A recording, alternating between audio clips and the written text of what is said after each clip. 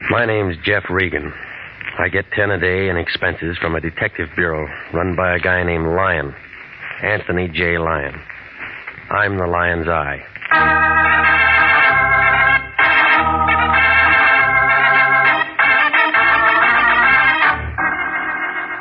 With Jack Webb as Jeff Regan, investigator, stand by for hard-boiled action and mystery and thrilling adventure in tonight's story of The Diamond Quartet.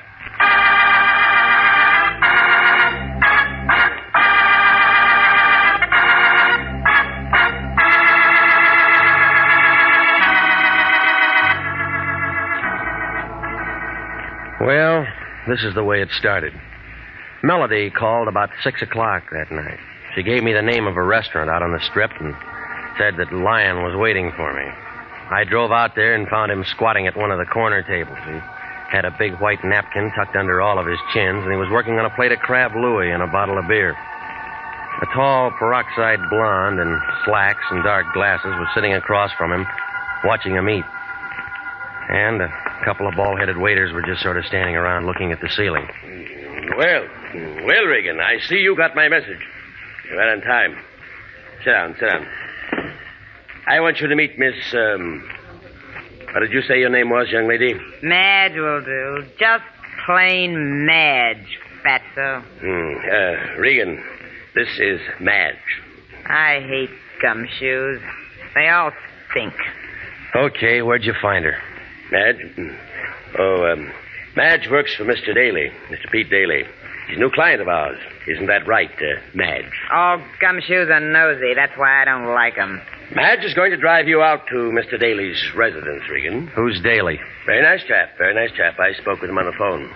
What's the job? Well, it's a rather delicate matter, and I think Mr. Daly himself can explain it better than I. Come on, all this gassing ain't getting us nowhere. The boss is waiting. Gumshoes talk too much. Yes, Regan, yes. I told Mr. Daly you'd be there by 7 o'clock. You just run along with Madge here and see what it's all about. Let's drift. Nice to have met you, Madge. Dry up, fatso. Good. Call me, Regan. Call me if you run into any trouble.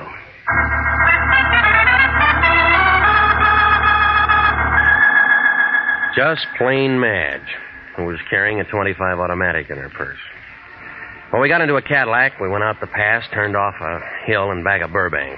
Daly's residence was at the end of a private road, a nice old Southern-style place with 2 or 3 private patrolmen guarding the entrance.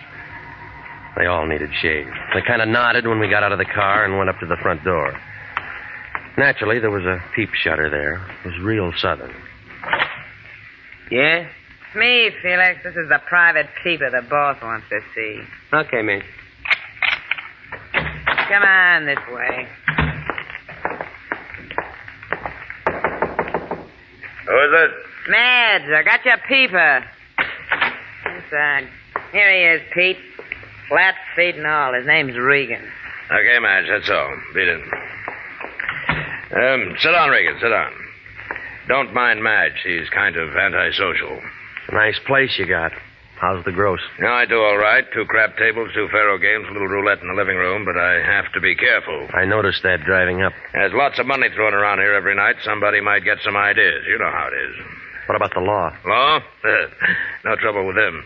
I just don't let them know I'm in operation. Mm-hmm. In my business, I haven't much use for private detectives. I don't generally like them. Neither does Madge. But I happen to need one right now. I want you to do a little job for me. You seem to have plenty of help around here. Wasn't that Felix Frazier at the door there? Last time I saw him, he was shadowing a banker up in Sacramento. Yes, that was Felix, all right, but it's a little different. Yeah. Ever see this before? No?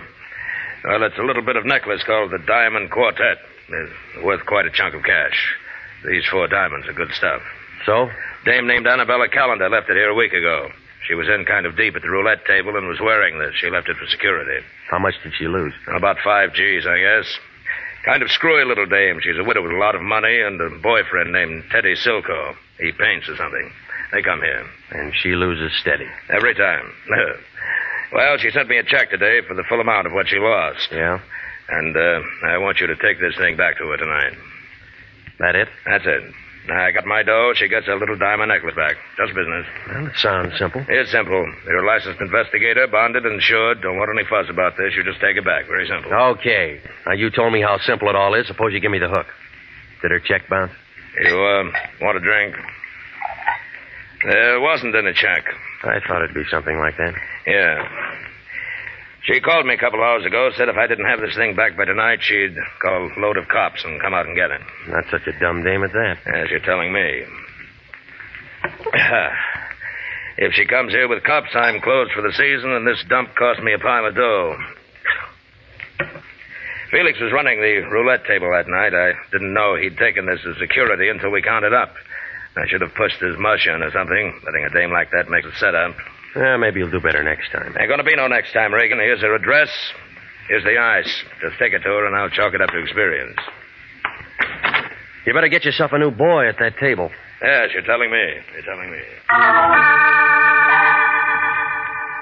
Well, I took a taxi over to the restaurant in Hollywood, picked up my Buick, and drove to an apartment house near Pico and Beverly Drive. A couple of men in a little gray coupe were sitting in front of the building smoking cigarettes and pulling on their hat brims. I figured Daly was making sure I got the right address. Upstairs on the 5th floor, I leaned into the buzzer and waited to see what Mrs. Annabella Callender looked like. Oh, Teddy, I thought you'd never get here. The performance begins at 8:15, and you know the traffic. Oh, you aren't dead. You Annabella Callender? Well, of course. Who are you? My name's Regan. Oh, Miss Regan. Well, I'm only waiting for Ted to get here so we can make first curtain to the Biltmore.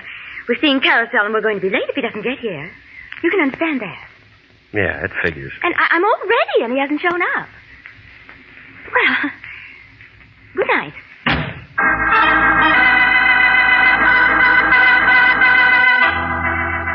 Yeah. Her white ermine cape and the black strapless thing needed a touch. But she had it. That necklace I had in my pocket, or a very good copy, was hanging around her neck, and it looked like 4 Klieg lights at a Hollywood premiere. Come on. Lay off. You'll bust the door. Lay off. What's the idea? You want to bust down the door? You drunk or something? I've been pounding on this door for 5 minutes. Well, that's too bad. Can't you read the signs? This building's closed. The scram, drift, push off, flow. You got a jeweler in this building named Tartaglia? Yeah, we got a jeweler named Tartaglia. Only don't want to see nobody because it's 9 o'clock at night. The joint's closing, ain't here. All right, slow down. He lives someplace, don't he? Sure. There's a lot of houses that way. Why don't you try knocking on doors? There wasn't any residence listed in the phone book. I thought maybe if I came down here to his office, you could tell me where I might see him. I ain't going to tell you nothing. Look, I'm a private investigator. I got to see him tonight. Oh, how's little old expense account, Pilgrim? It'll do. Let me see, pal. The name's Freddie Leach. Your boy's a fat old pile of blubber with a lot of talk in this note. White Hotel, 208, 3 blocks, straight ahead. Thanks, Freddie. Anytime, pal.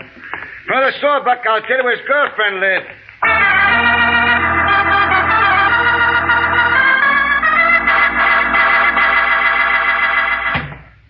Well, come in, Mr. Regan. Come in.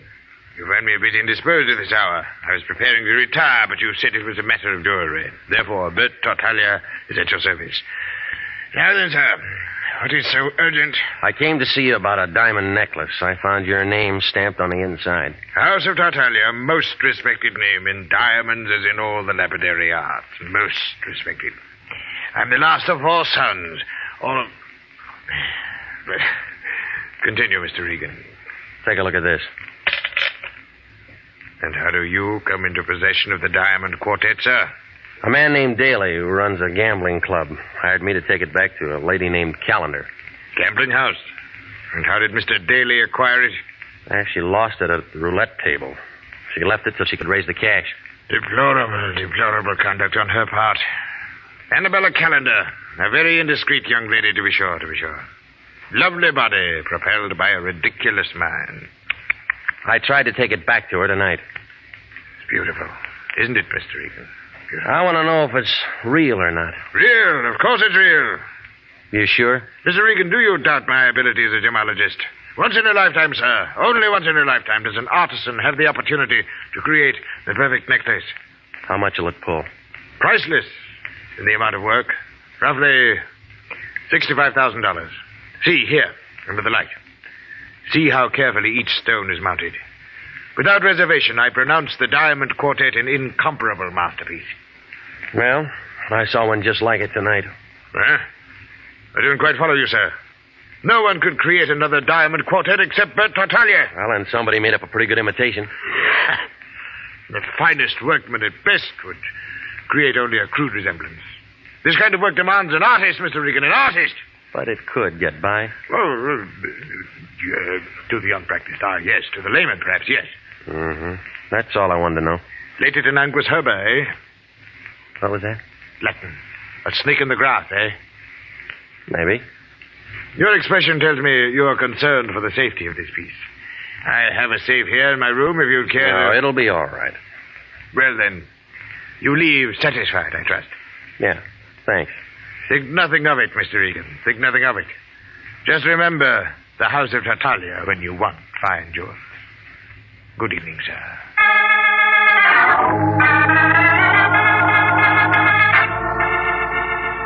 In the lobby, I got 2 3-cent stamps from the clerk. He watched me put the Diamond Quartet in an envelope, address it to myself, and mail it right there. He blinked a couple of times, but I didn't tell him about my 2 pals parked across the street in the little gray coupe. They were sitting there, still sucking on cigarettes and pulling on their hat brims. When I walked outside, they got out of the coupe, came over to where I was lighting a cigarette. The tall one tapped me on the shoulder. Here's the paper, Georgie. Want to ask him for a match? Georgie's nearsighted. That's too bad. That's him, Danny. Got a match, Peeper? Georgie asks if you got a match, Peeper. He's a dummy, Georgie. Don't talk. Got a match, Peeper? But I tell you, he's a dummy. He don't look like no dummy. Why, he's a dummy, all right, ain't you, Peeper? See, he's a dummy, Georgie. I told him about you being nearsighted, and he said it was too bad. Didn't you, Peeper? He still don't talk. Go on, Peeper. Tell Georgie how sorry you are about him being nearsighted. I told you he was a dummy, Georgie. All private eyes like you. Georgie asked you a question. He wants to know if all private eyes is like you. Danny boy says you're a dummy. You a dummy? Georgie asked you another question. He wants to know if you're a dummy. See, he don't answer. I don't like dummies. We asked 3 questions already, and he ain't said nothing. That makes him a dummy. Maybe we find something if we went through the dummy's pockets. Yeah, even a dummy's got pockets. Ain't that right, dummy? Hold it, Georgie. Hey, move just like a dummy. What do you want? Hey, talk. Yeah. Make him talk again, Georgie. Oh. Make him talk bigger, Georgie. Oh. Talks real nice, but he don't say much. Maybe he's tough, Georgie. He might think he's tough. But then again... You see? He ain't so tough. Now it's my turn.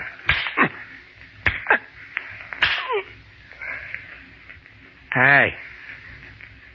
He don't talk no more, Danny. This Peeper ain't no pretty picture, Georgie. Why you want to hold him up?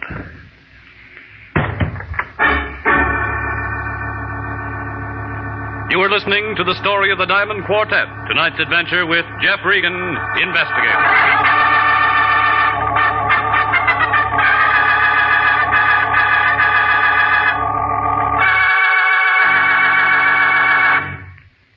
$29,000 nurses are needed now to join the new Army Nurse Corps Officers Reserve.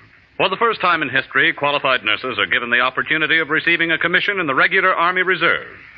These nurses will remain on inactive status, ready to serve their country in the event of an emergency. 4,000 of them, if they wish, may choose active duty. Inactive reserve status will not interfere with the nurse's civilian life, but the educational opportunities offered her by the Army Medical Department will be of a great advantage to her in her work. So don't wait. If you're a registered graduate nurse between the ages of 21 and 45, drop a card now for complete information to the Adjutant General, Washington, D.C. And now, back to the story of the Diamond Quartet and Jeff Regan, Investigator.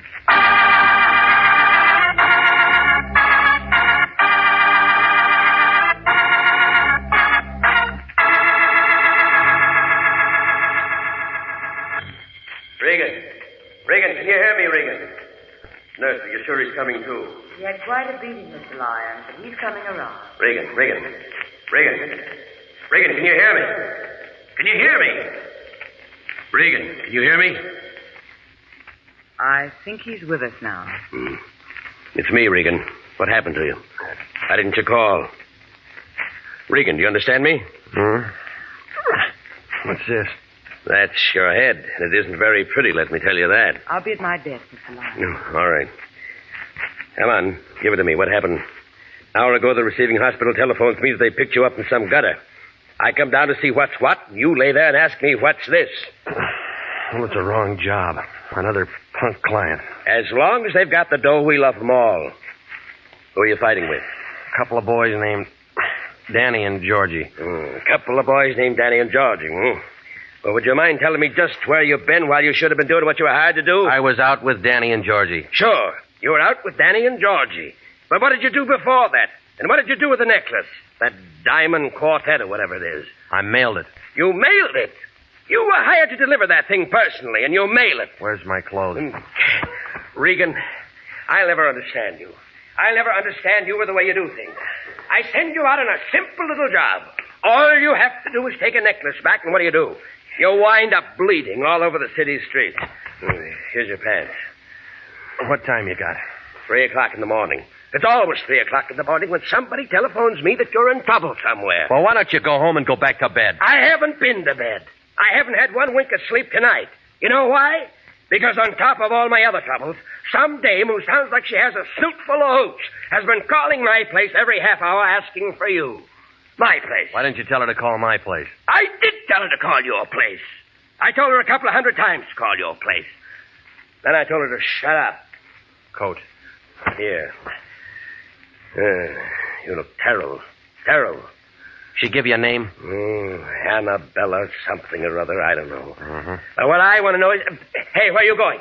Who's going to pay this hospital bill? Where are you going?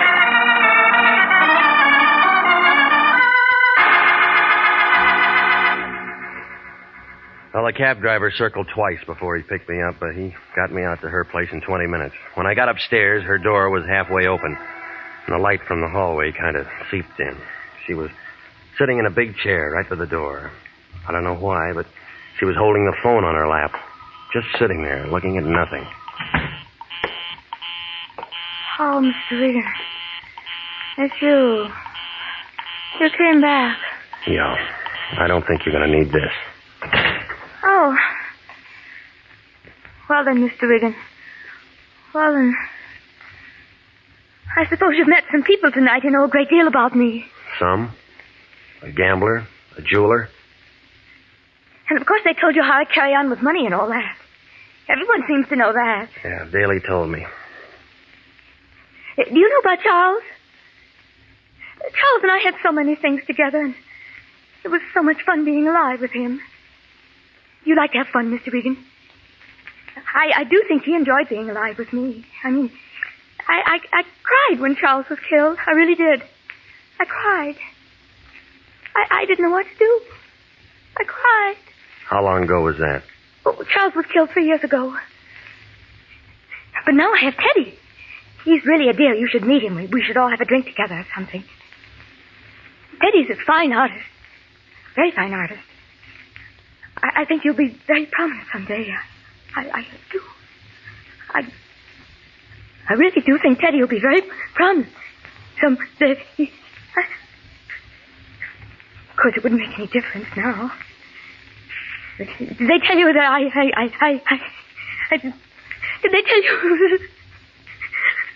It's funny. I can't seem to get my tongue adjusted to my mouth. Did that ever happen to you, Mr. Regan? Sometimes. Teddy asked me to marry him tonight. He did? Yes, I've been very lonely since Charles died, and it isn't my money that Teddy's interested in, I'm certain. Teddy has some money of his own, although many people don't know it. What is money, Mr. Regan? What would you say, money? Oh, dear, there I go again with that business about my tongue. You think I should see a correctionist? Why did you call me tonight? You're the only detective I know. And I really don't know you. It's just that Mr. Daly said you were a detective. Why did you want to see me? I really can't understand money. I know it must sound strange to you, but some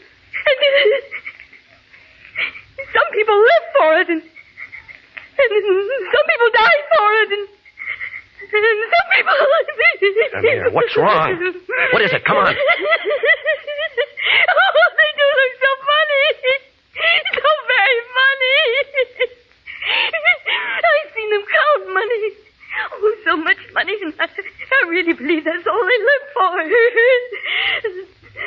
They handle it and caress it now. Come on, tell me what's wrong. What is it? What is it?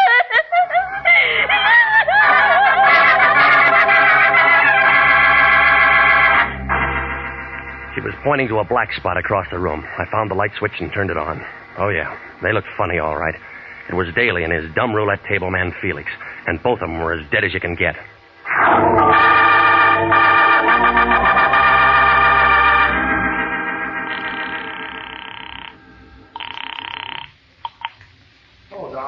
Darling. I've been waiting up all night. I knew you'd telephone and say you'd marry me. Yeah. Your name's Silko?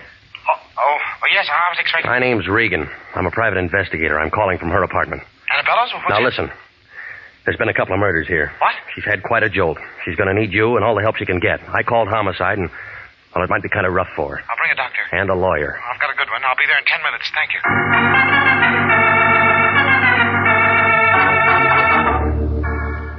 Well, he showed up about the same time Wendetti and the homicide boys got there. By that time, she couldn't even talk, and they had to put her to sleep.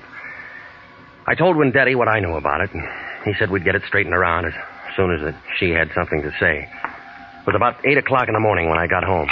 I didn't expect my boy to show up so soon. He was already there. Regan. I've been expecting you. Come in, sir. Come in. I've been amusing myself with your chessboard. So we meet again.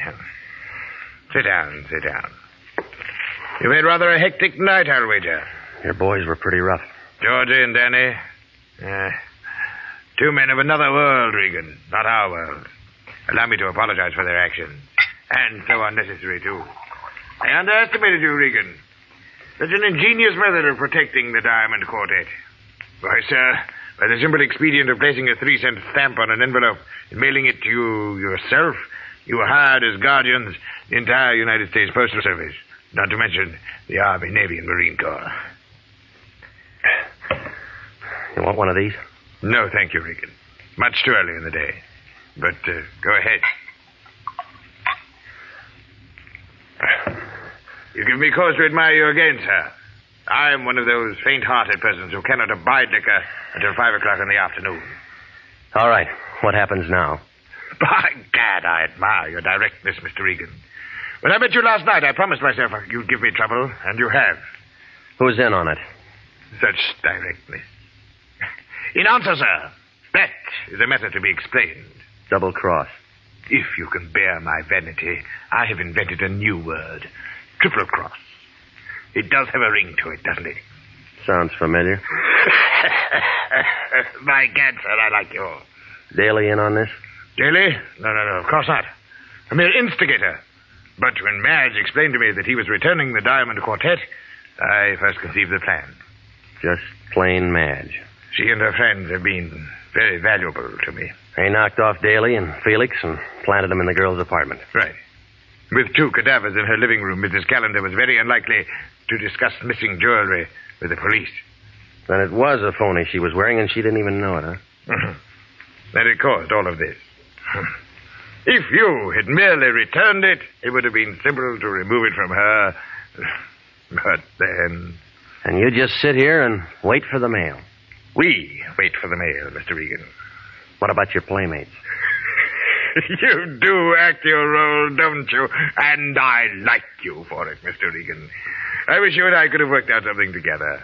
An unbeatable team. In answer, sir, I'm afraid I shall be sought for murder. The 2 this night. Danny and Georgie? And, Madge. Does that name bother you as much as it bothers me? Give me a woman with a name like Celeste, or Josephine, or Roxanne. Those, sir, are proper names for the creatures. But Madge... Where are the police going to find all these bodies? In my hotel room, which I departed hastily. I know a man down at Central Homicide named Wendetti. Do you? Mm-hmm. He's the best cop I've ever seen. You'll never get away with it. Allow me to correct you, sir. I don't intend to get away with it. Observe me well. You see before you a man advanced in years, attached to a destitute and bankrupt jewelry firm with nothing more to look forward to than a grim few years, and finally the end. Now an opportunity to live like a king, and by God, sir, I've taken it. They'll pick you up before you can pack a bag. I'll risk that. I shall turn the diamond quartet into cash, and with a well-laden purse, I shall be satisfied to elude the police over half the world. Oh, yes, they'll get me. In 2 years, 3 years, perhaps. By that time, I shall have spent the money. And what more could a man ask than a perfect fulfillment of all his wishes? Huh? I ask you, sir, as one gentleman to another, what more could a man ask? You have company, and I have a gun. Answer it. Tell him to go away. I'll be right beside you. All right. Open it. One side, Shamus. I got a gun. Madge. Thought I'd find you here, blubber boy. You didn't do such a good job on me. Caution, my dear. I have a gun, too. I didn't last long enough to let you have it. Get out of my way, people. Oh!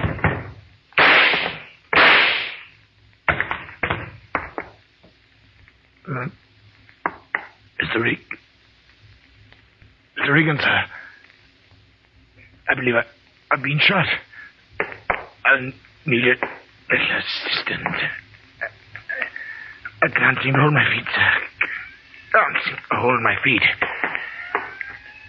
The mortal is nil nisi bonum, Mr. Regan. Or, if your second year Latin escapes you, speak well of the dead. It was an awkward plan at best, wasn't it? It was a lousy idea.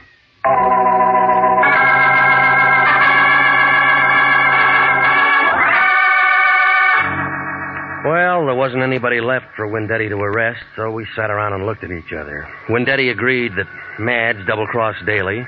Tartaglia double-crossed Madge and her boys. Yeah, triple-crossed. Well, the Lion had something on his mind. He wanted to know, was I satisfied with what I got out of this case? I didn't answer him. I need the job.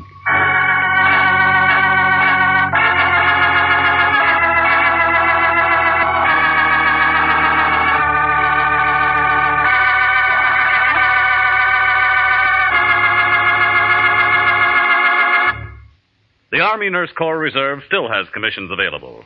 If you are a graduate registered nurse between the ages of 21 and 45, you may be eligible for a commission in the Army Nurse Corps section of the Regular Officers Reserve.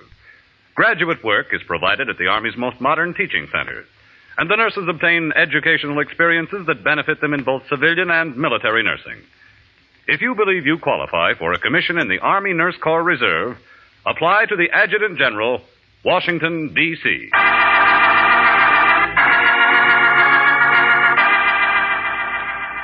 Jack Webb is featured as Jeff Regan, with Wilms Herbert as Anthony J. Lyon. The role of Bert Tartaglia was played by Barry Kruger. Lorene Tuttle was Annabella Callender.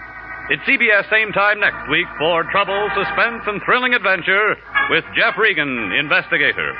Written by E. Jack Newman, produced by Gordon T. Hughes, directed tonight by Cliff Howell. This is CBS, the Columbia Broadcasting System.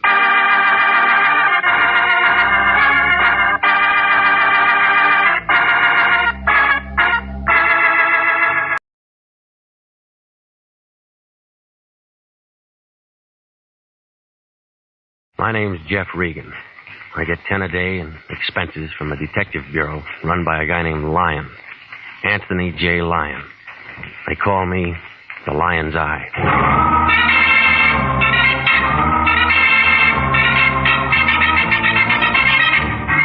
With Jack Webb as Jeff Regan, Investigator, stand by for hard-boiled action and mystery and thrilling adventure in tonight's story of The Man Who Came Back.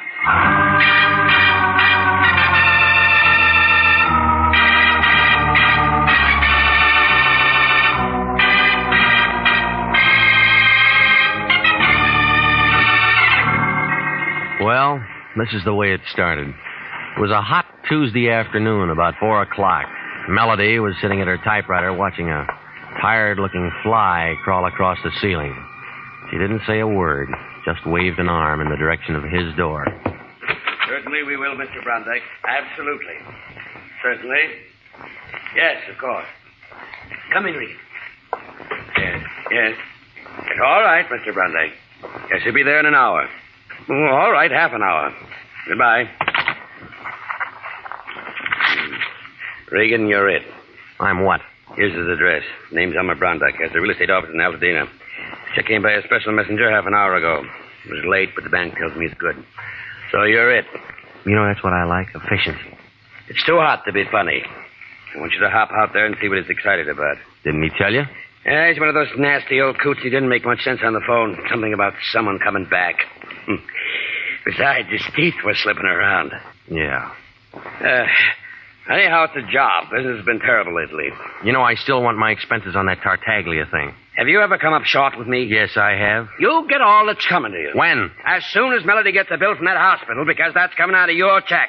Now, beat it out there and find out what this guy wants and call me if you're running into any trouble.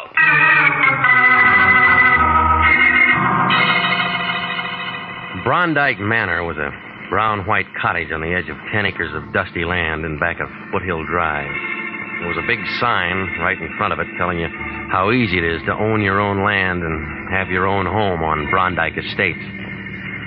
Well, I parked across the highway, and it was just about then that a big, heavy-set man wearing a dirty white Panama hat and a suit that didn't fit him around the stomach crawled out of a 36 Ford sedan, jammed a cigar in his mouth, and came over to my car. He had hair in his ears. Yeah, hot afternoon, ain't it? Yes, sir, sure is hot. Sure is a hot afternoon. Yeah, it is if you spend it sitting in a car pulling on a bottle. Smell it, huh? A mile away. Just trying to beat the heat. Okay, you've been parked in the car beating the heat. Yeah, you win. Ain't much good trying to look like a guy who wants to buy a house. Yeah. Who do you look like? Yeah, it's a little greasy, but it's me. Marty Anderson. Confidential investigation. Guess I ought to have new ones printed up, huh? All right, you're a sleuth. How's business, Marty? Bunk. Too bad. You going in to see old man Brondike? Your nose is getting sunburned, Marty. I was just going to go in and see him myself when I spot you pull up. Recognize you from pictures in the paper last week on that Tartaglia thing. I figured maybe you and me ought to talk. Yeah. Hey, you make it tough for a guy, Regan. We're in the same racket. What you going to see him about? You said you were going in to see him. Well, I kind of changed my mind when I seen you. This is where I came in. Ah, you're a tough guy, Regan. You're a real tough guy, and a lot of people know it. But Marty Anderson's betting you're a dumb guy, too. A real dumb guy. Mm-hmm. See you around, Marty. I'm an old conk, huh? A fat old slob who couldn't get a trick as a housekeeper or a tail in a punk. Is that it? Oh, well, don't get too close. That's a real bad label you got a hold of. Okay, Regan, okay. You're young and tough, but you just keep my card, wise guy. You'll want to see me. You'll want to see me before it's all tied up.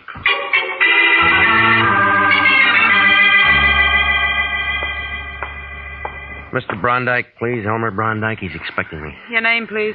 Regan. Mr. Regan. R-E-G-A? No. You don't have to write it down, lady. And your business? Private. Well, I'm afraid I'll have to know a little more than that, Mr. Regan. Is it always this hot in here? Yes, and I'm sick and tired. Look, just flip your switch and tell him I'm here, will you? He sent for me. Wait a minute, please. Well, what is it, Connie? There's a Mr. Regan here, Dad. He says he's expected. I don't find him listed on your appointment book. Don't be an idiot. Send him in. Let me go in now, Mr. Regan. Yeah, thanks. Is he always like that? Most of the time.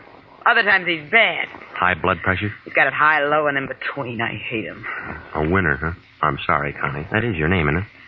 Go on in before I quit.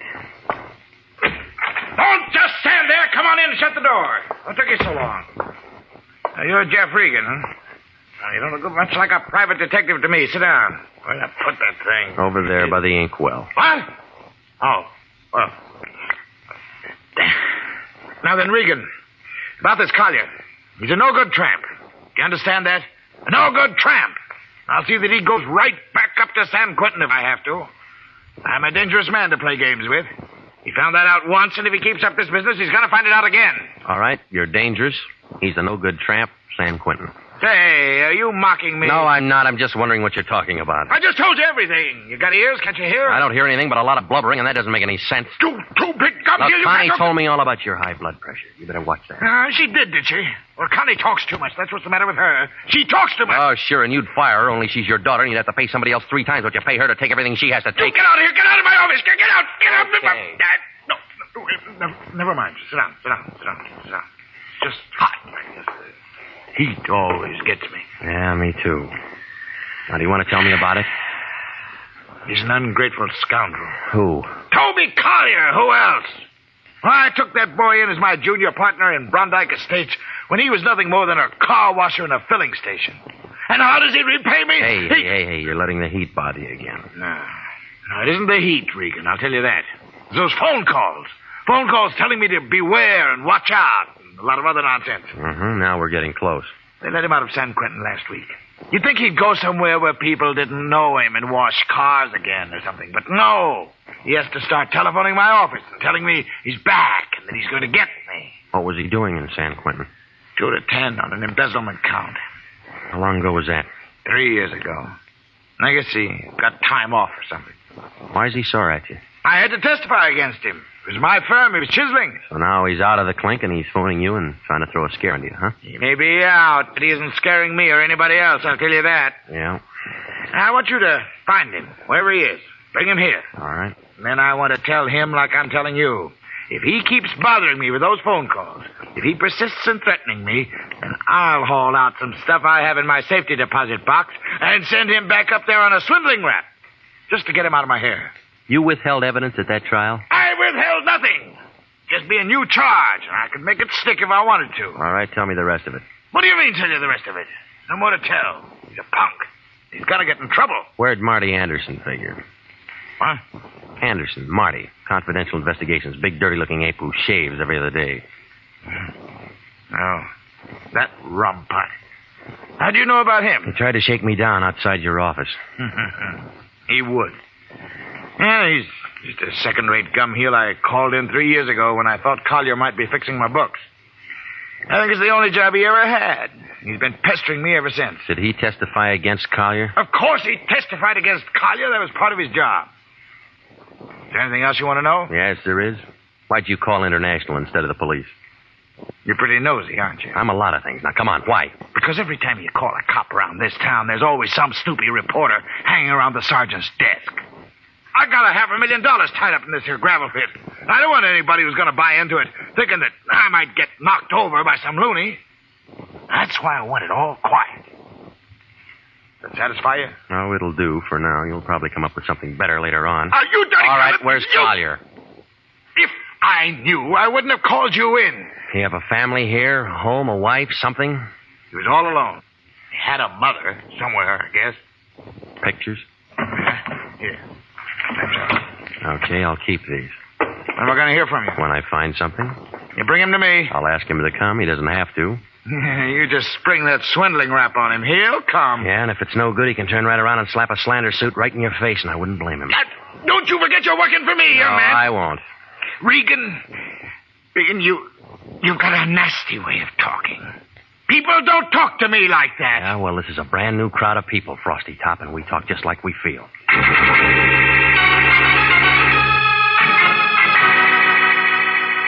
Down at the city hall, they didn't have anything on Toby Collier, except that he'd been released from San Quentin August 10th. From there, I went to the parole board office, but it was closed by that time. So I did the next best thing, and I sent a wire to the officer in charge of parole prisoners, San Quentin, asking for Collier's address. Then I dropped into the Times office, and I looked up the story of the trial. There was a page 3 item for 2 days, a second section filler for a week. After that, nothing. There were no pictures. But it did give the name of Collier's lawyer, a man named Alan Nordale. The phone book gave him an address over on Kingsley. Now, that you, Millie? Hold on just a minute. I was just trying to get my dinner over before you... Who are you? Mr. Nordale? Mm-hmm. My name's Regan. I'm a private investigator. I'm trying to locate a former client of yours, a man named Toby Collier. Well, come in. I was expecting Millie, but come in. Thank you. I always fix my own dinner, poached egg and half. I have ulcers. Name's Regan? Yeah. Hey, you want an egg? No, thanks. Hey, you mind if I finish? No, go ahead. Hey, thank you. What's what with Toby Collier? Well, I'm just trying to locate him, that's all. I found out that you were his lawyer. He was released from San Quentin 10 days ago. Yep. You sure you won't have an egg? You get used to him after a while. Who you work for, Regan? International Detective Bureau? The line still there? Yeah. Well, so you're the line's eye, huh? Yeah. Lines is a bandit. But whose case? Elmer Brondike. And what you want Toby for? Ball him out for making threatening phone calls. That all? As far as I know. Toby was a nice kid, but a calendar job. Born with one war going, one depression on deck, and a new war starting. Makes a difference. The calendar got him. And he wound up in San Quentin. Well, everything was against him at the trial, too. He was pretty mad at old man Brondike and that private Dick, and me and everyone else before it was all over. I tried to talk to him. From what Brondike tells me, he's still mad. Yeah, I did all I could, but he didn't have a chance. He tried to lift a lousy couple $1,000, and they caught him. Well, he's out now. Did you handle his parole? No. You know who did? No. You don't know where he is in town? No. Brondike said he had a mother. No. Okay. I'll leave you to Millie. Yeah. If we play records, Millie used to be a violinist. Sorry I'm no help. Regan, if you find Toby, I'd like to see him. Why? Oh, I don't know. Maybe I just want to see what 3 years in the pen does to a man like that. Yeah, I'll bet you do.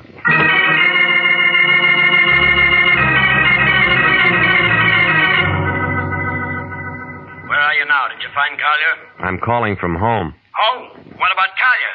I didn't find him yet. Well, get busy. What are you waiting for? A telegram, morning, couple of things. Listen, this old schmo is plenty tough, and if he thought you were loafing Look, on the it's job... 9 o'clock at night. I'm tired. There's nothing I can do till tomorrow morning. He's sore as a shaved pup about all this, and especially about you. Phoned up and said you call him a lot of names. He is a lot of names. I don't care what he is. You don't talk to a client like that. Besides, I haven't cashed his check. Now go on out and find that guy and get this thing settled. Good night, Regan. Besides, I haven't cashed his check.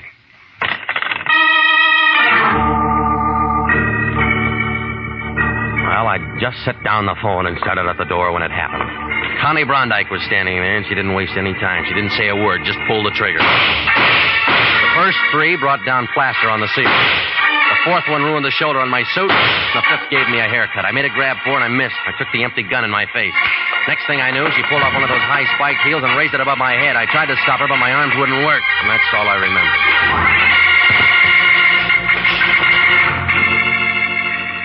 You are listening to the story of the man who came back. Tonight's adventure with Jeff Regan, Investigator.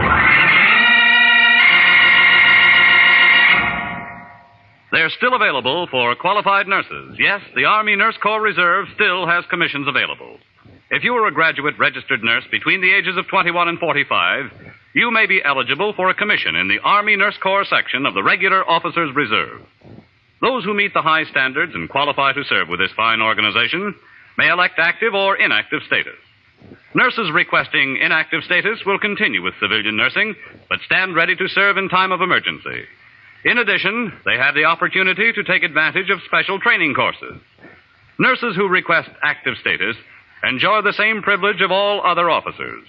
Graduate work is provided at the Army's most modern teaching centers, and the nurses obtain educational experience that benefits them in both civilian and military nursing. If you believe you qualify for a commission in the Army Nurse Corps Reserve, apply to the Adjutant General, Washington, D.C. And now, back to the story of the man who came back and Jeff Regan, Investigator.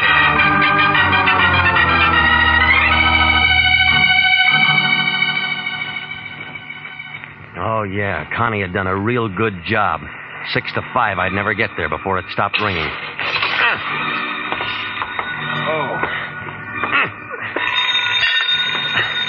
All right.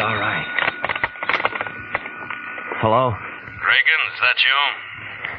Yeah, What's the matter? Did I get you up? something like that. This is Marty Anderson. Did you wash your face yet? Still feeling tough, huh?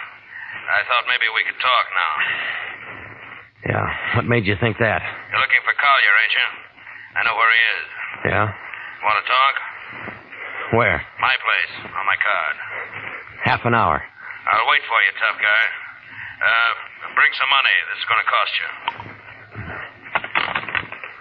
thing's going to cost me. Bring some money.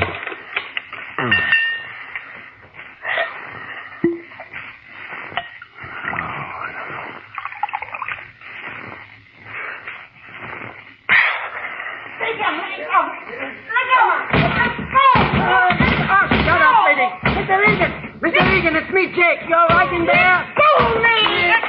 Go! You all right, Mr. Regan? Yeah, I'm fine. I told you it was all right. Now, honey, go. I was real worried. I thought I heard some shots, and I seen this one jumping down the stairs like she had a good homicide somewhere. You sure you're all right? Go on me. Take your hands off All me. right, Jake, let her go. She's a friend of mine. You sure it's all right?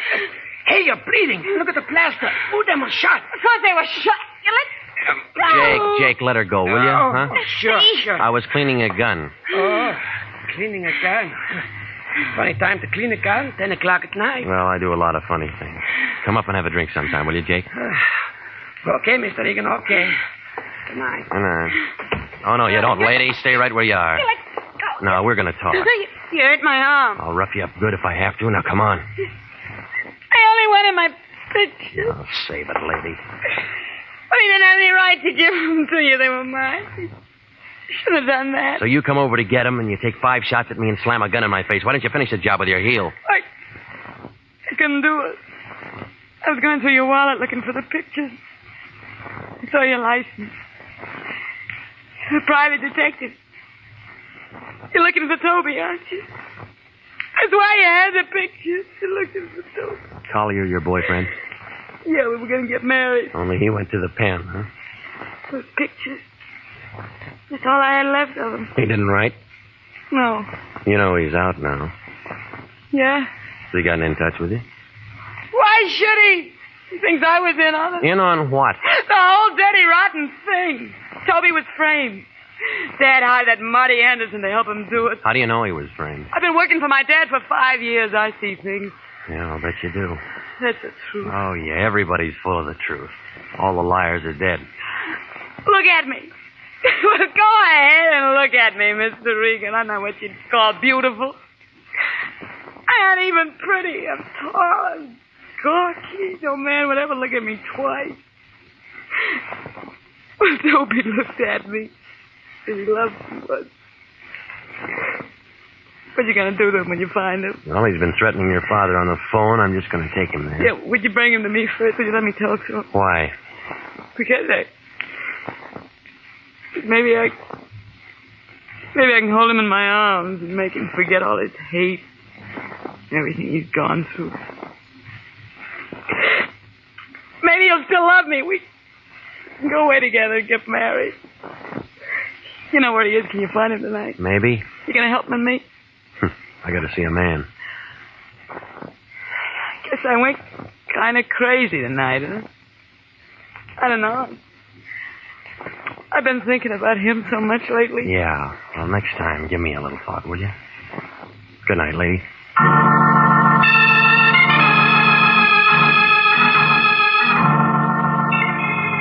Well, Marty Anderson's office was a dirty room hanging over a shoe repair shop on Sunset near Alvarado. You could tell it belonged to him. The glass on the door hadn't been washed for 10 years. He didn't answer when I knocked, so I tried my keys on the door. The third one worked. Inside, it smelled like a pile of wet gunny sacks. The only light was kind of a sick green from a neon sign going on and off outside the window. There was an old army cot in one corner, and right in front of the window, a big black roll-top desk and a cracked leather chair. He was sitting there looking at the neon light he couldn't see anymore. One dirty hand was on top of a scratch pad near the phone, and the other was inside his coat. When I pulled it out, it was covered with blood and the rest of a pint of cheap whiskey.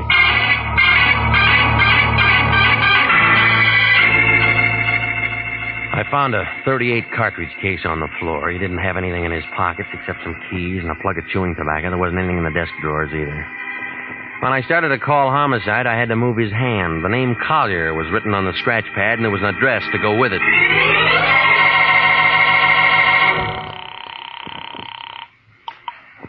Police Department, 24. Extension 2521, please. Homicide, Chandler. Lieutenant Wendetti. Off tonight. Who's calling? All right, take this down, Sergeant. Shoe shop, Sunset near Alvarado. Yeah? 1 flight up. Yeah? Office. Belongs to a private detective named Marty Anderson. Yeah. Got all that? Yeah. He's dead. What? Hey, who is it?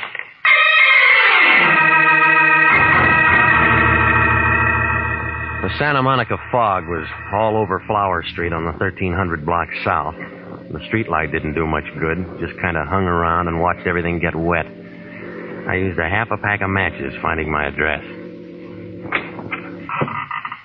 Out kind of late tonight, aren't you, Pilgrim? What'll it be? Toby Collier here?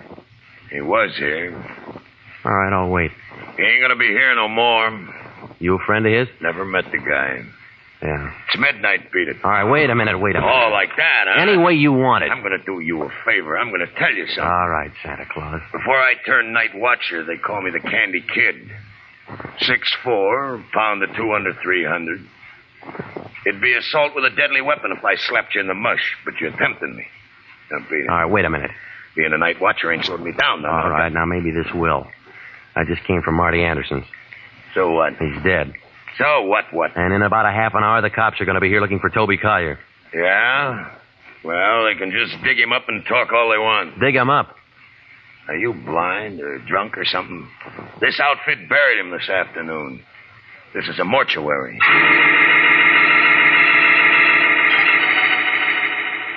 Well, when I got home, she wasn't there, but a telegram was there. It was a long answer from San Quentin telling me how Collier had been brought to Los Angeles on a stretcher and the hospital that he was in, and a lot of other things. It took me 20 minutes to get out to Aladino, but I was too late. Well, her aim was a lot better this time. By the time I got through the door, the old man had dropped his gun and was kind of hanging onto a piece of drapery by the window. Got it. They'll get you for this. They'll get...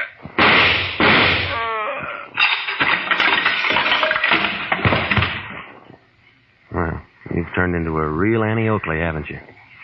Good to see him like that. Real good. You want to give me that gun? It's empty. Sure, why not? He had it coming for a long time. You read my telegram? Yeah, I read it. And I phoned the hospital, and they told me Toby was dead. Bad heart. Wasn't that bad heart that killed Toby? It was him.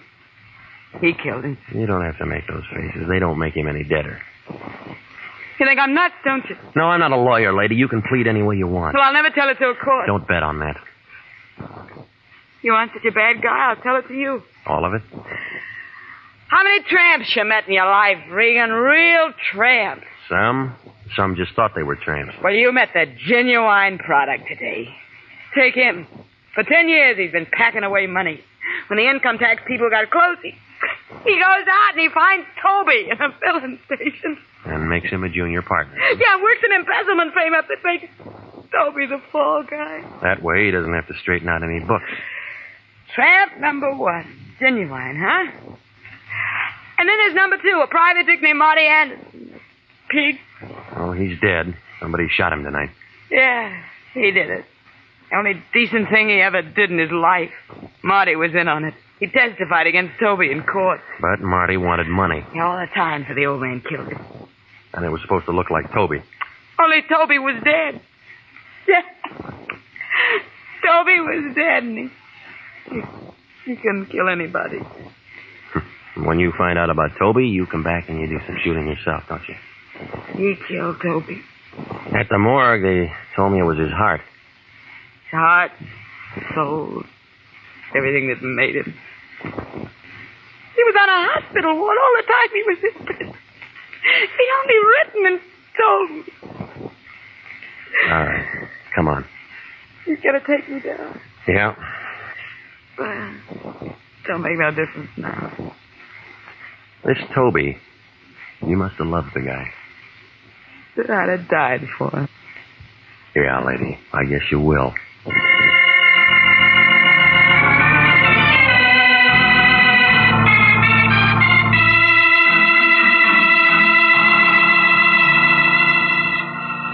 Well, that's the way it came out. Brondike killed Marty Anderson because Marty was trying to sell me what he knew about Collier's trial. Oh, Marty was a lousy private detective making those phone calls and trying to make Brondike think it was Collier. Well, The Lion was mad because I phoned homicide and then ran away. He said it'd give the agency a bad name. And then he began talking the way he does. The funny thing about all this, Regan, those two going for each other. Yeah. She was nothing to look at. Him, he was a smart guy. He wound up in prison, didn't he? Yeah, but he was a smart guy. He was just framed. Not many smart guys get framed. What do you mean? I mean, Collier sold out to Brondike, and then he made the frame deal. How do you know? Collier left a will. You think they'd have made a go of it? I mean, gotten married or something if all this hadn't? Nope. Why not? She went for him and he went for her. Say, he didn't serve much time on a 2 to 10 rap. He must have had a smart lawyer. No, you mean doctor. What? He had a heart condition. He was dying. And they paroled him? They let him out to die. Well, they do things like that? Sometimes. No wonder he didn't write that dame. Yeah, what do you know about that? Nothing. You work on it. I'm tired. Good night.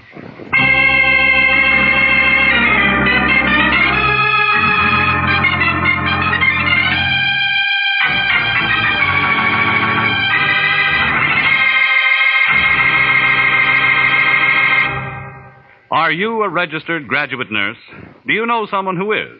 Then please listen carefully to this important message. 29,000 nurses are needed to join the new Army Nurse Corps Officers Reserve.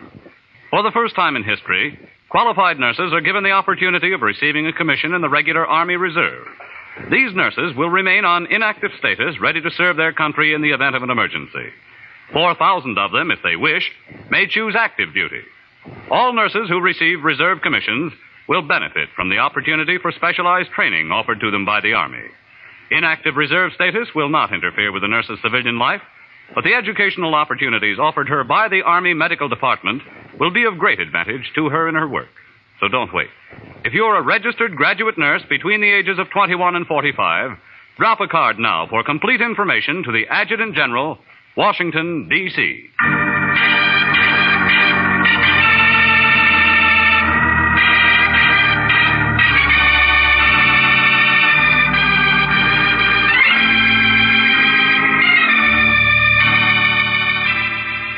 Jack Webb is starred as Jeff Regan, with Wilms Herbert as Anthony J. Lyon. The role of Connie Brondike was played by Betty Lou Gerson. Jeff Regan is written by E. Jack Newman, produced by Sterling Tracy, with original music by Diggerant. It's CBS same time next week for more hard-boiled action and mystery with Jeff Regan, Investigator.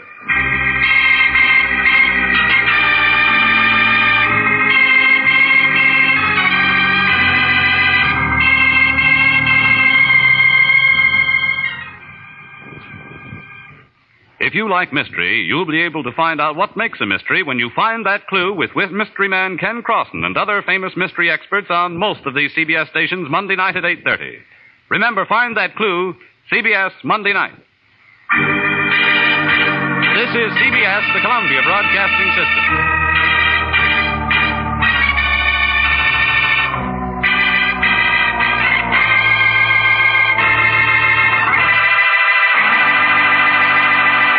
My name's Jeff Regan. I get 10 a day and expenses from a detective bureau run by a guy named Lyon. Anthony J. Lyon. They call me the Lion's Eye.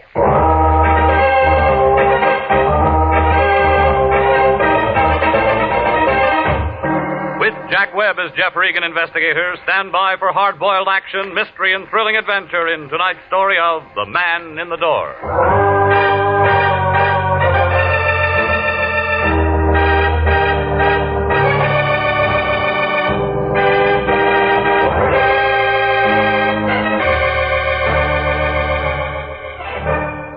Well, this is the way it started. The Lion called about 4 o'clock that afternoon.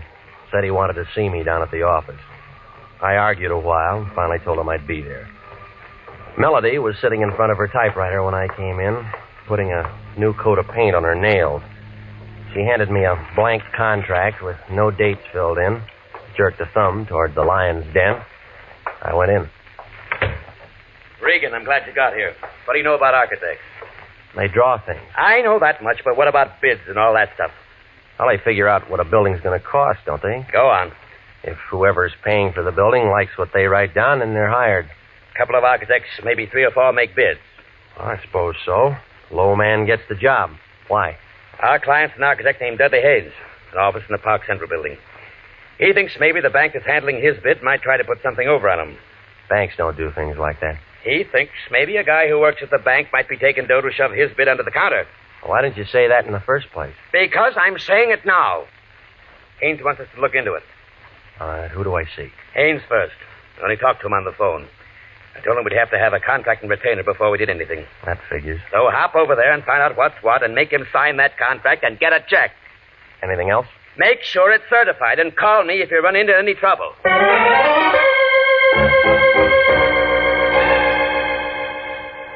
Dudley Haynes, architect, Park Central building, had an office on the 9th floor. When I went in, a girl with hair that figured to be blonde right down to the roots pulled off her glasses and put out her cigarette.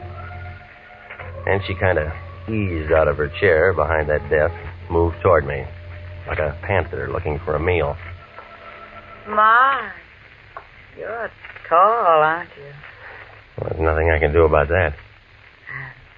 Mr. Lyon said he was sending us one of his best men. He always says that. I think he meant it this time. He's an awful liar, lady. Dorothy. Dorothy Nolan. Fits? The name or the dress? Both? What's yours? Jeff Regan. Well, now we know each other. That's nice. I came to see Haynes. He wants me to look into something for him. I know. He's expecting me. I know. Well? I hope you have to look into a lot of things. For Haynes? No. This is his office, isn't it? Mm-hmm. But he spends most of his time in 902 into the hall. Makes his blueprints up there. I'll take you. You are tall.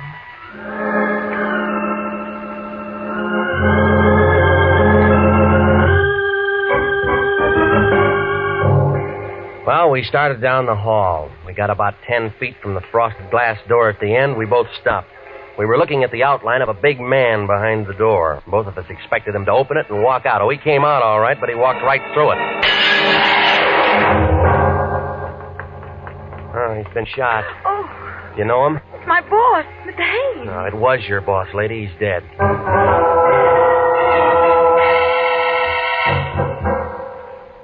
Lieutenant Salvatore Vendetti, Central Homicide Detail, showed up about 8 minutes after I called. He had his whole goon squad with him and a couple of guys in double-breasted suits from the district attorney's office. They roped off the entrance to the building, got hold of the elevator operators and the man who runs the cigar stand, and asked them questions. Then Vendetti looked at what was left of Haynes and started yelling into a phone. You can send a basket over, but don't move until my fingerprint boys get through. Yeah. Okay, sis, where the guy lives? At the Biltmore Hotel. Where's his wife? We didn't have one. What do we tell? We didn't have any family. So no one's going to cry. Well, that makes it easier. Regan, was he your client? No, nobody's a client until they sign a contract, Sally. Well, you would bring him a contract to sign, and then you would do something for him. What? Well, I didn't talk to him. Sis? Mr. Haynes had made an estimate on a little office building in Beverly Hills. He thought that a man named Adler at the bank might be taking money from someone to hold his bid out. So he wants an investigator to look into it. Why do you think that? Well, I don't know. You work for him.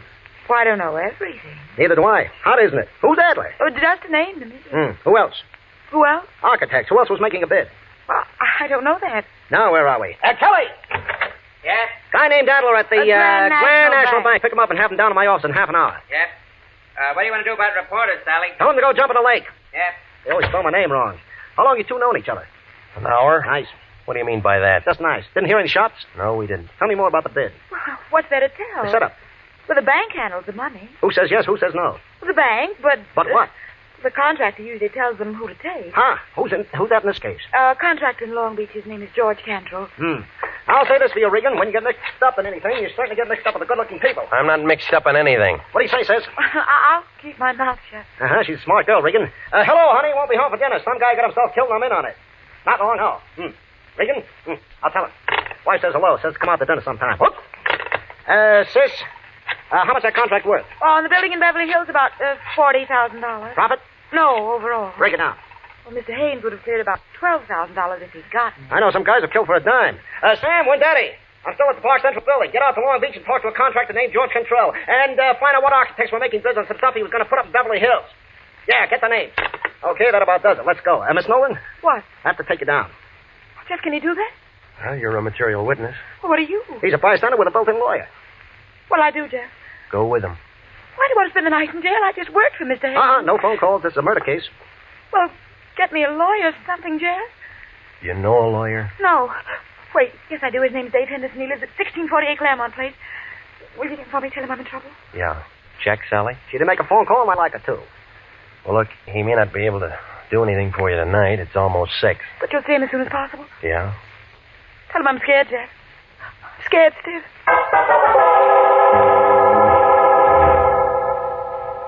Well, I stayed there and phoned the Lion, told him what had happened.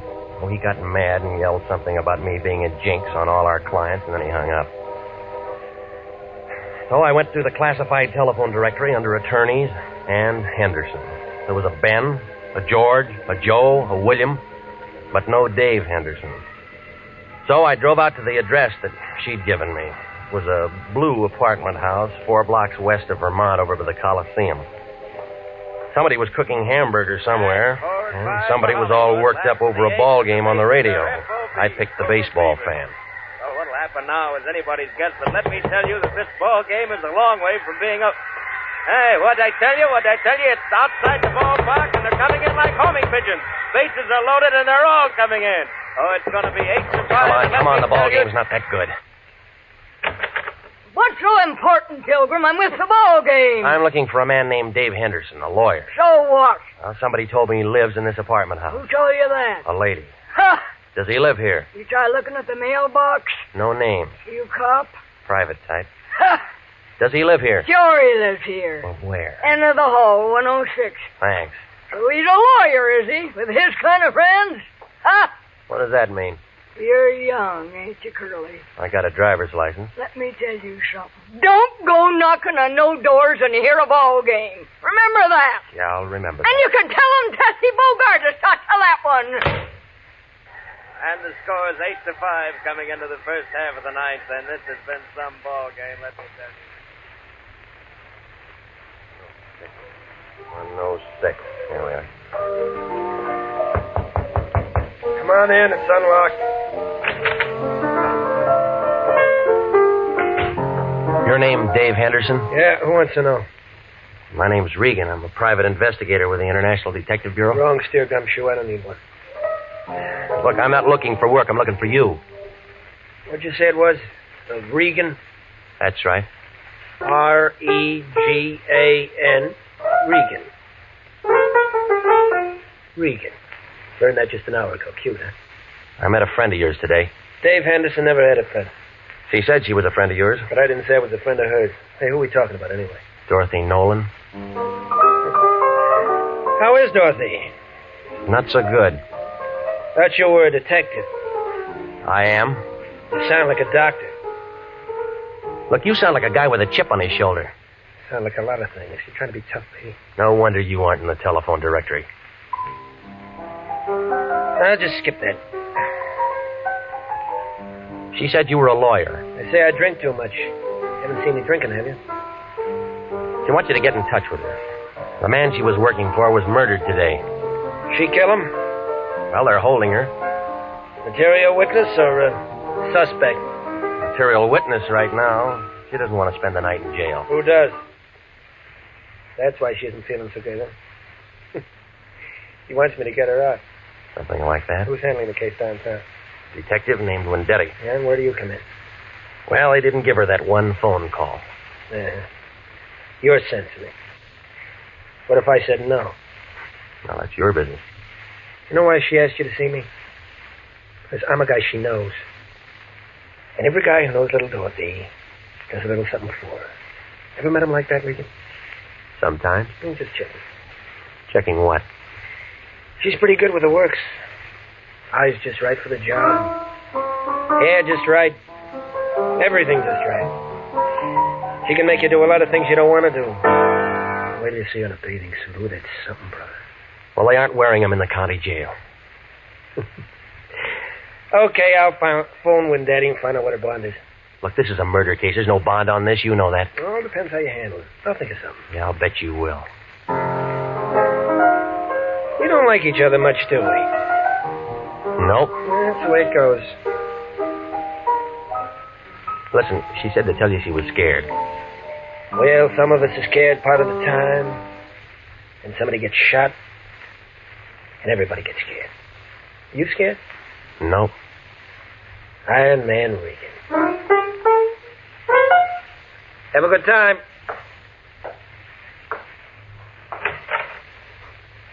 Did I say Haynes was shot? No.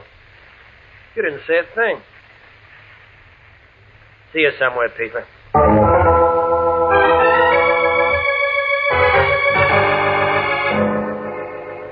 Well, I stopped by Musso Frank's and had the special, and then I went on home. I tried to make a couple of calls, but Wendetti was out, and the desk sergeant thought I was a reporter, and he wouldn't tell me a thing about Dorothy Nolan. While I was sitting there, the phone began jumping around on the hook. Regan? Yeah. This is me. Where you been? I called your place 20 times, but I've called it once. Well, I've been busy seeing a lawyer. What do you need a lawyer for? You aren't married. Somebody else needs one. Who? Dorothy Nolan, that blonde who worked up in Haynes' office. Wendetti's holding her. Good. I want you to go down and see her. What for? We can still make something on this thing if we play it smart. And when I talked to Haynes on the phone this afternoon, I told him I wanted a certified check.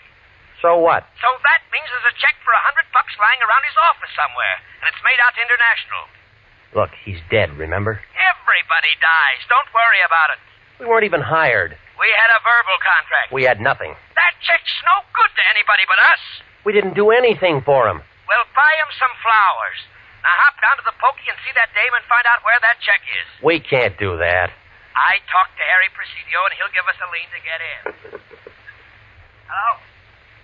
Hello? Regan, you still there? I was still there, but I wasn't listening to the lion. I was looking at a skinny little man with one leg. Hey, Regan, are you still there? Now, don't ask me how he made it inside my door. He was just there, propped up on a pair of crutches, swaying back and forth, watching me with a couple of sick gray eyes that were so full of water you'd think they were going to float right out of his head. All at once, he went down like a busted sugar sack. He'd been shot twice through the neck with a small caliber gun, a 25, 32, I don't know. I found a dozen razor blades in one pocket and 2 dozen sets of shoelaces to go with them. There wasn't anything that told me his name, but there was a picture inside his shirt pocket. One of those things that you have taken in a penny arcade, you know, in front of phony pasteboard props. Well, the man with one leg was looking out from between a pair of painted angel's wings. And the guy standing next to him, who was smiling up at the halo, was the same man that I'd seen that afternoon. An architect named Haynes. A man who needed a private detective. A man who walked out a glass door and then dropped dead. And the one printed word above that picture stuck out like a wart on an egg that said, Happy Land. You are listening to The Story of the Man in the Door. Tonight's adventure with Jeff Regan, Investigator.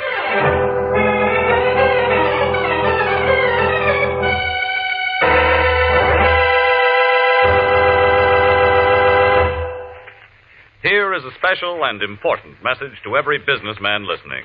To every businessman, regardless of the size or the type of his business. Gentlemen, do you realize that the schools of this community help you every day that you're in business? That's right. For one thing, our schools teach the boys and girls of this community to cherish the human rights, the free enterprise on which our country and your business are founded. With each new generation graduated from our schools, the Army defending our way of life, and your business grows stronger.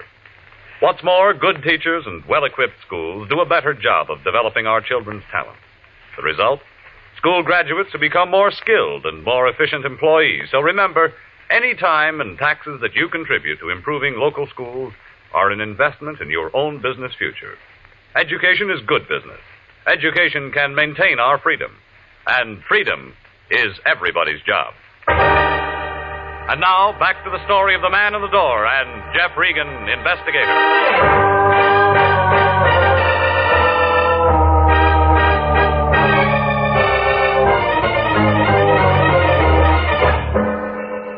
Well, I left the little man with the one leg lying there. Wasn't much I could do for him. I wanted to wait before I called homicide. I took the picture I found in his pocket and I drove to Happy Land. It turned out to be an open-air penny arcade on 5th and Main. Smelled like all the hot dogs in the world had been made right there. There were machines all over the place telling you how strong you were, how rich you'd be, and who you'd marry. All for a penny. I guess it wasn't much of a bargain. The only customer was a sailor trying his luck at the shooting gallery. Back in the corner, a tired-looking girl in light blue slacks and a dirty gray sweater was sitting on a stool by the hot dog counter staring at nothing. Want some pennies? Not right now, no. Oh, just looking? Go ahead. When you figure out where you're going to spend your money, come back and I'll give you some change. You got a picture gallery here? Oh. Don't tell me you're a real big spender and want to have your picture taken. Maybe. You got one? Yeah, we got one. Where is it? In there. If you really want to get your picture taken, I'll climb off this stool and take you back. I want to tell you now, if you're just trying to be sociable, you can go and fly a kite. You run the picture concession? I run the picture place and the hot dog place, and I sweep out in the mornings. Oh, I wish I had better brains than to marry that slob and get myself stuck in a cheap dump like this. All right. Do you remember taking this picture? How would I know? I take a lot of pictures. Well, come on, look at it. All right. Yeah, I took it. That what sold you? When? What do you think I am? Can't remember what night it is every time a pair of drunks comes in and wants their pictures taken together. Well, try to remember, will you? You're a real wise guy, mister. You don't want no picture. You just want some talk. You're a cop. Friend. I met the little guy in the picture once. Dusty? What was that? I thought you said you met him once. Well, we weren't introduced. I just met him. Who is he? Dusty Rhodes. Works the circuit. What circuit? Fifth and Main, STEM. Business section. What kind of business? Dusty handled the razor blade and shoelace traffic. He hates pencils. What did he do when he wasn't working? What does anybody do? He went out and got loaded. Go on. And you don't know him very well for a friend. How am I going to know I'm not getting Dusty in trouble talking to you like this? Nobody can get him in trouble anymore, lady. What do you mean? He was shot tonight. Oh, no. Oh, poor little guy. You know where he lived? Seashore Hotel. The Seashore Hotel. Oh, gee, Miss, I'm sick. Oh, I'm real sick.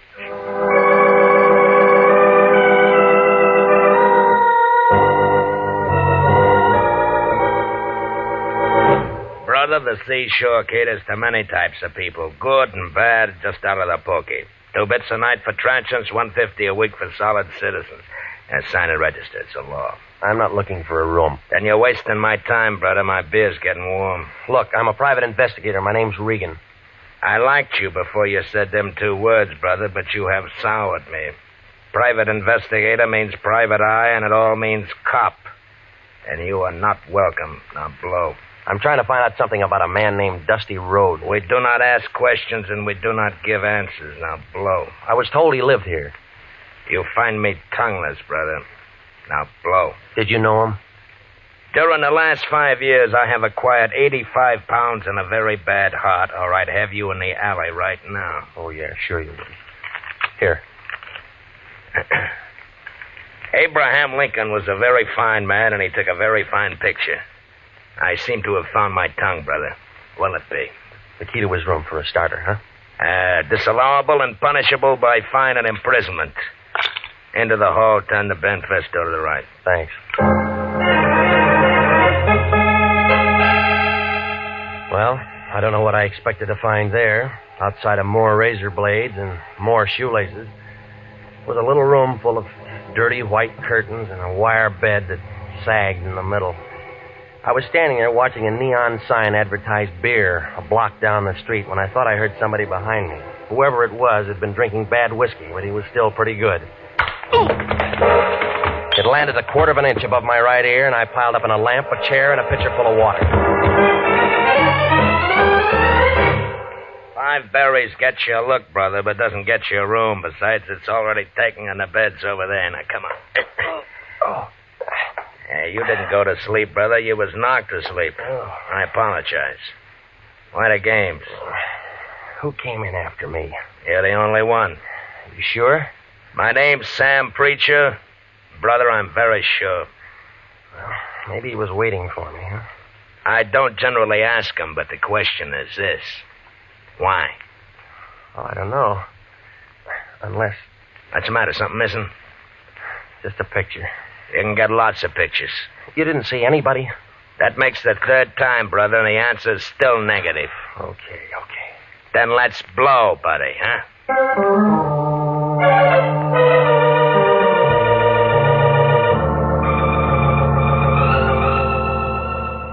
Coroner's office.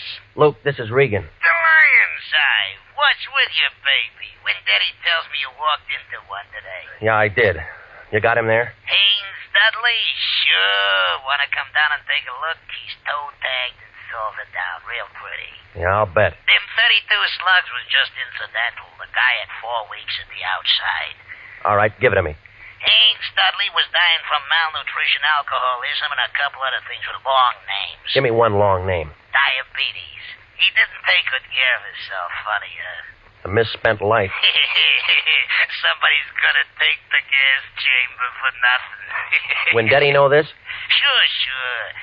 And he was wearing a brand new suit, too. We'll sew up the holes. We'll bury him in it. Well, you aren't finished yet, Luke. Baby! A guy with one leg dropped dead in my place a couple hours ago. It's after 11. Well, I'm sorry, Luke. They connected? Yeah? Murder? Yeah. Well, come down and see us anytime, Regan. We're open 24 hours a day.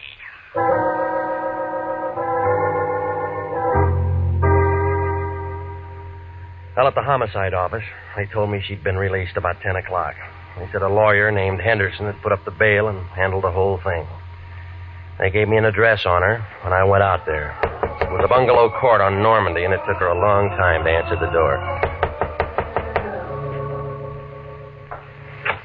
Oh, you. Yeah, tell me how tall I am. Well, I'd love to, but not right now. They told me you'd been out since 10 o'clock. Maybe I should have come sooner. Dale gives me the willies. I'm about to take a shower. I was kind of hoping we could have a drink. I did better than I thought with you. I got a hold of a lawyer for you, didn't I? Yes? Well, doesn't that rate me an invitation to have a drink? I said later, I'm really tired. I said no. Wait a minute. Well, if you're that thirsty, all right. That's better.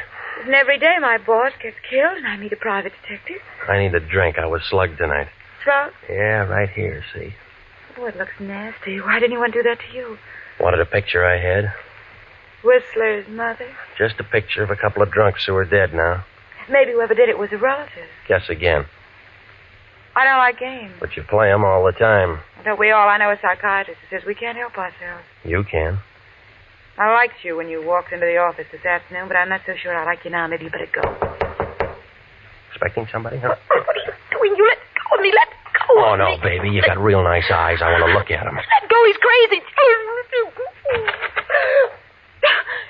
You. Hello, Dave. We didn't hear you knock. Did you bring your piano? What's the idea? He gave me. Why don't you tell him to go away, baby? Anybody can tell we're busy. Let it go, Regan. You want to break us up? Can't you see he's just trying to make you jealous and say things? Come here, honey. No. You don't have to do that. I said let her go. Is that the same 32 you killed a one-legged man with? Over, Gumshoe. Don't be a fool. Stay right where you are, baby. You're first. Listen to me, Daddy. I listened to you too long. He's only guessing. He doesn't have any proof of anything. You can cry if you want to, baby. This is going to hurt.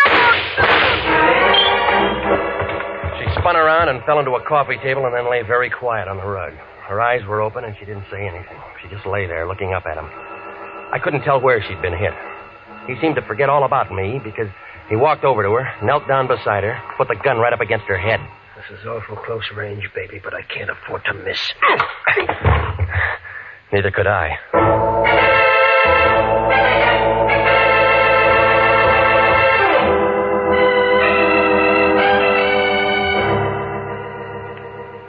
Well, when Daddy and I stuck our heads together, and it all came out when we looked into a couple of things. You see, Dave Henderson was Dudley Haynes, and he was wanted for attempted murder and embezzling and one thing or another back in Ohio. So he figured it'd be a good idea to bump himself off. Dorothy helped him with the idea. They both went down on Main Street, and they picked up an old bum, dressed him up in a new suit, and shot him. I was supposed to walk in with Dorothy, and she'd identify the body, and as far as anybody knew, Dudley Haynes would be dead. Dave didn't figure that she'd be taken down. She didn't figure that she'd get scared, and neither of them figured the man with one leg was a pal of the man that they'd shot. Well, it seems that they'd looked through a lot of files, and they'd figured that a lot of murders go unsolved. Maybe they do. I don't know. Well, anyway, he sat down on that little bench up there in San Quentin last week. The one with that bucket of acid in the room. Well, he held his breath as long as he could, but everybody has to breathe. He's buried up there with a lot of other guys that figured they could get away with murder. Dorothy? She wasn't hurt too bad. They had her in a wheelchair for the trial. She got 15 years as an accomplice. Some kind of a deal. State's evidence and all that. I don't think I'll wait for her. She wasn't that good.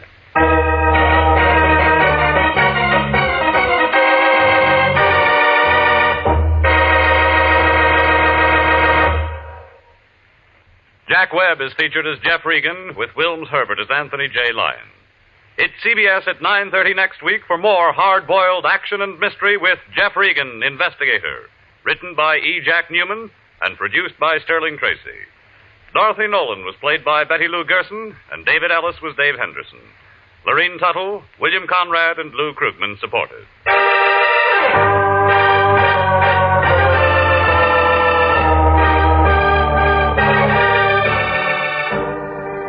It's perfectly natural and wholesome for some men who want to leave great wealth behind. There's a druggist in a small town in Pennsylvania who'll do that. The wealth he'll leave behind will make many lives easier and happier and finer down through the years. For he was the principal donor of an outdoor meeting place for religious services in a Boy Scout camp in the Poconos. Working with his neighbors in community activities, he saw the need of this improvement, helped to install it. That's the kind of wealth that you can bequeath to generations coming on as you enjoy the freedom of working with your neighbors for the betterment of your community. Freedom that can be anybody's pleasure is everybody's job. Music for this program is arranged by Dick Arant. Next week at 9:30, Jeff Regan, Investigator, brings you another thrill-packed half hour with his story of the House by the Sea. Bob Stevenson speaking. This is CBS, the Columbia Broadcasting System.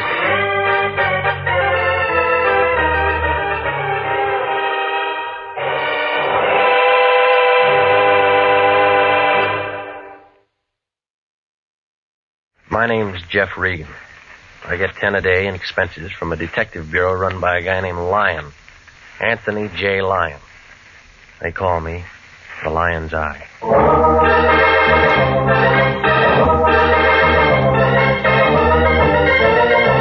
With Jack Webb as Jeff Regan, Investigator, stand by for hard-boiled action and mystery and thrilling adventure in tonight's story of The House by the Sea.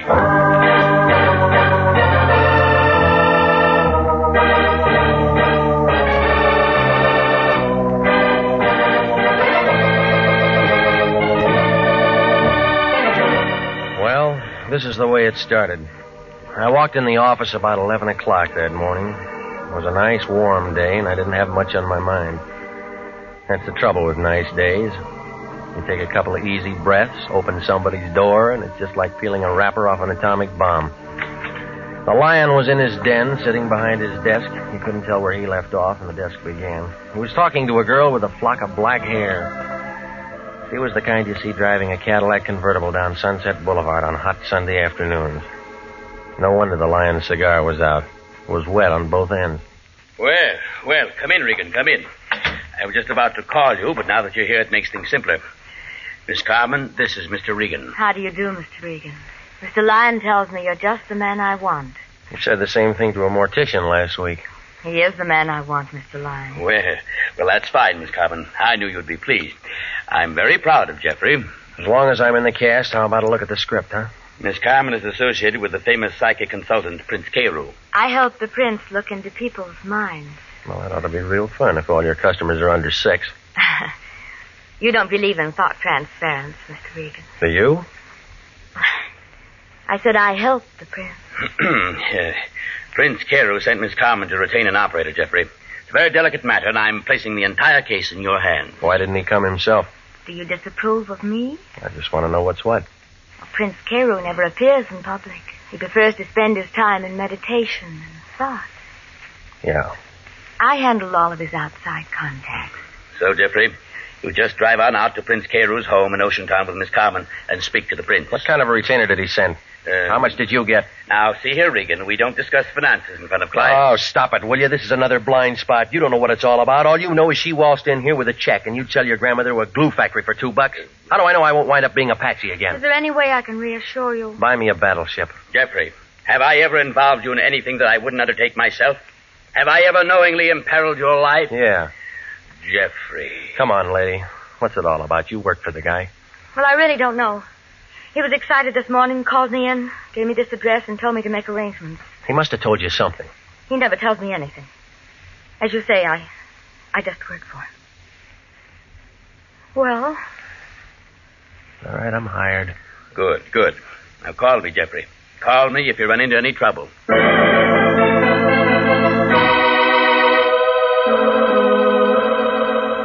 Well, I asked her how about lunch. She said no. I asked her about dinner. She said something that meant no, so I gave up. You know, it's like that sometimes. The flag's up, the meter's ticking, and you're not getting anywhere. But from a couple of things she told me, I got the idea she was doing more than just helping the prince read minds.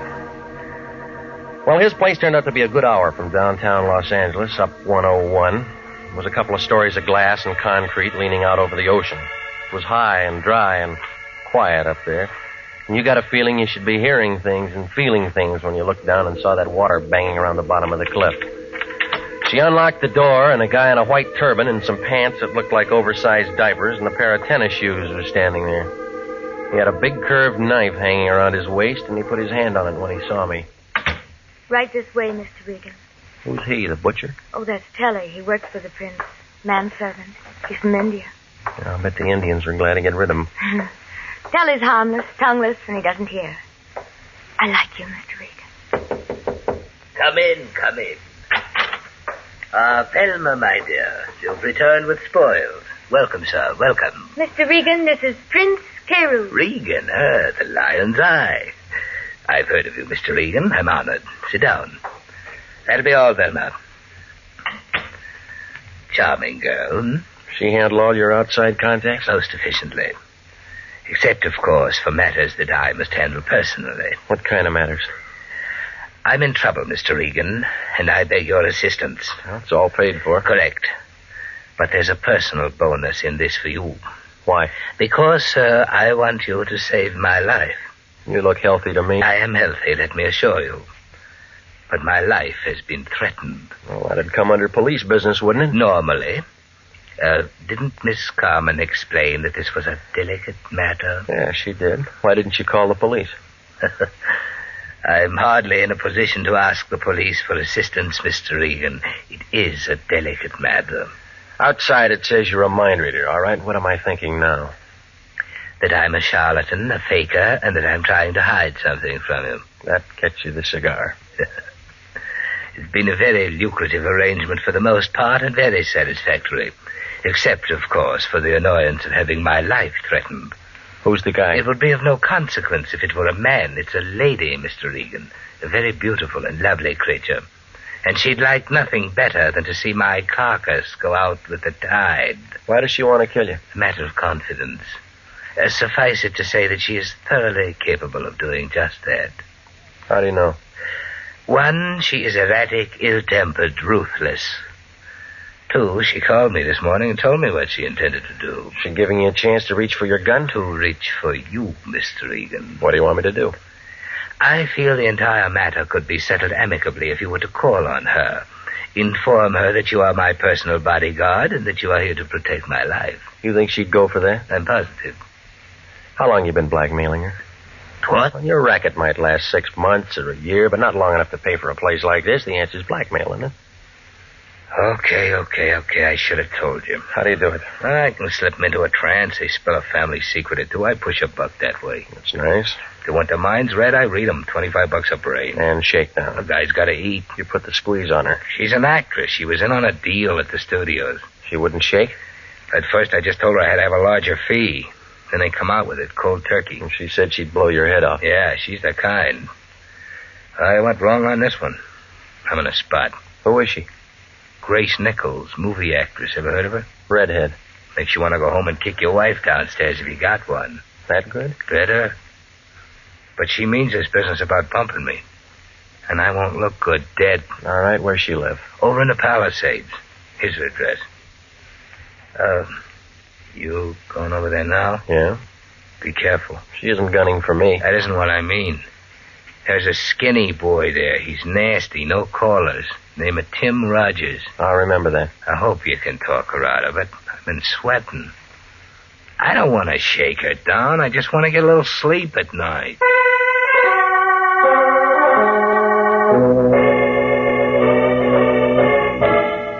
I left him sitting there, scratching his bald head under his turban. He looked about as happy as a guy who just ate a Vaseline sandwich.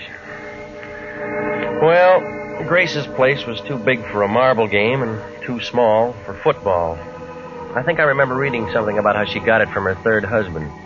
There was a big wire fence all around it and a sign every 15 or 20 feet telling you not to trespass. So I parked my car outside the driveway and walked up to the front door. A guy in a chauffeur's uniform was standing there. He looked like a razor blade with arms. He gave me the fisheye and blew smoke in my face and kind of nudged me with his shoulder. Move on, Pilgrim. No handouts here. I came to see Grace Nichols. Yeah. I got business with her. Yeah. So tell her I'm here. Blow. You always like this, or did you miss lunch today? I don't know who you are, Pilgrim, but I don't like you. Beat it. I know you. There's something about a guy in a lineup. Yeah? He memorizes real easy. Copper. Investigator. Private or city, I don't care. You all smell the same. This isn't hunting season. You always carry a .38? Does it show? Maybe you got a broken rib. A real funny guy. I met all kinds of funny guys. Drift. I said I wanted to see her. And I said she wasn't in. All right, I'll tell you once more. I got business with her. So do a couple of hundred other guys. Watchdog? Now you're getting smart. You weren't. What kind of a crack is that? I want to see her, I'm going to see her. Trick I learned a long time ago. Shoot a guy in the knee and he'll never walk straight again. You ever done it? Oh, yeah. That's how I learned. Ow! That's one I learned, baby. Well, I might have to get a new chauffeur. You looking for a job? I already got one, lady. Timmy's going to be awfully upset when he finds out what happened to him. When someone works for me, they have to be perfect. Want his job? They wouldn't let me in. I'll let you in. You, do that kind of thing often? When I have to. I suppose you have a name. It's Regan. I'm a private investigator. All right, Mr. Regan, you've ruined a perfectly good chauffeur and bodyguard, and you're in my house. What have we got to talk about? A guy named Carew. The prince? Must we talk about him? He thinks you're dangerous stuff. So do a lot of people. Tell me, Mr. Regan, what do you think? About what? Me. Right now, or when I'm a couple of feet away? Right now. Look, remember, I just got here. I know. You must have a first name. What is it? Jeff. Oh, Jeff, we'll get along. It's in the cards. Pretty fast deal. I like it this way. Fast. Might be a bum deck. Never mind. Deal.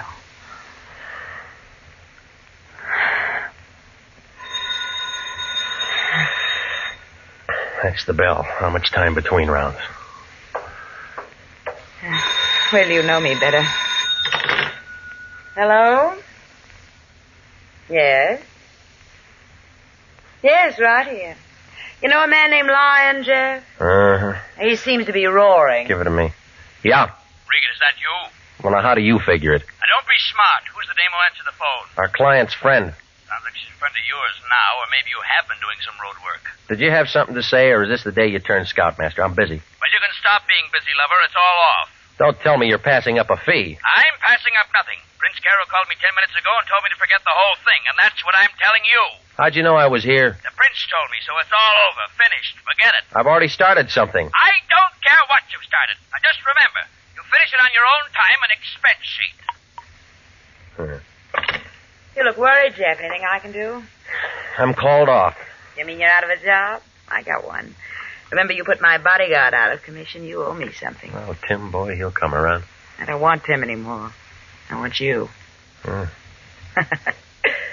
I'll get you a drink. We can talk about it. Carew told me that Tim was a pretty good boy. You can fill his shoes. Come here and get your drink. Now, tell me about 9 o'clock tonight. It'll get dark. I got a new dress. I think you'll like it. I probably would. The place above Malibu, we could have dinner, listen to some music. I want to be with you, Jeff. That deal's fast again. I don't care. I don't care. I just decided something, Jeff. I'm going to like being with you. I'm going to like it a lot.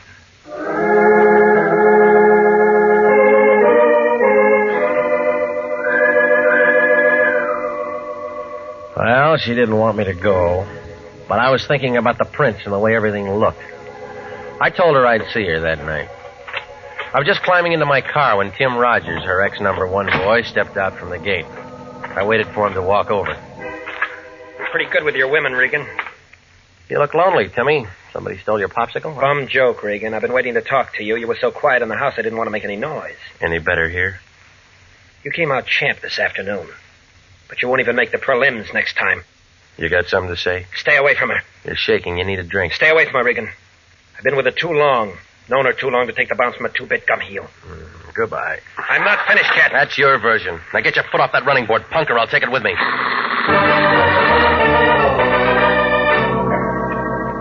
I left him standing in the middle of the driveway. If I'd have waited another minute, he'd have been crying. I stopped off and had some barbecued ribs at a drive-in out on Sunset. It was just getting dark when I got to my place. I had company. It was Velma Carmen, Prince Carews' right-hand man. She was sitting on the edge of my sofa. Her back was as stiff as a filing cabinet, and there was a little ring of white around her lip. She looked like she'd just been measured for a coffin. There was a .25 automatic sitting in her lap. I've been waiting for you, Mr. Regan. I asked the janitor to let me in. Yeah? He was very nice about it. I told him I was associated with one of your clients. Yes, I told him I was associated with one of your clients. Did you know that Prince Carew was my husband? Since when? Oh, a long time now, a long time. Not many people know that. Is that what you came here to tell me? No. I came to tell you that you don't have to worry anymore. None of us have to worry anymore. You mean you're calling me off the case? That's it. That's exactly it. I'm calling you off the case.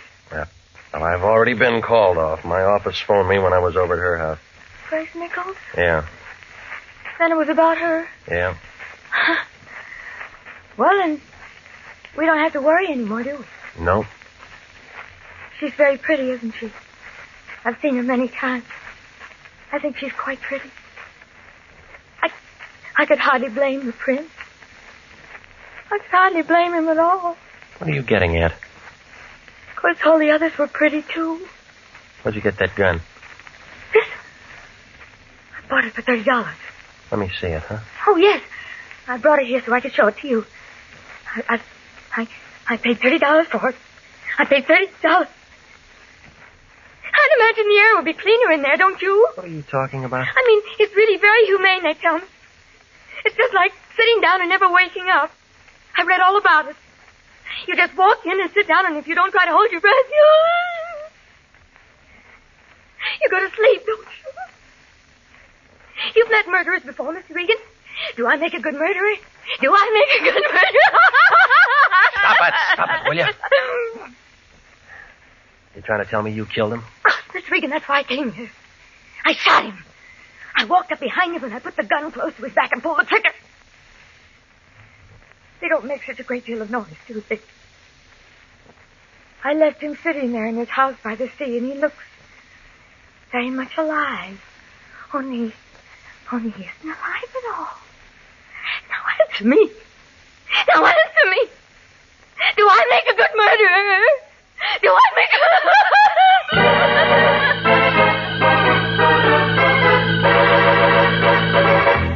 You are listening to the story of The House by the Sea, tonight's adventure with Jeff Regan, Investigator.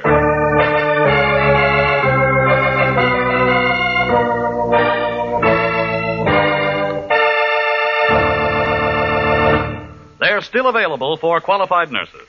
Yes, the Army Nurse Corps Reserve still has commissions available. If you are a graduate registered nurse between the ages of 21 and 45, you may be eligible for a commission in the Army Nurse Corps section of the Regular Officers Reserve. To find out if you do qualify for a commission in the Army Nurse Corps Reserve, apply to the Adjutant General, Washington, D.C. And now, back to the story of The House by the Sea and Jeff Regan, Investigator.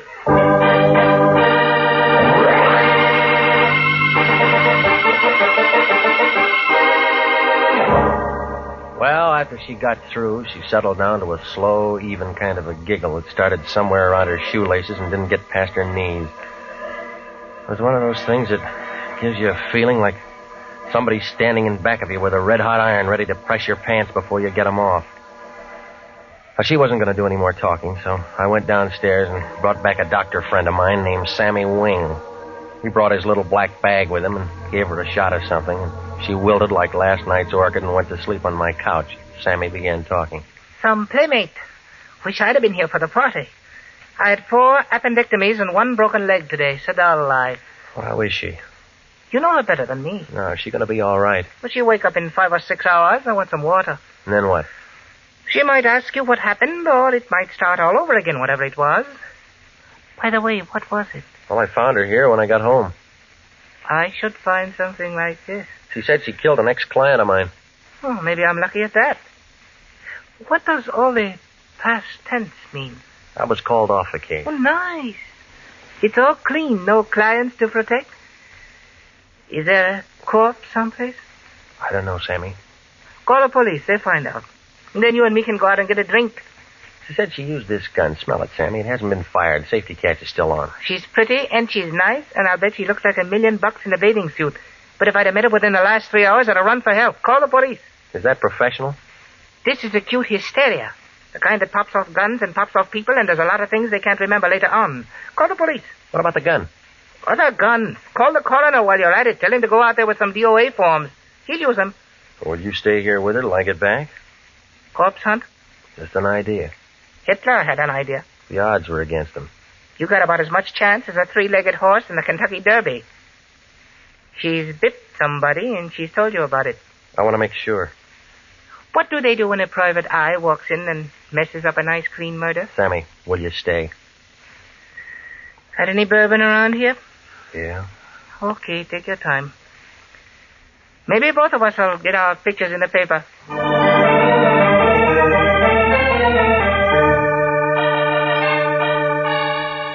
I left him with a kind of a soft smile on his face, like he had some inside information on Tuesday's winner at Del Mar.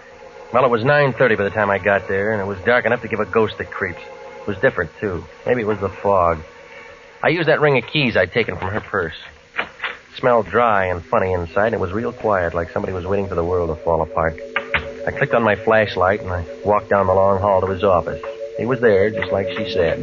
There were 3 holes in the front of his shirt, but it wasn't the laundry's fault. I spotted the .38 on the floor by his hand. I broke it, and 3 cartridges came out. It was the right gun for the job. It was pretty messed up. While I was standing there trying to figure Velma Carmen's story, the lights came on. A fat man wearing a sheriff's star was standing by the switch. There was a taller man in a brown overcoat next to him. They both looked like they'd just finished dinner. Scavenger hunt, son? You don't talk, Charlie. Ain't much for him to say, is there, Cap? Guess not. Well, son? Well, it looks like you're going to be calling me names. What do you like best? Killer, murder, or slayer? The papers use slayer a lot. I don't like any of them. Kind of breezy for a hot boy, ain't you? Mind giving me a name? It's Regan. I'm a private detective. It's Regan. He's a private detective, Cap. Yeah. Got a card or something with you, son? Yeah. Yeah, he's right. With International. Lion still there? Yeah. Who's that? An old bum I used to know. Regan, why do you go around killing people? The Lion will be mad. Look, this is a fix. Now, why do you want to say a thing like that? Somebody tip you? Phone call a little while ago. Huh? Funny kind of a voice, a whisper. Said we'd find a stiff up here, but didn't say we'd find you. You're extra. Look, I just came here to see what it was all about. Same thing we did. Only we come up with a suspect and a corpse. No cop could ask for anything better. Charlie, better call a coroner. Oceantown's just a small place, Regan. Only me and Charlie around. We borrow from the county when we get something like this. I can find you a real answer in an hour. You let me and Charlie worry about that. You look good enough for the time being. All right, son. Let's go. I had as much chance as an elephant in a tea room, and if those two locked me up and booked me. So I leaned back into his gun and spun around and knocked his wrist down. He pulled the trigger. By that time, I'd flicked the light switch and was out the door. I didn't run for my car. I cut across the driveway and doubled back up the hill. I could hear him yelling and shooting out in the dark.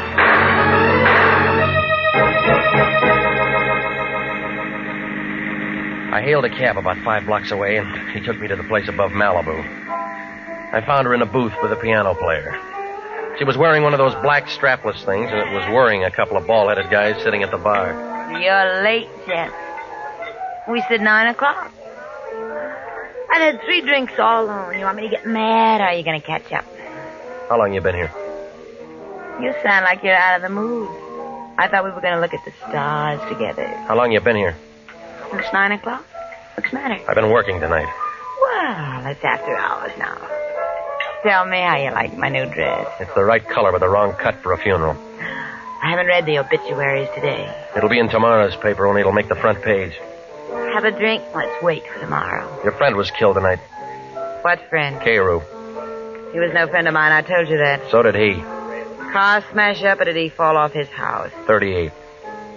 We didn't talk about him this afternoon. Let's not start now. Look, 2 cops in Oceantown are kind of crowding me. They think I'm going to take a good picture. Is that why you're late? It's a murder rap, lady. We should have had dinner together. They'll be knocking down your door in the morning. Why, darling? Because you threatened to kill him, because he hired me to call you off. Oh, wait a moment, Jeff. You've been having fun up to now. Who told you that? Why do you think he sent me over today to sell magazines? I never found out you were called off. I suppose he hired you to scare me. Jeff, we're old friends now. I can tell you a family secret. I know about him blackmailing you, and that puts you ahead of me for the cops. Did you do it? I don't know. Did you? What he told you don't sound right. What does sound right? I went to him one day and put him in a trance, only I used scotch. Found out what he was doing and how I was doing it, so I turned the tables. It was good, clean fun, but expensive for him. You've been draining him? I thought that's why you came today. That's why I had Timmy around. Well, some of this is beginning to make change. If he was your meal ticket, then you got an alibi. I don't feel like stars anymore, Jeff. Let's go over to my place and talk.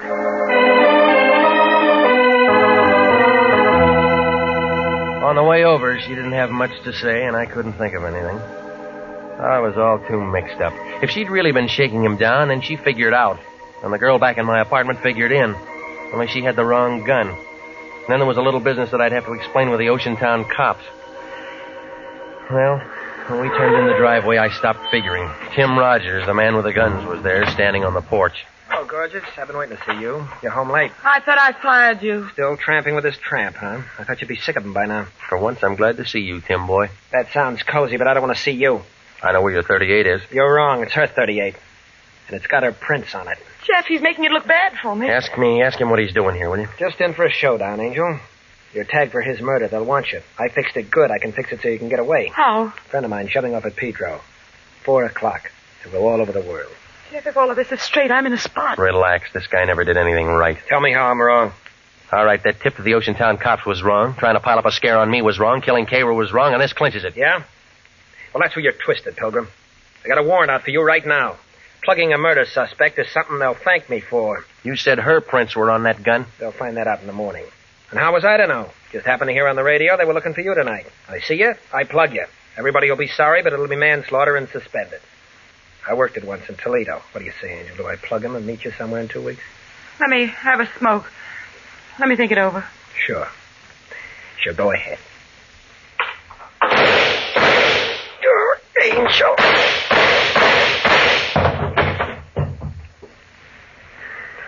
Well, the gun's empty now. I carried this for 3 years. I never used it. He deserved to die, didn't he? Didn't he, Regan, didn't he? I don't know, lady. You knew him better.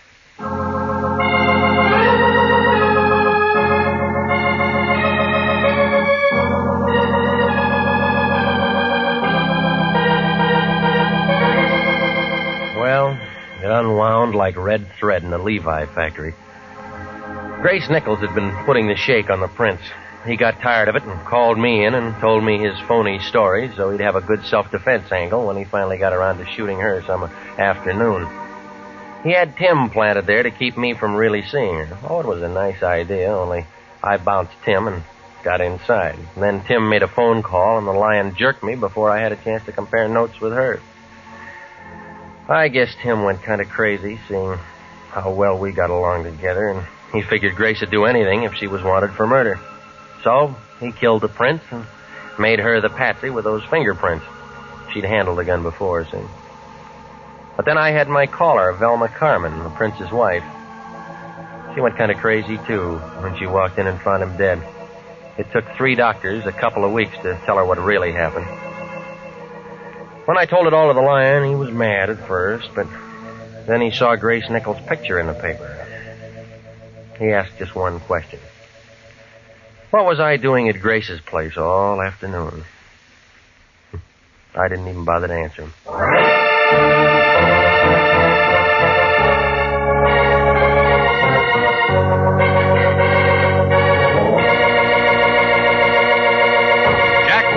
Featured as Jeff Regan with Wilms Herbert as Anthony J. Lyon. It's CBS same time next week for hard-boiled action and mystery with Jeff Regan, Investigator. Written by E. Jack Newman, produced by Sterling Tracy. The role of Grace Nichols was played by Betty Lou Gerson, David Ellis was Tim Rogers, Lorene Tuttle was Velma Carmen, and Marvin Miller was Prince Carew. 29,000 nurses are needed to join the new Army Nurse Corps Officers Reserve. 4,000 of them, if they wish, may choose active duty. All nurses who receive reserve commissions will benefit from the opportunity for specialized training offered to them by the Army. The educational opportunities offered the nurse by the Army Medical Department will be of great advantage to her in her work. Don't wait. If you're a registered graduate nurse between the ages of 21 and 45, drop a card now for complete information to the Adjutant General, Washington, D.C.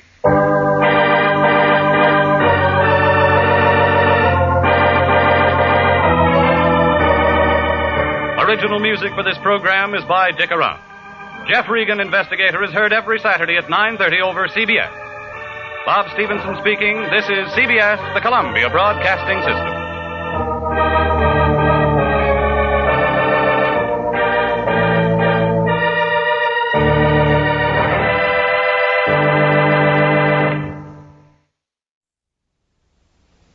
My name's Jeff Regan.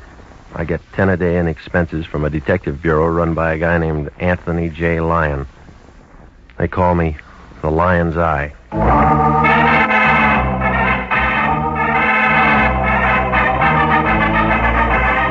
With Jack Webb as Jeff Regan, Investigator, stand by for hard-boiled action and mystery and thrilling adventure in tonight's story of The Man with the Key.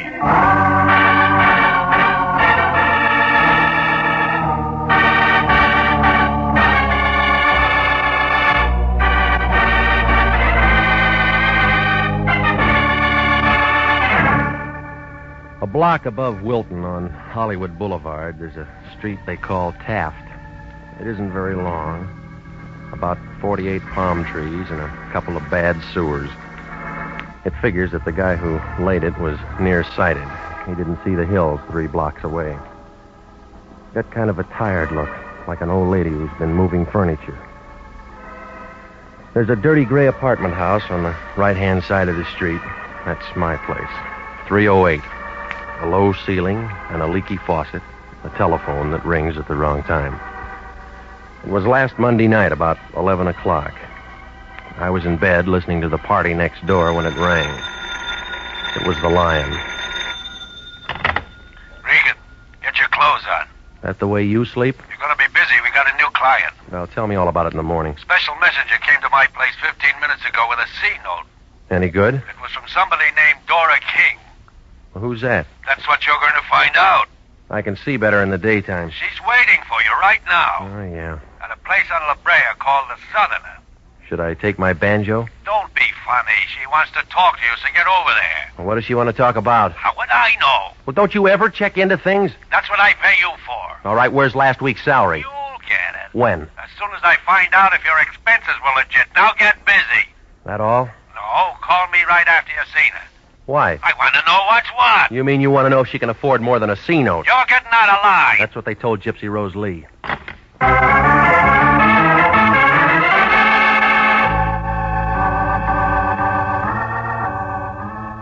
Well, I got over there about 11:30.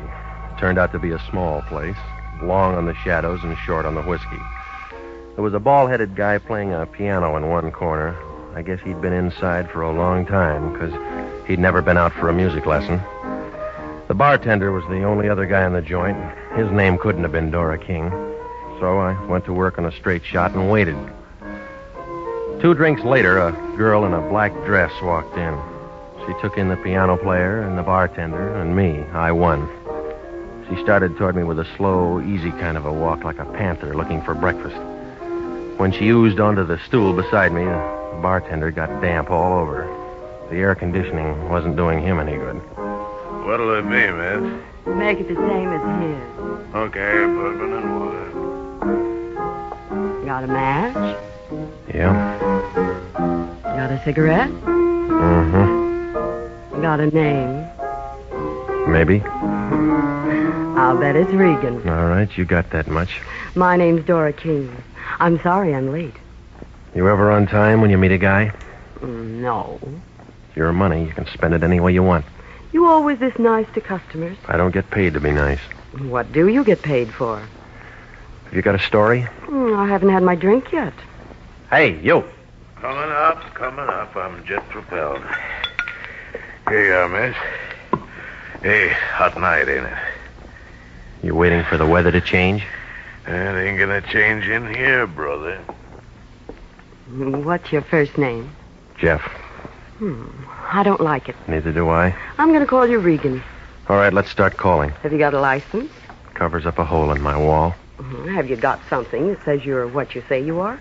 All right. Here. The lion's eye. 6 feet, 170. Brown eyes. You fit? Yeah, I got a mole on my left shoulder. Let me feel. You pass. Okay, you won the toss. Let's kick off. Well, this isn't where we play. We'll go in my car. Where? You'll find out when you get there. Maybe I won't like the field. You trust me, don't you? No. Good. Fill her up again? We're just leaving. Floor show starts in a couple of minutes. That piano player going to be in it? Yeah, he's my brother. He's going to play something he wrote himself. Any good? Stinks. Maybe you better go.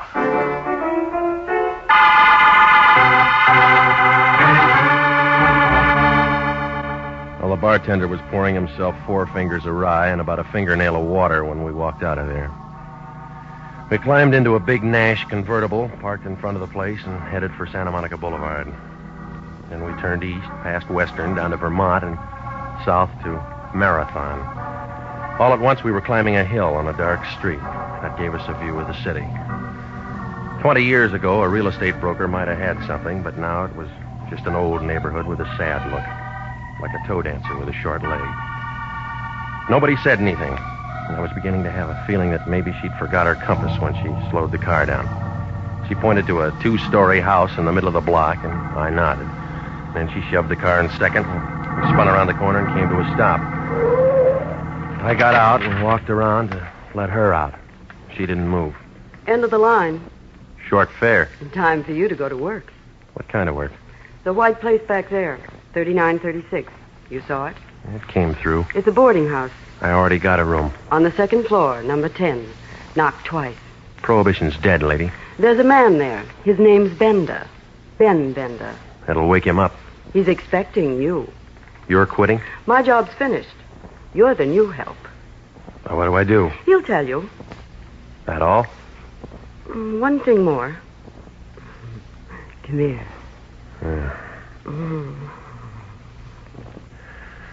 Part of my fee? That's extra. I don't generally get tipped. Just for luck. You act like I'm going to need lots of it. You are. When do I see you again? You don't. Goodbye, gorgeous.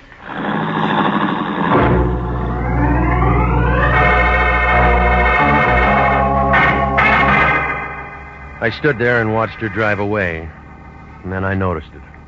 Somebody in a black coupe coasted around the corner, kicked into high gear at the bottom of the hill. I kept watching, but whoever it was hadn't read the traffic laws lately. He didn't use his lights for 2 blocks. Oh, it registered. He was on a tail job, and Dora was nice to tail.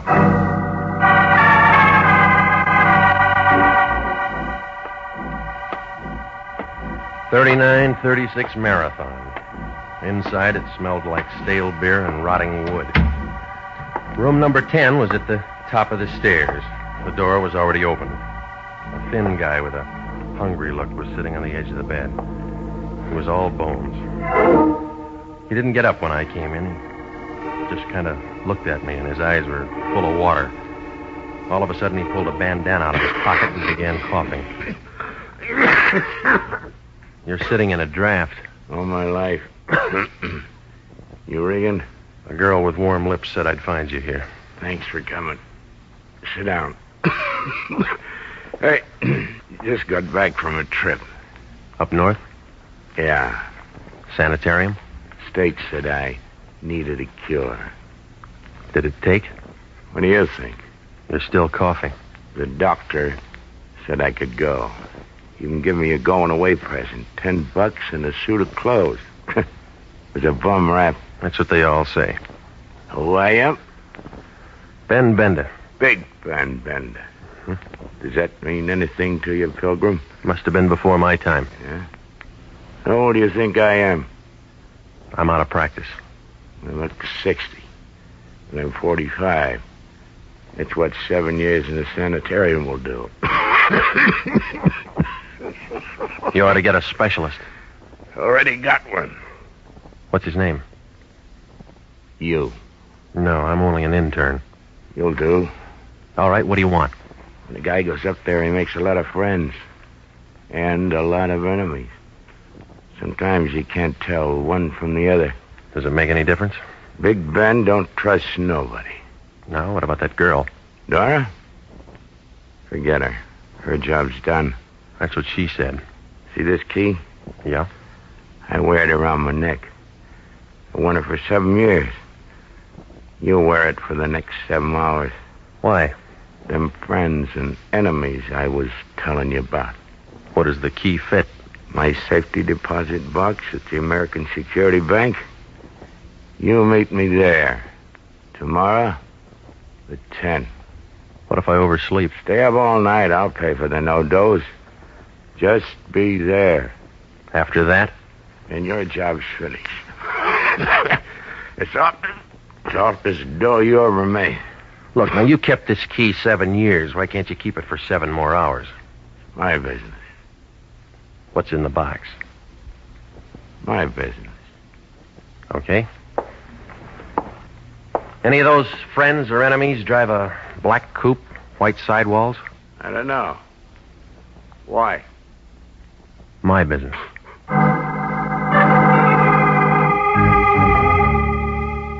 I left him sitting there. He looked as happy as a sword swallower with the hiccups. Well, I put the key in my coat pocket, but it felt hot, like a dynamite stick with a short fuse. If Big Ben had been holding it for so long, somebody else might want it. Maybe somebody who drove that black coupe. Well, I went out the back entrance, walked down an alley, and doubled over 5 blocks to Vermont. I stopped a cab, and I had him take me over to the Lyons place. It was 2:30 in the morning when he opened the front door. He was wrapped in a bathrobe big enough to keep all the silkworms working overtime. What do you want, Regan? Information. You've been drinking? I've been working. What kind of work? Well, I got a key. That all? That's what they say. Who's they? A con named Bender. Ben Bender? That's right. I thought he was doing a long run up in Quentin. Well, he's out now. Where does Dora King fit? Taxi service. She took me to Bender. He gave me the key. Let me see it. All right, here. Safety deposit box. That's right. Nursemaid to a hunk of metal until tomorrow at 10. What then? Well, I meet him at the American Security Bank and turn it over to him. Well, do it. Now, look, Big Shot, this key's hot. What makes it hot? Whatever's in that box. What's that? How should I know? Find out. You got the key. You got the client. Now, just a minute. Somebody waves a greenback at you and you think it's a rainbow. That's enough. Oh, stop it, will you? It's another bum client and you know it. Let me worry about that. If Ben held that key for 7 years and won't hold it now, he's scared. What's he got to be scared of? Somebody else who wants in on the So play. what? I'm holding the key. That makes me the clay pigeon. You're getting paid for it. Just be there tomorrow at 10. Alive.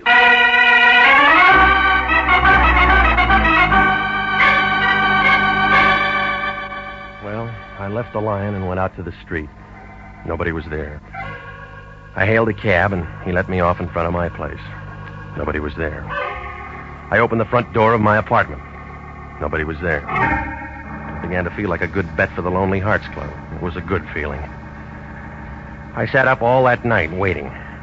Nothing happened. I felt about as popular as a bald-headed chorus girl.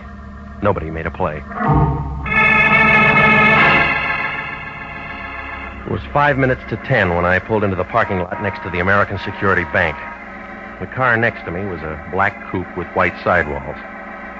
It could have been the same one that tailed us the night before. But then I figured there's a A lot of cars in L.A. like that. But I leaned in and I looked at the registration. This one belonged to a guy named Al Spandy, who lived in Van Nuys. I wrote the address down and walked into the bank. The guard in a blue uniform waved me downstairs to the safety deposit boxes. It was 10, and still nothing happened. I began to feel kind of relieved, like a flagpole sitter when the wind died down. Big Ben hadn't showed yet. The only one there was a blonde sitting in a glass cage in front of the vaults. She looked at me, and I began to wonder what she did on her days off. Good morning. May I help you? Yeah, I want to see if the rent on my box has been paid. Here's the key. 60B. Just a minute, I'll take a look.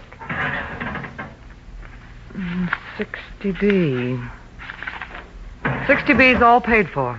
Well, I guess my partner must have taken care of it. This isn't a joint box. You're the only one who can get into it, Mr. Bender. Would you like to go in now? No, I'm waiting for somebody. We're all waiting for somebody. I'm waiting for a man. So am I. Been waiting long? Years. Here? Yes. Better places to wait. The ones with money keep coming here. My name's Claire. I'll remember that. Will you remember this? Granite 3408. I'll try it on my phone. When? As soon as I get a spare nickel. I'll give you one. Well, you'll run out of them that way. That's why I work in a bank. Kind of hard on the depositors. Your, friend's late, isn't he? I can wait. Maybe he forgot. You should have tied a string around his finger. No, lady. He already had one around his neck.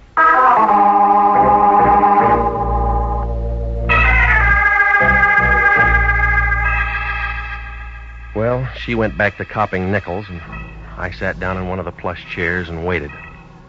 10:30 came, 11 came, Benda didn't. I began to get an uneasy feeling, like a bubble dancer with a slow leak. At 11:10, I couldn't take any more waiting, so I left to head for Benda's place. Outside the bank, a thin guy with a sharp head was hawking papers. I slipped him the nickel that the blonde had given me, and he handed me a Daily News. I wanted to see what a horse named Larry R. had done at Belmont, but I didn't get beyond the first page. Benda's picture was there, right next to Governor Dewey's, only Ben wasn't running for office. They found him in his room full of bullet holes. I guess he finally got a cure for that cough. I took my car out of the lot and headed for home. I mixed myself a tall one, and I was just getting to the bottom of it when a couple of guys kicked my door open. Regan? Yeah. I'm Lieutenant Anderson, homicide. This is Sergeant Pinelli. Hiya. Don't you guys believe in knocking? My knuckles are sore. Nice stuff. Well, help yourself. It's out in the kitchen. Don't drink on the job. Pinelli? Me neither. You boys should have told me you were coming. I'd have called some girls. Not on the job. Pinelli? I got a wife. All right, Regan, find your hat. What for? Well, you want to look nice. We're going downtown, you and me and Pete. Right, Pete? Right, Andy. No, it's too hot there. We thought of that. We'll give you a nice, cool place, won't we, Pete? Sure will, Andy. You got a warrant? No, we just figured you might want to tell us why you did it. Did what? Tell him, Pete. Knock off Ben Bender and burn his feet. You're out of your mind. Now, Regan, we know you saw Bender last night. We know you got out of a car on the corner and walked up to his place. We know you were the last one to see him while he was still alive. You got a witness? Pretty one. A girl told us. Oh, you're trying real hard, Anderson, but you haven't got anything. If you were the last one to see him alive, you're the first one to see him dead. That's how we figured. Did you figure on a guy named Al Spandy who drives a black coupe? I never heard of him. And how about a dozen other hoods who knew Bender? Now you're trying hard, Regan. You haven't even got a foundation. We got the whole building. It'll never stand up. We'll see. All right, you tell me why I did it. You private eyes get folders on bank jobs. I get them from Charles Atlas, too. Bender was in on an $80,000 heist 8 years ago. He went up for carrying a concealed weapon, but the money was never found. You know that the Imperial Bonding Company's offering $5,000 for the recovery of that dough? A lion. Don't make any dates tonight. You're not going to be available. All right, the lion will tell you I was working on a case when I saw Bender. Oh, we already talked to the lion. Well, what did he say? He says he hasn't seen you for 5 days. You are listening to the story of the man with the key, tonight's adventure with Jeff Regan, Investigator.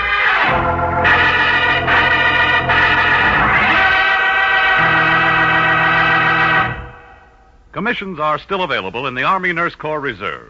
If you were a graduate registered nurse between the ages of 21 and 45, you may be eligible for a commission in the Army Nurse Corps section of the Regular Officers Reserve. These commissions are still available, and those who meet the high standards and qualify may elect active or inactive status. Those who request inactive status will continue with their civilian nursing duties but stand ready to serve in time of emergency. Nurses who elect active duty become commissioned officers in the regular Army.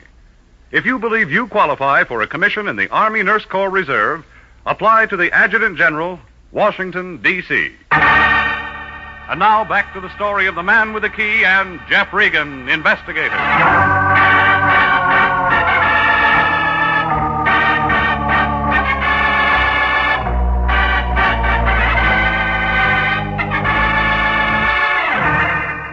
Well, I had about as much chance as a violin player with no chin.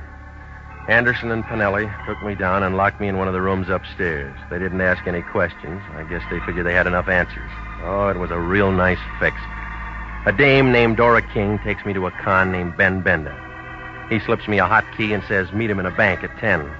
I'm there on time, getting the phone number of a blonde named Claire, only Ben doesn't show. Somebody burns his feet and fogs him before he can keep the date. And then there's that black coupe registered to a question mark named Al Spandy. And then the Lion deals one from the bottom. Oh, it was a screwy picture, and I was right in the middle of the frame. Well, I spent the next 4 hours taking in some free entertainment from the drunk in the next cell.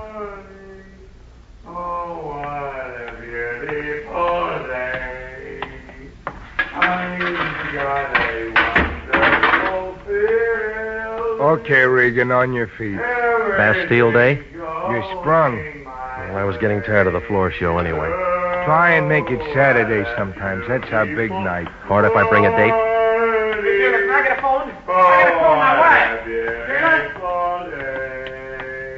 That guy ought to be at Ciro's. Where do you think we picked him up? Regan, I'm running out of patience with you. How many times have I told you to keep out of trouble? Why didn't you tell him I was working on a case? I went to a lot of trouble to get you out. And you went to a lot of trouble to get me in. That was easy. Still got that key to Bender's safety deposit box? I got it. Tomorrow morning at 10, you're at that bank getting into the box. You're crazy. It's in Bender's name. I'll teach you how to spell it. I won't do it. Homicide might like to know you got that key. Now, you listen to me and we'll both make dough. Where I'd be, I couldn't spend it. If the $80,000 from the bank job Bender pulled happens to be in that box, like I think it is, Imperial Bonding owes us $5,000 reward. I don't like it. You owe it to the company. Now listen, you. Bender was knocked off for this key. Whoever wants it might make another try. Nobody knows you got it. Well, I'll give it to you, and nobody will know you got it. Regan, I'm giving you a chance to straighten yourself out. That's right. What do you mean? I feel stiff already.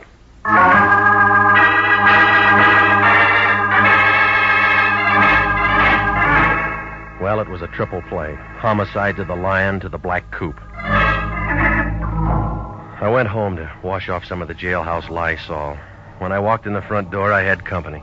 A gray flannel suit with a yellow tie was sitting on the edge of my bed. Both hands were full. The whiskey was mine. The gun was his. When he saw me, he set down the bottle and walked over and put the gun right against my neck. It felt cold, and I got kind of nervous, like a hula dancer in a forest fire. Hiya, Regan. Been waiting for you. You like my liquor? I'm a rye drinker myself. Well, bring your own next time. That ain't being sociable. You weren't invited. How could I have been? You don't even know me. You're Al Spandy. You drive a black coupe. What'd I have for breakfast? Egg, and it's all over your tie.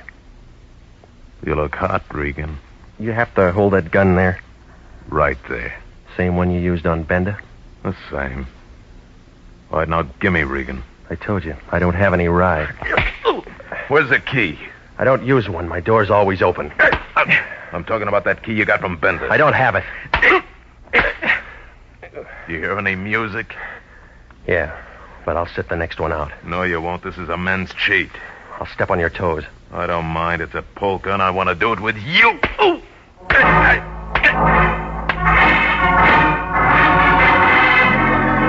Oh, it was a long dance, but Spandy didn't get tired. I knew I wasn't going to last the evening out. And then I saw Dora King standing in the doorway back to Spandy. She was taking everything in like a Hoover vacuum cleaner on a dirty rug. She had a .25 in her hand, and she knew how to use it.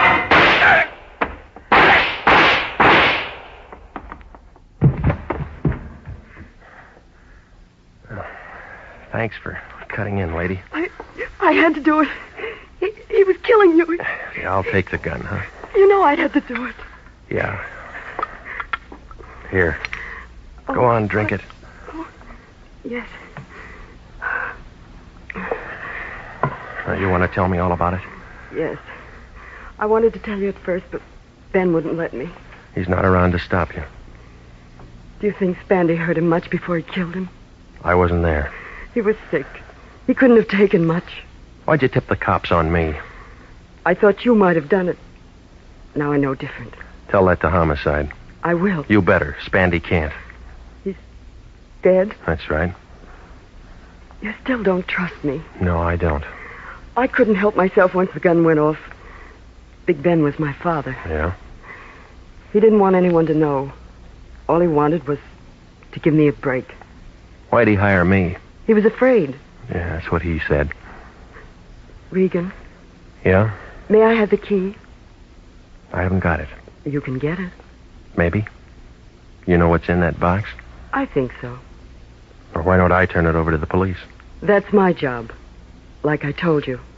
I'm Big Ben's daughter. Yeah, lady. You convinced Spandy.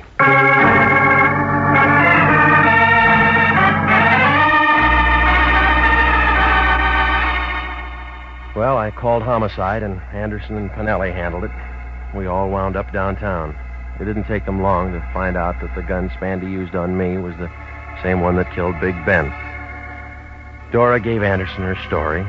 He said it would take some fixing, but he could keep her out of the papers. It was justifiable homicide.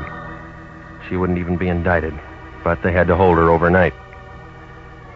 Well, it was almost daylight when I pulled to a stop in front of my apartment. I was beginning to feel a little better, but it didn't last long. When I walked into my place, it looked like the L.A. Dons had been having a scrimmage. Every corner had been gone over. Oh, it didn't make sense. Bender was dead, Spandy was dead, Dora King was downtown, but somebody still wanted that key. Well, I crawled into what was left of my bed and set the alarm for 9:30. I didn't sleep much. I kept seeing keys and faces and $80,000 bills.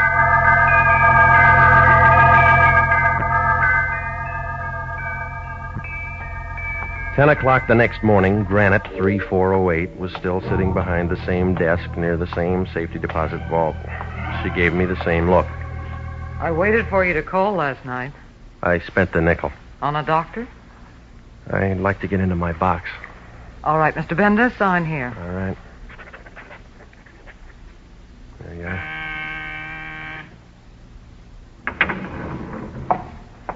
This way. Looks like part of the new freeway. One thing about a vault, it's quiet. So's a tomb. We're alone. Yeah. Well? All right, sunshine, open your eyes. My box number is 60B. That can wait. I can't. Easy, baby. You'll set off the alarm. You and I can make a great team, Bender. Now, you know my name's not Bender. What is it? Regan. You and I can make a great team, Regan. Is that what you told Al Spandy? Why bring up a dead issue? What's your deal? You got Bender's key, I got the bank's key. You need both of them to open up the box. It's good so far. Go on. Oh, there's $80,000 there. Let's not let it go to waste. Big Ben waited 7 years to open that box. Look what happened to him. I waited just as long as Ben, and 7 years is harder on a girl. How'd you work it? Ben and I had a great plan. I was the cashier Ben heisted. Only I just gave him a bag full of paper. The real dough's in his box. Well, that's the safest way. Keep your money in a bank. Yeah. Mm-hmm. And when it cooled off, both of you go in and pick up the dough together. That's the way it was supposed to work, only Ben was dumb enough to get himself picked up and tucked away for 7 years. Oh, you made real good partners. Nobody trusted anybody. I trust you. That why you went through my place looking for the key last night? Girl's got to use her head. Besides, you might have been home. Ben and Spandy are dead. We don't have to worry about either of them. The money's still here. We got the keys that'll open the box. Can you add that? Yeah. What's the answer? About 20 years. What do you mean? That bonding company will see that you get the full load for grand larceny. You wouldn't turn me in. Don't make book on that. You and I'd make a great team, Regan. We can't lose. That's what USC thought.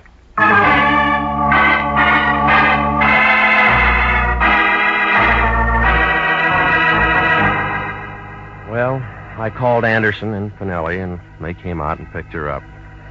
I rode down as far as the office with them, and that wrapped it up. When I told the Lion what had happened, he was as happy as a college boy in a harem.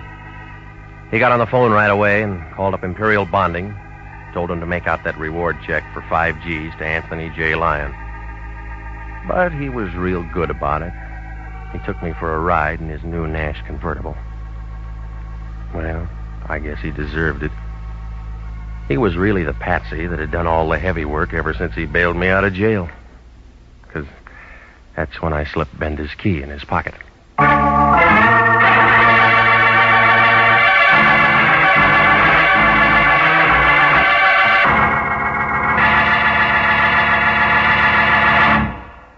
Jack Webb is featured as Jeff Regan, with Herb Butterfield as Anthony J. Lyon.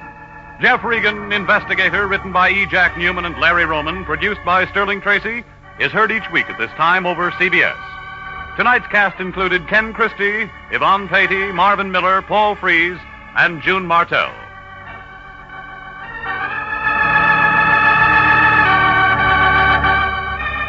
If you are a graduate registered nurse, please listen carefully to this important message. 29,000 nurses are needed to join the new Army Nurse Corps Officers Reserve.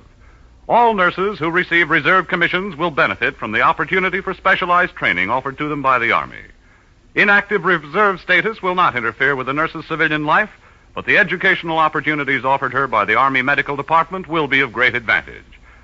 For further information, drop a card to the Adjutant General, Washington, D.C. Original music for this program is by Dick Arant. Bob Stevenson speaking. This is CBS, the Columbia Broadcasting System.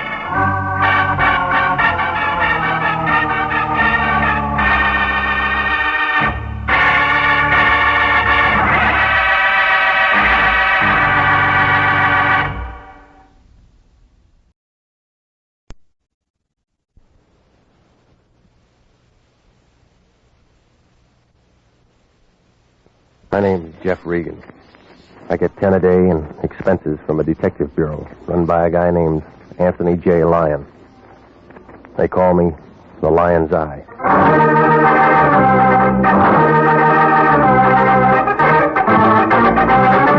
With Jack Webb as Jeff Regan, Investigator, stand by for hard-boiled action and mystery and thrilling adventure in tonight's story of The Too Many Mrs. Rogers.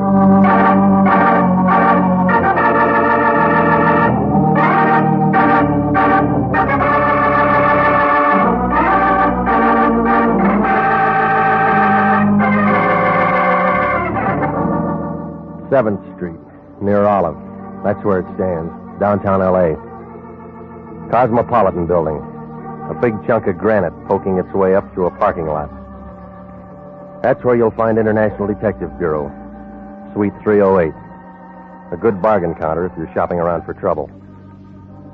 Anthony J. Lyon, the guy I work for, pays the rent. Can't be very much because sunlight and those office walls have never said hello. The Cosmopolitan building. An air shaft runs right up the middle of it. Suite 308 is wrapped around that ventilator like a donut around a hole. Figures that the Weather Bureau ought to run a separate survey on that office. Because we get all the blow-by from the Acme Incense Company 3 doors down the hall. Los Angeles smog had come in second best if they knew about it. Well, it was last Tuesday, the day that Cleveland won the pennant, that I walked in. The Lion was there pecking around on that same old Remington. Somebody'd broken the period key, but he didn't seem to mind. He talks in commas anyway. I don't know who he was writing to, but there were a couple of cereal box tops at his elbow and a contest blank. He was writing something about why I feed my children your breakfast food. The Lion's a bachelor.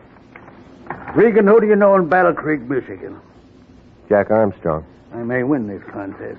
Here's one for you to fill in. No, I don't eat breakfast. This is different. I got it as a case. Here's the address. Hinkle and Hinkle. Well, they make pills. It's a funeral parlor, one of the best in town.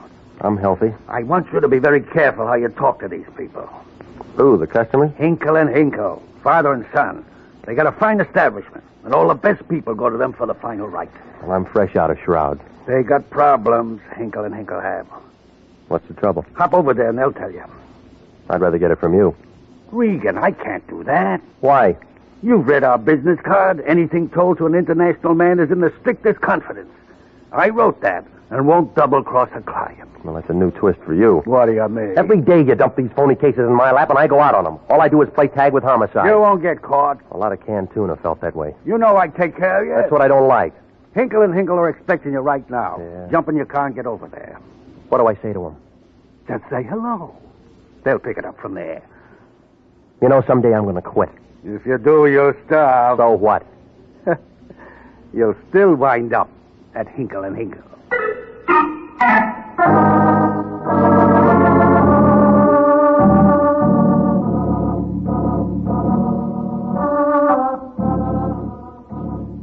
Well, the place was on Hope Street near Washington Boulevard. You couldn't miss it. A 2-story building, painted a battleship gray that sort of crouched at the curb. It had a square pimple for a door and flanked on each side by a brass angel. They were a dirty green color, and I figured that one of the Hinkles could have been a little more eager with the metal polish. The glass door was draped with white satin, and it fluttered as I walked in. The hall was quiet. There was enough marble inside to make the Bank of America jealous. Another angel, this time with the wings folded back, was pointing toward the reception room. I followed directions and moved on. Smelled like the bargain matinee at the Roxy. Over in one corner was a vase of tired-looking flowers, trying real hard not to be cheerful. A little guy in a black serge suit was floating around the room with an atomizer filled with perfume. The whole place was about as inviting as a maiden aunt's kiss. The little man didn't even look at me. He just kept squirting. He couldn't put the perfume people out of business, but I figured he had them working nights. Your name, Hinkle? As soon as I finish. Yeah, well, that might take months. That's a big bottle. Don't you just adore this scent? What's the matter? Aren't the flowers working? They're paper. Now then, sir. I asked first. Yes, I am Jason Hinkle. Aren't there two of you? Gerald? Did you call, Pa? Just showing this man the other Hinkle. Oh, hi. Now then, I believe that you'll find we can make all the necessary arrangements. Save the commercial. Nobody's dead. Oh, that's too bad. This week we're having a special at a greatly reduced rate. Well, I figure I got a few more years. Now, look, didn't you want to see me? Oh, you from Atlas? Who? Atlas Casket Company. We have plenty on hand. Penicillin has practically ruined our business. My name's Regan. I'm with International. Oh, of course. You're the Lion's Eye. I'm glad you got here. Well, tell me, and we'll both be happy. Hey, Pa, he don't look so tough. What you do, Buster? You scare me. I'll bet I could break you in the middle. Never mind, Gerald. I'll have to apologize for him. He lifts weight. He'd have to carry that head around. Just say the word, Pa. Gerald. Now, Mr. Regan, if you'll step in the back room. All right. I have to be careful about Gerald. He's just a junior partner. He ought to be the silent one. He didn't learn to talk till he was almost 9. I paid him for 6. Drink, Mr. Regan. No, thanks. I stopped drinking that stuff in 32. Oh, you mean the formaldehyde label. Yes, I have to hide it from Gerald. All right, now we've been through the family album. What's the job? Do you know a Mrs. Rogers? The phone book's full of them. Mrs. Rogers has been most unfortunate. Poor dear woman, they were married such a short time, and they were ecstatically happy. Her husband die? She lost him 3 days ago. Hinkle and Hinkle are handling the last rites. Poor Mrs. Rogers. She's so young. You want a shoulder to cry on? Mrs. Rogers wished her husband taken to the family plot in La Jolla. We are furnishing the limousine, and she's requested someone to accompany her. I'll try a Pullman Porter. They like to travel. This whole thing has most unusual aspects. Mrs. Rogers thinks she needs protection. We could send Gerald. She'd still need protection. No, Mr. Regan, she wants you. She paying for this? I believe Mr. Lyon has her check. Okay. That all you got to tell me? Mr. Regan, we only handle the dead. Well, they don't need protection. That's what they said about King Tut.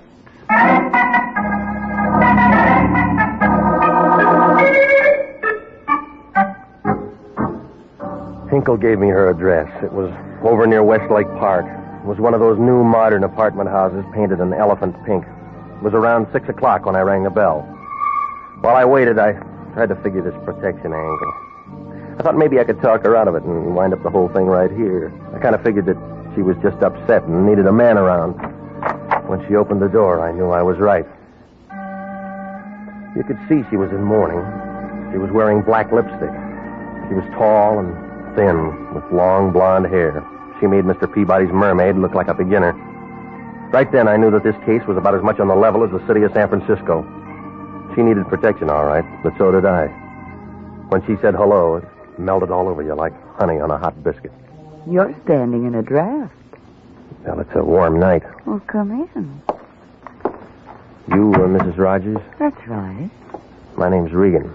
The man from International. You're more than I paid for. Well, prices are coming down. Come over here where we can talk.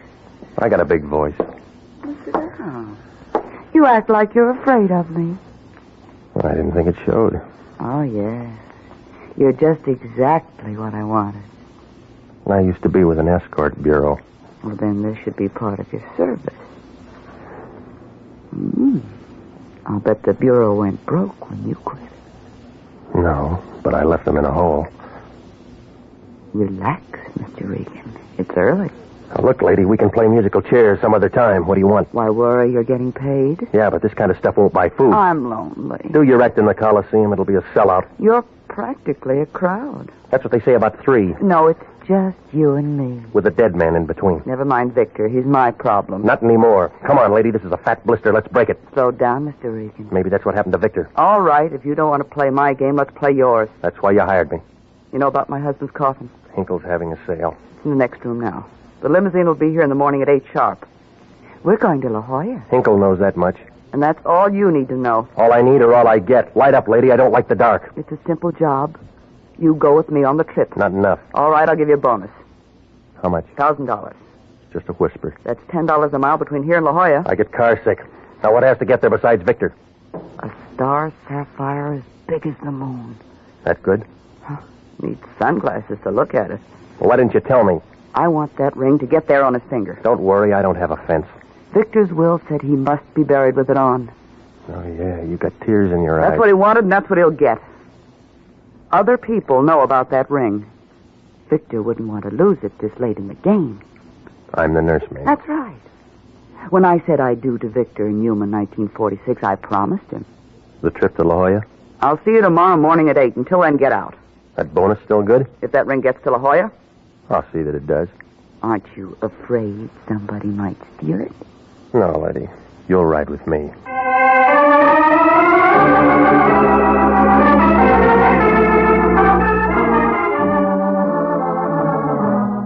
Well, I began to get an uneasy feeling, like a steer on the way to Kansas City. I left Helen Rogers and walked outside. There wasn't much traffic. It was a warm night, and all the canoes in Westlake Park were full. I headed for an all-night coffee spot on the corner. If I'd have taken one more step, I'd have been in the back seat of a new Nash convertible with the top down. There was a brunette with long black hair in the driver's seat. She was thin and figured to be tall the way she was wrapped around the wheel. There were 2 things different. She had bright red lipstick, and her hair was black. She was wearing a dress the color of a boulevard stop, and she flipped the right door open. One look at her, and you knew that Dallas was wrong about their women. Want a lift, soldier? No, I only got a weekend pass. Plenty of time. You can go AWOL. No, I'm bucking for sergeant. Get in, and I'll tell you about the atomic bomb. Short ride? No, I think a long one. Okay, I'll buy the gas. Won't have to, Mr. Regan. I've got a credit card. Now, don't tell me you're lonely. You're in trouble. What kind? Bad client. Why? You should be working for Mrs. Rogers. That's who signed the check. I'm Mrs. Rogers.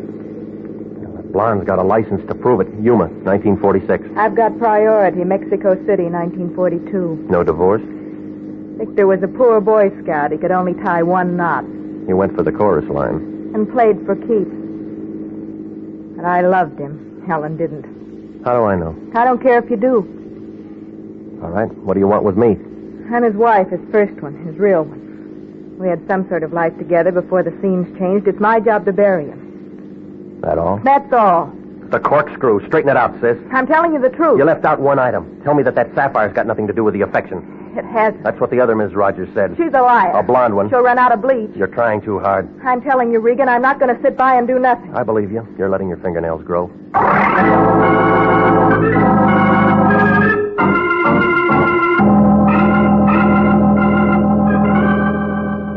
Well, the brunette's name turned out to be Catherine Rogers. She gave me her number, but I wasn't buying. I felt kind of confused, like a polar bear in Palm Springs. Catherine didn't have any more, so she let me off in a corner, and I doubled back to the first Mrs. Rogers' place.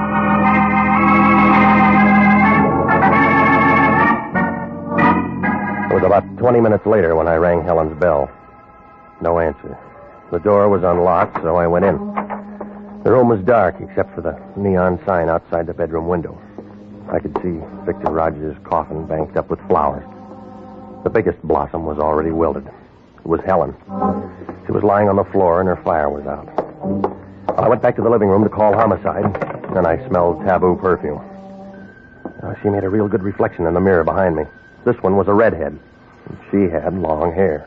She was tall and thin enough to slip under the door. She had a little hand, but her finger could reach the trigger of the gun that she had in my back. I couldn't tell too much about her, but if I'd known her in college, my homework would have suffered. Don't make a date. You're not going to make it. She'll wait. It may be forever. Hang it up. Did you do the job on the blonde? Maybe. Too many going for that sapphire. Maybe. Which one are you? Rita. Where'd he find you? South America. Different places, different girls. That's it. He'd make a good advance man for the United Nations. Just the female department. All right. When'd you win your letter? Havana, 1944. You're right in the middle. No, you are. Well, the Andrews sisters did all right. I want to duet with you. I'll sing off key. That's all right. It's a style. No music. You're not listening hard enough. Oh.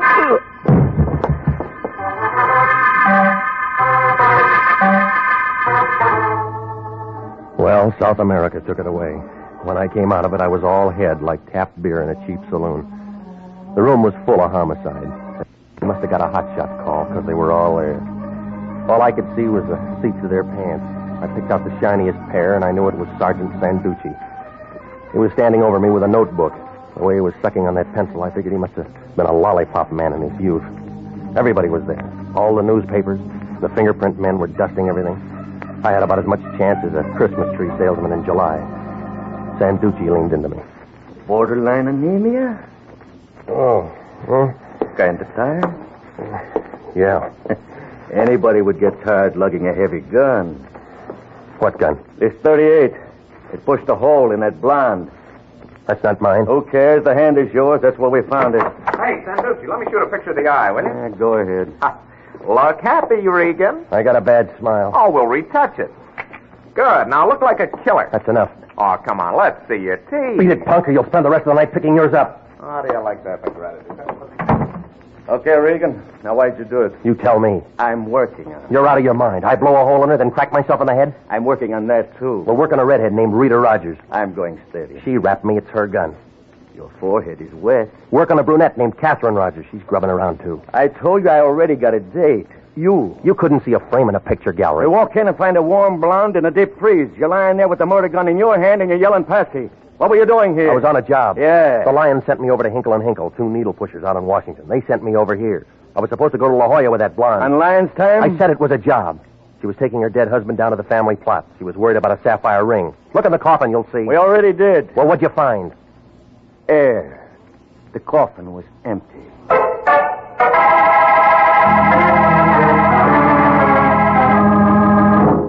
You are listening to the story of the Too Many Mrs. Rogers, tonight's adventure with Jeff Regan, Investigator.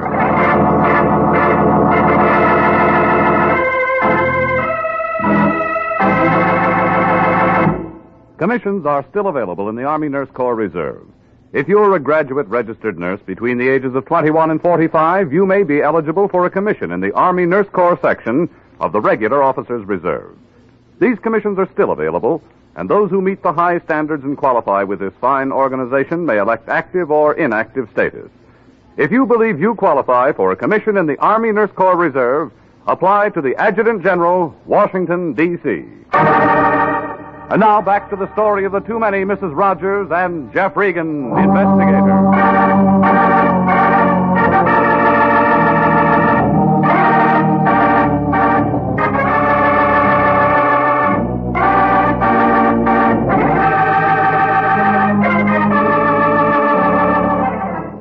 Well, I had about as much chance as a snowball in a Turkish bath.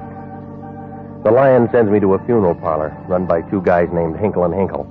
They bank me off to a blonde, Mrs. Rogers, who wants protection taking her husband's body to La Jolla.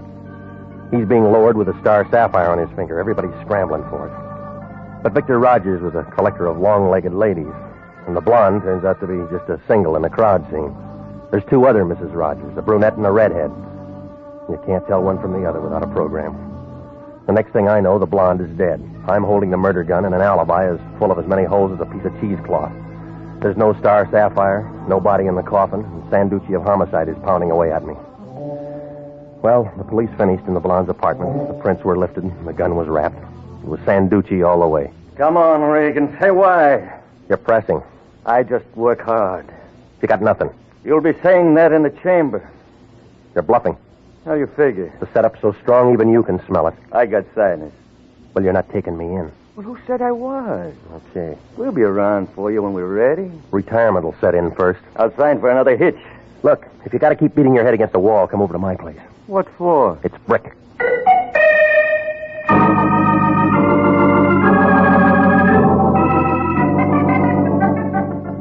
I left Sanducci still chewing his pencil and headed back for the office. I knew homicide wouldn't let the matter drop, so I wanted to see if maybe the Lion could do me any good. I didn't have any supper, but somehow I'd lost my appetite. When I walked in, the Lion was still working on that contest blank.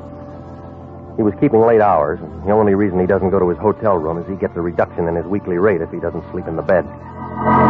Regan, where you been? Dating Sanducci. You're in trouble. Yeah. How many times have I told you to watch your step? Well, you never check before you send a guy out on a job. What have you got? Well, she's beautiful. What else? She's dead. That's no way to run a business. You got your advance. I was thinking of public relations. Oh, stop it, will you? Somebody mentions dough and you're there with a basket. That's enough. Let's drop this case. Not until the wind dies down. I got another job for you. I'm still with the old one. The case is closed. Oh, I'm opening it. You do as you're told. Now, listen, big shot. You eased me in on that hook. Now, let's see you work backwards. Regan, you're getting out of line. Get a trace on Catherine and Rita Rogers. Who are they? A brunette and a redhead. What else? Victor Rogers' wives. What about Helen? His record broke on I Do. We'll get going and clear this thing up. Would you like to give it a whirl? Regan, don't you like working for me? I'll answer that when we both got more time. Well, I left the Lion, picked up a cup of coffee and a sandwich, and went home. And I tried to figure the mess. A guy with 3 wives drops dead and is going to be buried with a fortune on his finger. All the hens start clawing around. That figures. One of them gets the axe. I happen him. A setup for a patsy. That figures. But what doesn't is why is the coffin empty? Somebody pulls a knockoff to grab a sapphire and takes the stiff with it. God, I was getting nowhere, like a pickpocket in a nudist colony.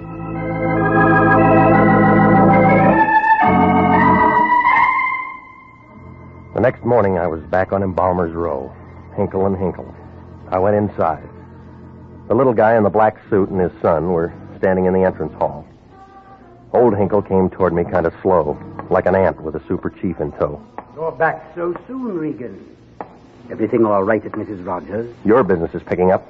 I don't understand. Neither do I. You fill it in. Now, there's no use taking that belligerent attitude. Now, listen, you. I played patsy long enough. Hey, Pa, shall I mash him? You heard Gerald, Regan. Now, get your paws off of me, quick. Oh, we're backstage now. Your grease paint's off. I don't know why you came back here. We don't know anything about it. That's your version. Look, Regan, I'm going to try to let you down easy, so pay attention. You were called on a routine job. We played our part, now you play yours. Take that trip to La Jolla. We're going to need a bigger car now. I told you all I know. Now beat it. Homicide wants somebody. I'm going to give him you. You're on a treadmill. That's all right. It's slowing down. I'm tired of this small talk, Regan. Now get out of here before I stick Gerald on you. Is that all you got to offer? That's it. Now blow. Okay. Next time I'll bring homicide. Just won't give up, will you? Gerald? Yeah. How do you want him, Pa? Broken too? You handle it. I'll be in the back room. Fist or gun butt, Pa? Hold still. You should be glad Pa didn't say fist. It's harder. See? I dreamed about you last night, Regan. Must have been something you ate. I dreamed I broke you in two. You're still walking in your sleep. You say funny things, Regan, but your face don't go with it. All right, get away from me, you big ape. I seen a clown in a circus once. He had a big red nose like this. And he didn't have no teeth. And he had little teensy eyes way back in his head. Yeah, you make a swell clown now. I was getting nowhere, like a skyrider in a high wind. Gerald must have got tired. He stood over me grinning like a Notre Dame gargoyle. I tried to get up a couple of times, but it would have been easier to get to Ohio on a pogo stick.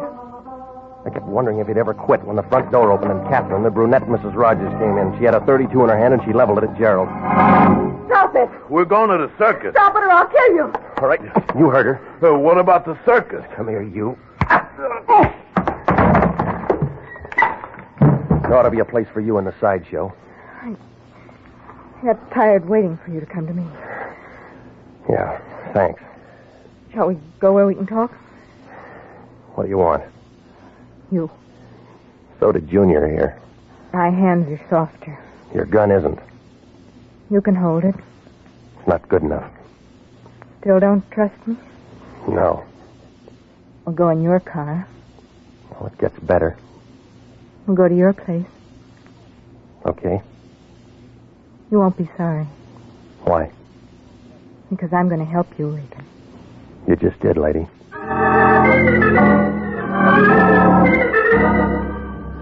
We left Hinkle and Hinkle and drove up Washington to Vermont and then north toward Hollywood. Above Beverly, we had to detour for the freeway coming in. It made me kind of mad. I'd been detouring since the beginning. Well, she didn't say much, and I tried to figure her. Last time I saw her, she gave me a choke act about being the only one who ever loved Victor. And the next thing I knew, I was set up like pins in a bowling alley, and Sanducci was going for 300. We pulled to a stop in front of my place and went in. Inside, there was company. She wasn't invited. But the red-headed Rita, the South American bombshell, was lying on my bed. Somebody had set her off. She was dead. This the kind of help you mean? I didn't know she was here. Oh, come off it. You're not Bergman. I didn't. She's past convincing. I'm talking to you. So am I.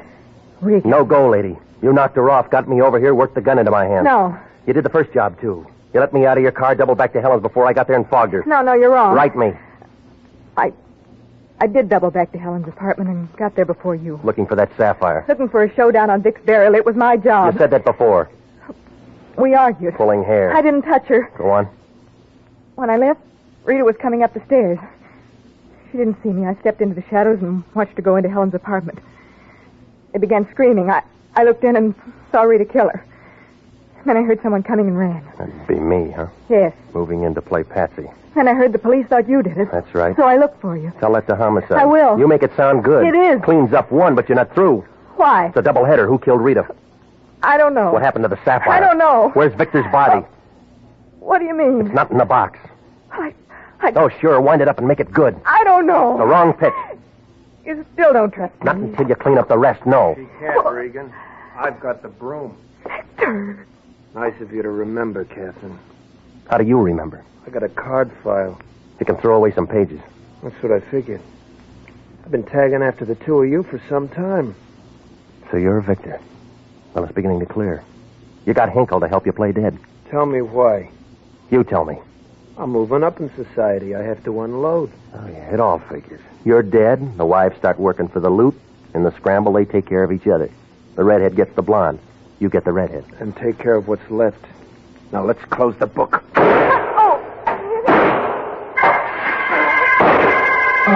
Victor's aim was good.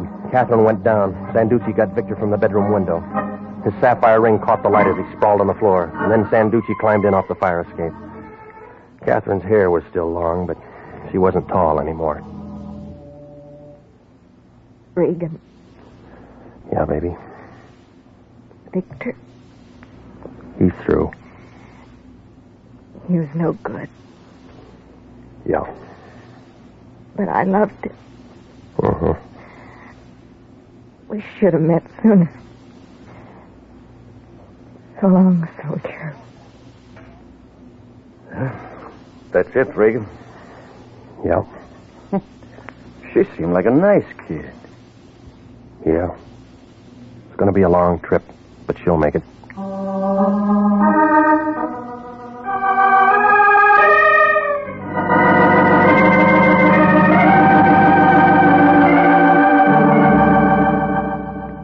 Well, that was it.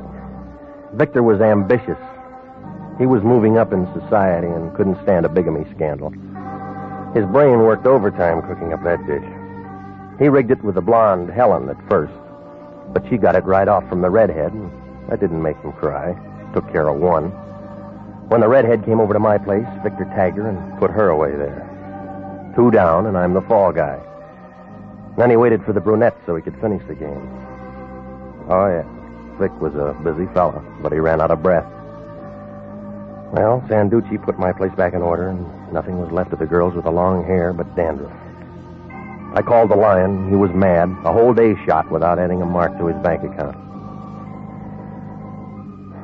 Well, Sanducci and I both came up with the same question. All 3 of those women were beautiful. I wonder if they'd all gone for Victor if they really knew. That star sapphire was a phony.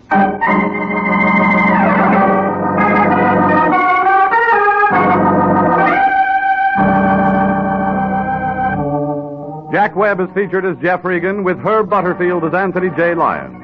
Jeff Regan Investigator, written by Larry Roman and E. Jack Newman, produced by Sterling Tracy, is heard each week at this time over CBS. Tonight's cast included Grace Lennard, Gloria Blondell, Laurette Philbrandt, John Hoyt, Jack Petrucci, Paul Frees, and David Ellis. If you're a graduate registered nurse, please listen carefully to this important message. 29,000 nurses are needed to join the new Army Nurse Corps Officers Reserve. For the first time in history, qualified nurses have the opportunity of receiving commissions in the regular Army Reserve. These nurses will remain on inactive status, ready to serve their country in time of emergency. For further information, drop a card to the Adjutant General, Washington, D.C. Original music for this program is by Milton Charles. Bob Stevenson speaking. This is CBS, the Columbia Broadcasting System.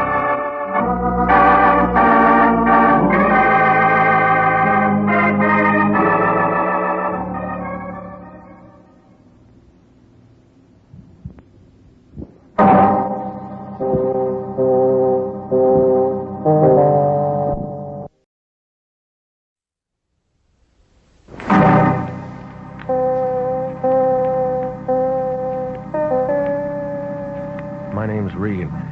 I get 10 a day and expenses from a detective bureau run by a guy named Anthony J. Lyon. They call me the Lion's Eye. With Jack Webb as Jeff Regan Investigator, stand by for hard-boiled action and mystery and thrilling adventure in tonight's story of The Lost Lady.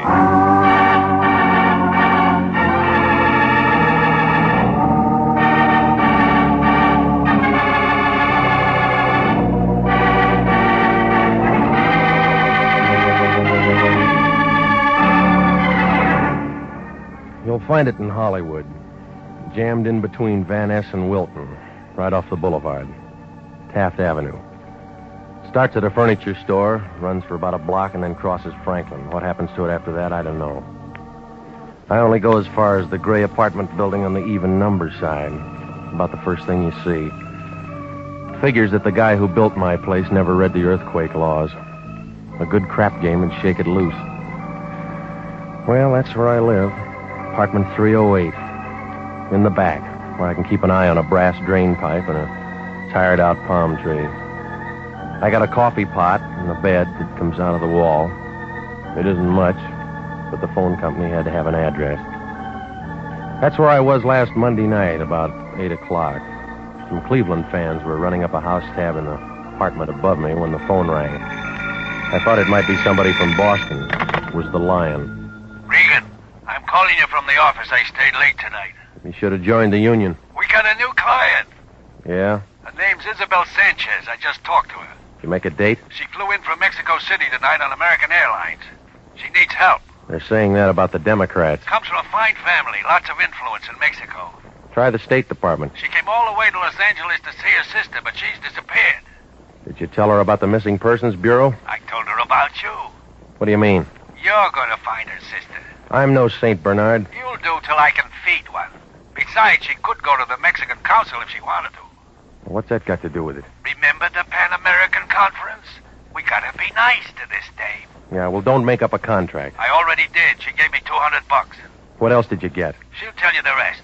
Don't you ever ask questions? That's your job. She's got a room at the Belmont. Hop over there and see her. She's expecting you to find her sister.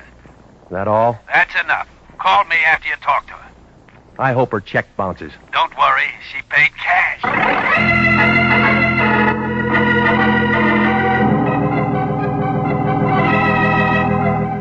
Well, you can tell that the Lion only stayed in school long enough to learn how to spell dollar. It took me about 20 minutes to get over to her hotel. Isabel Sanchez had a room on the 6th floor. I found it on the Wilshire side. 610 it was. She was a tall, blonde girl, not the least bit pretty. She had a mouthful of good-looking teeth, but she never learned how to use them in a smile. You're Mr. Regan? That's right. Come in. Please excuse me. I'm still unpacking. Come in. All right. I'm so glad you're here. I suppose Mr. Lyon told you everything. Your sister's missing. You want to talk to me? Yes. Oh, it's terrible. An awful vacant feeling. I was so looking forward to seeing Carmen again. We were very close. You talk like you don't expect to see her. Something might have happened to her. Like what? I don't know. She's always been so independent and, well, strange. Well, a lot of people have their own ideas. I'm embarrassed telling you this. You've got to tell somebody. Well, Carmen left home against my father's wishes. How old is Carmen? 22. What was the guy's name? What do you mean? All right, come on. I got to have it all, lady. There was a man in it. Yes. Martin Chambers. From here in L.A.? Carmen met him once in Mexico City. She thought she was in love with him. When was this? A year ago. She followed him back. Yes. You took a long time to catch up? I've been very concerned about Carmen. I received this letter from her a few days ago. It was the first word since she left home. Here. You can see it's not much. She asked me to come here. I took the first plane. What about this address? There's no such place. I went there right from the airport. Who sent you to us? You're in the phone book. Is that all you got? Well, I have her picture, and it isn't very good. Just a snapshot here. Blonde, huh? A little darker than mine. She's the same height. We wore each other's clothes. Who else did she know? Just Martin Chambers. Oh, no, now, wait a minute. She mentioned a Dr. Menlo in her letter. Did she need a doctor? She just said he'd been very kind to her. That isn't very much to go on. I know, but you will follow every lead. Yeah, sure. What are you scared of? Why do you ask that? It's a warm night. You got the shakes. I had a long trip. Oh, yeah, I forgot. You know this Chambers? Yes? You like him? No. What's that you got there in your hand? An evening gown. Why? You didn't bring that for me.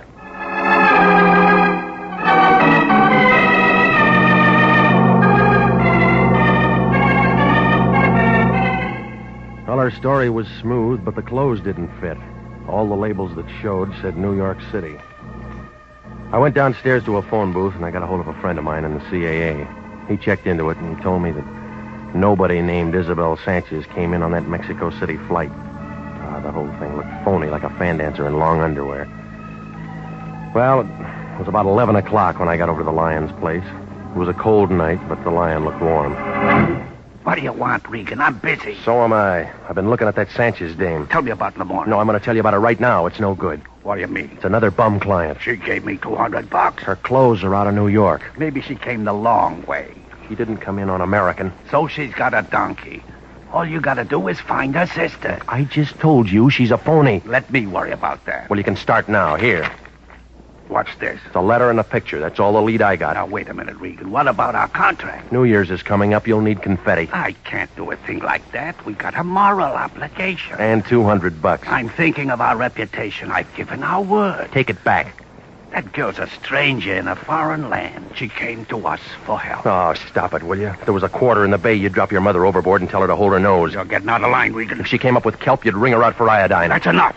We got a case, and you're going to handle it. You're going to handle it. I quit. And I know this girl looks suspicious, but we have to give our clients the benefit of the doubt. Why didn't you send her to missing persons? I'll keep this picture and check with them first thing in the morning. You follow up that Menlo in the letter. Well, a guy named Chambers has got priority. Who's that? The girl's got a love story. It's getting cold out here. Check me in the morning. I'll do that. Remember, Regan, we always work hand in hand. Yeah. That's why I never wear a ring.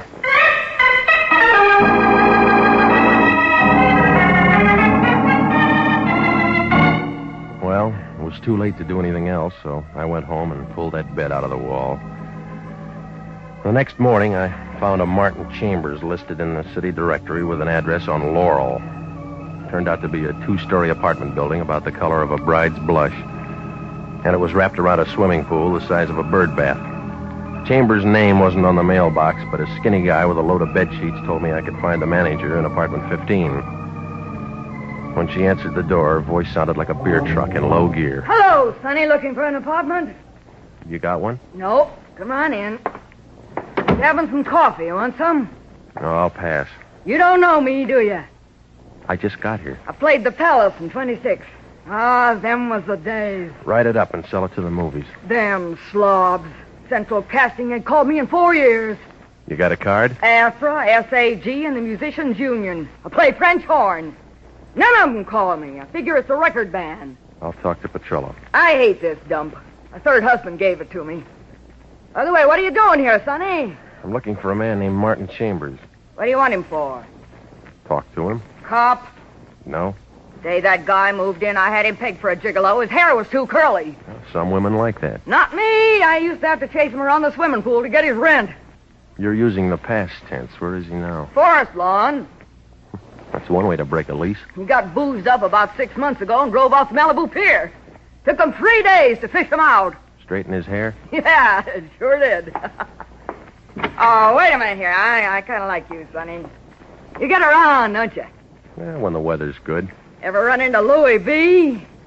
No, not yet. If you do, mention my name, will you? What is it? Just say that Goldie McMasters was asking for him. He'll remember old Goldie. How could he forget? Palace in 26. Let's back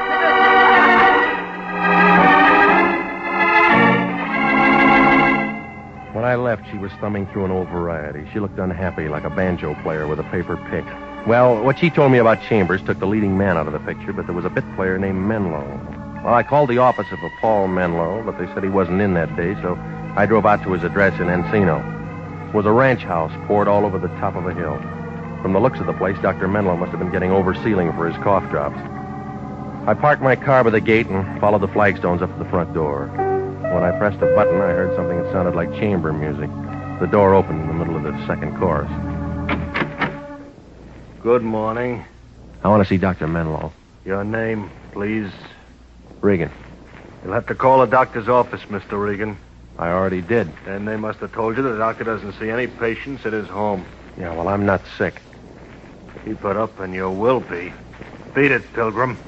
No, I came here to see the doctor. He don't want to see you. Get your hands off me, punk. Once I hit a guy in the ear, it busted his leg. Oh. I can handle this guy, Vicky. Stop that. Get out, Max. I'll be in the back if you want. You ever been a referee? I've been a lot of things. Come in, Mr. Regan. I apologize for him. He's so eager. Isn't this better? No, everybody's eager now. Anxious is a better word. I like blue serge. Has an effect on me. You the doctor's helper? I hold his stethoscope. My name's Vicky Starr. I'd like to see him. He's busy. Where do I wait? Might be quite a while. He just opened a bottle. Well, then I'm right on time. Paul's not sociable like me. He drinks alone. He gets more that way. Let me entertain you. What can you do? Watch. Oh, no, easy, baby. I don't know how to fix a fracture. I've already got a man that can do that. I want one with brains.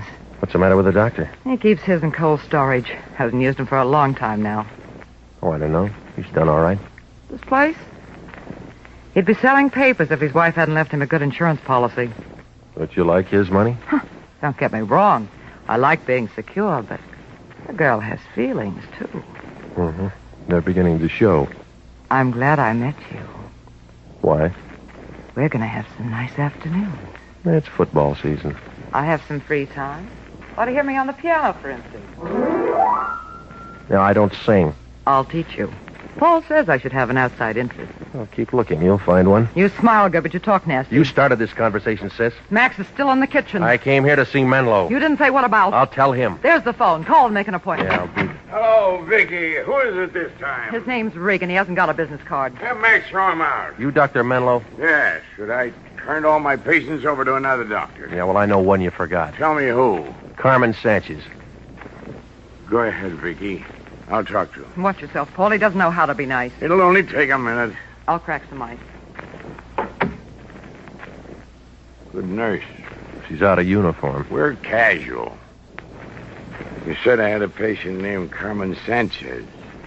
Who told you that? Somebody she knew? Your relative? Friend. You heard some wrong information, mister. I never heard of Carmen Sanchez. I read about you in a letter. Must have been another Menlo. No, there's only one with a license. You peaked, too. 25 a day? 10. I work for another guy. Who? Lion. Lion's eye. Okay. You're still at the wrong house. You want to show me your files? Why not? Come on. Okay. They keep a duplicate at home. Help yourself. Want a drink? Too early. You don't mind if I have one? No. Anything? Not under Sanchez, no. Now do you believe me? She could have used another name. Got any ideas? Blonde girl, 5'4", brown eyes. Means nothing. Did you ever know a man named Chambers? Yeah. In high school, back in Denver. Drove a truck. That doesn't help. I'm sort of retired now. Yeah, that's what Vicky said. Nice girl. Talks to everybody. You satisfied? Not yet. Don't mention it. Always glad to help out. There's easier ways to make a living. Yeah, I haven't got a wife with an insurance policy. A year ago, I'd have broke you in half for that.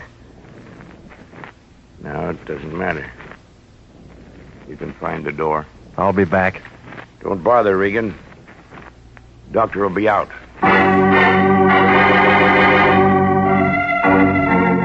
I left him sitting there with a glass of rye in his hand. It wasn't much of an interview, but there was a story somewhere. What Menlo didn't have in his files, he was keeping in his head, and figured he might open up if I showed him that snapshot in the letter. Well, I drove back to town. I put in a call to the Lion. Nobody answered at the office, so I went home. When I opened my door, I caught a load of taboo. Isabel Sanchez was wearing a dress she must have put on with a shoehorn. You've got the nicest janitor. He thinks I'm your sister. Where'd you meet him? He was in the lobby when I came in. I've been waiting for you. Yeah, well, we got an office, you know.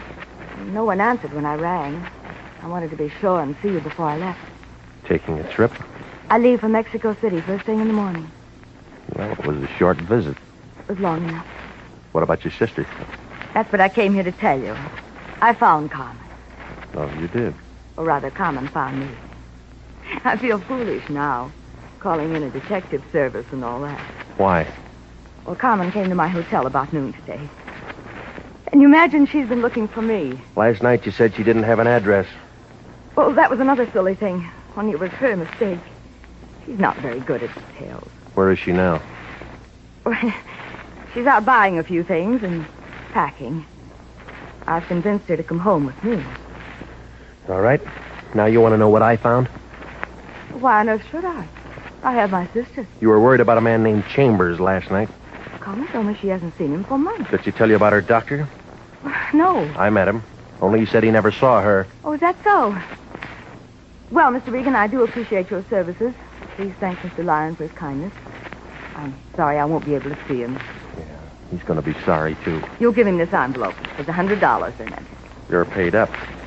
It's for all the unnecessary trouble I've caused you. And, Mr. Regan, it's all confidential. You read the contract. I wouldn't want any of this to get back to the wrong people. You know some of the wrong kind, do you? Doesn't everyone? Thank you again. Bye.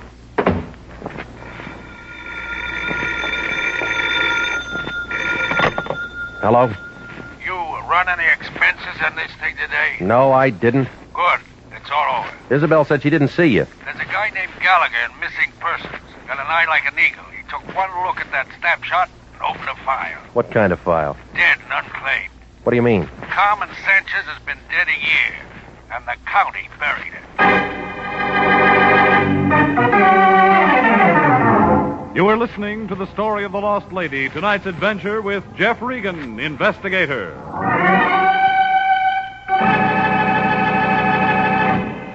Before we continue with tonight's story, here's an important message from the Adjutant General's office. The Army Nurse Corps Reserve still has commissions available for graduate registered nurses between the ages of 21 and 45. If you believe you qualify for a commission in the Army Nurse Corps Reserve, apply to the Adjutant General, Washington, D.C. And now, back to the story of the lost lady and Jeff Regan, Investigator.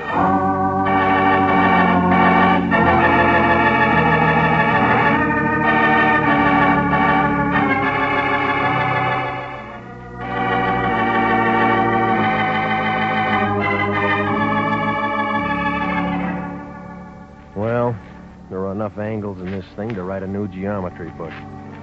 Isabel Sanchez came to Los Angeles to find her sister, Carmen. She called in the Lion, who started me digging. A doctor named Menlo out in Encino used a milk bottle for a jigger.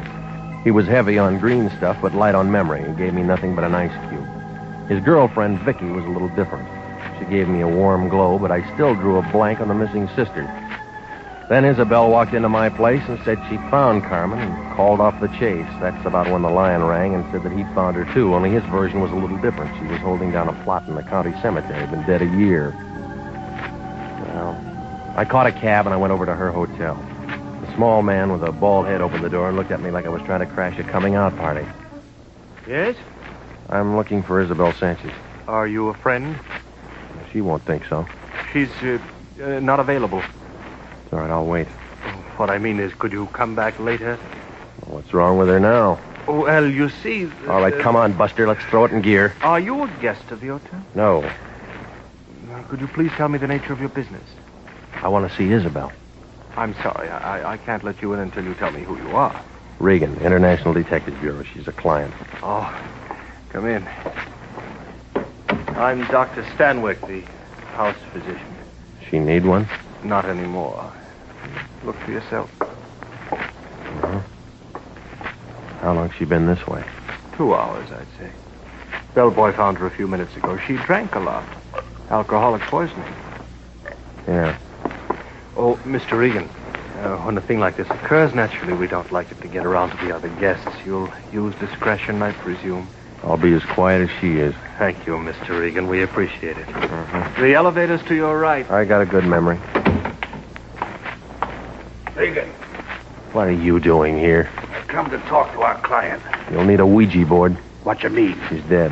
Why'd you let that happen? She wouldn't have done you any good. What you talking about? Yeah, all right. You go to Isabel. You say her sister's buried on the county, but it'll take a little cash to keep it out of the newspapers. Not so loud. Go back to your contest blanks, big shot. That Sanchez dame didn't come from Mexico, and she wasn't rich. You mean she's been lying? I told you that yesterday. All right, we'll close the Sanchez case. Oh, no, we won't. It's still wide open. Where you going? To buy an Airwick.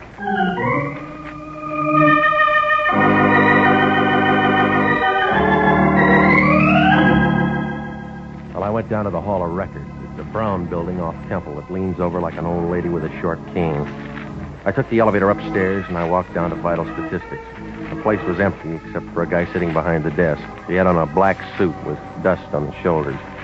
His fingernails were dirty, and he was reading a dictionary. He must have been at a good part, because he looked mad when I nudged him. We're not at us. Quick, shove it. I want some information. That's what I'm here for. I'm a public servant. Now, let's get to the death files, will you? You're a morbid guy. You got a lot of stuff from births and marriages. Ask me something about that. Carmen Sanchez died a year ago in August. Tell me what from. Okay. How'd you spell it? Just like it sounds. Sanchez.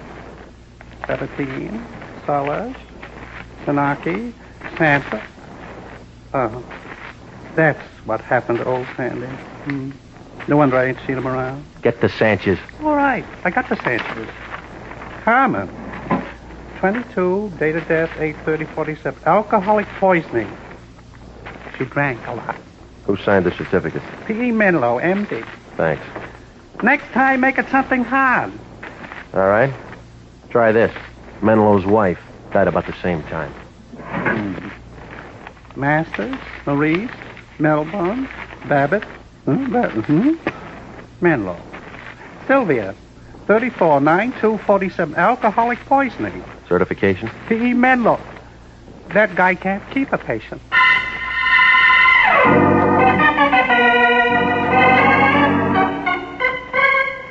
Well, I left and I went back out into the street. It was almost 5 and the traffic was heavy.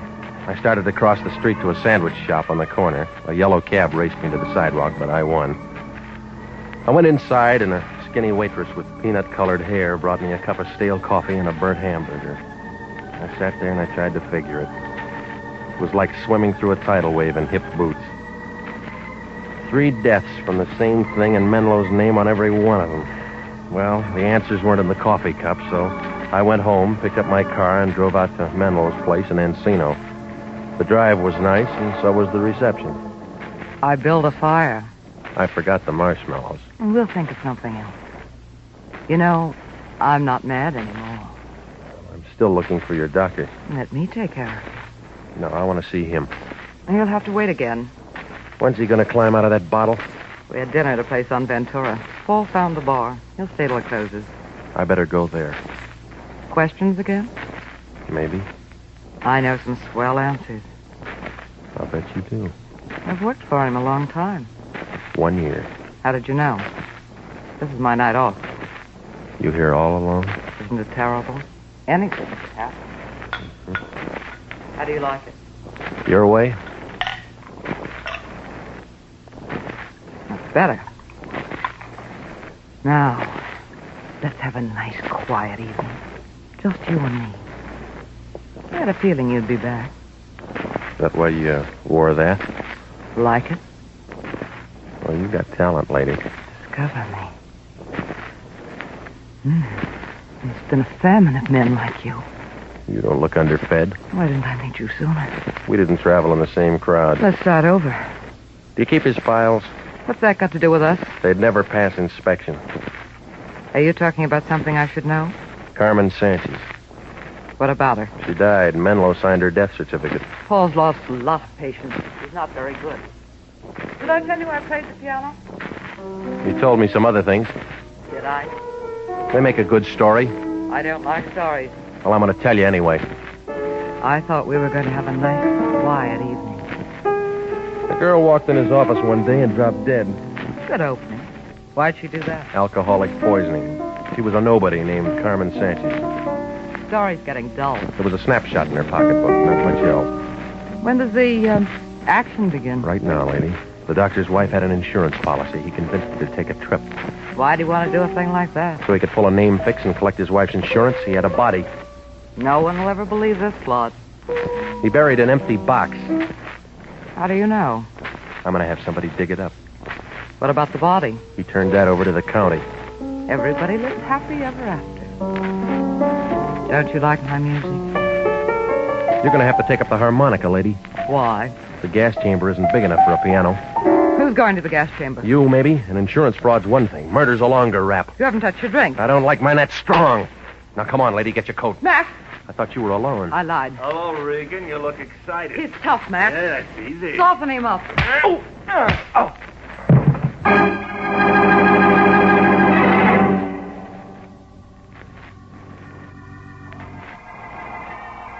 I was in a white room when the trip ended. I tried to move my head, but it felt like a grand piano. So I just lay there. Pretty soon somebody put something damp on my face, and I began to see things. Vicky was there, Max. So was Menlo. If I'd have had a deck of cards, we could have played a pinochle game. Menlo looked kind of upset, like an ostrich with a sore throat. He had a needle in his hand. I get the shakes. You're all right, Paul. Now go ahead. Just like Isabella. You should have stayed out, Regan. Oh, I wanted one more look at you, baby. I hate to see the nice ones go, but it'll all be over in a minute.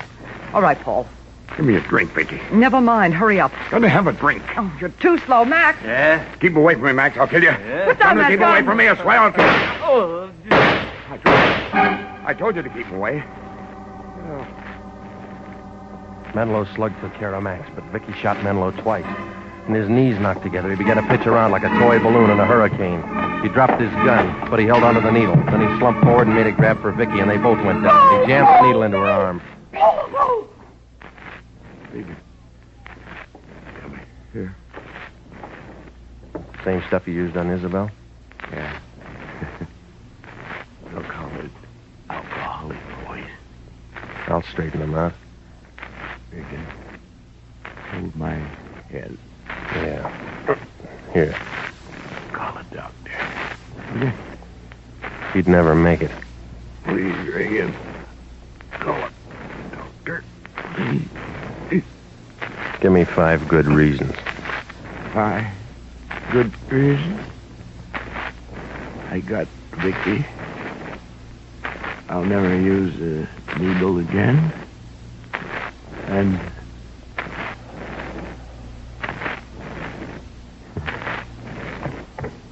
you only gave me 2.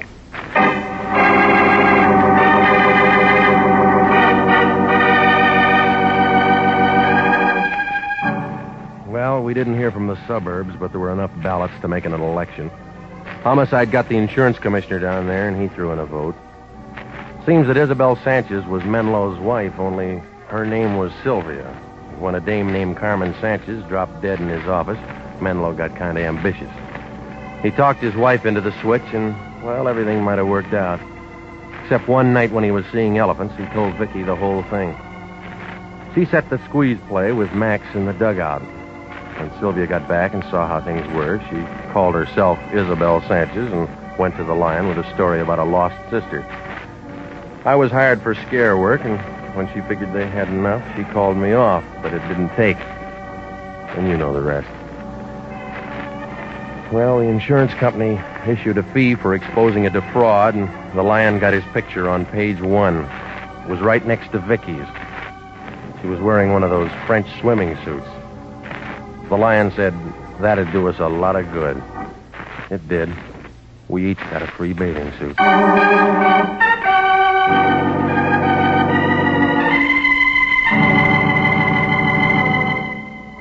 Jack Webb is featured as Jeff Regan with Herb Butterfield as Anthony J. Lyon.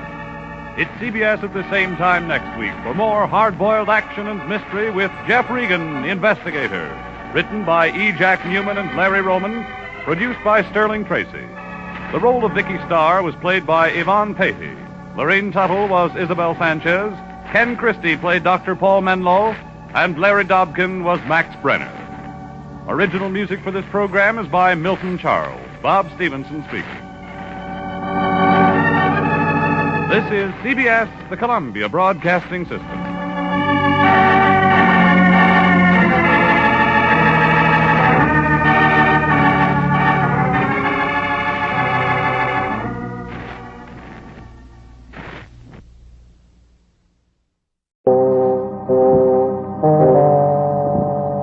My name's Regan. I get 10 a day in expenses from a detective bureau run by a guy named Anthony J. Lyon. They call me the Lion's Eye. Jack Webb is Jeff Regan, Investigator, as CBS offers you hard-boiled action and mystery and thrilling adventure in tonight's story of The Lady with Too Much Hair.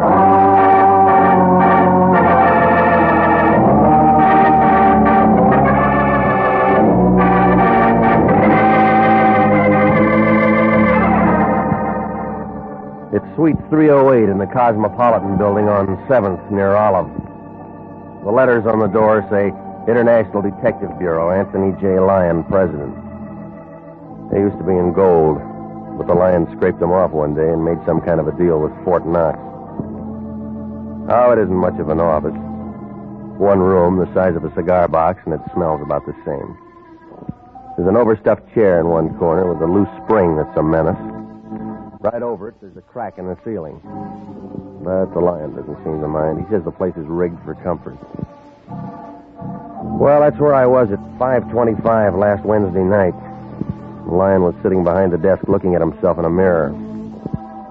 What he saw should have scared him. A pair of shoe-button eyes mounted in a head like a Spanish onion. You know, Regan, I don't feel like I used to. Neither do the Republicans. I think I've got that middle-aged look. Just the spread. It's getting a little scarce on top. Change your shampoo. I shouldn't be getting bald at my age. I'm only 39. Your addition's kind of bad, isn't it? I guess it's because I got so much worry. None of this business takes a lot out of a man. Takes more out of your clients. They get good service at reasonable rates. Well, I've heard the commercial. Regan, cancel all arrangements for tonight. You're going to be busy. Doing what? That's the trouble with you, young man. Too hasty. Learn how to relax, like me. Tell that to your ulcer. Ever hear of a lady named Hazel Carr? No. Well, you're going to. She's a businesswoman, and we got business with her. What kind? Later. When? Anthony J. Lyon, International Detective. Yeah. 1302 Beechwood. Right away, Mrs. Carr. Okay, there's the kickoff, Regan. Who's playing? You and a red-headed guy. Hop over to this address and hide behind a tree or something. I forgot my beard. You'll see a red-headed guy coming out of the house in about 45 minutes. Get a real good look at him. Why? He's the guy you're going to study so you'll know him anytime you see him. Where does Hazel Carr fit? She's inside the house. After you spot the guy, go in and see her. Fill in the rest. She'll give you all you got to know. Now get moving and stay on the ball. I work for you. How can I get off?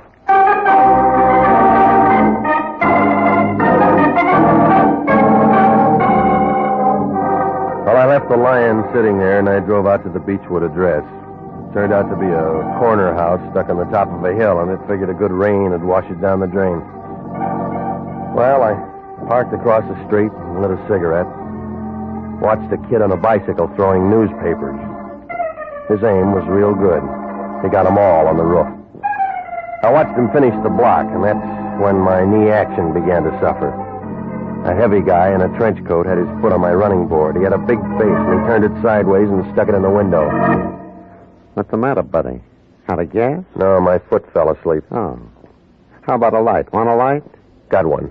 Okay. Out of fluid, anyway. Well, pull your head out of here before you lose it. It's all right. I always carry a spare.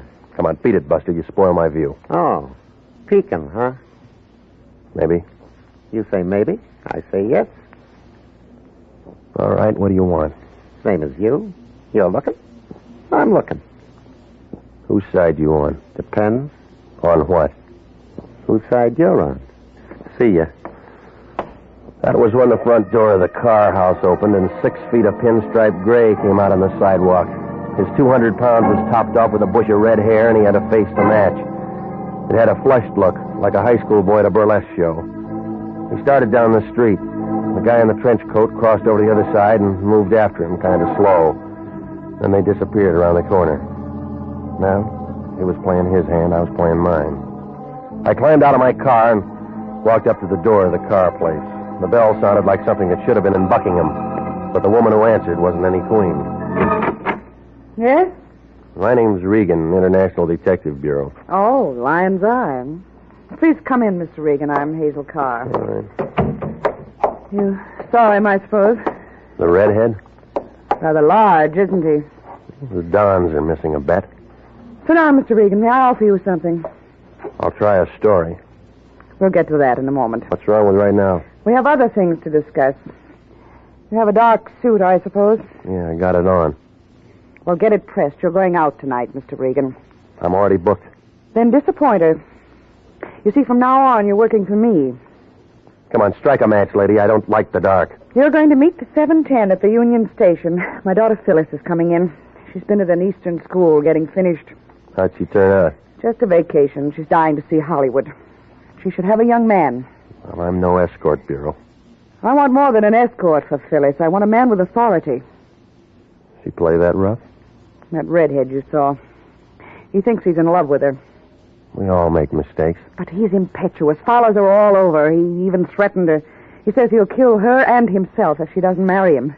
Well, either way, he loses. I don't care about him. It's Phyllis that worries me. She's so young. Mm-hmm. But I don't want her to know that things are so bad she needs protection. You must remember that. Maybe she'll figure it out herself. Don't let her. Anyway, I've wired her that a young man was going to meet her at the train to show her around. A nice young man. Can you act the part? I'll try. I'll see that you do. Who's that boy out in front in the trench coat? I don't know what you mean. Okay. Anything else? I made your reservations for dinner dancing at the Grove. Now show her a good time. You're paying the bills. And keep her occupied until I figure out a way to get rid of that redhead. Murder might work. Think about it. Call me after you pick her up. Sure. Now, you better go. Okay. Oh, Mr. Regan. Yeah? Here. What's this? Emily Post. Read up on your manners.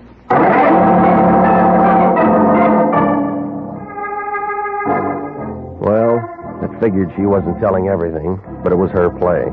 I headed for my place to clean up before meeting the train, and it took a little time bucking traffic on Franklin.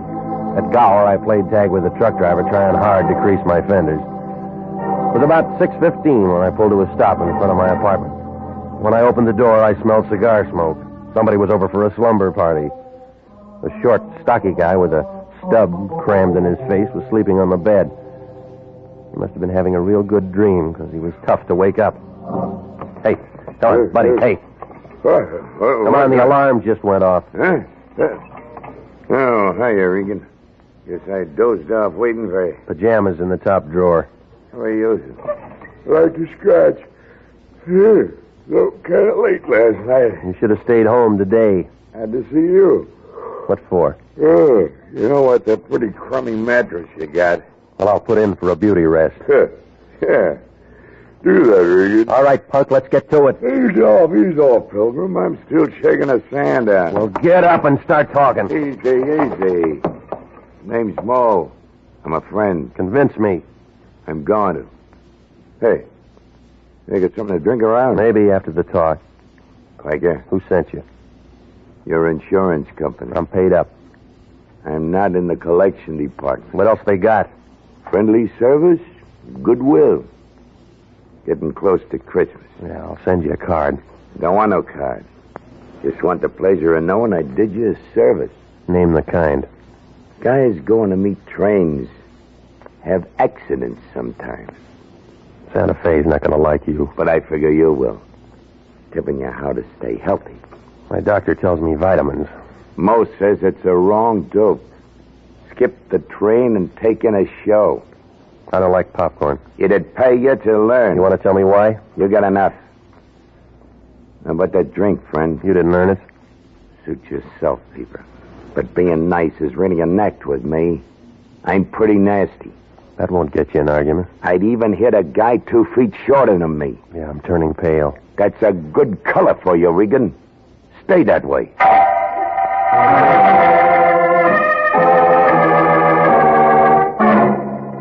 He chewed on the cigar a couple of times, and then he went out to find a spittoon. Oh, the whole thing had a crummy look, like a box of stale crackers. I tried to figure whether he was working for the redhead or grubbing around on his own, but not enough scenes were in to make it a full picture. Well, the car woman was writing the checks, and I was still trying. So I cleaned up, threw on some fresh clothes, and made it to the Union Station a little after 7. The super chief was just coming in. The station master, who walked with a slight lisp, took her name and said he'd bring her to me. And then I fought my way to the restaurant, and the waiter brought me a cup of coffee. He was a skinny little guy with a lot of neck muscles. I guess he got that way from talking so much. Are you going someplace, mister? Just been. Oh, got fun? It wasn't bad. Sugar? No, thanks. No, that's no good for you anyway. Gives you diabetes. You know, mister, I gotta go someplace myself sometime. I got a suggestion. I've been working here 12 years, yeah. People come, people go. Pete Brody stays on forever. Hey, clean? No. That's just as well it's sour.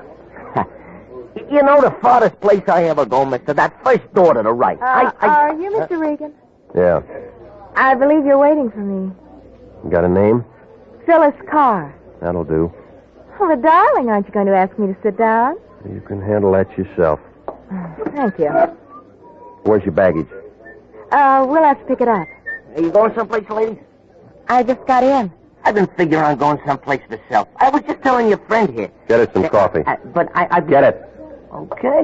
I'm just being friendly. Yeah, I'm going to adore it here. Town full of mashers. You'll get along. I'm much older than I look, you know. Carry a sign. Well, you don't seem very happy with me. I'm dreadfully sorry. You're much better than I expected. Your mother thought different. Oh, she's a dear. I thought at first she might pick me one of those children from UCLA. Well, they'll grow up. But darling, who can wait that long? I want to have fun while I'm young. What kind of school do you go to? All girls. Well, that explains a little. And it's very progressive. Here's your coffee, lady. Oh, thank you so much. Ah, don't mention it, lady. Yeah, like I was telling your friend here before. Oh, where are you going, Mr. Regan? I figured on going... No, not you. Me. Me. Oh. To phone your mother. Say hello to the dear for me. I'm going to say a lot more. Now, you sit right there till I get back. Oh, whatever you say, darling. I'll be making myself more beautiful. Save that for the redhead. Where'd you hear about him? News gets around. You're more my type. Now, you better settle for UCLA. You don't want to wind up an old maid.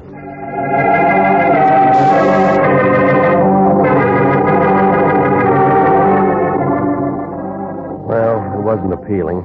Nursemaid to a junior miss, trying hard to work up a sweat. The curtain wasn't down, but I was ready to call off the show. I scratched around for a nickel, and I found the phone booth between the newsstand and a broom closet. There was some old gal inside with a waffle for a hat having a private filibuster. When she finished, I went in and started to dial Hazel Carr. That's when I spotted that redhead in the pinstripe working his way through the crowd. He had an eager look, like an English setter flushing quail. I threw the receiver back on the hook and started for Phyllis. As soon as I stepped out of the booth, the thunder broke. Somebody threw 2 slugs into the redhead and his light went out. The crowd began to gather, so I went back for Phyllis. It was hard going. I was moving against the grain. Hey, boy, tell me you're going. What? I heard a shot just to come out of Hey. Hey, you. Some excitement outside, hey, mister? Call homicide. I've been working here 12 years, seen a lot of things. Where'd you go? One day a whack chased the major all over the place. Listen. Hey. Now, listen. That blonde sitting over in the corner with a high meter reading. Where'd she go? You're spilling the coffee. Now see what you done. What happened to her? Leave me alone. Give it to me. She went out. When? Well, just after you did. Before or after the shot? I don't remember. Well, think. Before. Yeah, before. I remember watching the way she walked. She got a date? She tried, but she said she was going steady with a red-headed guy.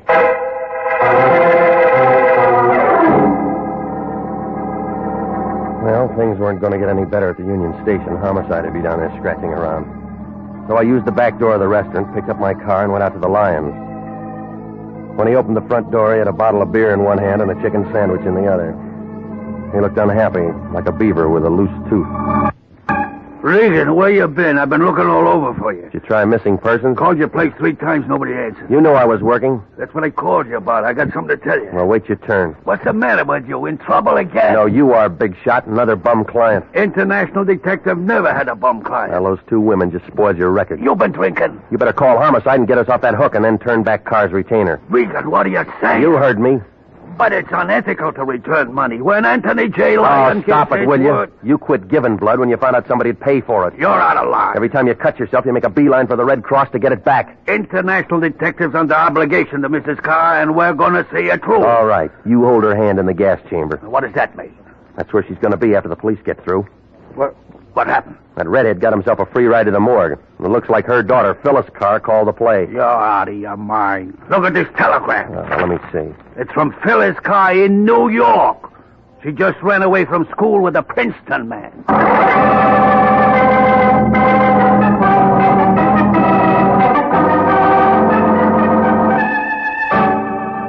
You are listening to the story of the lady with too much hair, tonight's adventure with Jeff Regan, Investigator. Commissions are still available in the Army Nurse Corps. Graduate registered nurses between the ages of 21 and 45 may qualify for service with this fine organization. Nurses may request active or inactive status. Those on active status enjoy the same privileges as regular Army officers. Those on inactive status may continue their civilian nursing duties, but stand ready to serve in time of emergency. If you're interested in joining the Army Nurse Corps and believe you qualify for a commission, apply to the Adjutant General, Washington, D.C. And now, back to Jeff Regan, Investigator, and the story of the lady with too much hair.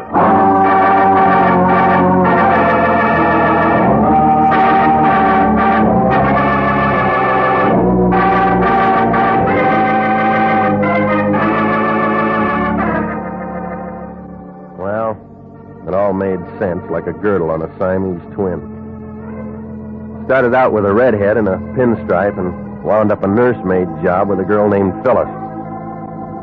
While I'm in a phone booth, somebody throws a couple of sleeping pills at the redheaded guy. The smoke cleared, and Red's doing the big sleep in Union Station, and my date somewhere else. The Lion makes it a Sunday special with a telegram that says everything is off. Well, it didn't take 20/20 vision to see that the girl in the station was a substitute or the telegram was a phony. Well, it was easy to figure my next move. I went across the street, and I found a booth way over in the corner. I was 2 drinks into the house when the skinny guy in the trench coat eased down beside me. Hi, Regan. Think it'll help? You get around. So do you. Still following people? I gave up. You? You got something to say? Oh, I'm just here for a friendly drink. Try the bartender. I like conversation. What kind? All kinds. Bourbon and water. Now, don't look so worried, Regan. I'll pay for my own. You're going to make a night of it? I can't. Got things to do. Got to find a man who shot a man. What man? The one I followed. The one you watched. Any idea? Yeah. Who? You. Bum joke, Regan. Well, why'd you follow him? My business. Besides, I lost him in a traffic jam. Here you are, Mac. Thanks. Well, here's to the newspapers. Seen this one yet with pictures? All about our friend. Fine murder story. No, I work the crosswords. Oh, give me crime and lots of it. You know why? No, tell me why. It's sin, and sin is here to stay. All right, you said your piece. Unknown assailant fires 2 shots into traveler at Union Station. Listening? It's an old story. Think so? He got his red hair dirty on the floor. Wrong caper. Well, I'll catch up later. This guy was different. How? Bald, like a boiled egg. Crazy. Give me that. See what I mean? The guy in the picture ain't got red hair, got no hair. What's your angle, Buster? Like I said, I read papers. Why? I thought maybe you belonged to the Barbers Union.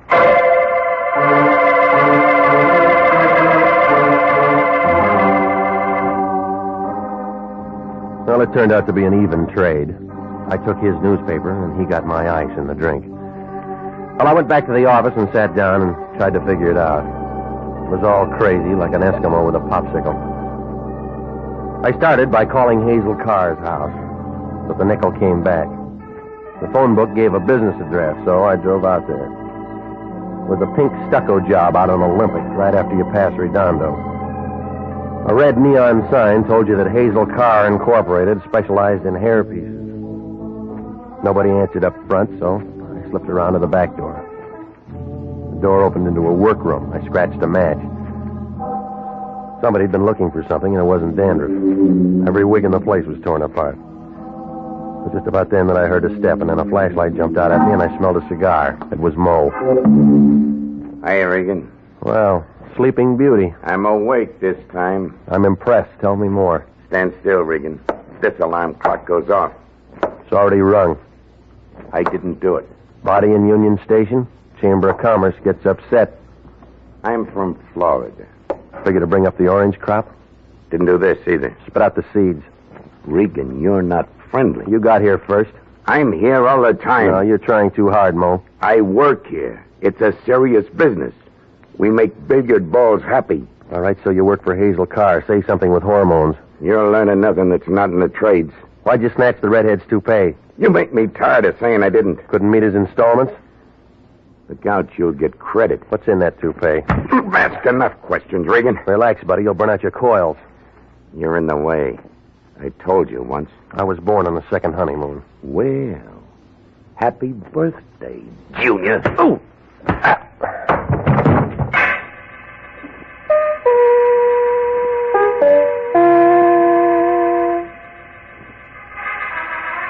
I was lying face down in a pile of Santa Claus beards and yak tails.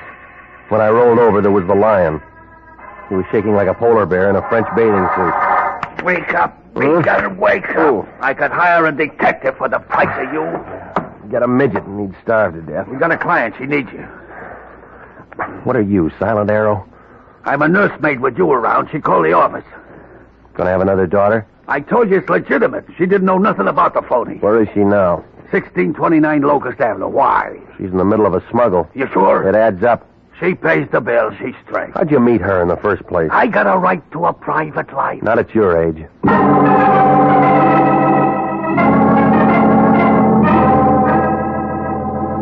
So I left the lion standing there, and I climbed in my car. I made a couple of right turns in the wrong zone, but I found the address all right. 1629 turned out to be a two-story Monterey number in the middle of what looked like a golf course. If Hazel Carr owned this place, too, she must have been selling toupees to Crosby's whole stable. I parked the car, and I headed for the lights that were on downstairs. I took the front steps two at a time. Well, Wow. If it isn't UCLA. I just got in from Berkeley. Well, don't be bitter. I'm not. Where you been? Jealous? You're fickle. Just when I'm in college. Lucky student body. I didn't know you noticed. Well, skip it. It was a lousy act anyway. Good enough to fool you. Going somewhere? I got a date. If it's with Mrs. Carr, don't bother. I sent for you. You better try again. Your boss just got a phone call. Well, if I put on one act, I can put on another, can't I? You didn't kill Red. It's not important. Yes, it is. Come on back inside. We're going to have a threesome. I like it better at the Zebra Room. We could find a dark place. That'll come later. I'm leaving. No, you're not. Inside, sis. You don't have to coax me. Where is she? Mrs. Carr. Look, it wasn't me. She's been dead a long time. So's your alibi. I've only been here for 5 minutes. You're lying. I'll make you listen to me. Look out. Drop it. You pick up that gun and I'll break you in two. Oh, stop it. Get me a drink. Some over there. All right. Look, I didn't kill him. Not either one of them. Sure. You don't believe anything. Depends on the source. Here, this'll slow you down. Thanks. All right, now let's start talking. You got me into it. Mo? Maybe. Say yes. Don't be personal. You get me out of the way so he can plug the redhead and snatch the toupee. Mo's impulsive, that's all. Forget about him. But the toupee was empty, so the two of you have to scratch around some other places for it. Shall I wrung my fingers through your hair? Let's stick to the subject. I wish you would. Did the redhead know he was carrying an empty load? Nobody did, except Mrs. Carr. It was a smuggle, and she was holding out. It's a mistake for a woman, don't you think? They had a trio, and she wanted to sing solo. The boys weren't smart like you are. Maybe she was worried about her daughter. Maybe she wanted to go straight, and the boys didn't want her to. You're wasting our time. Let me show you where I fit in. No, you're on the wrong floor. There's a way to fix everything. You're an accessory. I can become essential. You'd get lipstick on my expense account. Come here. I'll break it up, baby. You scratched around every place. You still can't find the goods. I think I found it. You figure the old lady used me as a safe deposit box? Where else could it be? All right, supposing I got it, what next? Do I have to draw a diagram? We might as well be realistic about this thing. What's it worth? $50,000 of the white stuff. I don't like to dream. You look like you could use one. I'm extra. Meet the contract there. Oh, yeah. This act figured to do it. Mo. You got a good memory. Mo, baby. Skip it. Stand still, Pilgrim. I was trying to get it from I you. heard the song. Thought Regan might like to hear the chorus. Oh. Mr. Bet, Regan. You should grab an offer when it's hot.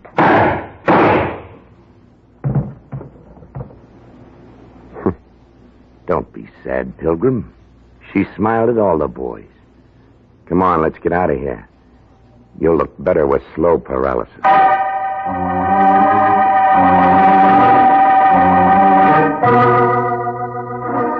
Well, I had about as much chance as a clean towel in the boarding house. When the muscle said move, I had to be polite. I guess he figured the car place was too crowded and he wanted new scenery. Well, we went out to the street, and he steered me for his car. It was a black job with white sidewalls, and there were 2 suitcases in the back seat. But all his bags weren't packed. He was missing a small package, and he had the idea it was over at my place. When we got there, it was about midnight, but it wasn't too late for him to go to work. Now, isn't this better, Regan? Home sweet home. I never liked it anyway. Move. I got a lease. Those things can be broken. Want me to show you how? No, I'll struggle along. You make things hard on yourself. Now do something the easy way. Get me the stuff. You're wasting your time. I got lots of it. You ain't. Well, I haven't got it. Mo thinks you have. Well, then he's pretty dumb. That's on account I don't like your choice of words. Buy me a dictionary. You're going to get yourself 2 big holes in your middle if you don't lay that stuff in my hand.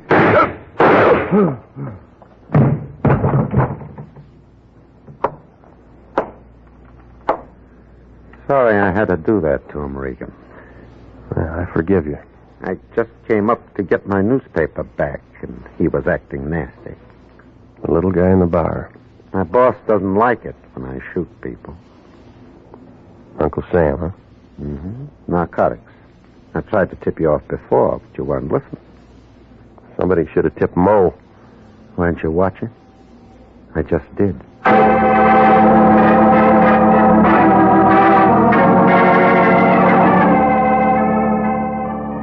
Well, it was all over fast, like a short beer in a cheap saloon. They took him away in a basket, and all I had left was a spot on the rug. They had a good thing until Hazel Carr got anxious and decided to pull out. Only she wanted to be clean and have the stuff, too. That's what started the scavenger hunt. The only thing straight in the whole corkscrew was the part about the daughter needing protection. But I guess she got it back at Princeton. The stuff? Oh, it finally turned up. Hazel Carr had found herself a good place to hide it. The Fed spotted it the first thing the next morning when he saw the lion. How could he miss? The lion looked awful in that red toupee.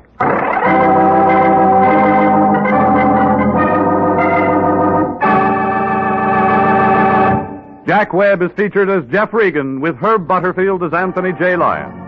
It's CBS at the same time next week for more hard-boiled action and mystery with Jeff Regan, Investigator.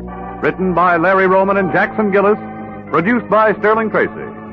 Included in tonight's cast were Mary Lansing, Ken Christie, Sidney Miller, Lorette Tilbrandt, and Ed Barrier. 29,000 nurses are needed to join the new Army Nurse Corps Officers Reserve. For the first time in history, qualified nurses have the opportunity of receiving commissions in the regular Army Reserve. These nurses will remain on inactive status, ready to serve their country in time of emergency. 4,000 of them, if they wish, may choose active duty. All nurses who receive commissions will benefit from the opportunity for specialized training offered to them by the Army. Inactive reserve status will not interfere with the nurse's civilian life.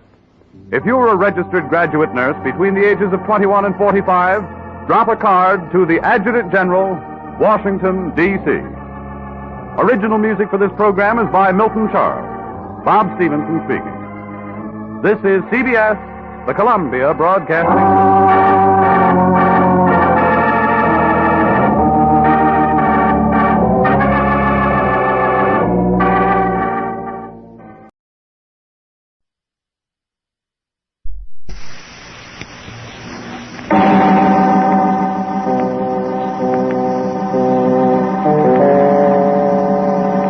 My name's Regan. I get 10 a day in expenses from a detective bureau run by a guy named Anthony J. Lyon. They call me the Lion's Eye. With Jack Webb as Jeff Regan, the Lion's Eye, stand by for hard-boiled action and mystery and thrilling adventure in tonight's story of the guy from Gower.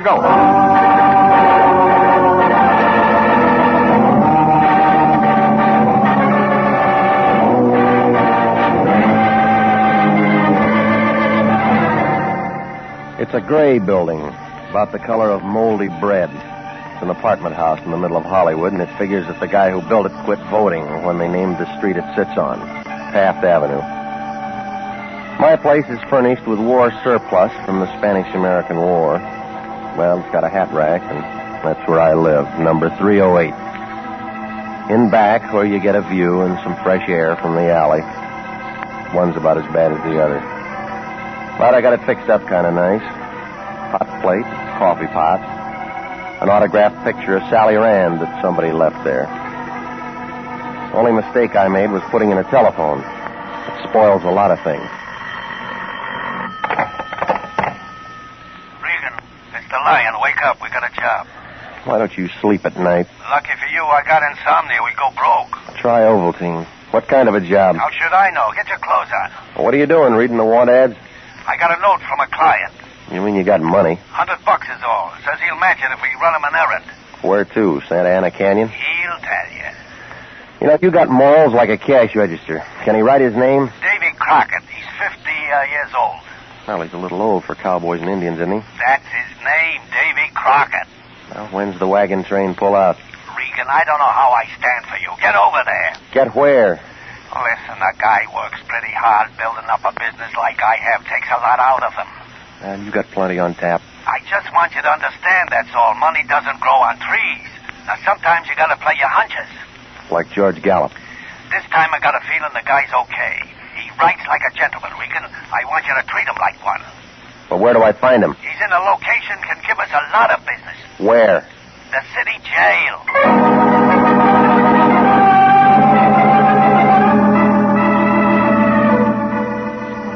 Yeah, that's the lion.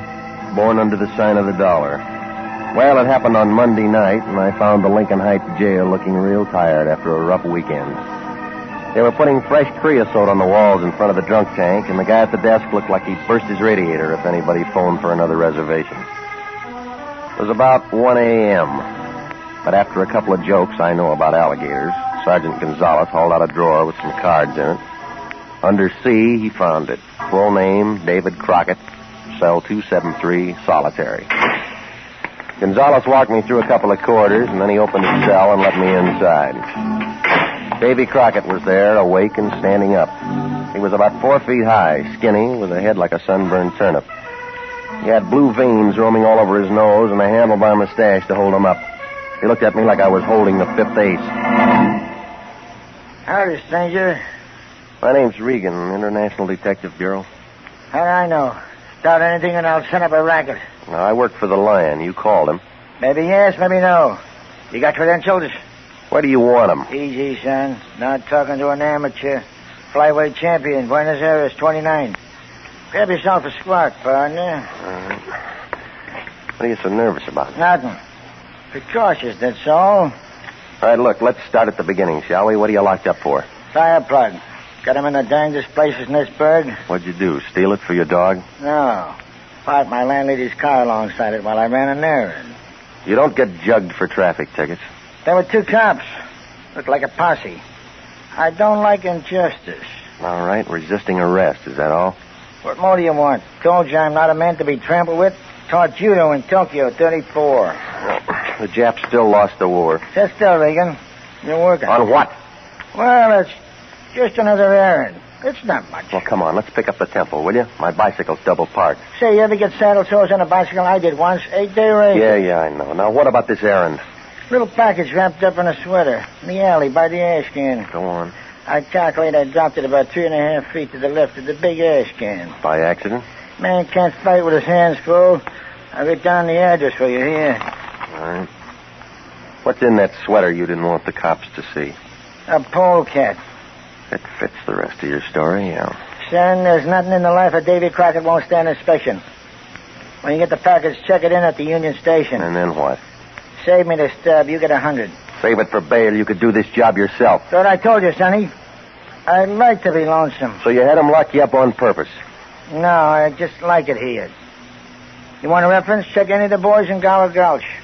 Movie cowboy, huh? Laddie, you're looking at the greatest jockey since Paul Revere. Eddie Sand to Eddie Arcaro. I beat them all. Kentucky Downs, 39. Yeah, sure. Well, a job's a job, Davy, but I got a hot tip where I fit in. Where's that? Trailing the field.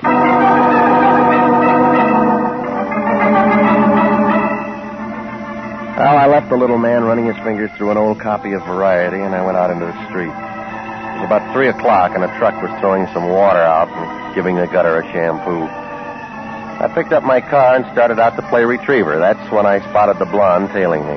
She was using a 37 Packard, and the top was down. I could see her in the mirror. I could tell she had yellow hair like a rag doll. It took a few fast turns to get rid of her, but then I was solo when I pulled to a stop by the alley off Gower. It was in back of some old movie studios. About then, a drunk came pouring down the street, did a loop around a fire plug at the head of the alley, and sat down. He was the talented kind, and I figured he thought I was Arthur Godfrey. Well, I scrambled over some broken beer bottles looking for the sweater. It finally showed, lying beside a pack of newspaper and some dame's torn petticoat. That's when the drunk lost his tilt and began looking at me. I picked up an old shoe, I wrapped it in a newspaper, and I started out of the alley. The drunk went back to his audition, moving toward me. Marie, the dawn is breaking. Marie, you'll soon be waking. Hiya, friend. Have a drink. That's not my brand. Don't be a mug. A little drink between friends is real nice. We haven't been introduced. My name's Maxwell. What's yours? Slipped my mind. That's the trouble with the whole world. No fellowship.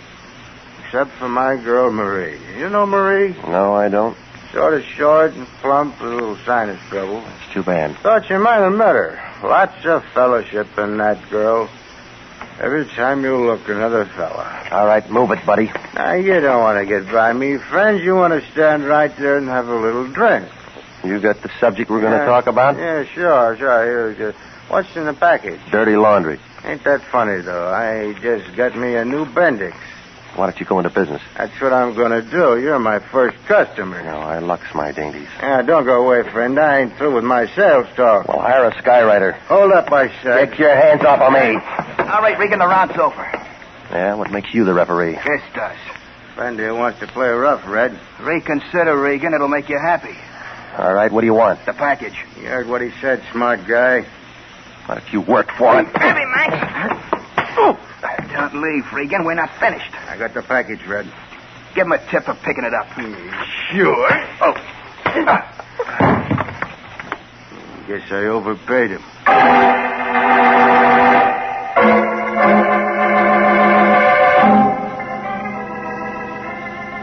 Well, it was easy to see it was their play. I had about as much chance as a midget in a basketball game. The muscles ambled off with the package that they took from me, and I crawled back for that sweater. It was still there, wrapped around something hard and round. And when I ripped it off, a shine caught my eye. It was a metal can of movie film, and the word Peru was marked on it. Not much for all the hush-hush, but it must have had a story. Well, I looked up a friend of mine who owned a camera shop, and I made a commotion with a $5 bill. That shook the sand out of him, and he rented me a projector with sound. The Lyons house was the next stop. We threw up a sheet on the wall and turned on the film. That completed the night. We had a trip to a good neighbor without a passport. Turned out to be a Joan Fitzpatrick giving us some kind of a travelogue. The most colorful in the world. A temple of worship. Home of Peru, 2,000 years old. Perfect a movie? Well, stop screaming, will you? It's free. You know I can't stand movies. I got sore eyes. All right, shut up and listen to this. New Peru, the marketplace. A street vendor dressed in gay native costume, selling delicacies to Peruvian children. Beads and jewels of exquisite beauty wrought by the hands of master Peruvian artisans. Horse racing, an innovation from the modern world. And native dance. I'm going to bed. You won't sleep. I stole your eye shade. Oh, Regan, I got to get up early. I got lots to do. It'll keep. A veritable symphony of motion. And so, it's with heavy heart we say adieu to lovely Peru, land of the Peruvians, land of charm and enchantment. And with the setting sun, we take our leave. Well, what'd you get out of it? A headache. Yeah, we'll talk about it in the morning. No, I can't wait. What you doing now? I'm phoning the city jail. Looking for a room? Looking for information. Davey will supply it. You've been drinking. Now listen, big shot. Somebody's after this film for some reason. I'm going to find it. City jail, Sergeant Gonzalez speaking. Danny's Regan. Oh, hiya, Regan. I'm glad you called. I just got that joke about the alligators. Now, well, do me a favor, will you? Sure, pal, sure. Say, I told it to the lieutenant. He's still laughing. You know, it may earn me a promotion, pal. Let me talk to Davy Crockett. Oh, I can't do that, Regan. Well, you can say I'm his lawyer. Well, it's not that, pal. He's not here anymore. What do you mean? Some guy bailed him out 20 minutes ago. When I was telling the lieutenant the joke, this guy in the briefcase comes in, slaps down the bail. Out walks your friend. Well, he said he liked it there. And Davy must have changed his mind. Where'd he go? Not very far. Just over to the morgue.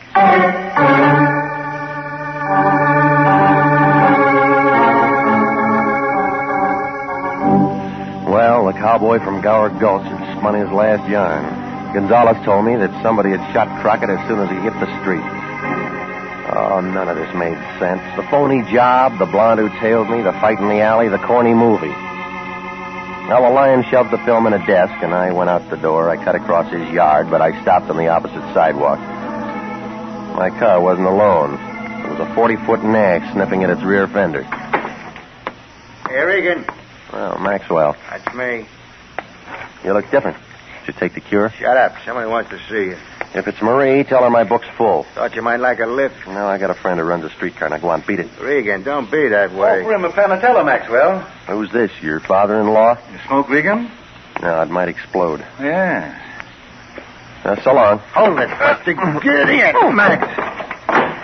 Max, I told you before, you're on probation. That's all right. Don't pick on him, teacher. He didn't hurt me. Get in front, Max. Sure. Where's your other boy, Red? We could play some bridge. I thought he'd do better in the shoe business. The one I gave him didn't fit, huh? I'm a much misunderstood man, Mr. Regan. I'm sure you'll put your best foot forward. I'd love to. My card, Horace Grundy. Mm-hmm. Sometime earlier, a little man called me, Mr. Regan.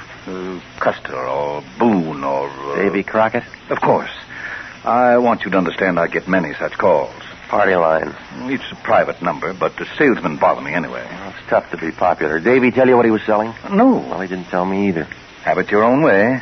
When I told him I'd meet him, he said he'd arranged to get out of jail. He said all he wanted was a job. And he got one. Yes, only there's no future to it. I wouldn't want anything like that happening to you, Mr. Regan. I'll renew my insurance. Oh, no, you'll come with me. It's more friendly. Suppose I don't like to talk. You won't have to, if everything goes all right. Well, it's your taxi. And you're paying the fare. All right, Maxwell. Cloverfield.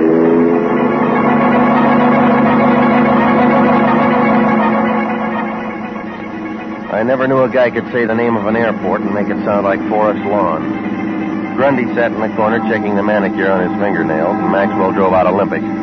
By the time we skidded into Clover, I'd figured absolutely nothing. It was still only 4 a.m., but there was a string of cars parked in the lot.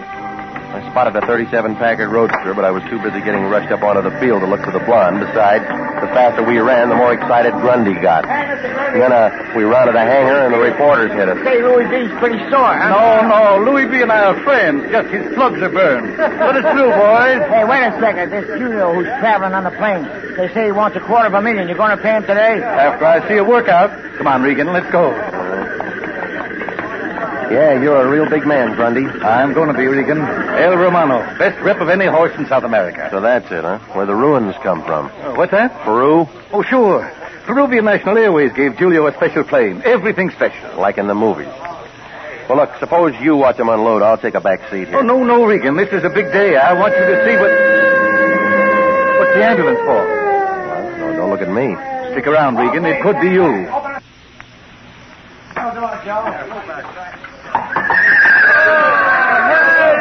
Romano. Help me. Hey, get that stretcher over there. Oh, he kicked me, hit me, kicked me. It's Julio. That's the guy who owns him? Must be. I tried to hold him. The halter break. Oh, my rib. Take it easy, boy. We got you. What happened? Bounce.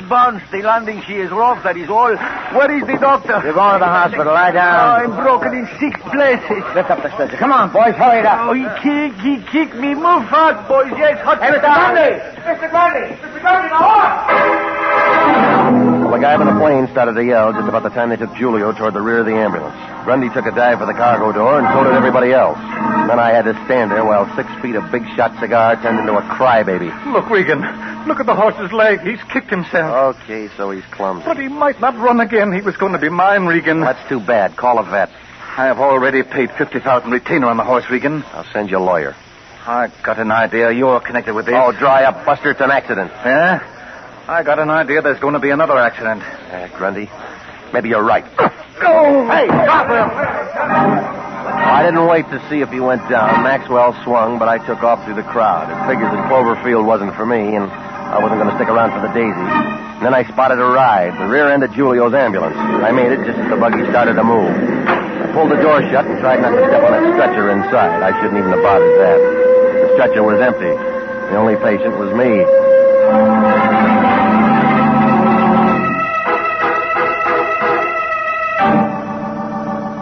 You are listening to the story of the guy from Gower Gulch. Tonight's adventure with Jeff Regan, Investigator.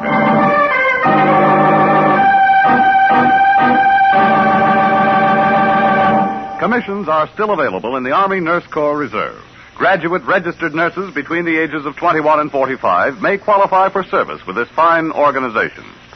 If you are interested in joining the Army Nurse Corps and believe that you qualify for a commission, apply to the Adjutant General, Washington, D.C. And now back to Jeff Regan, Investigator, and the story of the guy from Gower Gulch.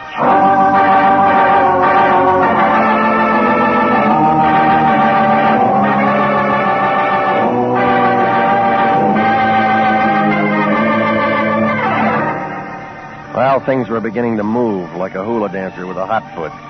Davy Crockett sent me out to pick up a roll of movie film. A Joan Fitzpatrick travelogue on beautiful Peru. There was something in it that was hot, but Crockett got himself plugged before he could say what it was.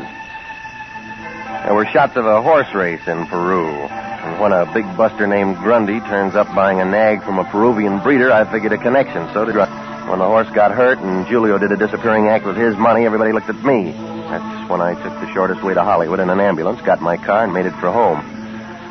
Only parked up the street from my apartment was that same 37 Packard Roadster I'd been dodging all evening. The blonde wasn't in it.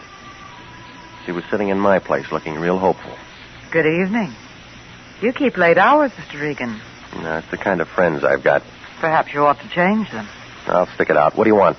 A little chance to talk to you. It'll keep till morning. Oh, but Mr. Regan, I've been waiting so long, you've got to talk to me now. Why? I'm Davy Crockett's wife. You've got something that belongs to me. I don't see any wedding ring. I don't wear one. Scare off the other boys?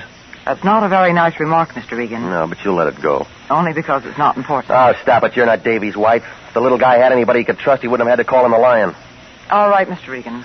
I lied. Now, let's have it, lady. What are you after?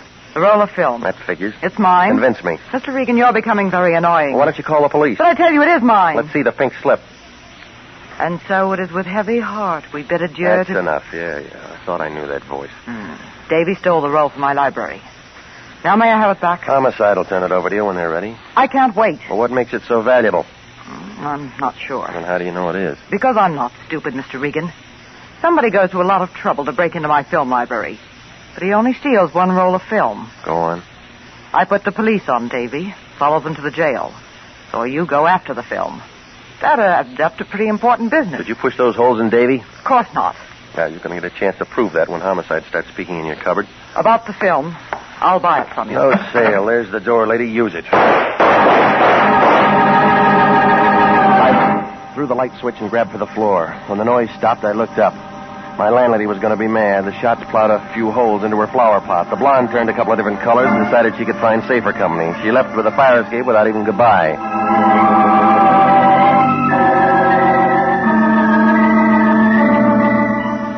Well, I headed for the Lions. The idea being to make sure that he'd turn that film over to the police and advertise that I didn't have it anymore. That figured to cool me off and I could catch some sleep again. When I got there, the Lion looked kind of excited. He was wrapped up in a silk robe with red and gray stripes, and he carried a drink to match. He was holding a piece of that movie film up to the light. Hey, Regan, I've been calling all over for you.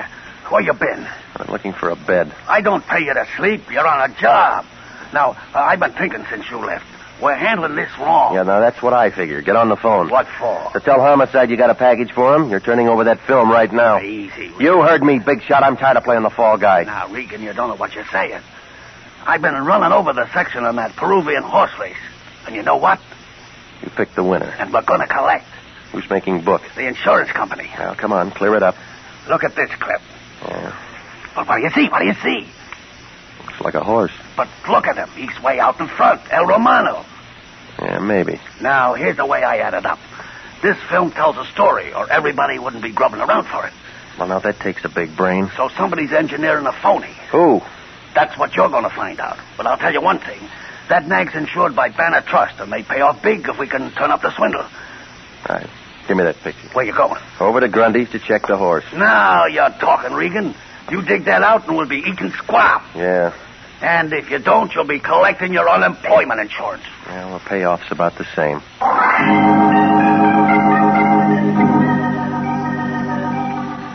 I didn't like it any better than a fan dancer likes a wind tunnel. I'd already seen enough of Grundy and his boys for one night, but when the lion gets an idea, he's like a hangman with a new rope. So I went out to test it. I found Horace Grundy's place. It was a bright new house in the San Fernando Valley. There was some fancy fence in back, and a stable looked like the paint was still wet where it said El Romano. A trailer was parked on the road with a truck from the veterinarians. When Grundy opened the front door, it looked like he'd been sitting a 3-day wake, but without any beer. Hello, Regan. What's the verdict? It's bad, Regan. Bad. Tendons torn. Never run. Never. Yeah, you said that. I can't believe it. Uh-huh. I knew somebody else liked animals. A guy from Gower Gulch. Decided to talk? Maybe. If you keep your hands in the audience. What else did Crockett say? Now you got him on the wheel. All right, you drive. That's better. You know the horse is insured? Not by me, it isn't. You don't own it. You just paid a deposit. Sure, 50 G's. You got it back yet? There's plenty of time. Julio's in the hospital. Oh? Well, now, if it wasn't for the accident, you would have coughed up another $200,000. Yes. No. Oh, what difference does it make? The whole deal's a bust now. What if that horse is a phony? Say some more, Regan. I don't know much more. Davy Crockett was a movie fan. You're doing fine. You had pictures? I wouldn't advertise them, but there's a shot of a horse winning a race. Take a look here. Give me that. All right, it's economy size. You're going to ruin your eyesight. I got a magnifying glass for my income tax. Well, let's get a light behind it. Now, what do you see? Horse. You get a star. 4 white feet. I can do that well myself. Listen, Regan. Horse in the stable's got 3. That does it. My boss gets promoted. Come on outside. I'll show you. I'll take your word for it. Let go of me. I got my information. Maxwell, where are you? I told you, don't whistle the bulldogs. You're in it now, Regan. You're on my side. I drop your blood pressure. There's a handkerchief on the plate. Hey, wait. Hello. I look for somebody. Good morning. Pan America. Si, I'm Julio. Is Mr. Grundy? That's the guy with his mouth open there. How do you do? I'm so glad to meet in Shogat. Okay? You switched horses. No, you'll not understand. El Romano, he kicked me. Wait for the encore. Mr. Grundy, with belief, I'm telling you. Now, look, you better make it fast, Julio. This guy goes off. Shut up, Regan. A man trades a stretcher for a slab. Let him talk. The hospital. I did not go. Julio is honest. A debt comes first. The interest's going up. When El Romano hurts himself, I know the deal is off. I know I must see the consul, so we cash the check. What? Here we are. 10,000, 20, 30, 40, 50. Your down payment is up. Now we are one big happy United Nations, no?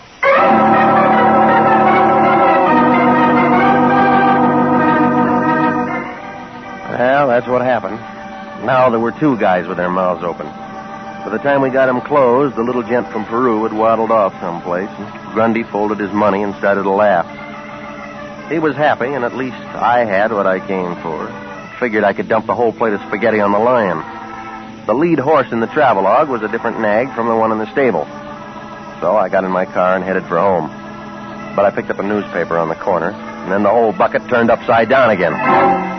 The green sheet was loaded with publicity shots of El Romano from South America, and he was exactly the same oat burner that came in on the plane, feet and all. No switch there. Well, there was something phony in this act. It was that winner in that Fitzpatrick film.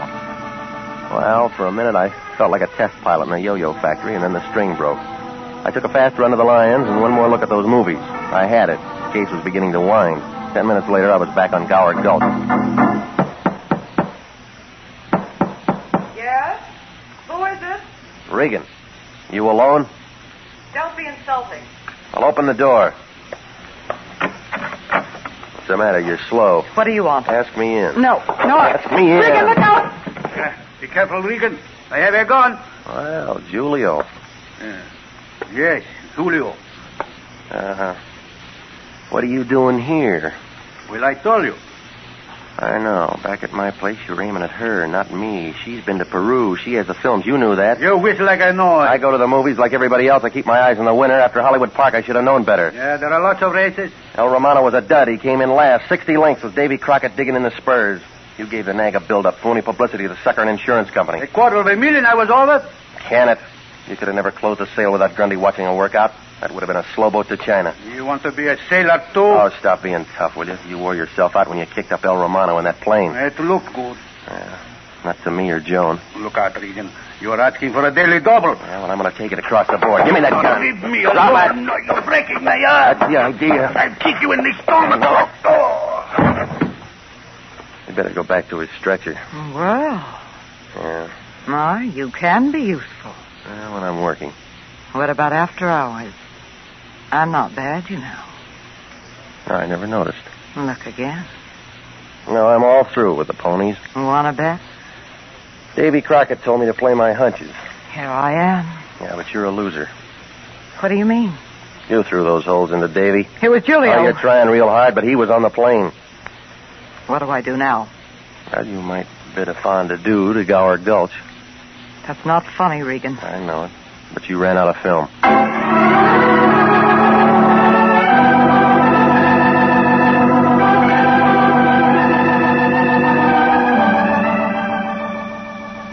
Well, the whole thing blew up like a hoop skirt in a high wind. Julio had a real good thing until he ran into the little man with a good memory and a dame with a fast trigger finger. Her blackmail pitch was already set up, but Davy figured to queer it, so she had to knock him off.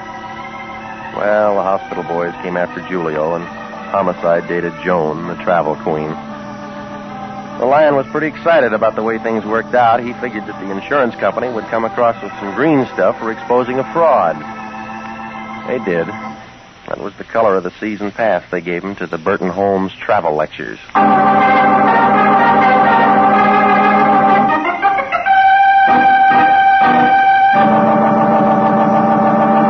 Jack Webb is featured as Jeff Regan with Herb Butterfield as Anthony J. Lyon. It's CBS at the same time next week for more hard-boiled action and mystery with Jeff Regan, Investigator. Written by Larry Roman and Jackson Gillett, produced by Sterling Tracy. Included in tonight's cast were Leo Clary, Clayton Post, Yvonne Patey, Ed Begley, and Herb Ellis.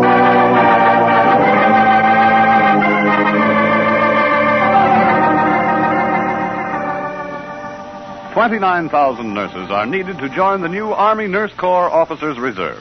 For the first time in history, qualified nurses have the opportunity of receiving commissions in the regular Army Reserve. These nurses will remain on inactive status, ready to serve their country in time of emergency. 4,000 of them, if they wish, may choose active duty.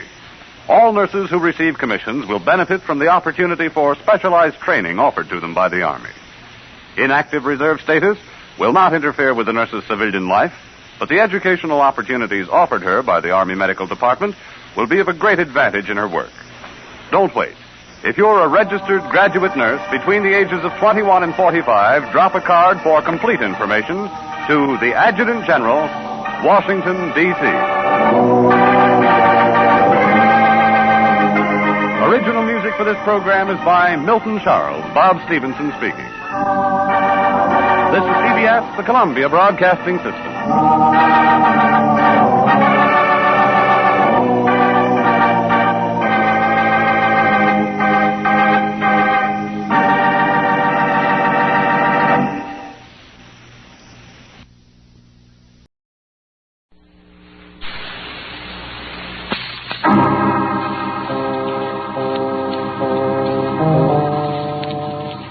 My name's Regan. I get 10 a day in expenses from a detective bureau run by a guy named Anthony J. Lyon. They call me the Lion's Eye. Jack Webb is Jeff Regan, Investigator, as CBS offers you hard-boiled action and mystery and thrilling adventure in tonight's story of The Lawyer and the Lady.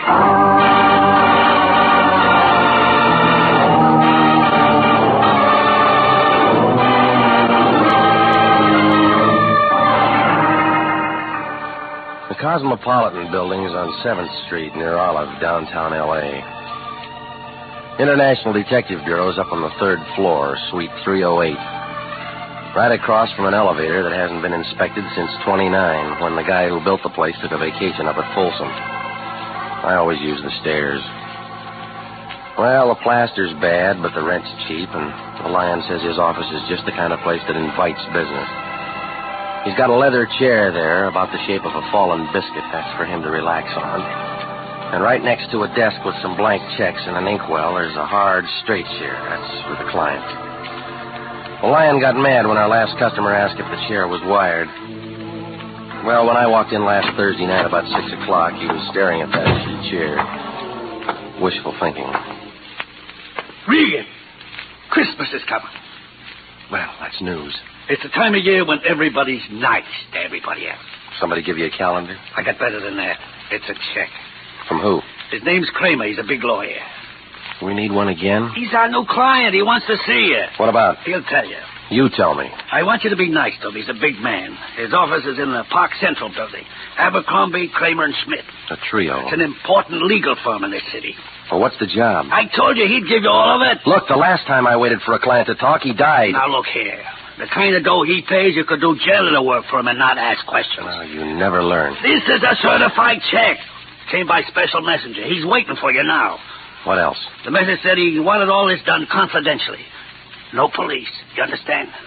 You'd kidnap your own mother for cash. You're not alive. And then you'd starve to death charging yourself ransom. I'm going to be patient with you, Regan. No, this is another rotten deal. These big legal outfits can't afford to be dishonest. You've been making a living doing it?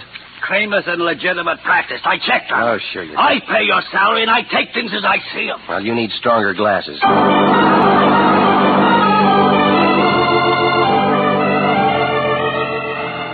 Well, I left him sitting there holding the check up to the light. He had both arms above his head. He reminded me of a two-armed slot machine. I walked the 4 blocks over to the Park Central building, and an elevator operator with a cardboard collar took me up to the 7th floor. Abercrombie, Kramer, and Schmidt had a flock of stables in the back with a fire escape. The names were hung out in silver. I figured if they were ambulance chasers, they used a motorcycle escort. I opened the door and stepped into a green carpet that needed mowing. Then I heard a noise at the deep end where the trout stream should have been. She had hair the color of smoke. The rest of her spiraled up to match. But she looked unhappy, like a termite in a granite quarry. She glanced at her typewriter, and then up at me. The Remington 1. We've already ordered our Christmas cards. Get them in July. Well, maybe I'm not selling. You should. You're the type. Kramer in? He might be, but he never sends cards. Doesn't believe in Christmas. Well, he sent my office a check. Did he? What office is that? I'm Regan, International Detective Bureau. Stick to greeting cards. Kramer sent for me. Oh? He wants protection, huh? You tell me. Maybe it's something else. Well, let's find out. In a minute. He's busy right now. What's the matter with Abercrombie? He's dead. Schmidt? Wishes he was. Palm Springs with a hangover. Yeah, real nice bunch. How long you worked for him? Too long. My jokes are newer. Well, Benny's making a move. Maybe he'll hire you. I don't like funny men. What do you do when you're not working? All depends on who I'm with. Thought maybe you were antisocial. That's Kramer's. I was ahead of her trying the door, but it was locked from the inside. She fumbled around on the desk and finally brought out a key. Kramer was sitting at his desk holding onto the front of his shoulder. His face was white and he wasn't feeling too good. Fire escape. He got through there. And he called Dr. Sorensen. This wouldn't look good in the papers. No police. That's a big order. Well, that's a big hole in his shoulder.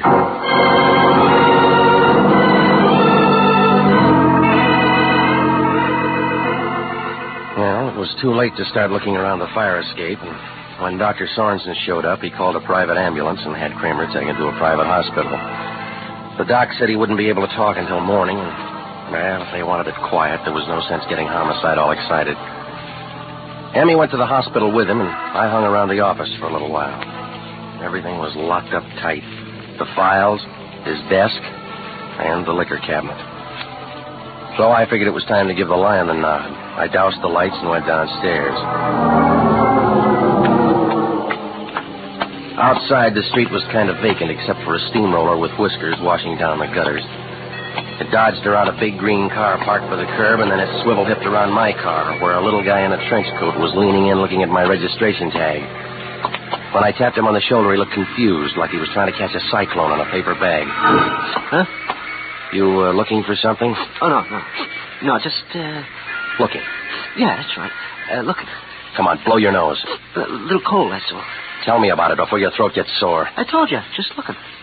The car belongs to the finance company in case you got extra keys. No, Pilgrim. Never borrowed a buggy in my life. You can't drive.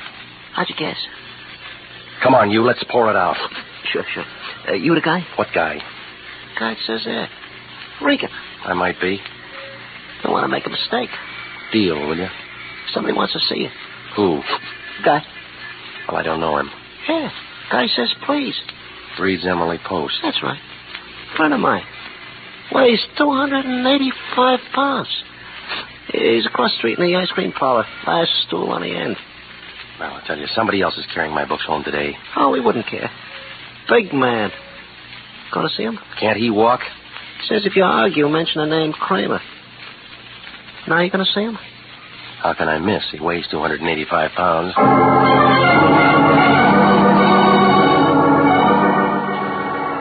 Oh, it didn't figure, but sometimes you look and nothing figures.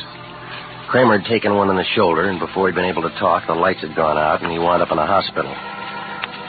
Well, somebody had an angle, and maybe it was the guy across the street. I found him sitting all alone, about 300 pounds of beard in a plaid coat. He was picking all the strawberries out of his ice cream. Hey, you set for me? Mm-hmm. Regan? You got it. Have something. Great banana split here. 4 kinds of ice cream. I'm on a diet. Oh, I never worry about things like that. It's a mistake. You only live once. Know me? You got a name? Spec Jameson. You know me now? You got a grudge with Kramer? Yeah. You shot at him from the fire escape. I did? When? Half hour ago. Anybody see me? No. That's good. How'd I do? He got it in the shoulder. He'll live. Up to that point, it could have been me. Well, it's going to make a good story for the police. For anybody. I'm clean as a whistle. You sure you won't have something? Now, look, I got a date, Fatso. Let's fan this out. Oh, sure. How about Kramer? Oh, yeah. Where'd you say he was? Hospital. Oh, yeah. He hire you for protection? Maybe. Regan, you got a lot to learn about life. No, just about living.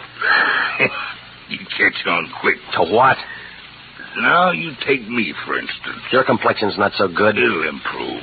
Besides, I don't like trouble, Regan. Well, you'll have to get used to it. It's just there's some things a man can't stand. Can't take lying down. Name 3. No, I just want you to understand I know what I'm doing, that's all.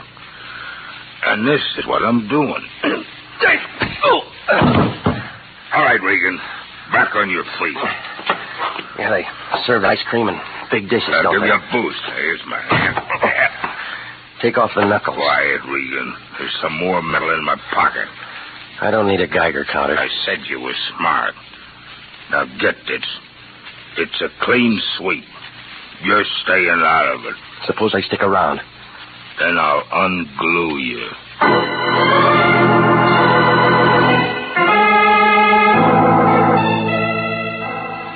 I left him sitting there with his ice cream. Wouldn't have done any good to trade fists with him.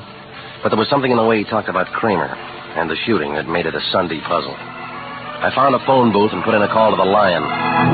Regan, where you been? You see Kramer? What'd he say? Well, now, which one do you want first? What about Kramer? He was all shot up. Target practice? Some guy with a grudge. If he plays like that, yell cop. Look, they'll want to see you. No police, remember? What are you talking about? Another bum client.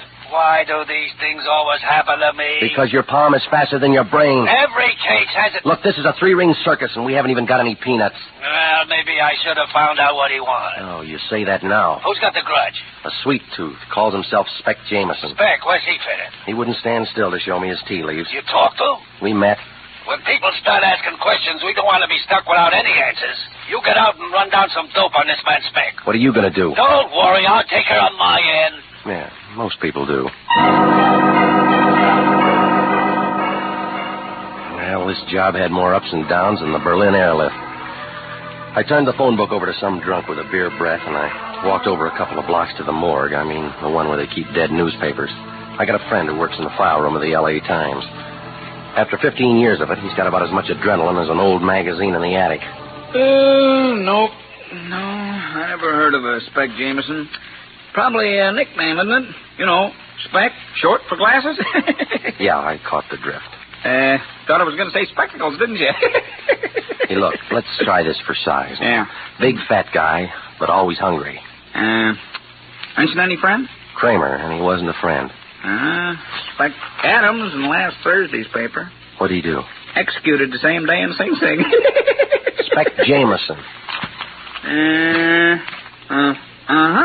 Released from Quentin day before yesterday. Let me see. That's all it says. Served full 10-year sentence, continuous on 4 counts.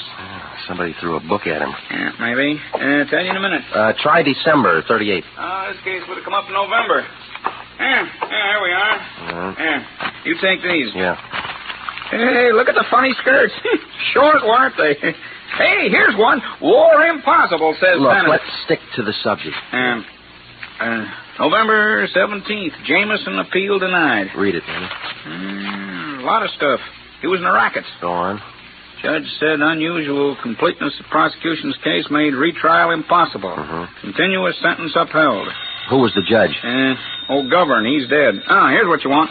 Special Prosecutor Joseph W. Kramer. Yeah. Excuse me. Joseph W. Kramer was brilliant relentless work for the forces of good in Los Angeles. It's for you. Okay, thanks. Yeah? Mr. Regan? Yeah. This is Emmy, Mr. Kramer's secretary. Are you always this hard to find? Well, that depends on where you look. Mr. Kramer wants to see you. You talking now? He's feeling much better. The doctor said it was just a flesh wound. What kind? 38. All right. Where's the hospital? It's a little place on Hawthorne. Mrs. Kramer will show you. If you don't mind going by the Biltmore and picking her up. I haven't got my car. Use Mr. Kramer's. It's in the garage there. Is she expecting me? I phoned. 15 minutes. Good. He wants to thank you for what you did. Well, what'd I do? Kept the police out of it. Well, it's his show, but it may close. What do you mean? I ran into Spec Jameson. Oh? Now, you still want the police out of it? I don't know. Mr. Kramer will tell you when he sees you. You sound like you're changing jobs.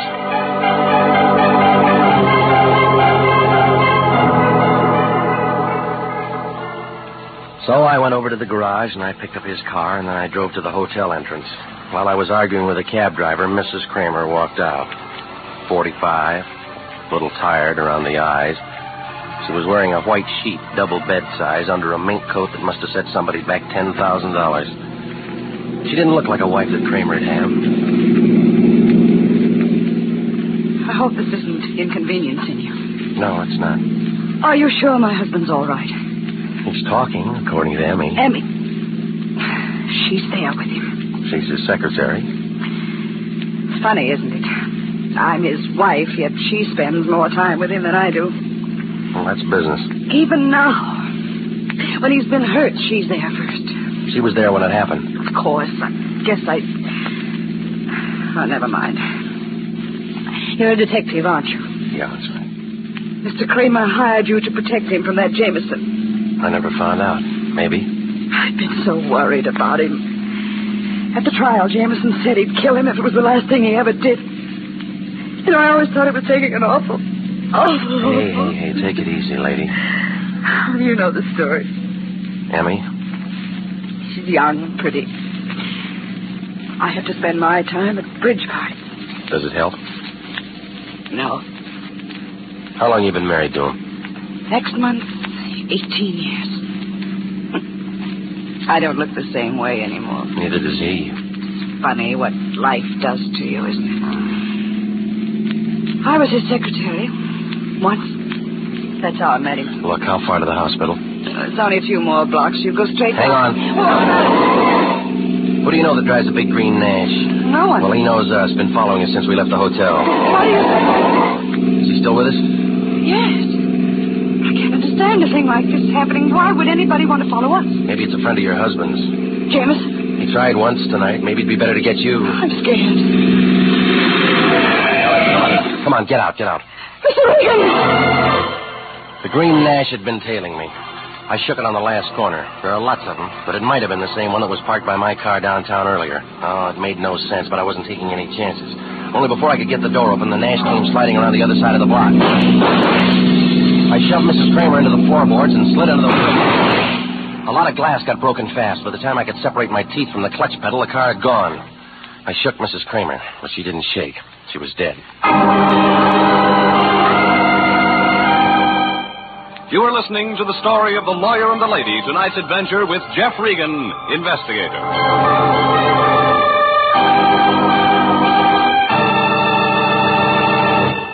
Listen, this is good news. Good news for you if you're between the ages of 20 and 26 and a half, married or single, a high school graduate, and want to fly for the United States Air Force.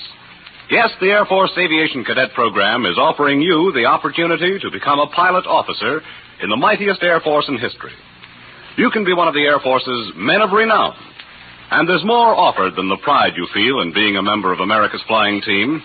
For after your 52 weeks of training, you'll graduate as a second lieutenant in the Air Force with an income of more than $300 per month. Remember, the Air Force offers you what it offered General Jimmy Doolittle, General Carl Spaatz, and General Hoyt Vandenberg. Now, at 42, the Air Force Chief of Staff. Call at your local Army and Air Force recruiting station tomorrow. Apply to become an aviation cadet. And now, back to the story of The Lawyer and the Lady and Jeff Regan, Investigator.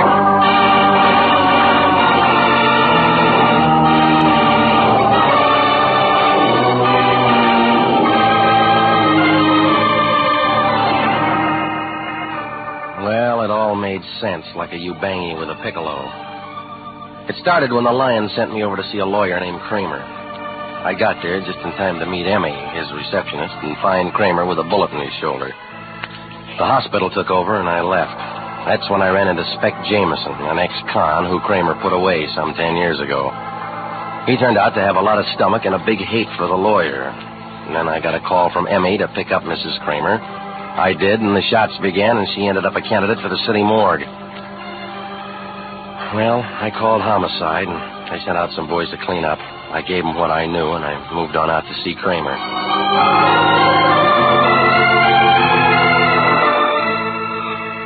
The Angels of Mercy Hospital turned out to be a private place off Hawthorne.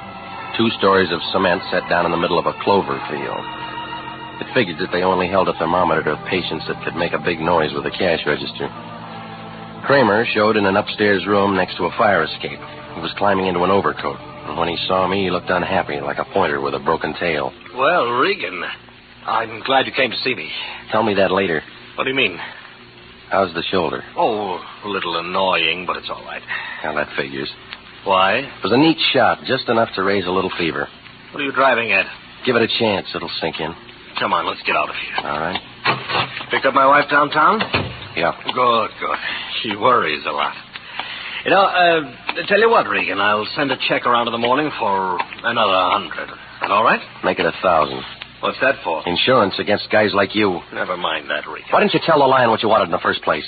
I didn't know. I got another story. Well, you're wrong. You knew Spec Jameson was out. No reason I should tell you that. I'm rehearsing a witness, that's all. What? Yeah, now let's hear what you did to him. Nothing, not a thing. He can tell you that. In 38, you got the book thrown at him. He was a public enemy. So's Smog.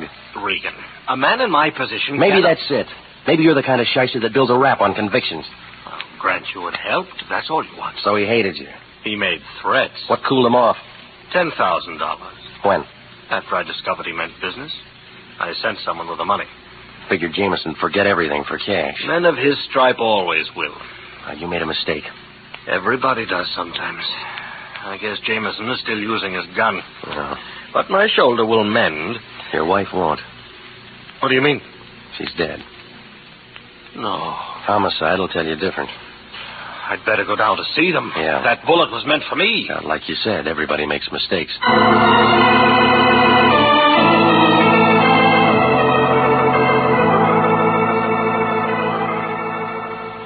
Well, we climbed in the taxi and headed for headquarters. Kramer looked confused. He mumbled a few words about what a good cook his wife had been, how he'd always tried to protect her from the stuff that he'd done to make a success. He was the kind of guy that always figured it was better to make a deal than face facts. Now he had to face a backfire. Well, there were a couple of newspaper photographers in front of the place. Kramer's shoulders dropped a couple of notches, then he headed for inside. I started in behind him, but an arm stopped me. Regan, come here. What are you doing out of bed? Sit up. Get back in the taxi. Look out, that meter will bite you. I'm not paying the fare. Downtown driver. Okay, Mike.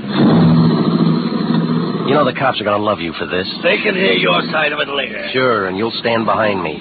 Now, Regan, I'll tell you how I figure this. She gets killed. It was a mistake. Oh, now, that takes a big brain. Kramer's got enemies.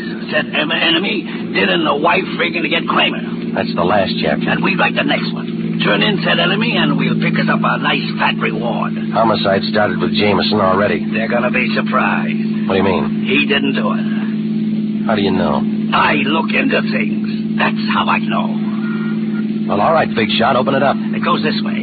15 minutes after I talk to you, I put a call into the cops. Saying what? That I don't like my operator being threatened by ex-cons. What happens? You tell me. The police themselves take Jameson out of circulation. He was locked up before Mrs. Kramer got found. He's sitting in the Hollywood Station House right now with a smile on his face.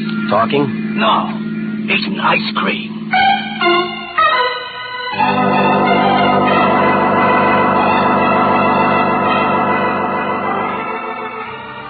Well, now it really made sense, like a mermaid on a bicycle. If Jameson didn't throw the lead, I had to find out who did.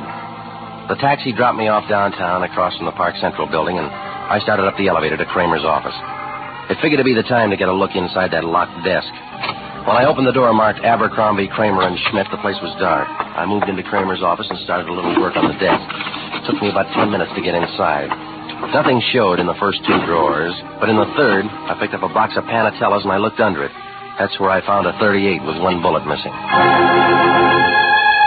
Well, ballistics could do something about it, so I crammed it in my overcoat pocket and I started outside. That's when the door opened and the little guy with a runny nose walked in. He was wearing a suit the color of an avocado and his face looked like a fried banana. It's a nice rug, huh? You from the cleaners? I make my own spots. Sit down, Regan. We're going to talk. I'll take it standing. We prefer you sitting. It's your gun. More natural that way. You got a name, Buster? They call me the Dove. The bird? No cracks. Just the Dove. Peace mission? It is. Resting. All right, what is it this time? Where's Kramer? China. Regan, you're an unlucky contestant. Well, if you don't like my answers, try somebody else. That's what I'm doing, correcting mistakes. Like shooting the wrong guy. Like leaving a witness. I had to get rid of my Nash on account of you. You killed her, now you're waiting for her husband. Of course I killed her, but don't try to change the subject. It's you I'm talking about now. Well, I don't like the spotlight. You should have stuck your nose in here, Regan. It'll bleed. Well, let's start with yours. I dove for him and the gun went off, only it wasn't pointed at me. Kramer was standing in the doorway pulling a trigger like a kid at a bubblegum machine. I figured the floor was safer, so I flattened out. The Dove tried the same, only he hit the wastebasket. Did I get him? Well, he looks as dead as he'll ever be. The cheap murdering... Look, let me hold the gun, huh, Kramer? Yes. Oh, Regan, there's a bottle in the cabinet there. Sure.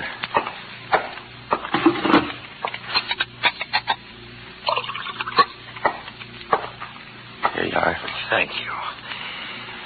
What are you going to do now? I don't know. Call the police, I guess. I thought you were with them. I came down in their car to get some of my files.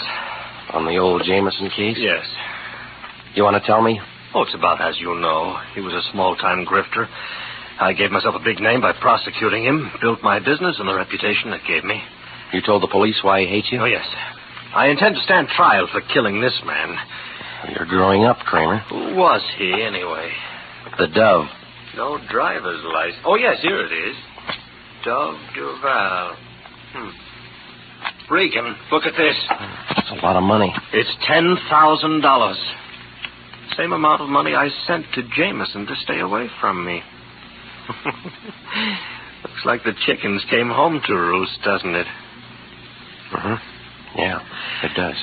Well, police are waiting. I'd better go and tell them about this. Go on. You coming? No, I'll meet you there, Kramer. I got a late date.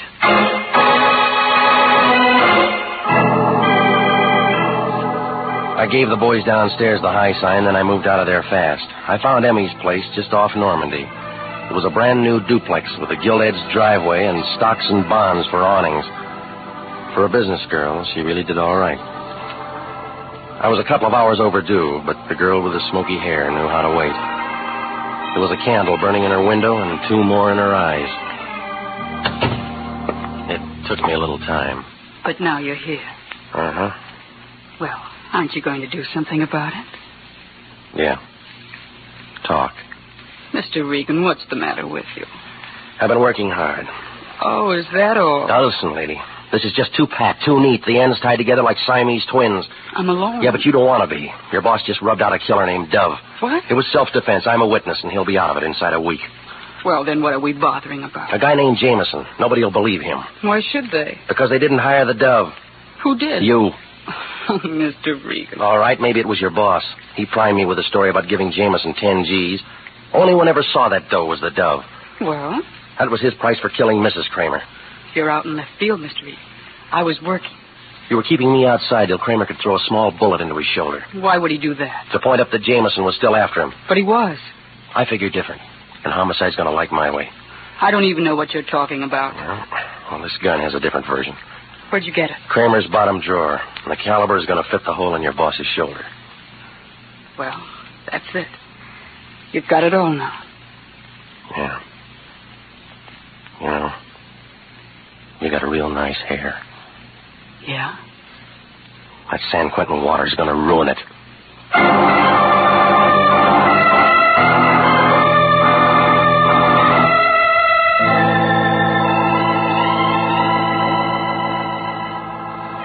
Well, the whole thing came apart like a paper hat in a shower bath. Seems that when Jameson got out of prison and threatened Kramer, the lawyer and his secretary figured that it was a good time to get rid of the wife. I suppose she interfered with their skiing or something. Anyway, they hired the Dove to do the job and then got rid of him just so he couldn't ever come to bat for the fall guy, Jameson. Yeah, they had a perfect frame fixed for him, and I was picked to decorate the edges, only it didn't work. Everybody was positive about this one. Kramer knew he was going to win. Emmy knew she was in for a big cut, and the Lion knew he was going to collect a fat fee. They should have all figured it. This is the year for upsets.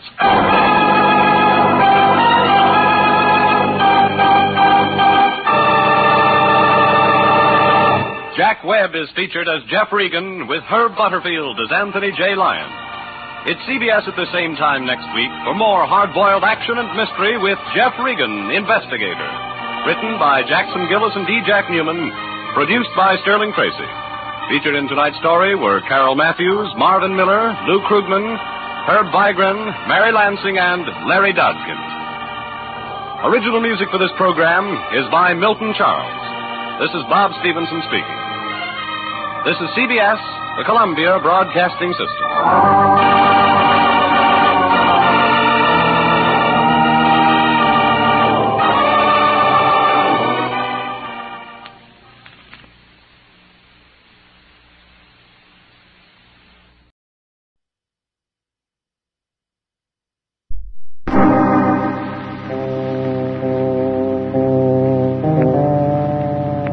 My name's Regan. I get 10 a day in expenses from a detective bureau run by a guy named Anthony J. Lyon. They call me the Lion's Eye. With Jack Webb as Jeff Regan, the Lion's Eye, stand by for hard-boiled action and mystery and thrilling adventure in tonight's story of The Gambler and His Ladies.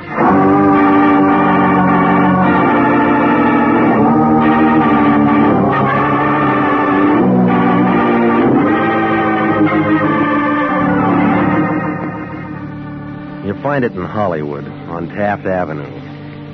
4-story apartment building, the color of a rainy afternoon. They call it the Havenwood. It sags in the middle like a tired frankfurter. That's where I live. Apartment 3K. 2 rooms with a pull-down bed and a pair of windows that stick when it's hot. Oh, the view isn't much. 6 strands of telephone wire and the head of a shaved-off palm tree. Beyond is the city, L.A., spread out on the map like a raw egg with a broken yolk. Oh, the town's all right, I guess, if you can afford the sedatives. The Lion likes it. He set himself up as a receiving clerk for trouble, and I work for him. It was about 11:15 Tuesday night when my phone began making itself felt. Turned out to be the Lion breathing hard. It figured he was running his fingers over a greenback. Want to hear the sound of a brand new $50 bill? Send me a record. What's the matter? You sound like you're flat on your back. How do you sleep? Who's sleeping? I'm working, and that's what you're going to be doing. Try me tomorrow. Throw on some clothes. You're going down to Venice Boulevard to see a lady. She's got daughter trouble. Well, marry her off. She didn't pay us $50 for that. The problem goes deeper. How much? She'll tell you. I want it from you. I don't know it all for sure. Don't you ever check into things? I do the general work. You get the details. Yeah, you drag a wet rag over the 50, and if the ink stays on, we got a client. That's insulting. How would you know? Regan, you don't want to keep a lady waiting. Now get a move on. Give me the name. Mrs. Eleanor Bascom, Pierpont Hotel. Yeah? And phone me after you talk to her. What for? I want to be sure it's legit. Do you care? Better make that call to me tomorrow after 10. I'm sort of going to be tied up till then. Doing what? Sleeping.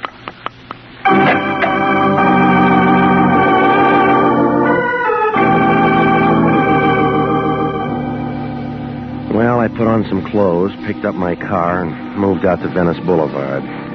The good humor men were all gone, and I had the street to myself.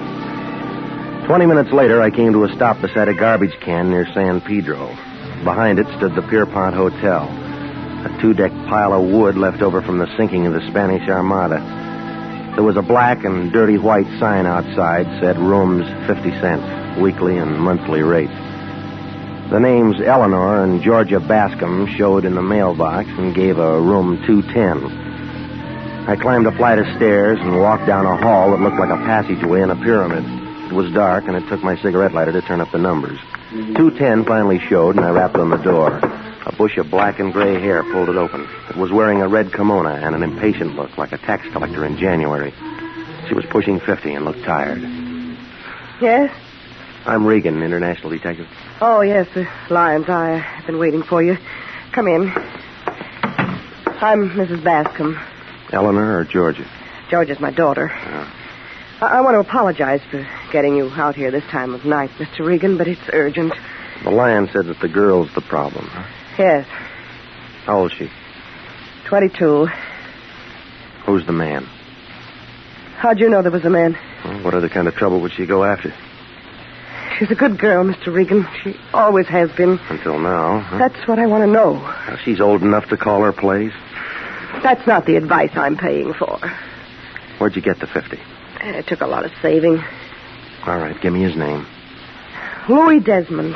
Gambler, card sharp, bookie, all-around con man. He's got a card room out toward Gardena someplace, a 5 Aces club. What did your daughter see in him? Oh, it's this place. The way we have to live. She's tired of having nothing. I've tried, but she's looking for a change. And taking a wrong turn. I'm not sure yet. Yeah, other girls have it real tough. They go to work.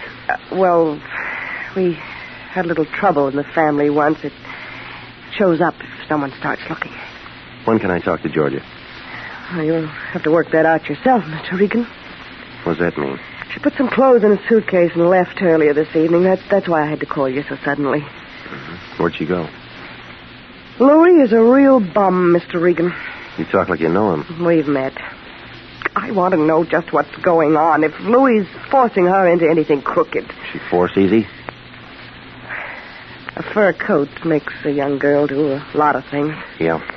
Oh, here's a picture of her. You may need it. Mm-hmm. It's not very good, but the only one I've got. I'll make it work. Well, that's about all, Mr. Regan. Get in touch with me as soon as you get something. Okay. Oh, Mr. Regan. Yeah. As you can tell, I'm the kind of person who sometimes gets hysterical over things, but I'm also the kind who demands results. You sound like a radio commercial.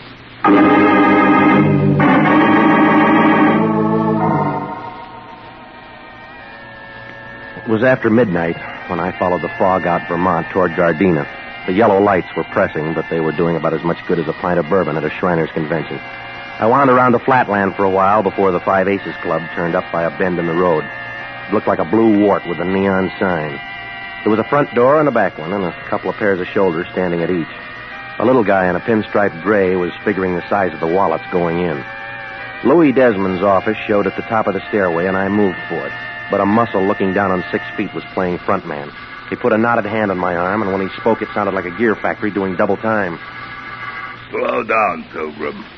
The room you're looking for is the other way. Yeah, well, this one says office. That's the trouble with you guys who read. Can't take hints. Spell it out.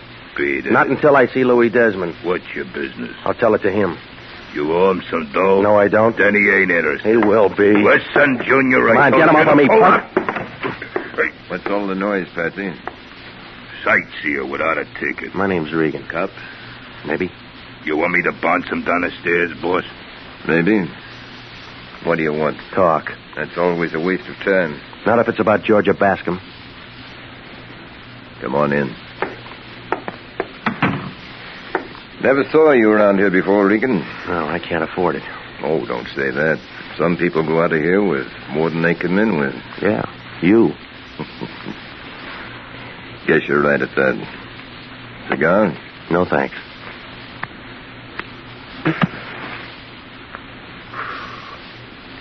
Well, what about Georgia, Regan? You tell me. That doesn't add. You came to see me. She's got a worried mother. They're all like that. Now, this one figures you're doing a little forcing. Oh. You'd know more about that. Give me a clue. Blackmail, maybe?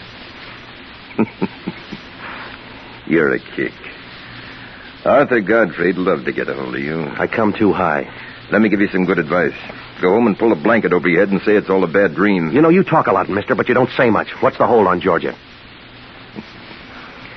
All right, wise guy. Honey. Come over here, baby. Regan, you know this girl? I've seen a picture. Georgia, this is a peeper named Regan. He come to rescue you. But what for, Mr. Regan? $50. My mother gave you that to come and take me back? Something like that. But I can't go. Why not? Well, Go ahead. Show him, baby. look, Regan. 3 carats. With a wedding band to match. On what dice table did you pick those up? Stop the noise, Regan. Congratulate the lady. Not on a bad mistake. Listen, Shamus. Oh, never mind him, Louis. He doesn't matter. When did the furs come? Louis said soon. Tell Mama we're married and not to worry. We're going away for a few days. Ensenada for some gambling and fishing. You won't enjoy it. Sure I will. You'll be in L.A.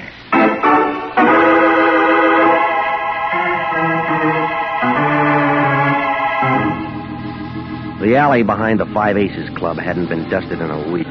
My brown flannel suit fixed that. Well, I picked myself up and made it for the car. Moving north on Vermont, I tried to add a couple of things. There was a funny smell in Louis's office when I first walked in, like rope on fire. Somebody'd been there before me who smoked cubebs. Desmond worked on cigars. Georgia held a king-size Pall-Mall. Well, whoever it was still played it coy.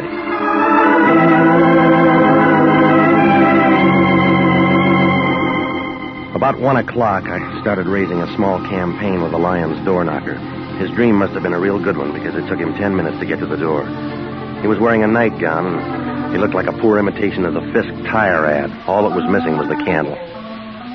Regan, I told you not to bother me until after 10 a.m. It's no bother. Get out of here, let a man sleep. Your dreams will be bad. What do you mean? You just lost a client. What's the matter, the money phony? Georgia Bascom married Desmond. There's nothing I can do about it. Well, think of something. Say you married her first. You're out of your mind. So it's a bad idea. Get a good Yeah, one. I already have. What is it? You give Mrs. Bascom her case back. Well, you can't do that. Try me.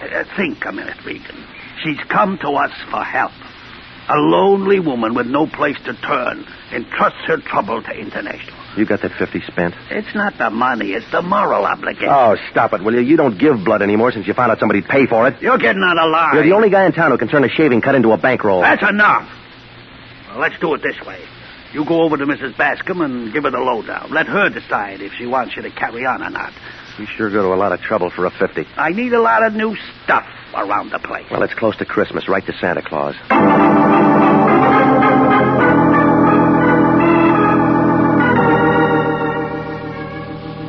Well, I left the Lion looking for a fountain pen, and I drove out to Venice Boulevard in the Pierpont Hotel.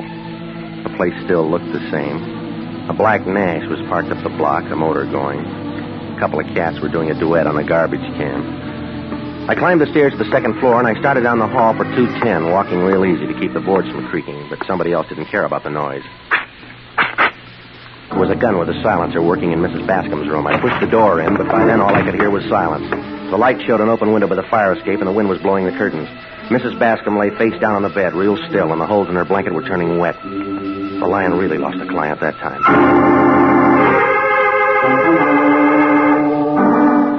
Well, it didn't take Sanducci and the boys long to get there. The fingerprint men and the photographers went to work in the room. Sanducci picked me. He had a grouch on like a fat lady in an upper berth. What's the matter, Regan? You get lost? What do you mean? You're pretty far from home. Well, I get around. Who is she? Name's Eleanor Bascom. I know that. What'd she do? Where'd she come from? I don't know.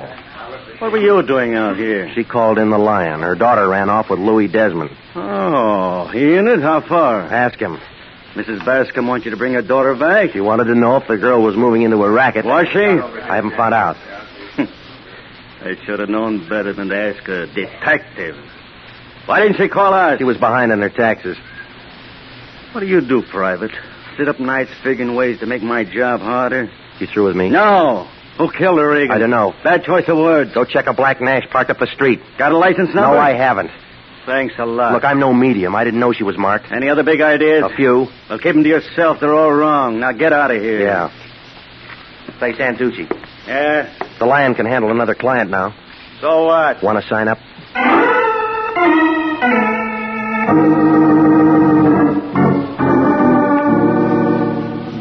Well, I went home and slept. Coffee and warmed-over biscuits at the drugstore took care of breakfast the next morning. Then I checked the phone book. Louis Desmond's home address turned up on Rodeo Drive in Beverly Hills, and so I drove out there. It was on a corner. A 2-story colonial place with white colors and green shutters. The doorbell sounded like a second chorus of the Hollywood Bowl. The Japanese maid let me in, and I waited in the anteroom.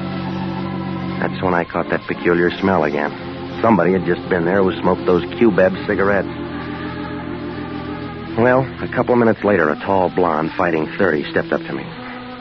She smelled like she just crawled out of a bottle of Platine.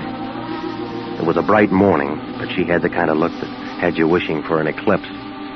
Well, what do you want? Louis Desmond. Census taker? No. What's he done? I don't know yet. Where is he? I don't know where he is. He didn't come home last night. Lots of work at the office? Card room out in Gardena. Lots of work out there? He didn't say. He doesn't tell me everything. Should he? Depends on what you think of your marriage vows. Who are you? His wife. Want a drink, mister? Sure. What'll it be? Yours? Bourbon. You pour. I don't know when to stop. All right.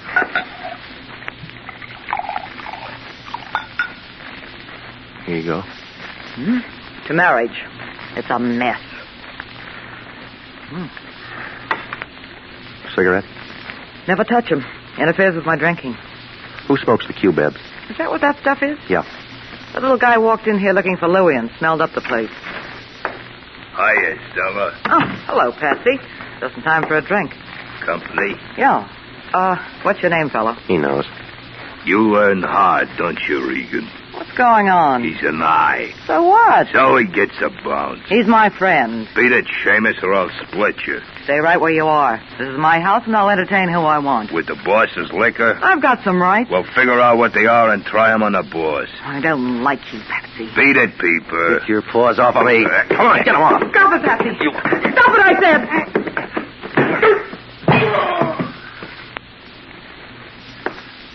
Well, you hit him pretty hard, lady.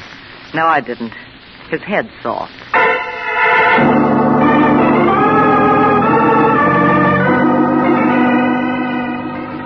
Well, I left her picking up pieces of glass, and I drove back toward Hollywood. I was moving east on Sunset, trying to make some sense out of Desmond's domestic life, when I spotted that black sedan again. It was doing a real bad tag job on me.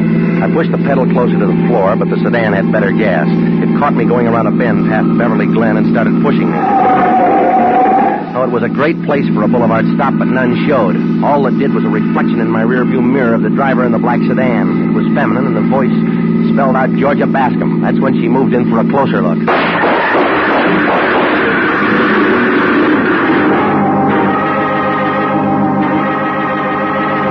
You are listening to the story of the gambler and his ladies. Tonight's adventure with Jeff Regan, Investigator.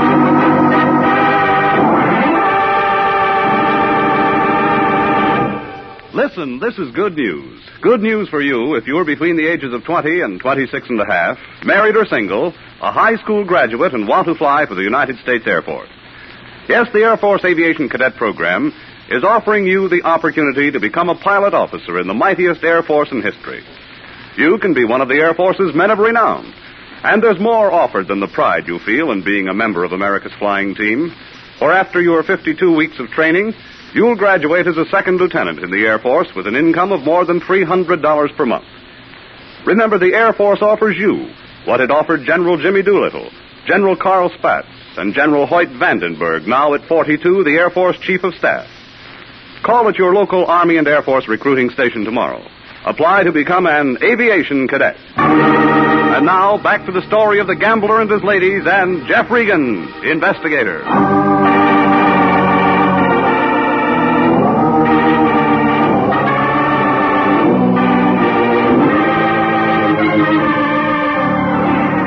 Well, things were moving as fast as the last reel in a Western movie. The Lion sent me out to see a lady who was having daughter trouble. Georgia Bascom had done a tie-in with a gambler named Louis Desmond, only it looked real permanent. She was wearing his wedding ring, and the mother ended up carrying a couple of bullets, and homicide moved in.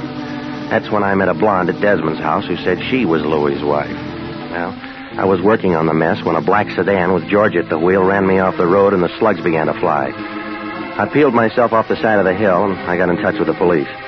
Sanducci took over and invited me to headquarters for some more talk. He put me in a little room with pale green walls and sat behind a big desk chewing a dead cigar. He was taking me all in like a Hoover vacuum cleaner on a dirty rug.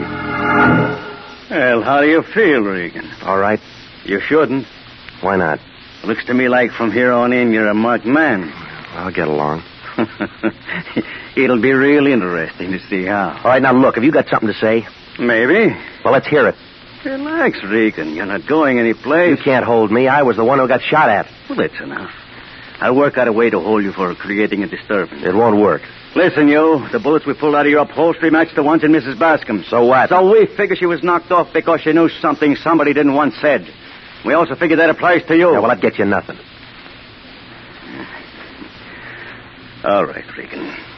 Play it your way this time. You'll come running back when the heaters close in. Don't make book on it.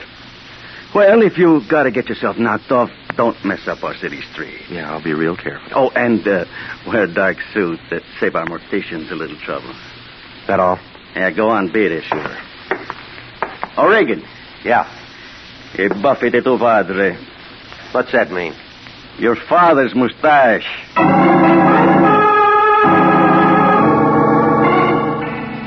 Well, it was late afternoon by the time I walked out of headquarters. The sun was still working, but it was cold. The cab driver, with a lot of conversation, drove me to my place over on Taft. When I opened my front door, I smelled it again, those cubebs. A small face was sitting on my sofa, sucking on them. It belonged to a guy who had to stand on a box to see over a fox terrier. When I shut the door behind me, he ground the cigarette into an ashtray and turned on a nervous look like a pig in a football factory. Your landlady let me in, Mr. Regan. I hope you don't mind. I have to talk to you. We met before. We did? I don't remember. Just me and your cigarettes. Huh? Oh, you mind if I smoke? You just finished one. Oh, yes, so I did. May I have a drink, then? Just a small one. All right. Thank you. I generally don't drink, but tonight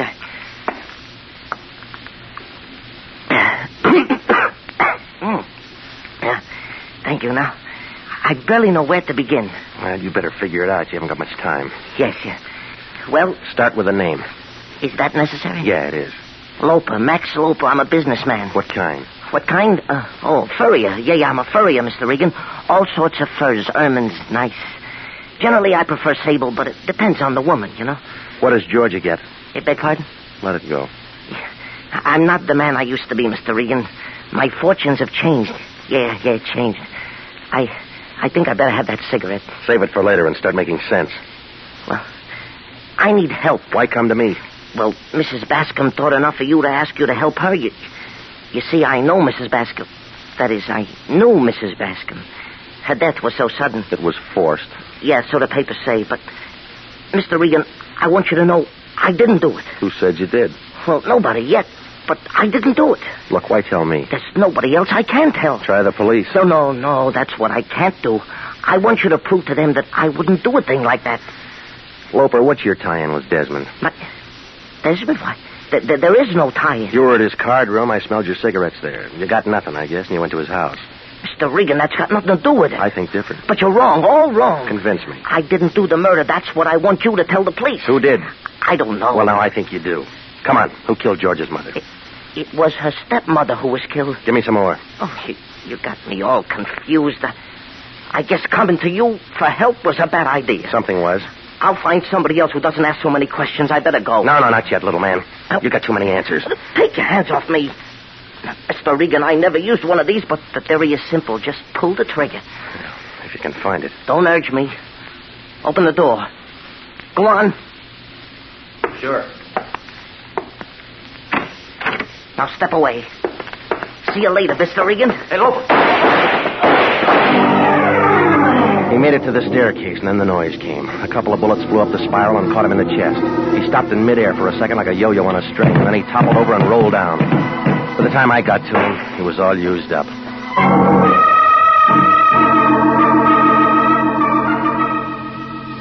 Well, a call into homicide brought some of the boys out, and they took care of him. A fat guy with a head like a plunger took some pictures for a paper, and a girl with a leaky fountain pen got the story. It took about an hour and a half to clear my place. But the minute the crowd moved out, the lion moved in. He had a sheet of paper in one hand, and his face was lit up like an old maid at a cocktail party. This concerns Louis Desmond and Georgia Bascom. You interested? Yeah?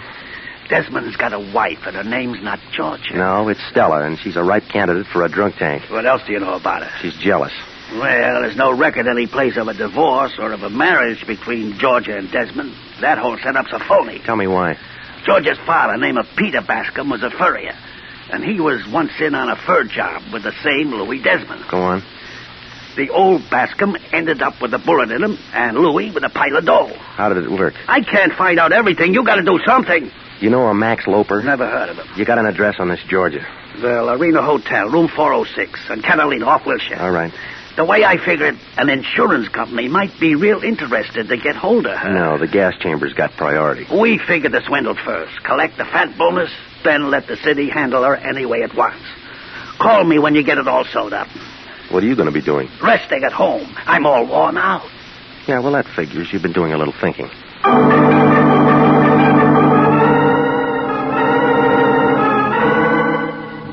The Lorena Hotel, 6 stories of plush carpet and gold paint. It was night when I got there and the neon was on. The buzzer brought the door open and Georgia Bascom stood there carrying an overcoat. She had her purse under her arm and it figured she was leaving. When she saw me, she turned on a surprised look. Oh, Mr. Regan. Moving out? Just a little errand. It'll keep. Shut the door. Now, see here. Shut up. Well, that's a lot of nerve. Don't let it bother you. There are bigger things. Like what? A fur job you and Louie are working on. What are you talking about? And a little murder. Throw your purse on the sofa. I will not. Come on, lady. It's getting heavy. Now open the closet door. Come on. There. I hope you're satisfied. I'm not much on fashions. Read them to me.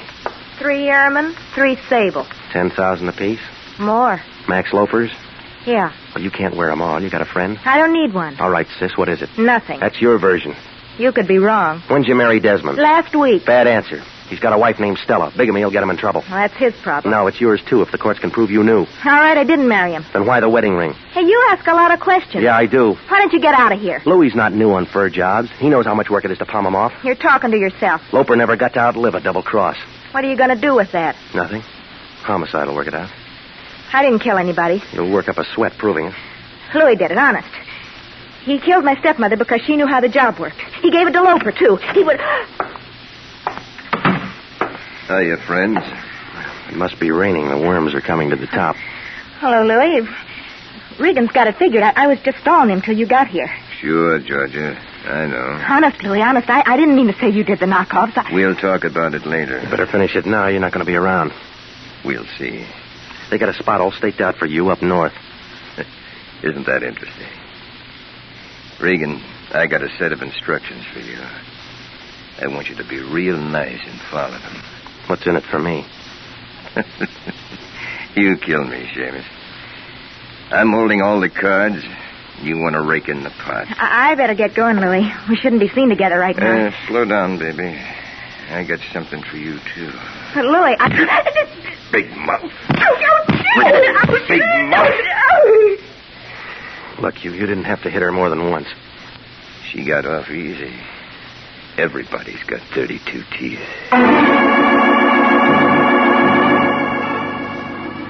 Desmond moved us out of the apartment and down the hall.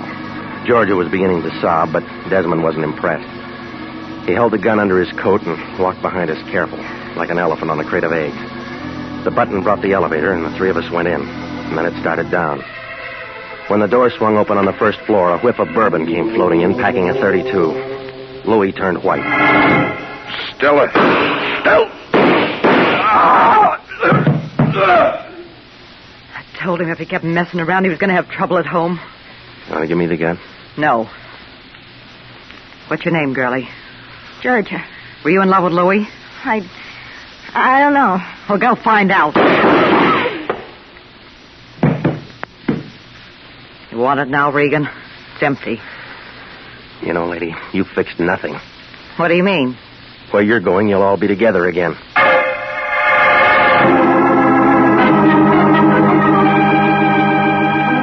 Well, it was all over fast, like a $1 dinner.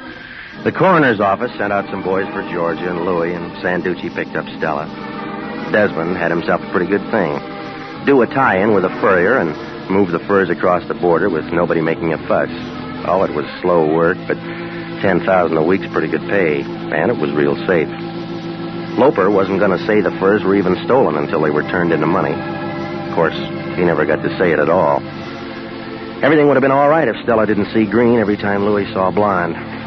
Well, the insurance company thanked us for what we did to expose the fraud. The Lion was unhappy. He said they should have shown their gratitude with something more lasting. They gave it to him, a 1949 pocket calendar.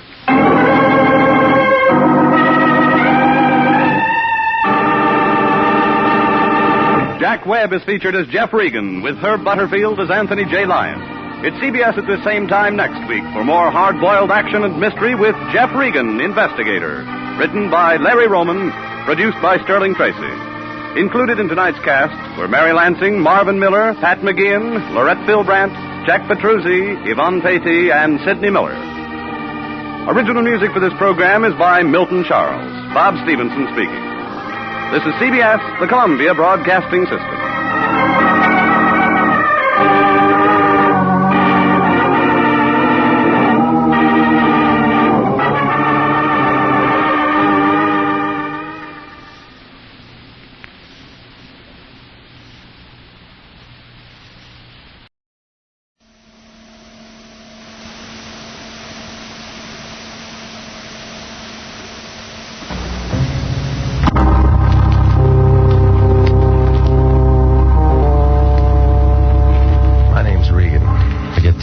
Expenses from a detective bureau run by a guy named Anthony J. Lyon. They call me the Lion's Eye. Jack Webb is Jeff Regan, Investigator. Hard-boiled action and mystery and thrilling adventure in tonight's story of the man who lived by the sea.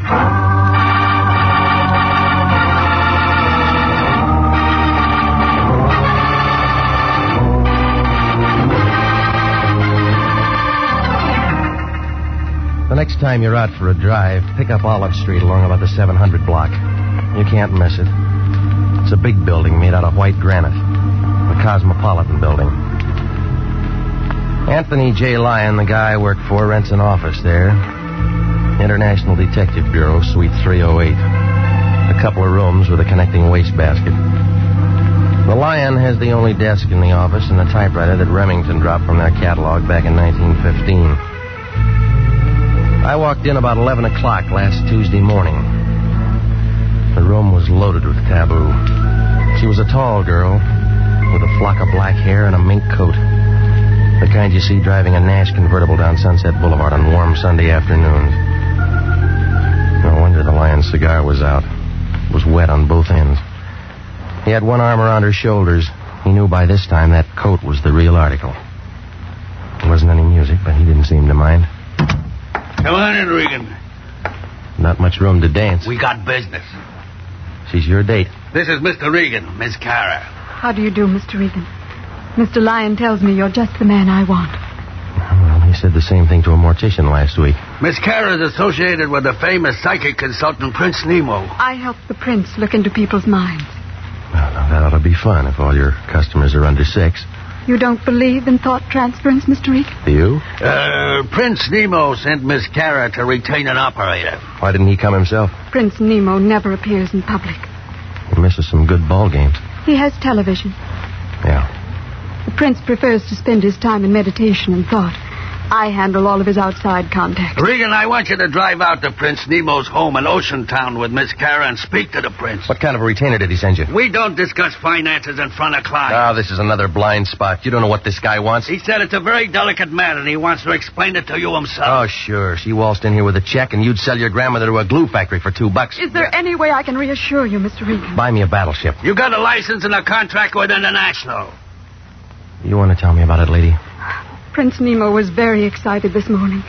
He called me in and told me to make the arrangements. It's not enough script. He never tells me anything. I just work for him. Will you please? Yeah, all right. Here's a nickel. Call me and tell me what's up. Suppose I can't. Then you got something for your piggy bank.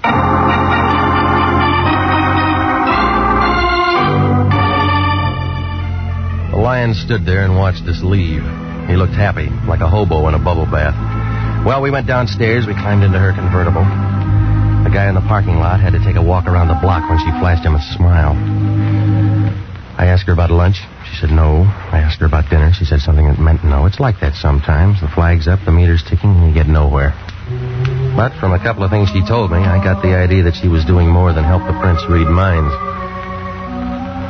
His place turned out to be a good hour from Los Angeles up 101. A couple of stories of glass and concrete leaning out over the ocean.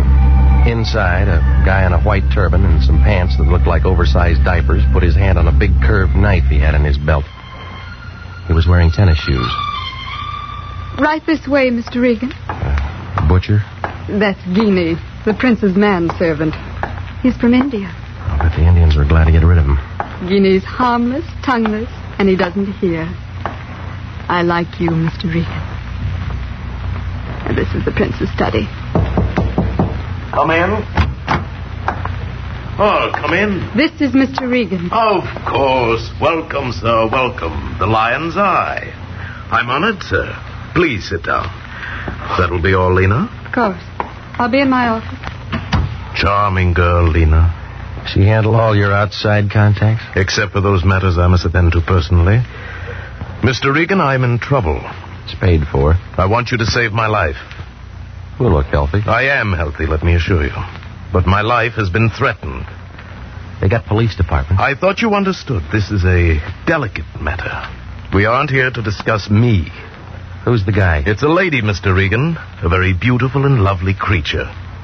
And she'd like nothing better than to see my carcass go out with the tide. How do you know? She's erratic, ill-tempered, and ruthless. Any more? Yeah, she called me this morning and told me what she intended to do. You got a chance to reach for your gun. To reach for you, Mr. Regan.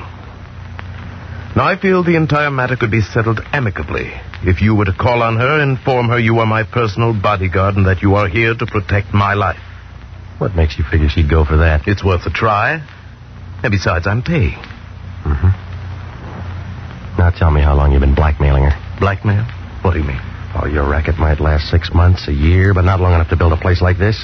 The answer's blackmail. My dear fellow, Okay, so I should have told you. Give it to me. Well, I can slip them into a trance. They spill a family secret or two. What kind of secret? Any kind. They want their minds read. I read them. $25 a hit. Where does the shakedown come in? When I tell them what they told me. You been putting a squeeze on her? She's an actress. She was in on a deal at the studios. And she won't shake. She said she'd blow my head off. Look, I'm in a spot, Regan. She's the kind who'd do it and make love to the jury. Give me a name. Doris Patrick. Never heard of her? Where's she live? Palisades. Here's her address. All right. You going over to talk to her now? Well, she isn't gunning for me. Oh, thanks a lot, Regan. You know, I've been sweating. It's real good for a cold. Yeah, I'll try and catch one. You guys yell real loud when they answer back. I'm just thinking of my future, Regan. I won't look good dead.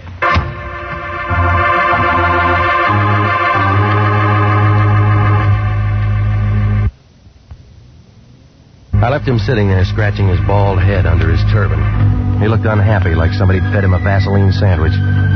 Well, I climbed in my car and I followed the highway to the turnoff back to Sunset. A Malibu fog was coming in for the winter, and by the time I got to the address Nemo had given me, I was looking around for my hands. Doris Patrick's place was too big for a marble game and too small for football. There was a wire fence all around it and a sign every 15 or 20 feet or so that said, not to trespass. I parked in the boulevard and walked up the driveway. It was about then that a guy in a blue suit showed up. He was tall and heavy, and he thought a lot of his hat. He pulled down on the brim, blew smoke in my face, and kind of nudged me with his shoulder. Move on, Pilgrim. We don't want any. How do you know? We're waiting for the 49s. Scram, huh? You aren't even on the list. All right, we'll wait for the 50s. Blow. I came to see Doris Patrick. Yeah, what for? You, her? Sure. What do you want? Business. Shop closed. You always like this, or you miss lunch today? Look, I don't know who you are, Pilgrim, but you don't understand English. Well, I know you. There's something about a guy in a lineup. Yeah? He memorizes easy. Cop? Private. Private or city, you all smell the same to me. Hunting season's over. You always carry a 38, do you? Oh, that's showing? Well, maybe you got a broken rib. Well, I met all kinds of funny guys. I said I wanted to see her. Ain't in. Watchdog? Now you're getting smart. Well, you aren't. What kind of crack is that? Just this. I'm going in. Trick I learned a long time ago. You shoot a guy in the knee and he don't ever walk straight again. Ever done it, punk? Oh, sure. That's how I learned.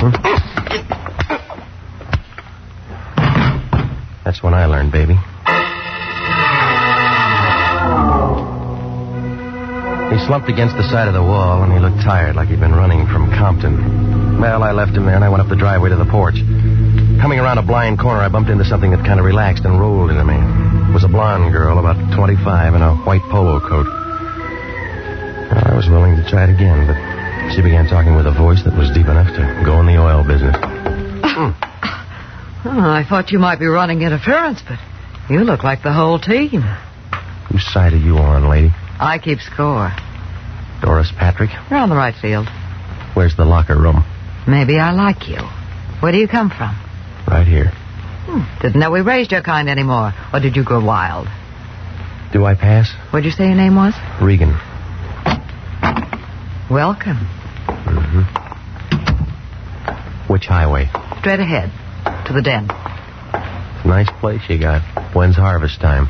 I said welcome. That isn't what the tall boy said. Tall boy? A blue suit with a 38 and a hat? That'd be Jesse. I was married to him once. What about now? Oh, he hangs around like that sometimes. I never see much of him. Trouble? No, not much. You got a lot of size, mister. Must have been good. Do that kind of thing often?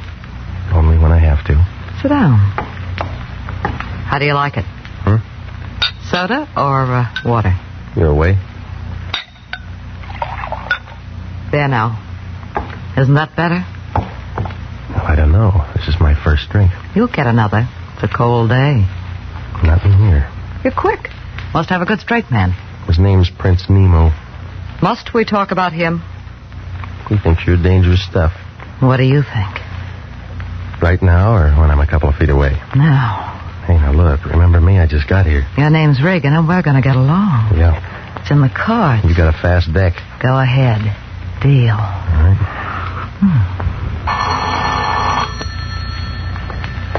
How much time between rounds? Yes? Who? Oh, just a minute. You know somebody named Lion? Yeah. He has quite a roar. Here. Yeah. Who's the name? Where's the phone? Nemo's friend. Sounds like he's a friend of yours. All right, you got something to say? It's all off. Check bounce? It was certified. Nemo called 10 minutes ago and canceled the contract. Well, what happens now? Finish, come back to office. Who told you I was here? The Prince. It was a quick change. We got paid. Well, I already started something. I don't care what you started. You finish it on your own time and expend sheet. Bad news? Well, I'm through working for the day.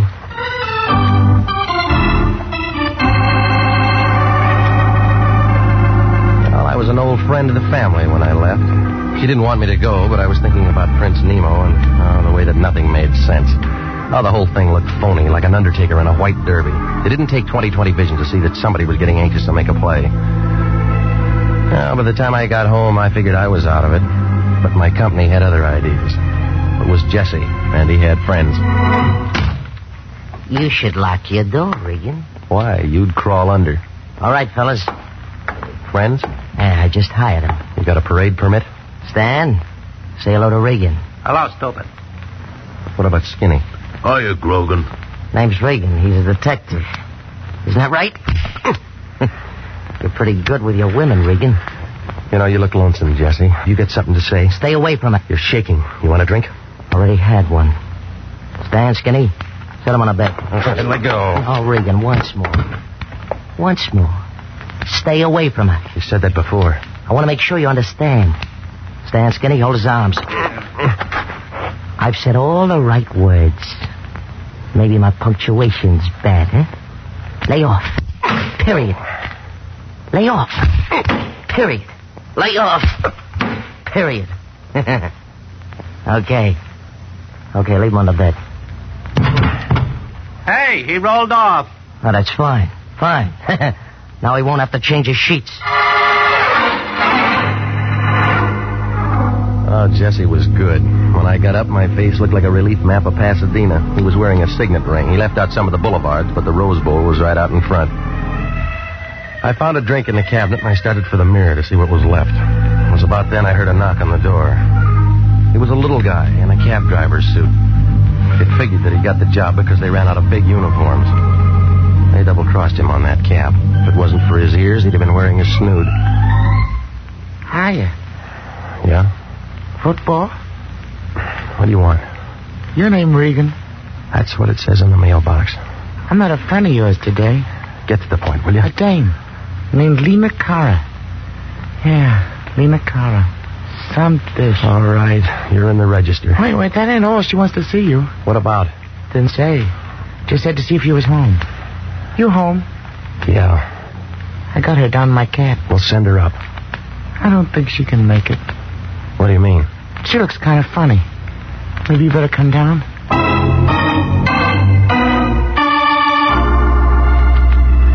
She was sitting on the edge of the seat, staring out at nothing.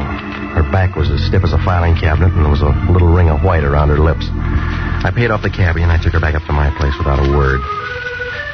When we closed the door, she was sitting on my sofa the same way. Only this time she had a .25 automatic in her hand. Well? Where'd you get the gun, lady? Gun? Oh, this? I bought it for $30. Can I see it? Oh, yes, Mr. Regan. I brought it so I could show it to you. Mm-hmm. I paid $30 for it. Paid $30 for it. Yep. It's brand new, isn't it? Oh, yes, of course. Did you know Prince Nemo was my husband? Since when? Long time now. Not many people know that. Did you come here to tell me that? No. No, I came to tell you that you don't have to worry anymore. About what? About my husband hired you for? Well, I've already been called off. Oh, I didn't know that. Did you meet Doris Patrick? Yeah? And it was about her. What do you want, lady? Nothing. Nothing at all. Just that we don't have to worry anymore, do we? Tell me about the gun. Doris is very pretty, don't you think? I've seen her on the screen many times. And she's quite pretty. Could hardly blame the prince at all. Could hardly. Why'd you bring the gun? I imagine the air would be cleaner there, don't you? What are you talking about? It's really very humane, they tell me. Come on, stop it.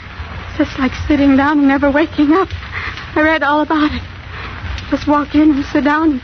You don't try to hold your breath. Stop it, sis. Stop it. Now listen to me. What is it? What have you done? What are you trying to say? You don't try to hold your breath. You go right to sleep, don't you? You're trying to tell me that you killed him? They don't make such a great deal of noise, do they? I left him sitting there in his house by the sea. He looked very much alive, only...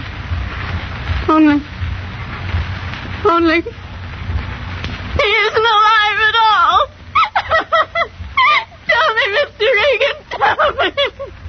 Do I make a good murderer? Do I?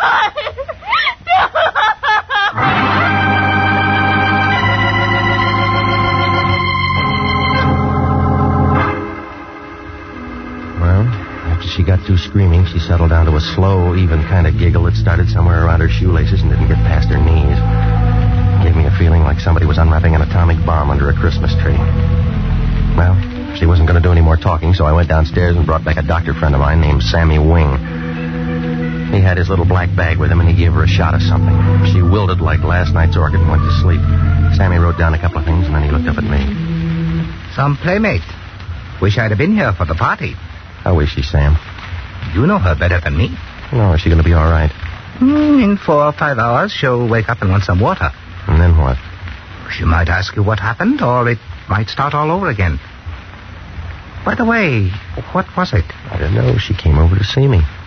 I should have visitors like this. I've been working too hard. She said she killed a guy who was a client of mine. Maybe I'm lucky at that. Why the past tense? The Lion called me off the case. Official, huh? Yeah. You got nobody to protect. Where's the corpse? At a house in Ocean Town. Here. Call the police. And you and me can go out and do our Christmas shopping. No, she said she used this gun. For 25, it killed people.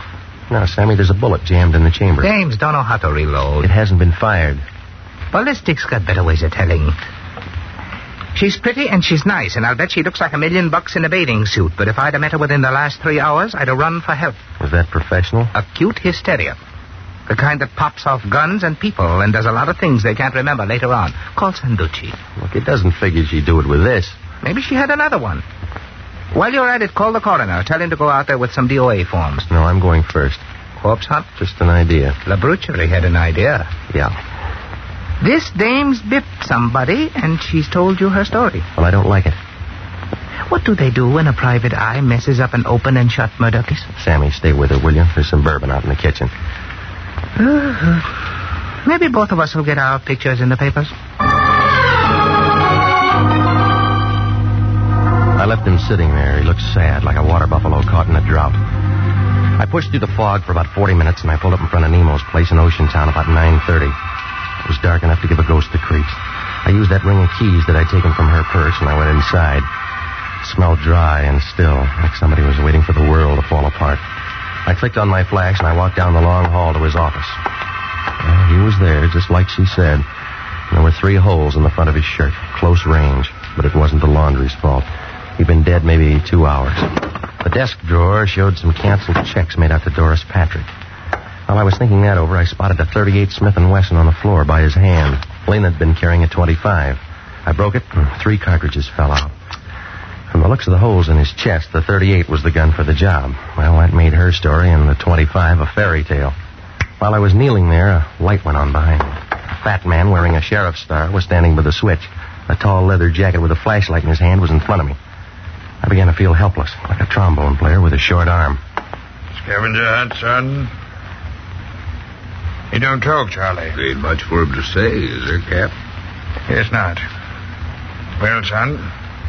You're going to be calling me names. What do you like best? Killer, murderer, slayer?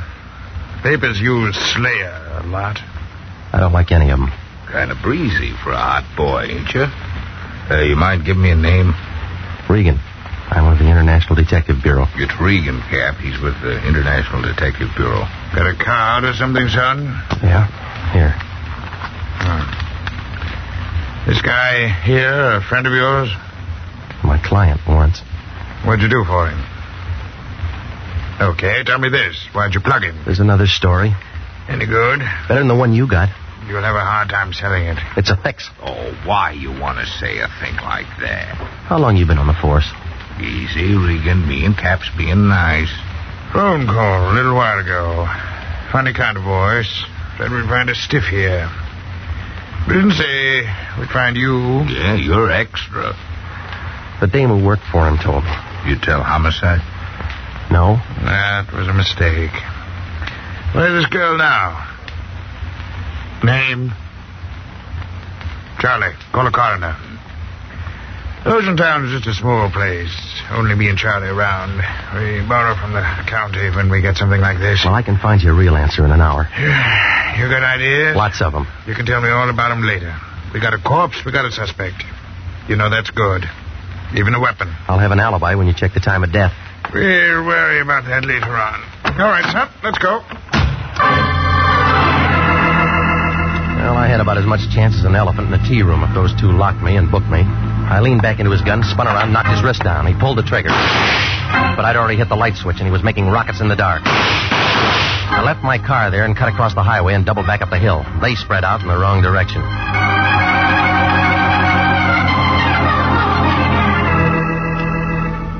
An hour later, I was standing in front of the lion's door.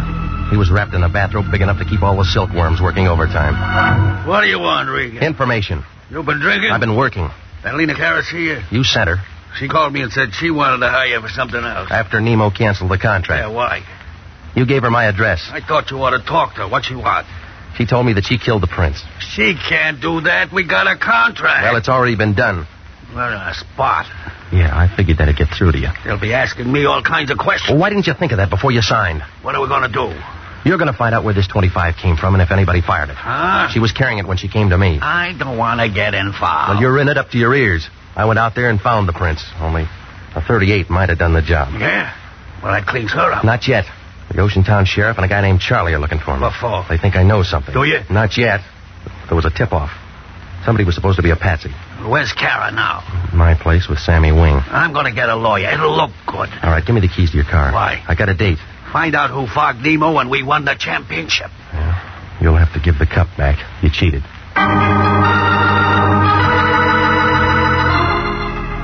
I drove back out to Doris Patrick's place in the Palisades, and I rang the bell and waited. Took her a while, but she showed.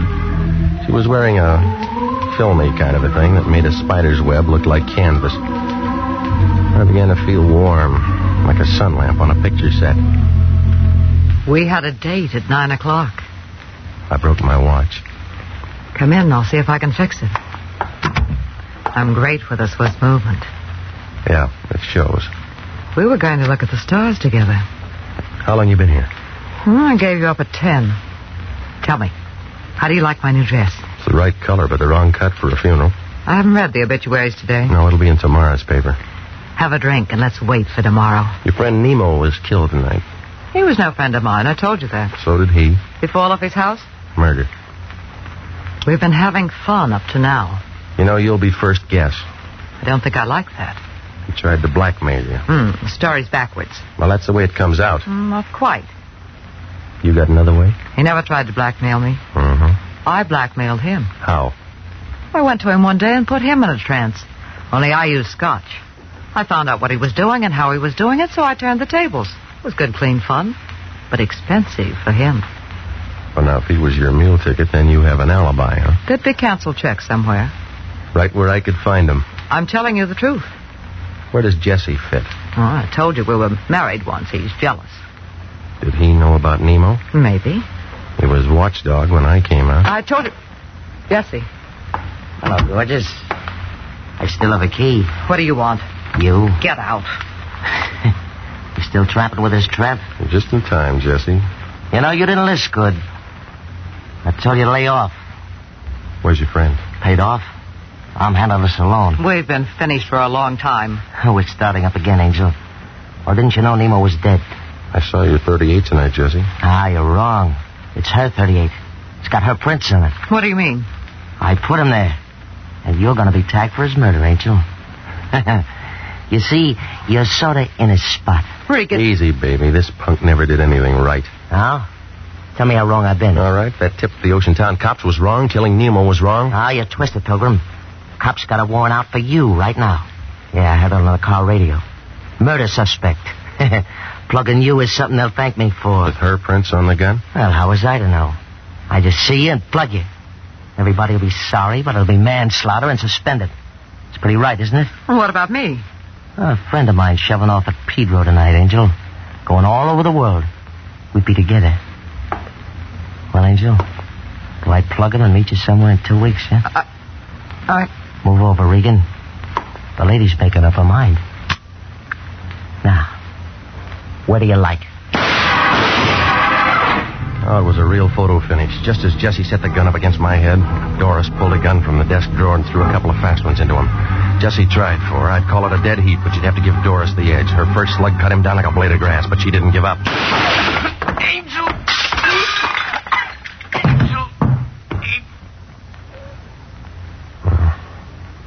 He's all used up. Never shot anyone before. You look like a professional. Give me the gun. He deserved to die. Didn't he? Didn't he? I don't know, lady. You knew him better.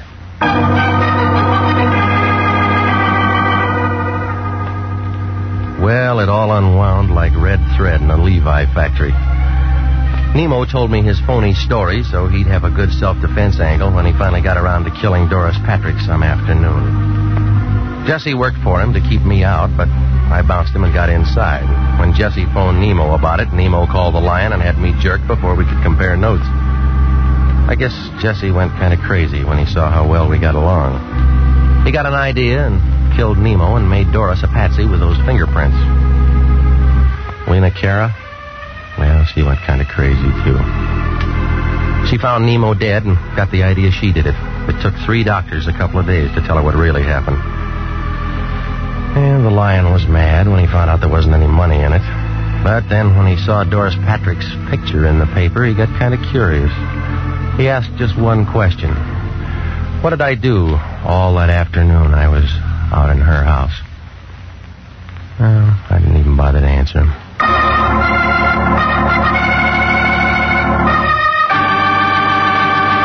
Jack Webb is featured as Jeff Regan with Herb Butterfield as Anthony J. Lyon. The story of the man who lived by the sea returned tonight by special request and was written by E. Jack Newman, produced by Sterling Tracy. In tonight's cast, the role of Doris Patrick was played by Yvonne Patey. Also heard Sidney Miller, Peggy Weber, Paul Frees, Marvin Miller, and Barry Kroger. Music for this program is by Milton Charles.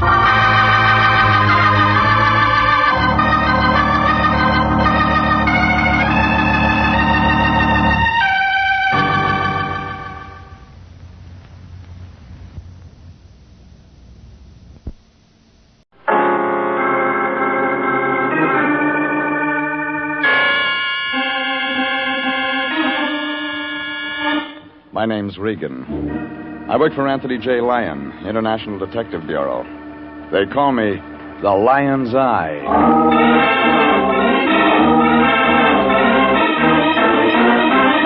Wednesday at 9, and CBS brings you Jeff Regan, Investigator, starring Frank Graham as Regan with Frank Nelson as Anthony J. Lyon.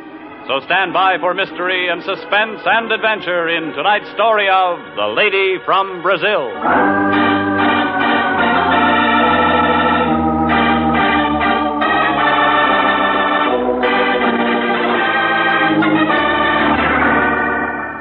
Her name was Irene Santino. The lady from Brazil, the Lion called her. He figured it for an easy trace job. Something for missing persons, only when we do them, the Lion gets paid. Yeah. The program said it was simple. Except before we wound it up, there were a couple of added attractions. A doctor who didn't do any doctoring, a nurse with a built-in temperature, and a couple of blackouts that were meant to be permanent. And guess what? In that last part, I was supposed to be the star.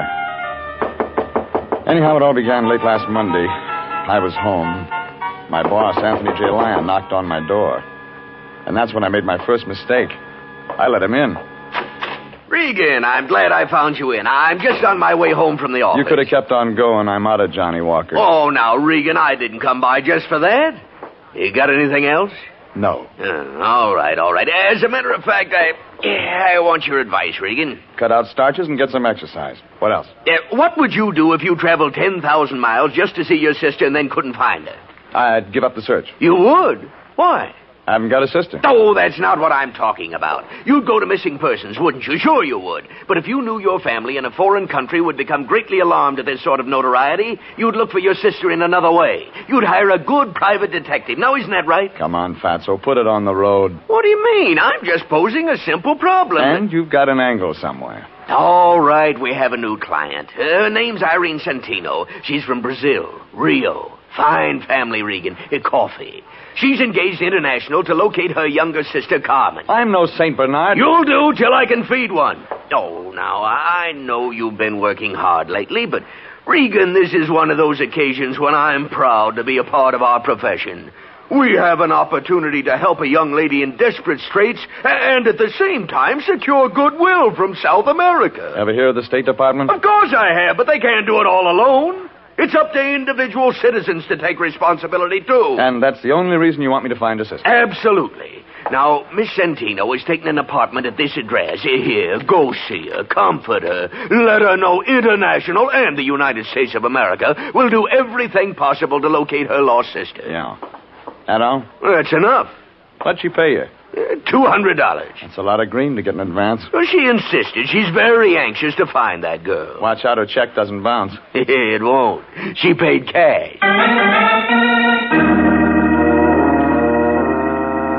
That $200 was already making a lump in the lion's coat, and I knew the next spot for it was his mattress. Well, maybe that's the reason he's a bachelor. I left him in my place and drove over to the address he'd given me. It was one of those Beverly Hills apartments with a long, glassy look, like a greyhound with a sore stomach. Irene Santino's apartment was on the second floor. She was a tall, brown-haired girl without a smile. She wore glasses, and when she talked, she sounded sad, like a banjo player with a paper pick. Thank you so much for coming over, Mr. Regan. I've been very upset all day. I just had to do something about Carmen. Your sister? Yes. She's the one I came to California to see. I heard. It's an awful vacant feeling. I thought she'd meet me at the airport, and then she wasn't there. And when I went to her address, we were very close. She's from Rio, too? Yes. How's her English? Well, the same as mine. We were both educated in the United States. You older than Carmen? Yes, 2 years. She's 25 now. Carmen left home a year ago. She's always been very independent. And, I received this letter from her a few days ago. It was the first word since she left home. It came this way? Yes. No envelope? Oh, I threw that away. She wrote her address there at the end, and I didn't see any need for keeping the envelope. And she wasn't at this address? There isn't any such address. What does Carmen look like? Well, I gave her a snapshot to Mr. Lyon. Didn't he give it to you? He forgets things. Well, no matter. I have another. Of course, it's old and not very good. I think it's right here in the suitcase. You'll pardon things strewn all over. I haven't had time to get... Oh, here it is. Here.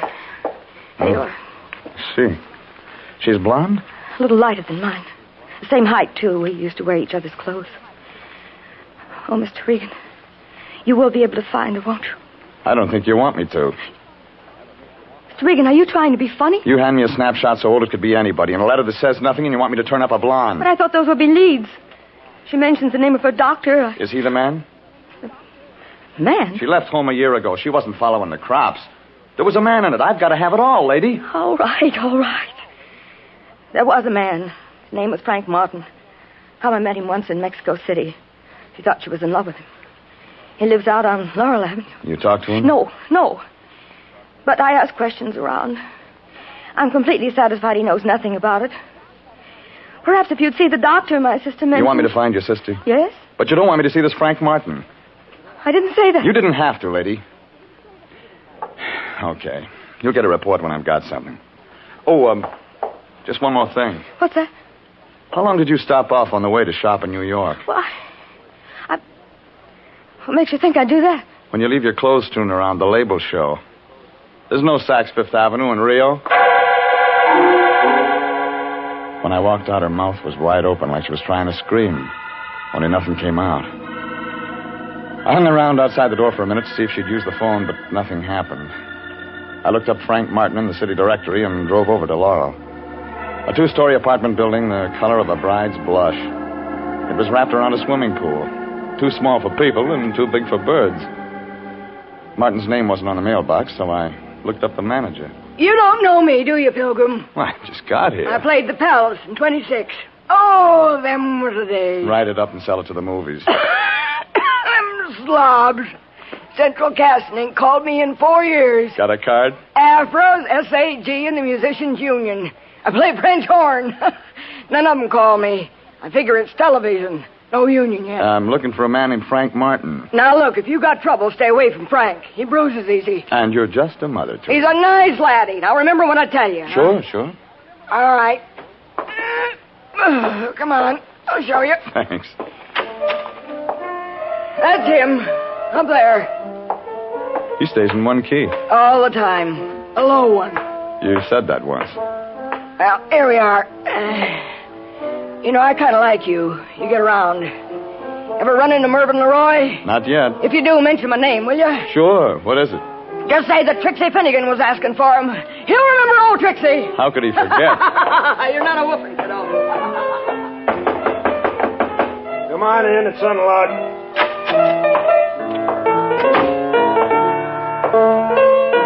Your name Frank Martin? Yeah, who wants to know? My name's Regan. I'm a private investigator with the International Detective Bureau. Wrong steer, Gumshoe. I don't need one. I'm not looking for work. I'm looking for you. What'd you say it was? Regan? Yeah. R-E-G-A-N? Regan. Regan. Just wrote that one. Pretty cute, eh? I'm looking for a friend of yours, Carmen Santino. Oh. How is Carmen these days? I don't know. But you said you were a detective. I did. You sound like an amateur to me. You sound like a guy with a chip on his shoulder. You sound like a lot of things. You're trying to get tough, baby. It figures out when your name isn't on the mailbox. Yeah? Nobody would ever write you. I'll just skip that, Regan. Well, who hired you to do what? My sister's in town. She's looking for Carmen. You know Carmen had a sister. What else? You're the boyfriend. Boyfriend. It's real good. Let me tell you what she's like, Regan. Eyes just right. Hair just right. Everything just right. Wait till you see her in a bathing suit. That's something, brother. She isn't wearing one in this picture. Let's see. No, it's a bad picture, Regan. Hardly looks like her, like she is. Ever met him like that? Well, we're going to be married, Regan. Only she decided all of a sudden she didn't want him. Just like that. It was her idea. Haven't seen her since. You try? Once. She moved, no forwarding address. That's all. Makes good story. Yeah, but you don't believe it. Now, let me tell you the reason we broke up. It's a dilly. My hearing's good. Well, you've heard about the happy couple. The guy keeps getting loaded, can't lay off. Well, this is different. This is the big switch. Carmen. Yeah, Carmen. And why she was seeing a doctor? Carmen, seeing a doctor? Look, why don't you get out of here? We don't like each other. My sister thinks something might have happened to Carmen. She's scared. Yeah, some of us are scared part of the time. When somebody makes a lot of noise looking for somebody, then everybody gets scared. You scared, Regan? Yeah. What about? Carmen Santino. I might be looking too late.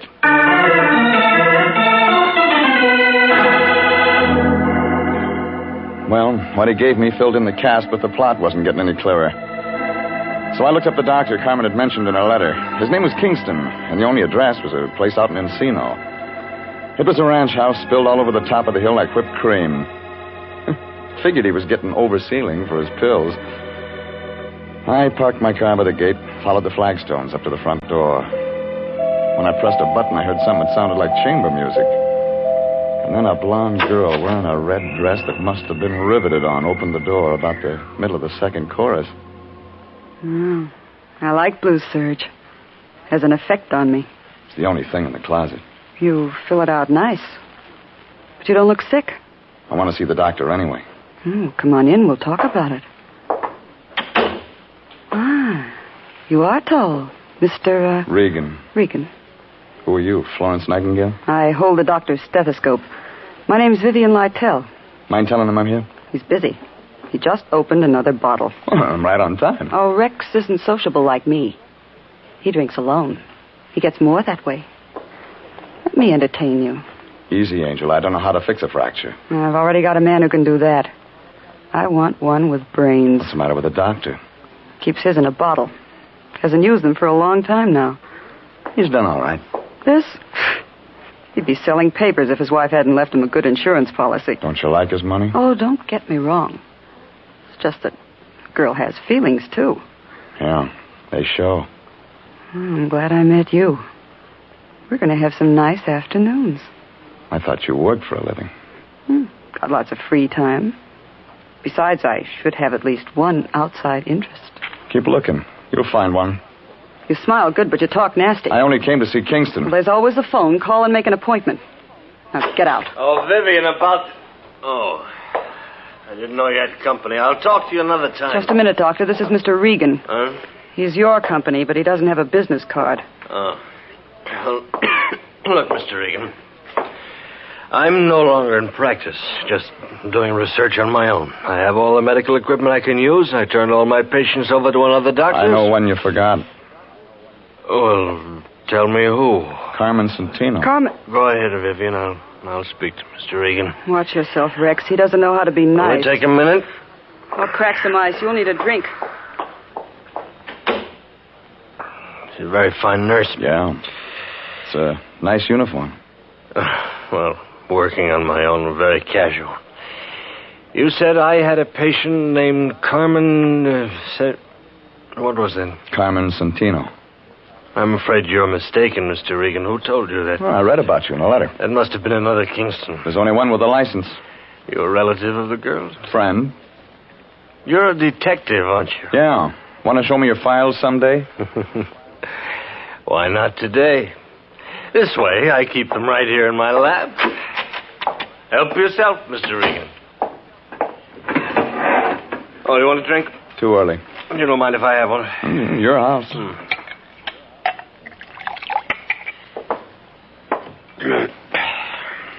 Didn't find anything? Not under Santino. She could have used another name. Oh, that's possible. When was I supposed to have treated her? Oh, about a year ago, according to this letter. Here, this is a picture. No. Oh. I've never treated anyone who looks like that. Sure. Positive. What was her illness? Might have had something to do with that stuff you're drinking. They die from it sometimes. I see. You can't see it from this window.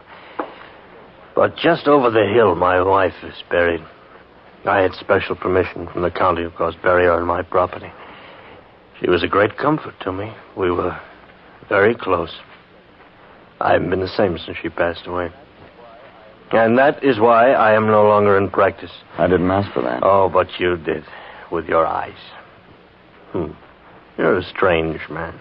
Do you enjoy making a living this way, prying into other people's lives, searching for what is best left alone? You still here, Rex? Yes, Vivi. He's just leaving. You can find your way? Yeah.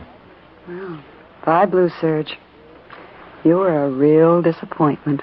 Don't give up. I'll be back. Don't bother, Regan. The doctor will be out.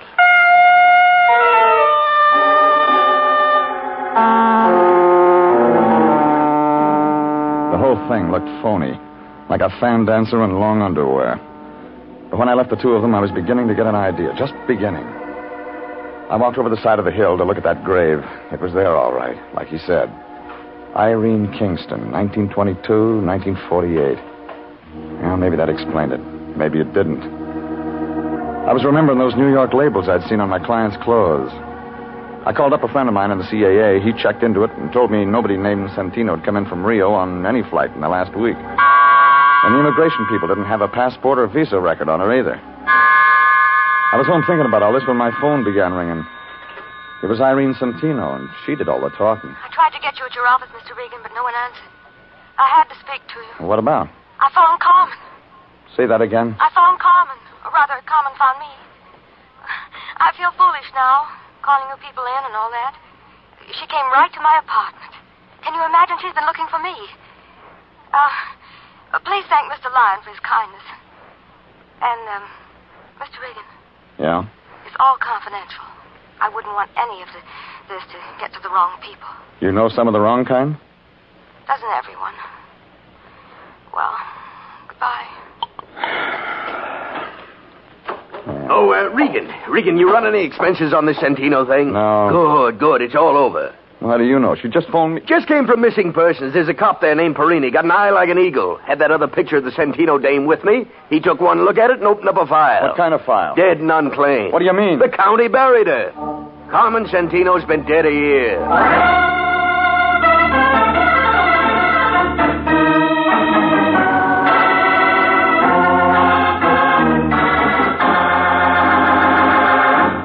This is CBS, and you are listening to The Story of the Lady from Brazil, tonight's adventure with Jeff Regan, Investigator.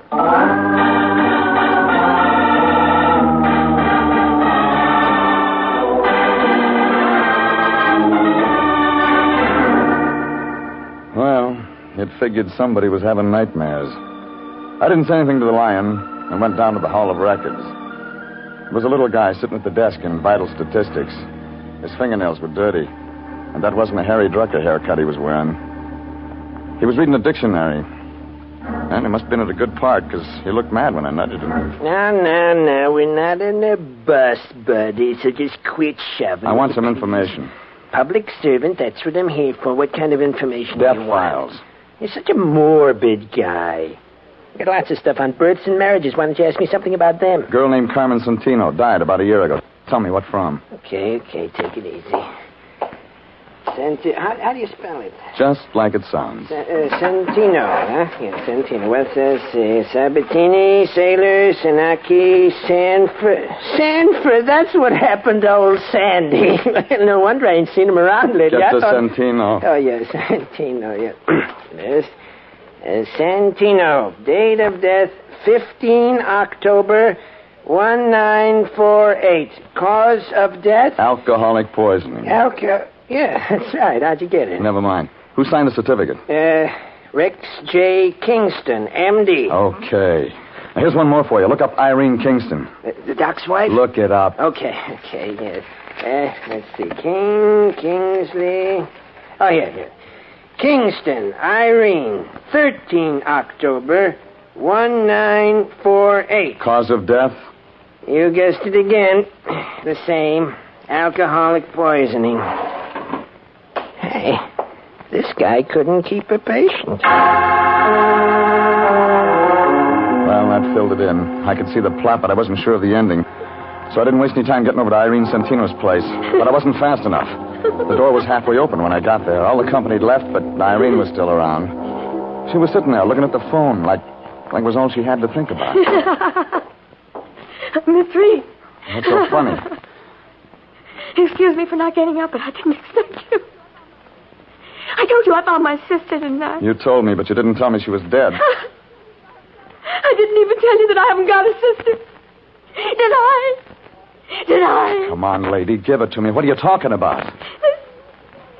This little red spot on my arm. It doesn't look like my sister. But you just wait, Mr. Regan. You just wait. You just wait.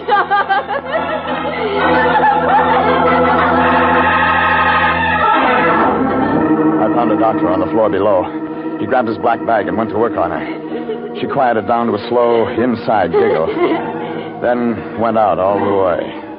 The doctor got a hold of an ambulance and carted her off to a hospital. They just wheeled her out the door when the Lion showed up.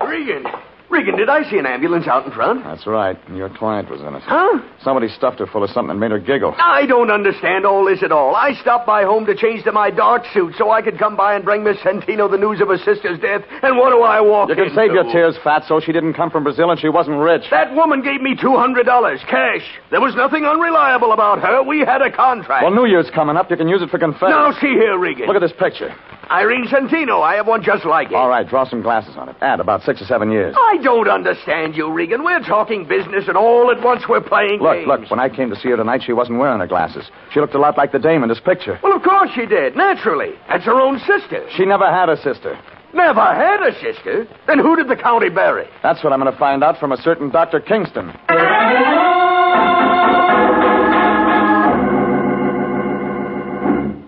I had a feeling you'd be back.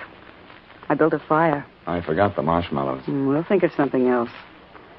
I'm not mad anymore. I'm still looking for your doctor. Well, let me take care of you. I have a way with men. Didn't we do all this once before? Well, it's night now. I'm better with the lights low. You can ask me some questions. I know some swell answers. I'll bet. How do you like it? Your way. There. That's better. Now let's have a nice, quiet evening. Just you and me. That why you wore that? You like it? You got talent, lady. Well, discover me. There's been a famine of men like you. You don't look underfed. Come on, you haven't touched your drink. I want to see him. Oh, all right. We could have had such a nice evening. Rex, What is it? Mr. Regan's here again. Oh, yeah. Hello, Regan. Didn't I tell you I'd be out? You told me that, but you didn't tell me what I wanted to know. Had to go to Vital Statistics to get it. What? You don't have anything in your files about Carmen Santino, but you signed her death certificate. Now, you get this, Regan. I don't have to talk to anyone who comes here without a warrant, and you haven't got one. When I tell the city attorney's office what I've got, they'll have somebody out here to open that grave on the hill. What do you mean, Regan? Irene Kingston died 2 days before Carmen Santino of the same thing. Dr. Kingston signed both certificates, and he collects on his wife's insurance. Only I don't think his wife really died. I think that extra grave on the hill is window dressing. My wife didn't die, Regan. Where is she now? I don't know. But she could be around town using the name of Irene Santino. It was a shot in the dark, but it brought results. Kingston swung a lamp base around it, connected on the side of my head. When I came to, I was in a white room in the back of the house. Nothing worked. Irene, So I will you just lay please there. bring a bottle? Vivian was standing there with Kingston. Oh, I don't He looked sick, like an ostrich with a sore throat. Please, Irene. He had a needle in his hand. I got the shakes. You do it all right, Rex. Go ahead. The same treatment you two tried to give Irene. Should have stayed out, Regan. I wanted one more look at you, baby. I hate to see the nice ones go, but it'll be all over in a minute. All right, Rex. Give me a drink, Vivian. I gotta have a drink. It won't help. I found Irene in time. She's in a hospital. What? She's gonna live. She's gonna talk. Go ahead, Irene's Rex. still alive? Rex, give it to him, and then we'll clear out. I didn't kill her. I didn't kill You'll her. do better this time. I can't. Go ahead. No, I won't. I said go ahead. I'll shoot you, Rex. I'll shoot you if you don't. No, you won't. It's all over, Vivian. It's The all gun, over. but Kingston was too much for her. All of a sudden, it began going off. Vivian started to look pale. Then she went down, slow.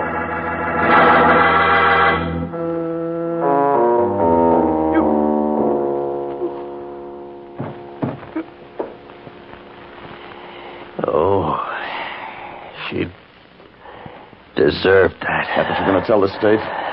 Regan, is Irene really going to live? That's what the doctor says. Oh, good. Regan, look, no, don't try to move. I gave you a shot of preparatory solution. You won't be able to move for another hour. I suppose I ought to run. You won't get far. I know. Listen to me. Irene is my wife. She's innocent of all this. When you tell the police the real story, I haven't got it all. I know it started with Carmen Santino. Oh, she stumbled in one night, dropped dead before I could do anything for her. Alcohol. Yeah. Before she died, she kept talking about a man named Martin. Lives over on Laurel. But I didn't get in touch with him. I had a better idea. She looked a great deal like my wife, Irene. It was really quite remarkable. The insurance. Yeah. Irene didn't want to do it, but she loved me, so she finally agreed to hide out in New York. I used one body for 2 death certificates, buried an empty box up on the hill. I was supposed to join Irene later. We were going to start a new life together. Vivian. Yeah. Vivian came along. I was drinking one night. She found out the truth.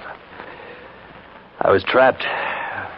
Would have stayed that way if Irene hadn't hired you. Well, it figures she made up that story about a sister from Brazil just to scare you into getting rid of Vivian. It worked, too. I'm scared stiff. Yeah, like that guy Martin said. Somebody gets scared, and then you... And everybody. Regan? Regan, can you hear me? Huh? Oh, sorry. Stuff's making me sleep. Yeah, that'll wear off. I'm going now, Regan. See that Irene gets a fair shake. I'll try.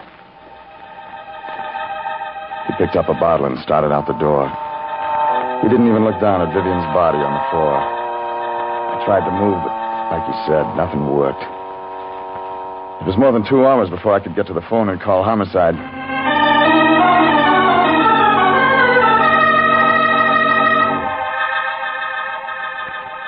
And it was more than 2 days before I talked to the lion. Jeffrey, my boy, how you feeling? Better? Well, the fog's gone out of my head, if that's what you mean. Otherwise, I feel lousy. Oh, don't take it so hard, my boy. All in a day's work. Besides, there's the brighter side. Yes, indeed. Like what? Well, for one thing, they got that Dr. Kingston. He only got as far as Las Vegas. Crime doesn't pay, Jeffrey. Crime just does not pay. Doesn't, huh? What's this? Now, wait a minute. Give me that. Application, consolidated insurance. It's nothing, I tell you. You mean to tell me you're going to try to collect rewards? Well, we did expose an insurance fraud, and there's nothing in the world that stinks like a fraud. I'll say. Hey, wait a minute, Regan. Where are you going? Out to buy an Airwick.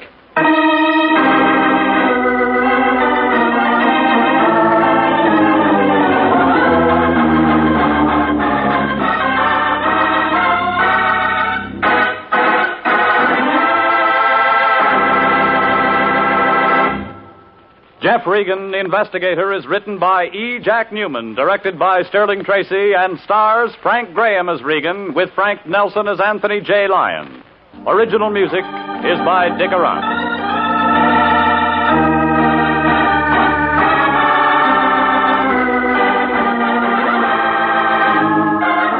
Jeff Regan, Investigator, is heard each week at the same time over CBS.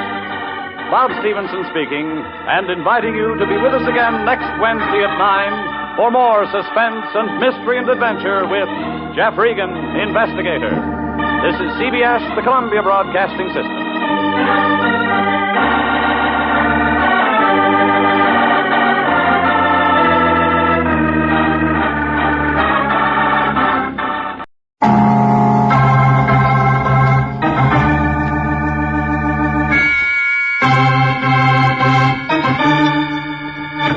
My name's Regan.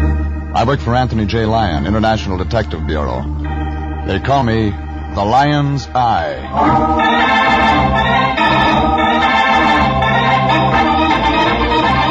Wednesday at 9, and CBS brings you Jeff Regan, Investigator, starring Frank Graham as Regan, with Frank Nelson as Anthony J. Lyon. So stand by for mystery and suspense and adventure in tonight's story of The Lady Who Wanted to Live.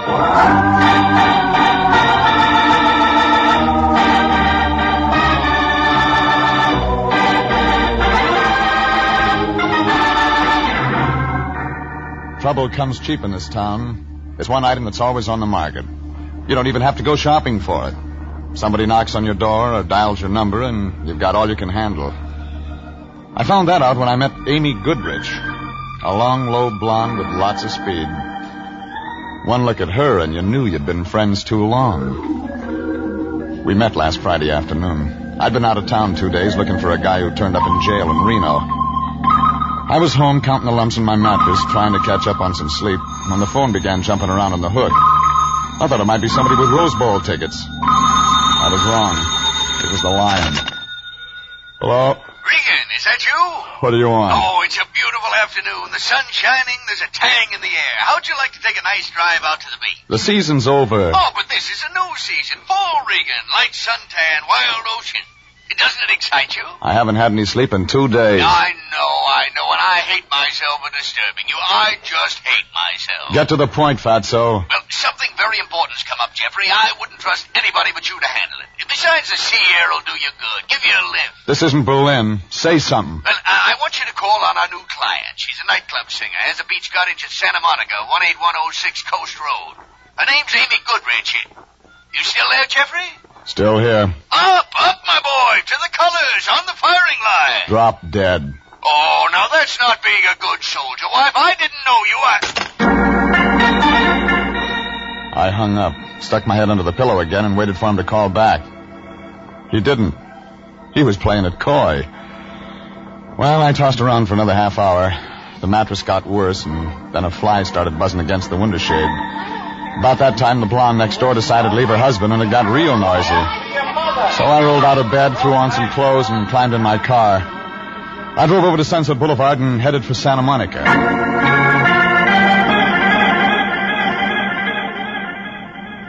18106 Coast Road turned out to be a bundle of flagstone and glass brick piled up against the ocean. Had a lot of angles, like a shyster lawyer. Figure whoever built it never heard of the FHA. Front door was open.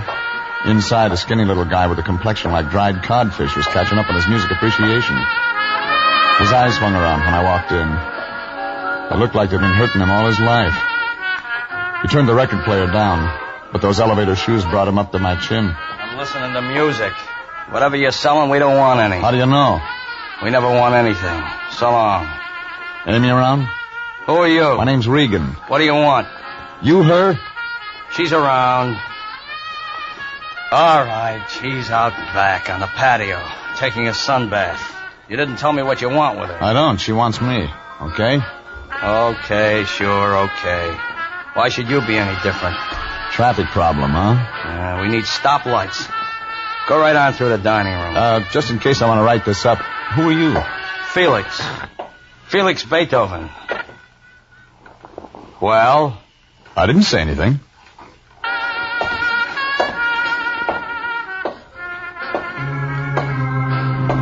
When I saw her on the patio by the beach, I knew why Felix was hurting.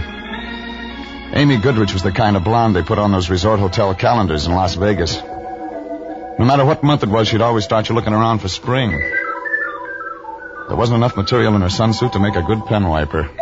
And when she smiled at me, I began to feel warm inside, like a radio with a broken coil. I know it's warm for this time of year, but you aren't wearing a sheepskin. It wouldn't fit in this crowd.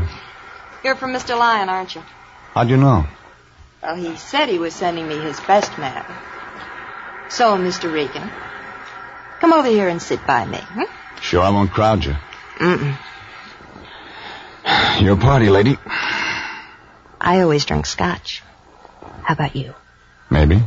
Later. Well, so you're the lion's eye, Very nice. Depends on how you look at it. I had to crawl out of bed to come over here. Oh? You haven't been sick, I hope. Well, when you work for the Lion, you just don't get much sleep. Oh, I see. I thought you looked nice and strong. I'll tell my tailor. And quick, too. Look, you can relax, Regan. This job is going to be easy. What is the job? Protecting me. If you're going to wear that all the time, I'd better send for reinforcements. I think you'll be able to handle it. You'll do just fine. If I know who I'm protecting you from. Yes, I suppose you do have to know that. Have you ever heard of Tim Conover, Mr. Regan? Yeah. He runs an upholstered cigar box downtown. Diamond Club.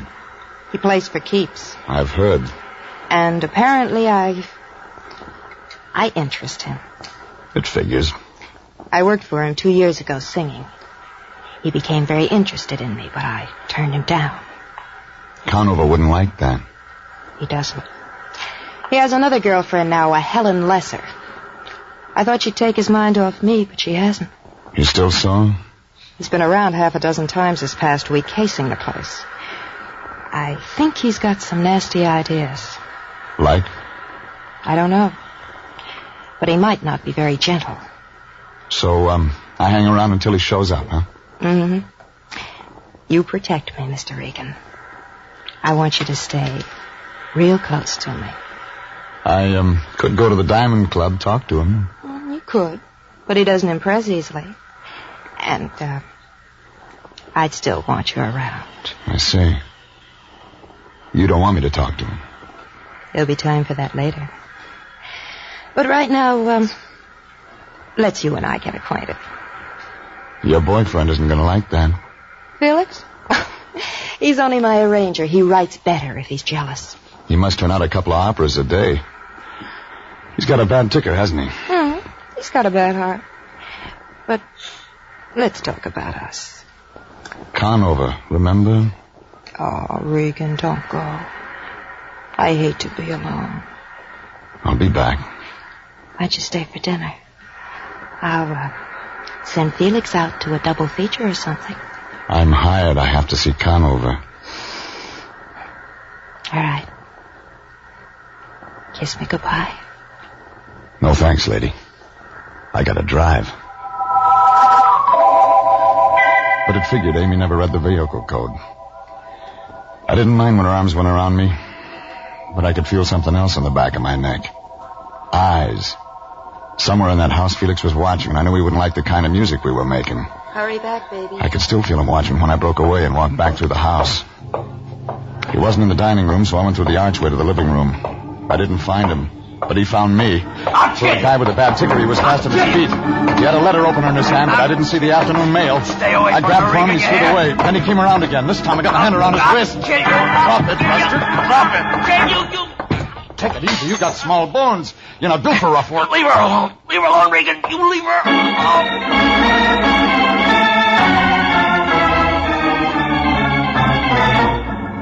Felix got his idea across all right, but he had a one-track mind. I tried some questions, but got no answers.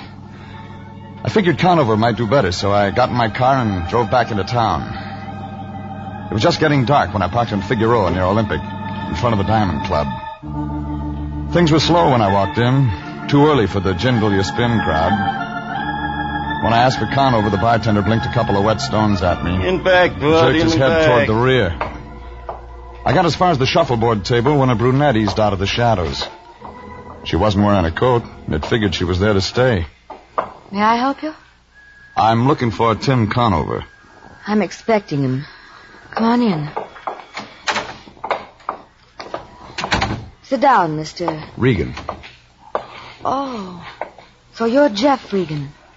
Ring a bell? I've heard the name before. It fits you. You're a private investigator. Yes, of course. Tim's not in any trouble, is he? Not yet.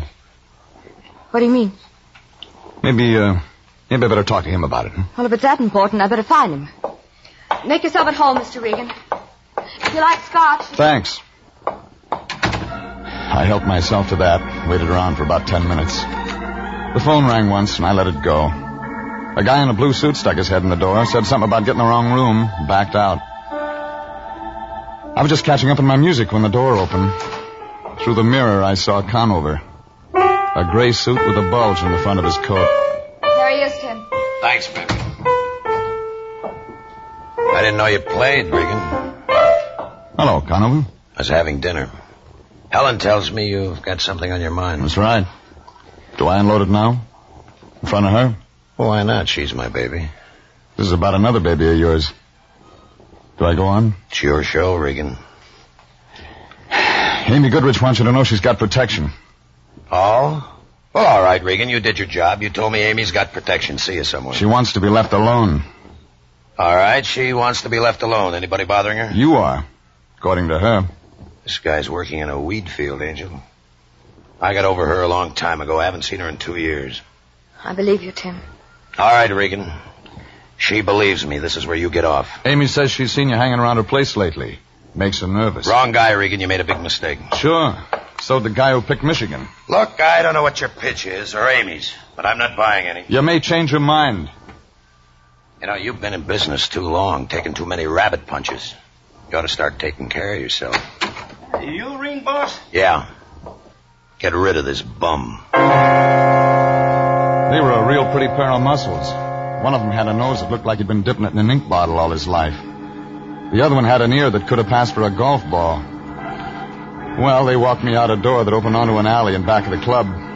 That's when the one with all the nose frisked me. Hey, just in case, Pally, just in case. Get your hands off me, punk. Easy. We're just... Yeah, Gussie says take it easy.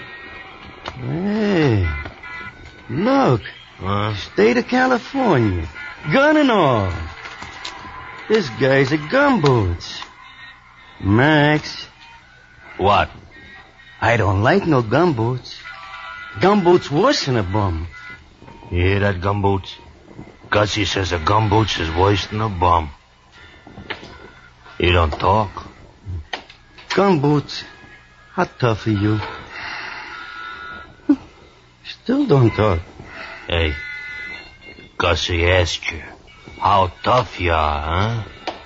Are you tough? Tough? Not so tough. My turn. Hold it. All right. Now, gumboots, here's where we get an answer.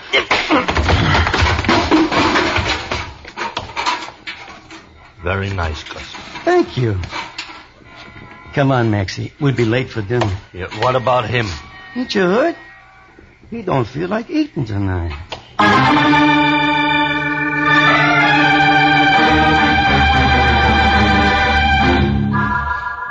I don't know how long I was away, but when I came back, I felt like I'd been sleeping on the wrong side of the world. I was still in that alley, and it was still dark. My head was rattling like it was full of broken glass. The yellow cat with an inferiority complex was sitting there looking at me. All over once he started running. Regan. I didn't try to catch him. Regan! Regan! Oh. Can you hear me? Wake up! Yeah. Have you been drinking? Oh, shut up. I send you out on a simple little job. I put all my faith and trust in you, and what do? Wind up in an alley drunk. Get out of here. Nuzzled up to a garbage pail, bleary-eyed, with melon seeds in your hair. Stop How blowing can you steam, Fatso. You're not a locomotive. Now, don't get so excited. You're getting seeds all over. Give me a hand, will you? Here. How'd you get here? Amy Goodrich called. She was getting worried about you. Said you went over to see Conover. She wanted me to stop you. I figured she would, but she's too late. A couple of his boys played beanbag with my skull. Well, who does Conover think he is, anyway, pushing my boy around? Just who does he think? There's the door. Go in and ask him. Well, now, I couldn't do that. Well, tell me, what's this all about? That's what you're going to tell me. But I don't know anything. Amy Goodrich must have told you something when she hired me. If you're holding out on me... But I'm not, Jeff. Well, then start checking. Find out about Conover. Conover? What do you want to know about it? Everything. Find out, for example, if there's anything Amy Goodrich could be blackmailing him with. Blackmail? Regan, what is going on? I told you I don't know. Well, then make a guess. Okay. It looks like everyone's in love with Amy. I left the lion standing there. He looked worried, like an elephant with a skin rash. None of it made sense. I knew I'd have to get some answers before long. I drove over to my place and straightened myself out with a shower and some Johnny Walker. A half hour later, I was back out in Santa Monica. The fog was closing in over the house when I rang the bell. Nobody answered. But somewhere in the back there was a light, so I walked around on the sand. The patio was empty. Inside, Amy was sitting on a zebra-striped couch. She was wearing a white strapless thing with a splash of red on one shoulder. She had a movie magazine in one hand and a drink in the other. But she wasn't having a very good time. She was dead.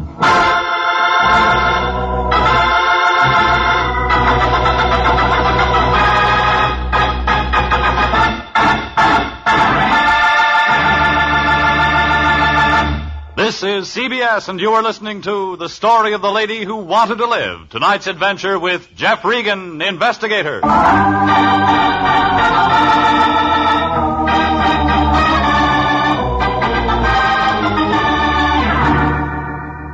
Well, the lion wasn't going to like it. His client, Amy Goodrich, was dead, and she wasn't in the market for protection anymore. I looked around for a gun, but didn't find it. Then I picked up the phone and put in a call to homicide. But I never talked to them. Out of the corner of my eye, I saw Felix standing out on the patio, and he saw me. I hit the floor and pulled the lamp with me. Even after the gun was empty, he stood there pulling the trigger.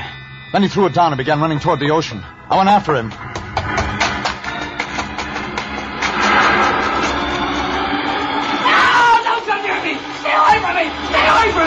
Hold still. Hold still. No, let me go. You'll drown. No, I don't care. I loved her, Regan. I couldn't stand it anymore. Come here. I couldn't stand it anymore, so I killed her. It doesn't make sense, does it? Sure it does, but you're not going to kill yourself. The police. What about him? I phoned them. I told them everything. When? Just before you came. Come on. But they'll be here. Let go. Yeah, that's why I said come on.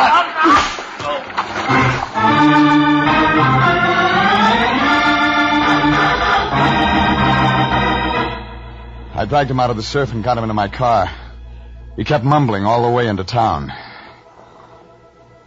It was 2 minutes after 10 when we got to my apartment. 3 phone calls turned up the lion in a Turkish bath. He kicked, but when I told him what happened, he said he'd come right away. 20 minutes later, he walked in. He still had a towel wrapped around his head. He looked like Sitting Bull in an Easter bonnet. Where is he, Regan? Where is he? In there, asleep. Asleep? Just like that, he can drop off to sleep after what he's done? I gave him some pills. What about homicide? You already called him. But they'll be looking for him down at the beach. We've got to stay clean, Regan. I'm going to phone homicide. Pick up that phone and I'll ram it so far down your throat you'll get a busy signal out of your hip pocket. This is murder. What's gotten into you? You're not going to toss Felix to the wolves. Regan, you find the girl dead. Felix has the gun. He admits killing her. What are you saving him for? What are you going to do with him? Stuff him and put him on your mantle? He's a fall guy, a patsy. He didn't do it. He didn't kill her? He was carrying this gun. He took 6 shots at me tonight. That's all it holds. There's 1 bullet in her, and he didn't have any extra slugs. Now, What did you find out about Tim Conover? Oh, he's clean, Regan. Absolutely clean. Unless you want to count a court-martial, he celebrated V.E. Day by poking a major in the chops. What else? He kicked him, too. All right. Hey, where you going? Out. Look, you stay here and keep Felix company. Oh, of course, Regan. I'll do that. Run along. You needn't worry. I'll watch over Felix like a father. You'd better. But the cops will be here. It won't take them more than an hour or two to find him. Yeah, and I've got just that long to find out who really killed Amy Goodrich. All right. I suppose I'll have to go along. After all, we're working hand in hand in this thing. In that case, I'll hide my ring. I didn't like the idea of leaving the lion there with Felix, but there was nothing else I could do. Besides, I still had to do business with a guy named Conover. I was just getting into my car when I felt a gun in my back.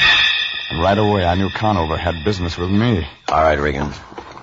We got things to talk over. Now just keep walking straight ahead, the black sedan.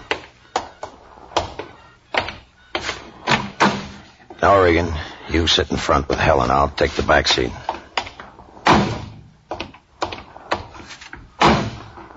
Okay, Helen. Where to, Tim? Nowhere. Regan and me can do our talking right here. It's quiet. Tim, are you sure you're doing right? Please, let me handle this, baby. All right, Regan, what's the play? I know Amy's dead. Now, let's just take it from there. Who told you? I was there tonight. Tim, you shouldn't. He'll involve you. He'll tell the police. I said I'll handle this, baby. So you were there. I know, don't tell me. She was already dead when you showed up. No, not quite. All I got out of her was the name of some guy, Dolan, and something about Lake Tahoe. She seemed to think I know what it was about. And you didn't? No. Kind of figured you'd tell me. All right. Blackmail. Amy? Blackmailing me? You didn't know her very well, did you, Regan? She said she needed protection. I think she wanted a strong-arm boy. No, it doesn't fit. She was no good, but not blackmail. It doesn't fit at all. Maybe I can make it fit. Don't try. I'm not going to be tagged for this thing, Regan. You know some answers. Maybe you better start talking right now. I said start talking. I didn't know if Conover was just looking for information or if he wanted to find out how much I knew about a guy named Dolan in Lake Tahoe.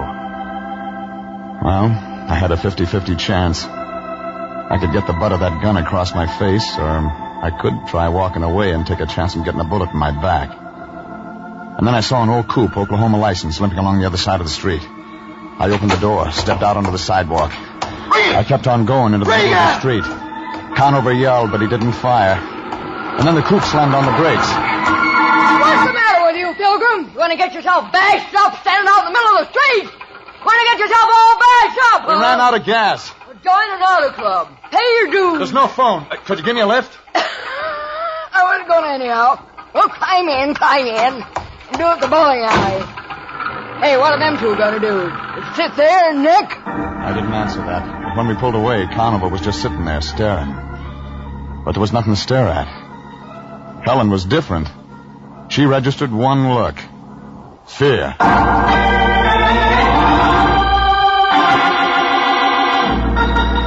15 minutes later, the Oklahoma license dropped me off at Vermont and Franklin, where I got a cab. All the way downtown, I kept wondering about Conover's play. He could have stopped me, but he didn't. That could mean he hadn't shot Amy. It could also mean he had shot her, but he knew about Felix confessing over the phone to the police. At the Examiner morgue, I found Ned Fuller looking at a girly magazine. I told him what I wanted, and 10 minutes later, he spread out a file dated May 9th, 1945. Is this it? Wealthy playboy shot to death.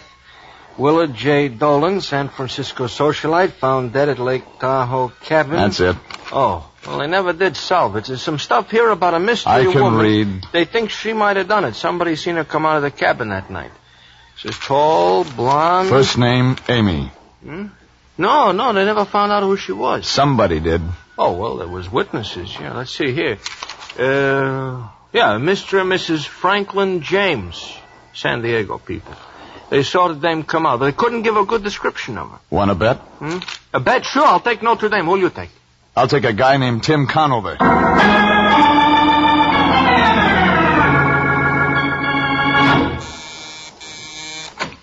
Regan. Hello, Conover. You're staying up late tonight. You work awfully hard for a buck soldier. That's for what your boys did to me out in an alley. I wonder what makes a guy walk into trouble 3 times in one day. You got a lot of nerve, Regan, but you use it in the wrong places. I'm just getting started. All right, make your play. What's next? You talk. What about? Dolan, Willard J. I told you. Lake Tahoe, May 9th, 1945. Talk, Conover. All right, then I'll talk. A tall blonde named Amy Goodrich. An unsolved murder at Lake Tahoe. But there was a witness. When I first came over here, I guess she was blackmailing you. I was wrong. You were blackmailing her. You stink, Regan. I told you wouldn't tag me for this. Well, you're wrong. No, he isn't, Mr. Regan. Oh, so that's it. Thanks, Helen. Give me the gun. I'll run things from now on.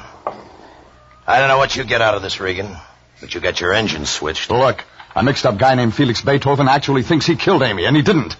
I've got him on ice, but the cops will get him, and when they do, he's on his way to the gas chamber. Oh, Tim, please, let's get out of here. Let's not listen. Wait a minute, baby, wait. So I was blackmailing Amy. I had a good thing, but I shot her. And I was the mystery witness at Lake Tahoe. I thought you were a better gumshoe than that, Regan. What does that mean? The date was May 9th, 1945. You mean you haven't looked me up? All of a sudden it hit me. Something the Lion had said about V.E. Day and a major who got hit in the chops. And the whole thing came apart at the seams. Conover couldn't have been the witness. He was in a guardhouse in Germany. I began to feel helpless, like a glassblower with hiccups.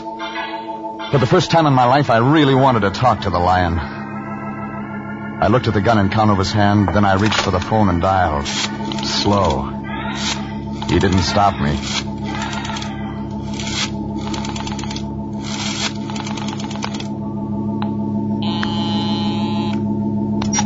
Anthony J. Lyons. Lion, the cops. Oh, Regan. They're not here yet. Felix? Still asleep. Well, get him out of there. Regan, I can't do that. Get him out of there. We broke our pick.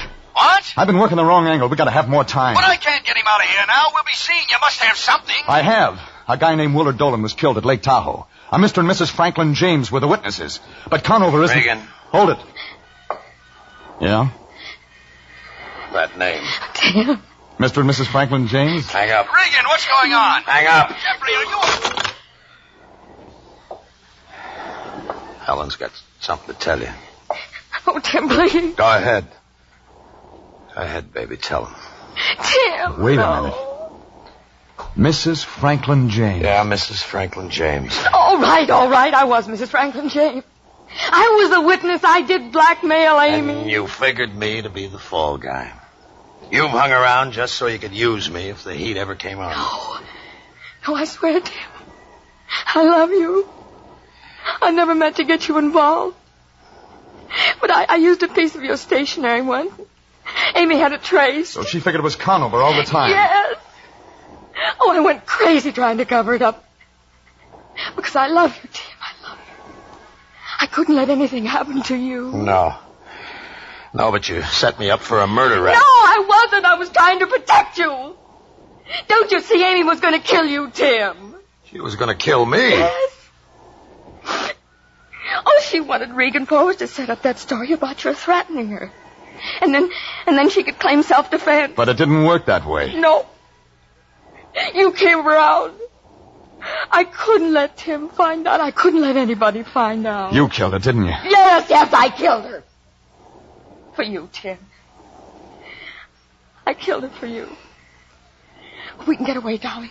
Regan's the only one who knows. Sure, and the kid with the bum ticker takes the rap. Except that somebody might ask questions about what happened to me. We'll have to take that chance, Tim. Regan's the only one who can make trouble for us. Us, baby? What? I don't have any troubles. You have. Oh, Tim. You're joking. Listen to me. You're wasting your time. Tim. You won't help me? No. You won't help me? No. But if you let them arrest me, I'll die. They'll convict me. Oh, please, you have the gun, Tim. You can save me. I don't want to die. I love you. I want to live. I don't want to go. All right, Regan. You better get her out of here. Tim. Regan, I said get her out of here.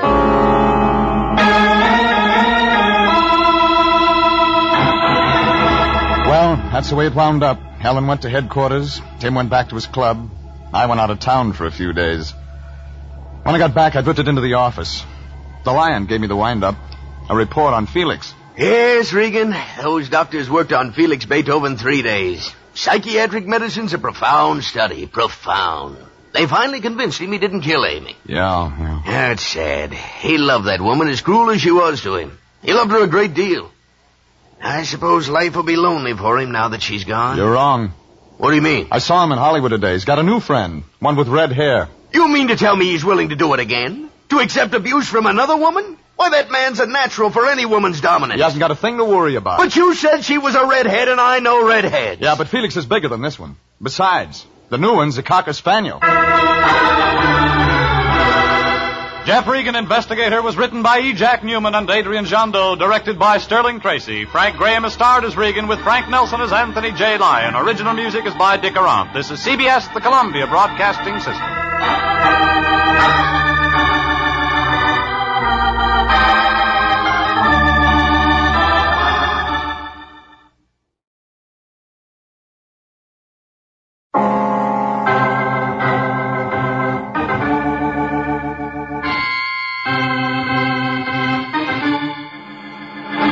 My name's Regan.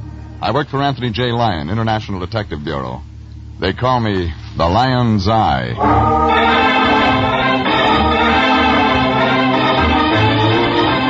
Wednesday at 9, and CBS brings you Jeff Regan Investigator, starring Frank Graham as Regan with Frank Nelson as Anthony J. Lyon. So stand by for mystery and suspense and adventure in tonight's story of The Little Man's Lament.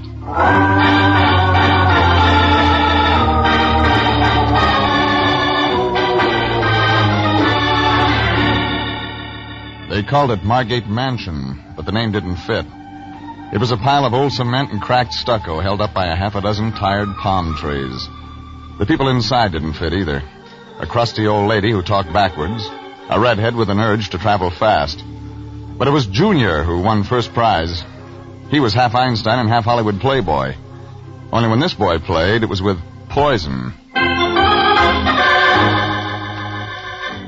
It started on a Tuesday. I was headed down Taft Avenue on my way to the laundromat.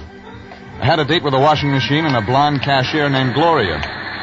That's when a cab pulled up beside me and the Lion hopped out. He was blowing sparks out of a fat cigar.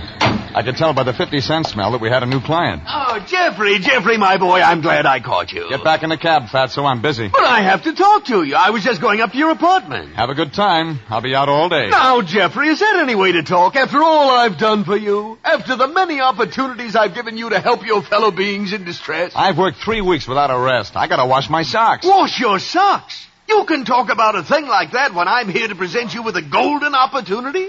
An opportunity to demonstrate our humanitarian sentiments? A chance to lift one who's in trouble? How much did you lift from him? $100, and it's not a him, it's a her. Oh, it's really a simple job, Jeffrey. Very simple. I've just been over there. Lovely old house, fine old family. The Margates, flower of the old South. Gone to see. Well, yes, but you know how it is with descendants of old families. Fresh young growth choked back by the weeds of the old family stock.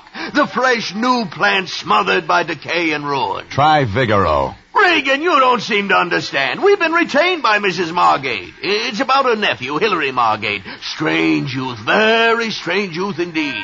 If Mrs. Margate needs protection from him, I tell you, it's a very serious matter. Well, so's my laundry. Regan, will you listen to me? There's another choice? Yes. See Mrs. Margate, root out the facts. Get her a gardener. She doesn't need a gardener. She needs you, and don't give me any more trouble. Okay, sweetheart.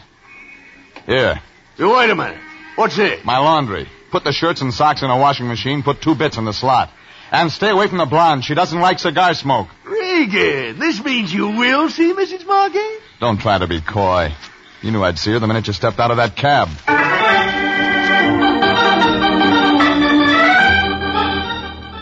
I walked up Vine and turned right past Franklin. All the places up there are old, but Margate Mansion was old when William S. Hart was Gene Autry. A bunch of turrets made out of wood that termites wouldn't look at. But I was looking at what was standing in the front bay window looking at me. Red hair and wide eyes and a complexion like skim milk. She was what answered the door when I twisted the old-fashioned bell. Hello. I saw you from the window. Yeah, I saw you seeing me. Come in. Oh, come in, please. Thanks. I hope you don't mind the disorder. I'm afraid I don't... Your name? Regan. Oh. Sit here, Mr. Regan. Please don't mind the dust on the sofa. No one nice ever comes, so it doesn't matter. I like you. I want you to stay. It shows. You're not married or anything like that, Mr. Regan. Nothing like that. Oh, that's nice. I'm not married either, Mr. Regan. I heard it was Mrs. Margate. Oh, that's my aunt. I'm not married at all. Mr. Regan, you didn't just come to see my aunt. I've got a lot of time. Oh, I've been foolish again, haven't I? Oh, sometimes I get so mixed up. I'm... Oh, wait a minute. Wait. Yes, Mr. Regan. What's your name? Gwethelyn. Mrs. Margate's niece. Yes. Hillary's your brother? Yes, Mr. Regan. All those questions. Business. Business? International Detective Bureau. Your aunt's on the line for $100 worth. A detective? Well, that's polite for it. Oh, you shouldn't have told me that. You shouldn't have told me that at all. Suppose you tell me some things. I'm mixed up, Mr. Regan. I can't tell you. Gwethelyn! Oh, that's my aunt. Did I hear the front door bell? Don't say anything. Don't tell her. I did hear the front door. Well, Gwethelyn, who is this man? He's... Regan. Regan? Oh, you're the man they call the Lion's Eye. I've been expecting you. I'm gardening. I should have figured. What? Oh, I have a green thumb, as they say. Follow me. Go to your room, Gwethelyn. Yes, Auntie. Gwethelyn? Yes, Auntie, I'm going. She went all right, like a rabbit at a greyhound race. Only I wasn't sure this rabbit could stay ahead of the dogs. But right then I had another problem, keeping up with Mrs. Margate. It wasn't the way she walked, it was her talk that winded me. We'll go to the garden.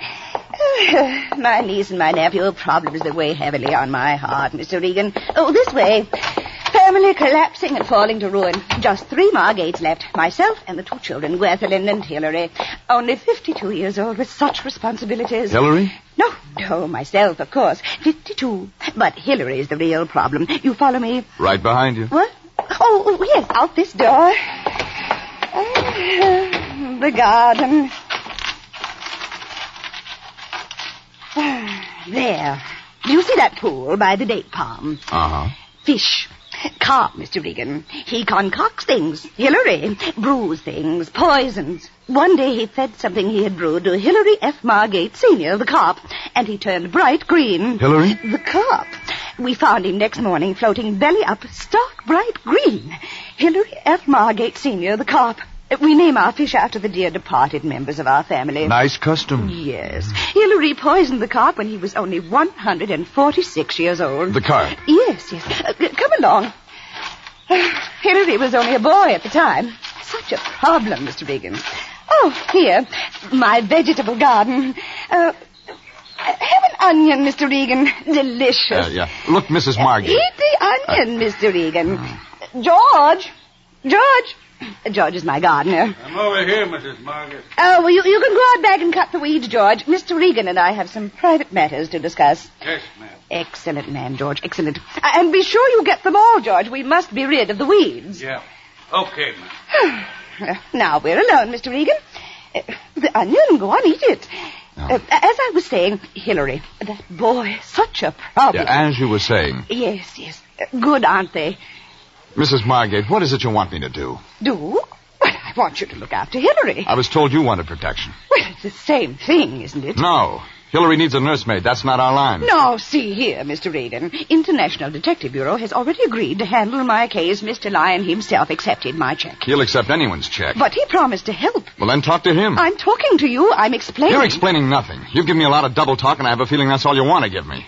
Now, make sense. All right. You're going to force me to say what I hoped never to say to anyone. Not anyone. My life is in danger. I can believe that.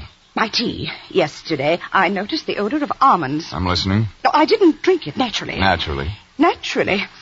Hillary brewed that tea, Mr. Regan. My nephew. Now you've said something. Where is he? Ocean Park, the shooting gallery. Shooting gallery? Yes, he's strange, very strange. He moves things, collects guns, practices shooting. You won't like him. Suppose I go talk to him. Well, you'd better. As I've said, Mr. Regan, I don't wish to be murdered.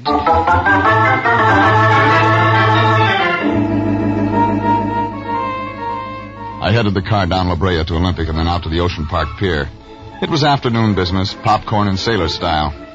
The shooting gallery had one customer, a kid in a corduroy sport coat with a face like a cantaloupe out of season. He was taking shots at the little swinging targets. You didn't need the family album to figure him for Hillary Margate. I walked over, but he didn't take the gun from his shoulder. Leeks. Come again? Leeks. Scallions. My name's Regan. Allium ascalonicum, Mr. Regan. Onions. You've been eating them. So? This suggests you're the private detective hired by my aunt. Bullseye? You read palms, too? I fancy myself an amateur detective, Mr. Regan. I seldom miss. I notice. As a matter of fact, Mr. Regan, I'm interested in hiring you myself. Oh, that's a switch.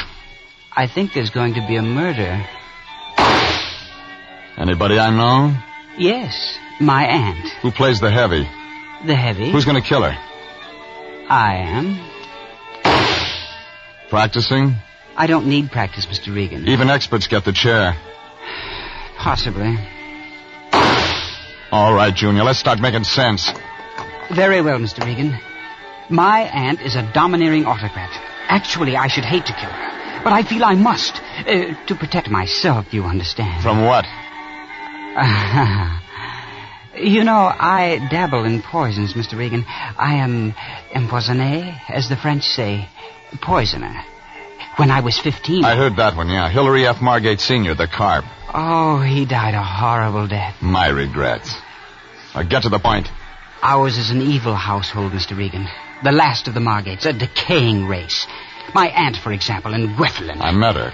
Then you understand that something must be done. This is an urgent matter, Mr. Regan.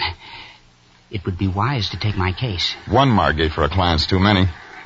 Very well, Mr. Regan. But you want information. Perhaps I'll give it to you tomorrow. I'll phone you. As they say on the radio, you may save a life.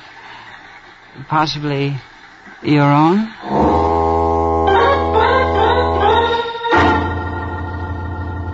It made a real funny joke the way he said it. Only I wasn't laughing. And neither was he.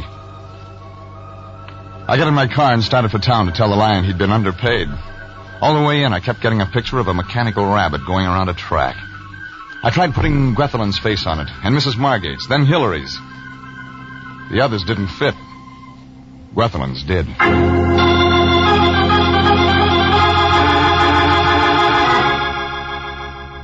I was still thinking about it when I parked on Hill Street and got out to walk. And that's when I put another face on the rabbit, my own.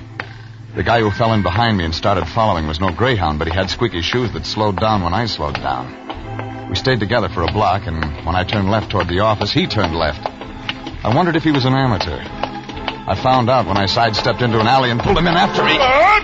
All right, Buster, this is where you get off. Hey, say, what the devil? Come on, who hired you? Let me go. Give me some answers. Talk. You want muscles, huh? Muscles? All right.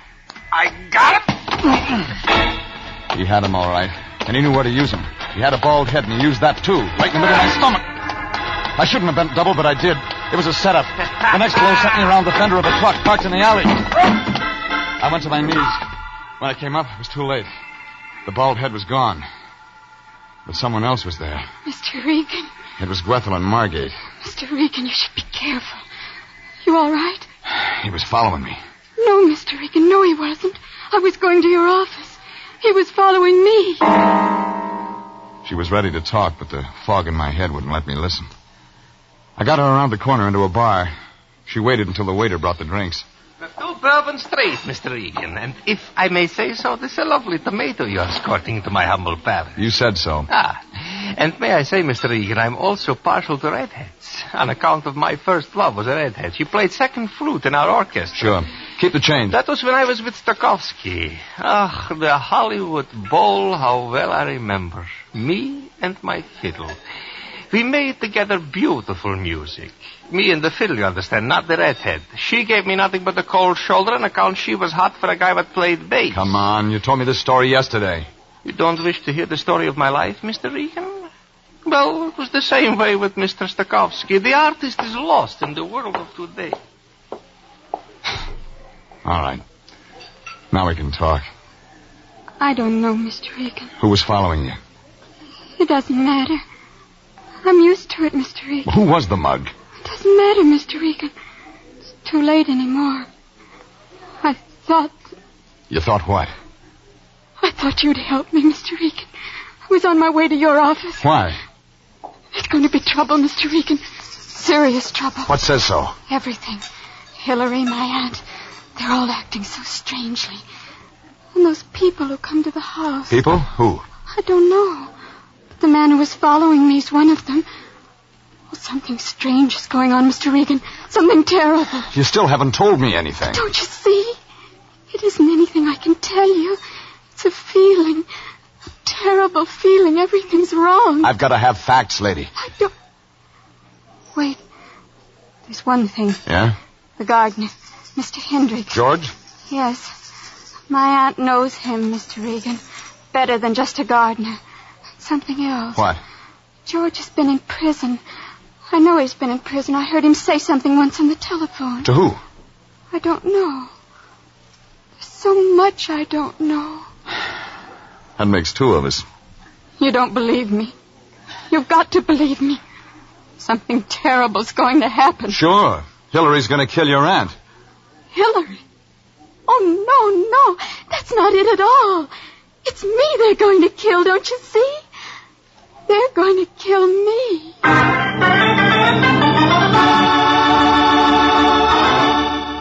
After that, I couldn't get anything out of her that made sense.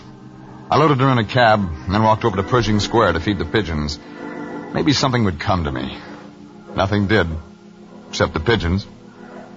After a while, I went over to the Examiner morgue to look up George Hendricks. There was nothing, not a word. But the Lion has ways of finding those things out, so I went back to the office.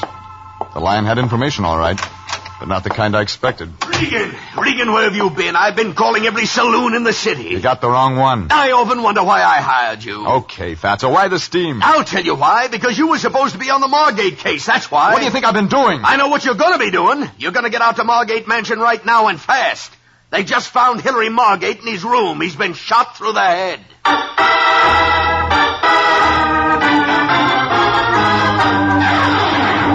This is CBS, and you're listening to The Story of the Little Man's Lament. Tonight's adventure with Jeff Regan, Investigator. Here's a special word for those of you who are interested in setting up a retirement fund. One that will permit you to have some of the good things of life before you're too old to enjoy them. Join the payroll savings plan where you work and invest in United States savings bonds. Under this plan, your firm sets aside whatever sum you name from each paycheck and uses the money to buy savings bonds for you. Buy United States bonds and keep them. And now, back to tonight's story of the Little Man's Lament and Jeff Regan, Investigator.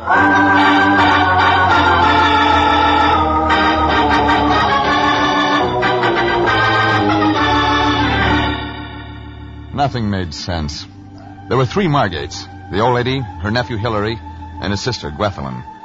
And all 3 of them wanted to hire me to stop a murder. Then the Lion tells me Hillary Margate has just been shot. Well, one thing was sure. With 3 people to work for, one of them was bound to turn up dead. I put the Lion to work looking up the gardener, George Hendricks.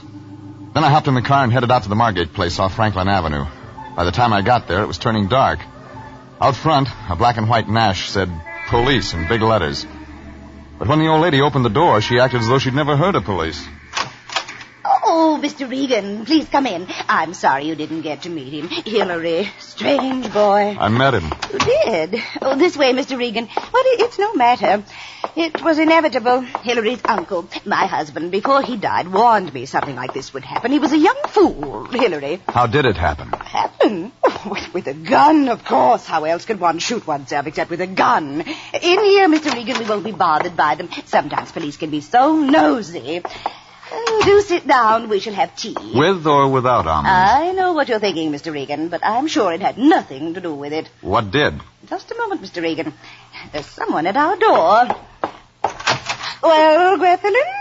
I was just coming to see you, Auntie. I thought you'd want me to tell Mr. Regan about Hillary. Yes, a good idea. Mr. Regan, I'll let Gwethelyn tell you. She was here at the time. Oh, she was a lovely woman. Gwethelyn's mother, my late sister. Well, go ahead, child. Go ahead. I got home about 5. Better sit down, child. No, not there. Here. Yes, Auntie. Well, Mr. Regan, Hillary was in the gun room reading. I went in to talk to him, but he ordered me out of the room. He said he didn't want to be disturbed. He was concentrating. Go on. I left the room. A couple of minutes later, I heard a shot. When I went back, he was there. Hillary. On the floor, dead. Then you called the police. I told Auntie. She called them. They've been so nice, the police. They promised not to disturb me any more than necessary. Wasn't that nice? They're in his room now? With Hillary. Dear Hillary. Yeah, he won't need me anymore. I think I'd better be going. Oh, yes, of course. Gwethelyn, see Mr. Regan to the door like a good girl. Yes, honey. And come again sometime soon, Mr. Regan. We shall have tea together. Thanks. This way, Mr. Regan. Mr. Regan, I've got to talk to you this way quickly. What's on your mind? It's about Hillary. Something he did tonight. Like what? When he came home, before that, he had a book. A big book. He was reading it when it happened.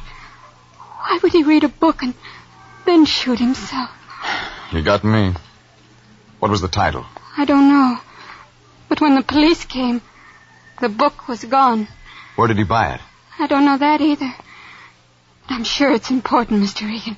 I'm sure of it. You don't think it's important? I don't know. I reach for answers. Sometimes they come up air. I know something else, Mr. Regan.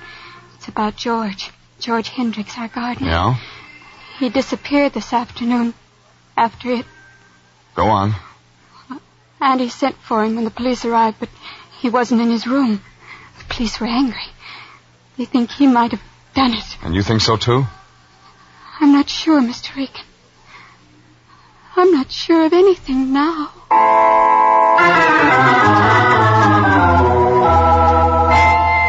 She turned and ran into the house and left me with a lot of night air and cool breeze.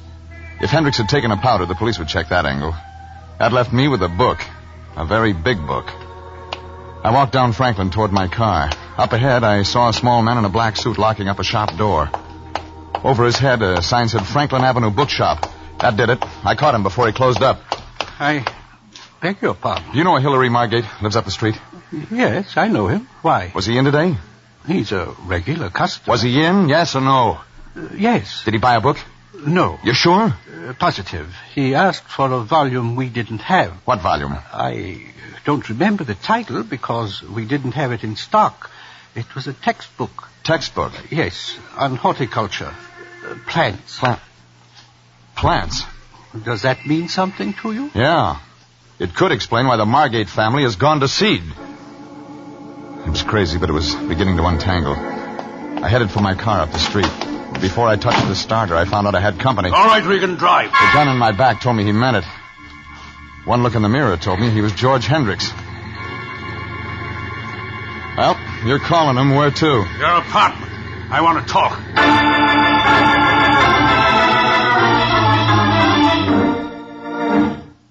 Have a chair, Regan. It's your house. Thanks. I talk. You sit and listen. I can stand. I say sit down. It's your party, Hendricks. There's been an accident at the Margate house. I heard. Hillary shot himself. That right? You think different? Changed my mind. I didn't kill him, Regan. Who said you did? I never could get used to confinement. Oh. San Quentin? Sandstone, Minnesota. Tell me more. Listen, Regan, the police don't like guys with a record. What was your rap, Hendricks? Checks, something like that, forgery. So why tell me? You're moving in my direction, Regan. I don't like it. Is that why you ran? There's something else. Yeah? The name. It isn't Hendricks. It's Margate. What's that? Freehold Quincy Margate. No wonder you changed it. There were several reasons. Yeah, Old South family. Listen, Regan, you gotta believe me. I didn't kill Hillary. I didn't have anything to do with it. You know a big guy, bald head with a stupid face? Morley. He works at the Margate place part-time. What's his job? Flunky. He works in the garden with me. When he isn't tailing the girl. Leave me out of that part of it. Well, do I answer that? Yes, but watch what you say.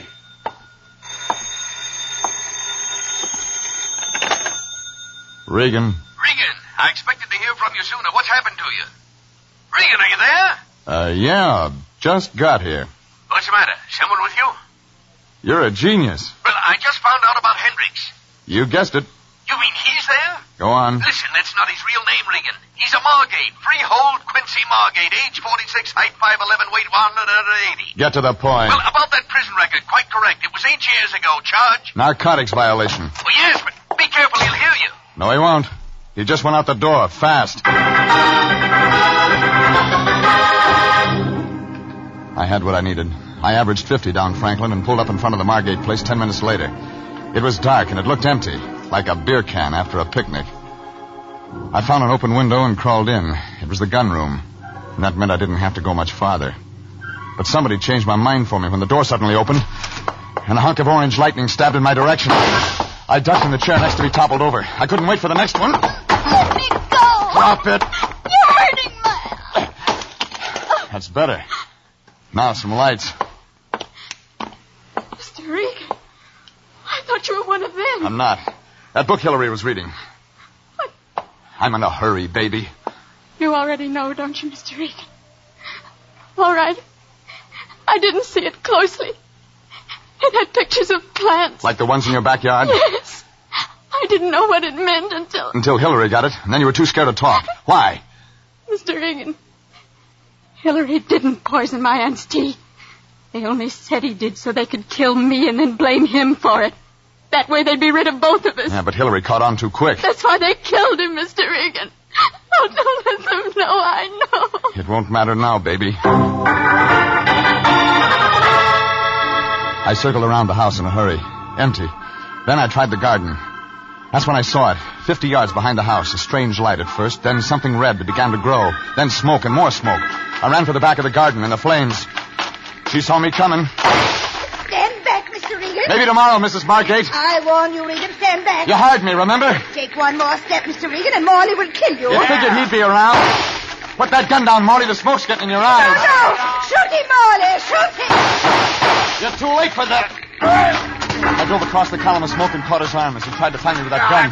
I got to him first. I owed him something for what he'd given me in that alley, and I paid him back with interest. The old lady just stood there and glared at me, the fire reflecting in her eyes. It took me 10 minutes in my best sport coat to stop the blaze. But the price was cheap, because where the fire had been was a nice pile of Exhibit A. It looks just like an ordinary plant, but the police call it marijuana.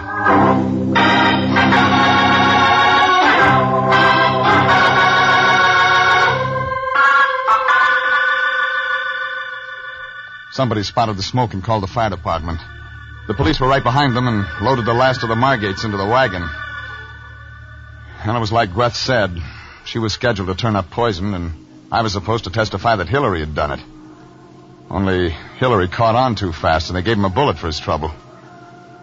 And after I finished up at headquarters, I went to the office and filled the lion in. He was disappointed. And this fella the police picked up at the depot, this Hendricks, he wasn't the culprit we were looking for? He was under the old lady's thumb like the rest of the family. She blackmailed him into growing the stuff. With his record, he couldn't afford to squawk. He couldn't afford to squawk. How do you think I feel? You got a check for $100, didn't you? Well, yes, I did. She did pay you, didn't she? Well, you see, Jeffrey, that is, she gave me a check when I first went out there for $100. You said that. Well, I didn't think anything of it at the time, but, well, you see, her brother-in-law... You mean... Well, that is, Hendricks did have a prison record for narcotics violation, but, well, it seems upon examining the records more closely, there was an earlier sentence for, Bad checks. Yes. It seems to run in the family. I don't get paid this week. Go on. Quit me. Kick a man when he's down. Oh, stop it. You know I never withhold payment when I have it. Right now I don't have it. Maybe next week. If you wait 2 weeks, it'll be Thanksgiving. What's that mean? You can have the end of the turkey I've been getting. Jeffrey, you're not being kind. Remember my heart. I'll try. Oh, thank you, Jeffrey. Thank you. Now, here's 25 cents. For what? Go over and pick up your laundry. I forgot to wait for it.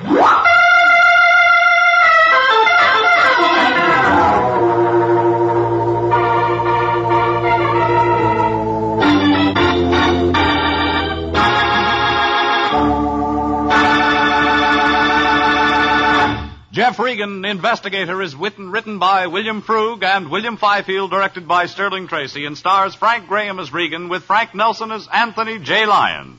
Original music is by Dick Arant.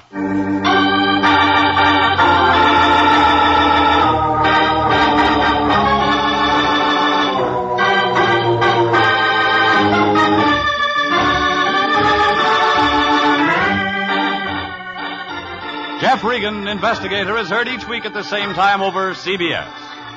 Bob Stevenson speaking, and inviting you to be with us again next Wednesday at 9 for more suspense and mystery and adventure with Jeff Regan, Investigator. This is CBS, the Columbia Broadcasting System.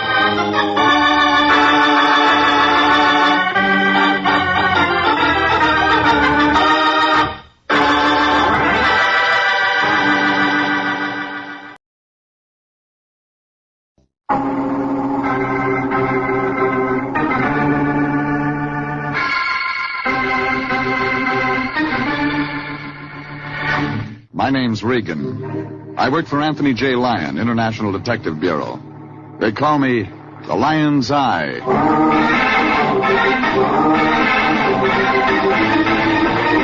Jeff Regan, Investigator, starring Frank Graham as Regan with Frank Nelson as Anthony J. Lyon. So stand by for mystery, suspense, and adventure in tonight's story of The Two Little Sisters.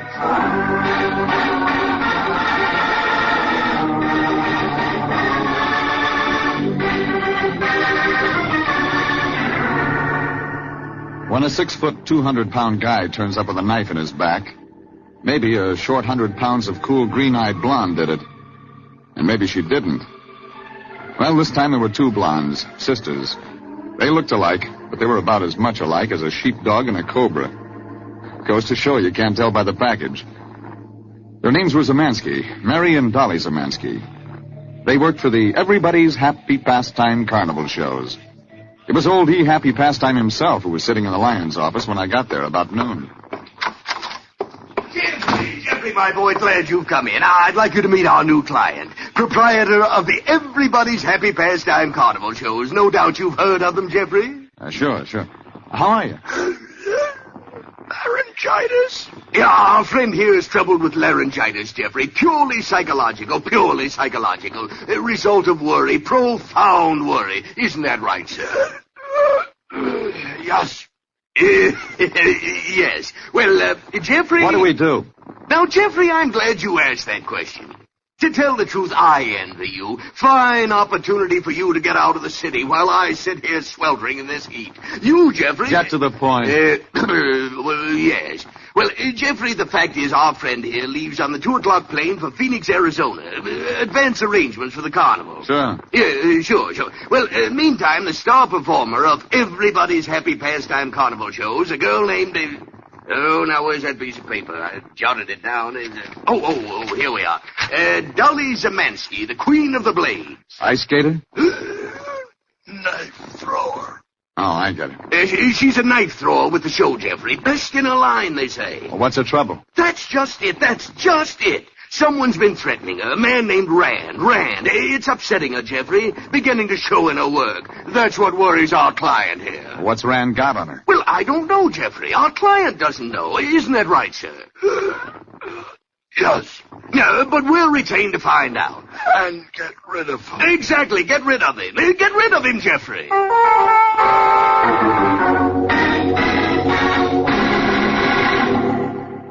Like the Lion said, it was a chance to get out of the city. I drove Father Time back out to his carnival. He had to pick up his stuff and then make the 2:00 plane at International Airport. The carnival was set up on a couple of vacant lots out on Sepulveda. Big sign, everybody's happy pastime carnival shows. Tents, trailers, Ferris wheels, sawdust, the usual stuff. The old guy pointed out Dolly Zemansky's trailer, and I was on my own. I didn't get far. Guy in a 1922 tux, 3 days whiskers, and a turban like a second-hand bird's nest stopped me. Oh, there. How do you do, sir? The only legitimate thing about the Swami was his breath. That was 90 proof. You are Regan. What's that to you? I am Swami Al-Kaji. Step this way, please, into my tent. I will consult the crystal. The crystal ball tells me many things. Yeah? Like what? Sit right here, Mr. Regan. Thanks. The crystal ball tells me, Mr. Regan, that you've been hired to help Dolly Zemansky. Tells me you have been hired by... yes, by the owner of our little carnival. How much of that did he tell you? Yes, Mr. Regan, it was he who told me. I saw you arrive together. What do you know about Rand? Fred Rand, let me see. Yes, let me see. The crystal ball is cloudy. The sand of time runs through the glass, Mr. Regan. Cut it out. What do you mean? You're a Swami like Truman's a Republican. Yes, true. Yes. Well, have a drink, Mr. Regan. I see much more in this than in the crystal ball. Yes. Say when. When? Here you are. Thanks. I'm a four-finger man myself, Mr. Regan. Been my ruin. You said you had information. Yes, there are two sisters. Zemansky? Yes, Dolly and Mary. Who's married? The younger sister. She new to the show? A few months with us. Her sister get her the job? Yes, Dolly Zemansky's our star performer. Naturally, she has influence. Okay. What about Rand? I will consult the crystal ball. Look, I don't get paid by the hour. What's Rand got on Dolly Zemansky? I don't know. No? I see letters falling in the crystal. Okay, play it your way. F, Z. I can't see any more now. Perhaps if you'd care see you to... later. Mr. Regan, Mr. Regan!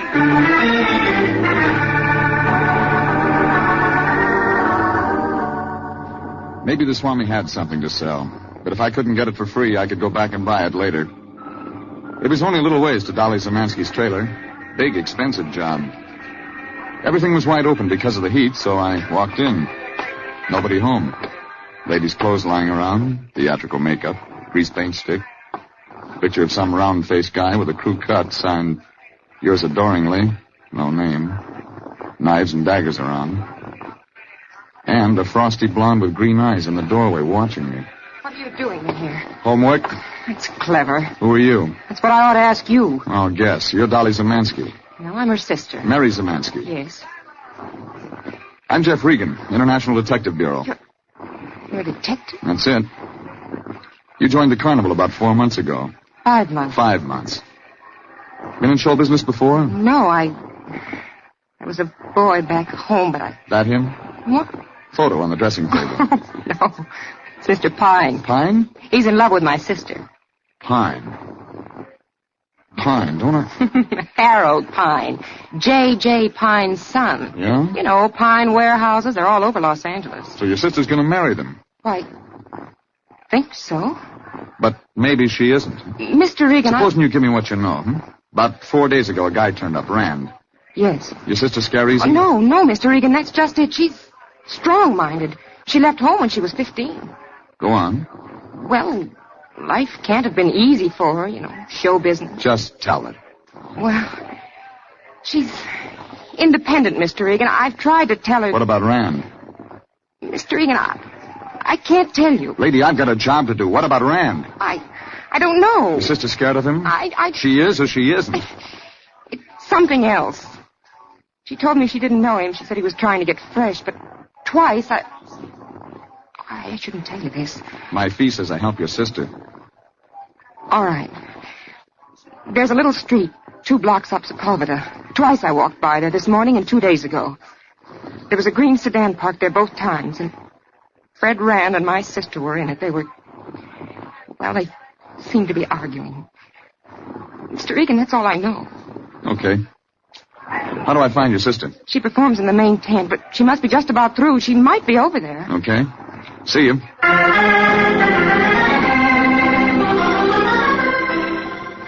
I started for the main tent and got about halfway up the midway when he passed me, going down the midway, and into the big shiny trailer. Broad-shouldered, 6-foot guy with red hair. And when he went into the Zemansky sisters' trailer, I knew he was Rand. I started for the trailer. I thought I heard voices quarreling. And then I knew something was wrong. That was Mary Zemansky screaming. I hadn't had my eye off the door of that trailer 60 seconds since I left. Nobody went in but Rand. Nobody came out. But I busted fast. I made the last 100 yards like Mel Patton on Dexedrine. But what I saw when I got inside that trailer stopped me cold. It was Mary Zemansky and Rand. But it wasn't like I figured. Mary was hanging onto the wall and staring down at the floor, sobbing. And on the floor was Rand, with a knife in his back. All right, give it to me. Give it to me fast. No. What happened? Come on. No, I can't tell you. I can't. Look, you've got 10 seconds before the whole carnival will be in here. What happened? Tell me what happened. I won't talk. All right, both of you stand back at the end of the trailer. Who are you? Sergeant Post, police. Hands above your heads. All right. Clear away now. Clear back, folks. You, Dolly Zemansky? No, I'm your sister, Mary Zemansky. Your turn, mister. Maybe we can take our hands down? You armed? Yeah. Where till I get it? Hip? Shoulder. Okay. Let him down. Thanks. Got a permit to carry this? Sure. Show it. Regan, private detective, International Detective Bureau. Here's the file copy. Look good, Regan. You kill this guy? Okay, Regan. Well, maybe you'll tell me who the guy was. His name was Fred Rand. That check, Regan? What I heard. Maybe you knew Rand, Regan. Nope. How'd you get in here so quick? Heard screams. Sure. Oh, what's the use of all this? You both know what happened. No, what did? Mr. Rand came in and well, he'd been bothering Dolly. Maybe he thought I was Dolly. We look a little bit alike. And he came in And? Go on. He struggled. And I killed him. It hung together like the Jap Navy. She was sore at Rand because he'd been bothering her sister, so when the big 6-foot guy came into the trailer, she grabbed him and stabbed him in the back.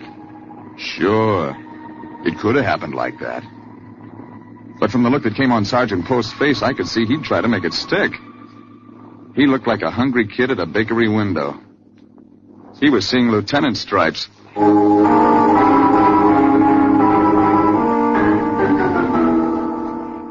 Well, half an hour later, Mary went off for the ride downtown in the paddy wagon.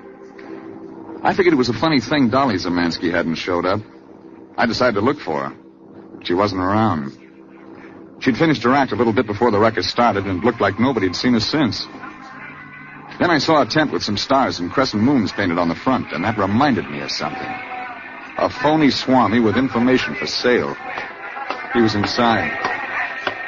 All right, Swami, get busy on that crystal ball and dish up some answers. Yes. Like FZ. Ah, yes, the letters FC. The crystal is clearly... Oh, clear it. It's a murder rap now. FC what? Rand. Yes, Mr. Regan. Fred Rand. Mrs. Fred Zemansky Rand. Dolly Zemansky was his wife. Now you've said something.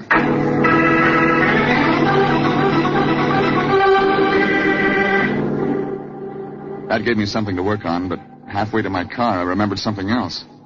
Something Mary Zemansky had said. A green sedan parked twice in the same place. Maybe it was parked there a third time. It figured the owner wouldn't be driving it away. He was taking a free ride as a guest of the county, to the morgue. It was there, green sedan, on the little street 2 blocks up Sepulveda. The door was unlocked. The registration on the steering post read Fred Rand. That figured. The address was on a street called Delancey in San Francisco. But maybe I wouldn't have to go that far. There was a card down on the floorboards. One of those commercial hotel cards. Globe Hotel, Main Street. I stuck it in my pocket. That was when a guy said, I'm gonna kill you, Fred Rand. I hit the car door with my shoulder. That knocked him back, but he came in again and tried for me. I blocked it. Why, you... That was when I got a good look at him. He was the guy in the picture in the Zemansky sisters' trailer. Yours adoringly, Harold Pine.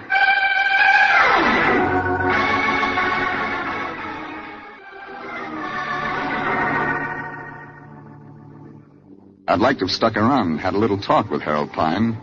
Maybe knew some answers. But one answer he didn't know was who killed Fred Rand. When he made that college try on me and called me Rand, it didn't take the FBI to figure he didn't even know Rand was dead. But it looked like Pine was going to be asleep a while, so I went downtown. The Globe Hotel. Last stop on the line for the canned heat crowd. Brass spittoons, row of cracked leather chairs along the front, 2 or 3 old guys dying in them. Nobody at the desk, so I picked up number 306 from the register and went up. The door wasn't locked. Inside, you could see why. Nothing in the joint but a brass bed, cardboard suitcase on a chair with a couple of neckties in it. Fred Rand had been traveling white. But there was something else in the suitcase stuck in the lining. Item torn out of the Weekly Variety, the show business sheet. It said a couple of knife throwers named Duncan and Dolly had checked out of Las Vegas for work at a spot called the Blue Dolphin Casino, Los Angeles. The date line was half torn off, but you could make out the 46 at the end. There was a phone on the wall, and I tried the Blue Dolphin Casino. There was nobody home. Too early for a night spot. So I decided to let the Lion work on that one. International Detective Bureau, Anthony J. Lyon, President speaking. Lion, I've got something for you. Jeffrey, I'm glad you called. I've just talked to the proprietor of the Everybody's Happy Pastime Carnival shows from Phoenix. So we're off the job. Well, now, Jeffrey, what can we expect? We were retained to get rid of that fellow Rand, to relieve Miss Dolly Zemansky of any undue nervous stress that might endanger the box office value of her performance. Go on. Now, Jeffrey, it just seems that, the sister did the job for us. Sure she did. Jeffrey, I don't think I understand you. You can understand this. This job we stick on. Jeffrey, be reasonable. The matter's in the hands of the police. They've got the wrong goose. What's that? I don't think she stabbed a 6-foot guy in the back. I think somebody pitched the strike out in through the window. Dolly Zemansky? Maybe. I think that's what her sister thinks. I think that's why she confessed. Oh, I see what you're driving at now. We're defending the innocent again. We're not in business for money, are we, Regan? Why should we be, with the world full of poor unfortunates waiting to be helped? Cut it out. Regan, from now on, if you want to work for charity, you work alone. You're fired. That's the only good news I've had all day.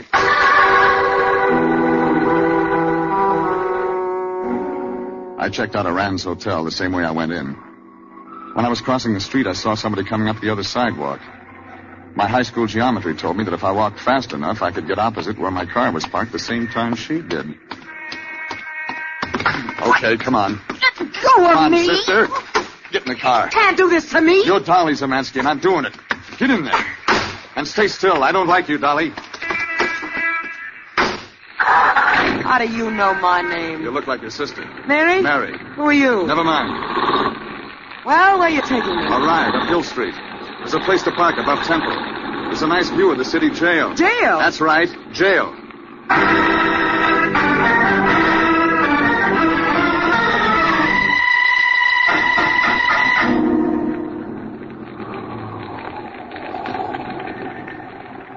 All right, there. Like I said, there's a good view. What's the pitch, Regan? How'd you get that? The Regan? It's on the steering post. You got good eyes. Thanks, honey. I didn't say that way. So you don't love me. What's the pitch? See that building down there? It's the city jail. Do you know who's in it? No! It's your sister. Mary? Mary. Why? She says she killed a guy named Fred Rand. Fred Rand? Never heard of Fred Rand, then. Then why were you going to the Globe Hotel? You never heard of that either. Talk, will you? Okay, I will. You get the Pine warehouses on the hook. It looks good, but there's just one thing wrong. Fred Rand. You're married to him. The guy turns up. Maybe he heard about Harold Pine. He blackmails you. Okay, he blackmails me, so what? So you want to get rid of him. You come back from your act this afternoon with the knives in your hands. You get near the trailer. The window's open. You see Rand inside arguing with his sister. That must have been an easy pitch for the star of the show. Your sister's locked up down there on a murder rap to cover you, and you got nothing to say. Okay. I got nothing on you. Not now. But you'll talk. Later. Now get out. I got business.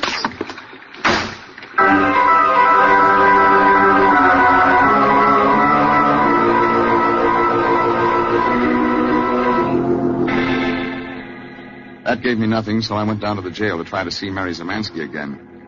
It took me an hour to find out I wasn't going to get to her. But I did find out one thing. That cop had done his job well. Mary had signed a written confession to the murder of Rand. I got in my car and bucked traffic out to Ventura Boulevard. I hit a gas station and checked the address of the Blue Dolphin. It was in Encino. That meant it was near the carnival and I could pick it up later.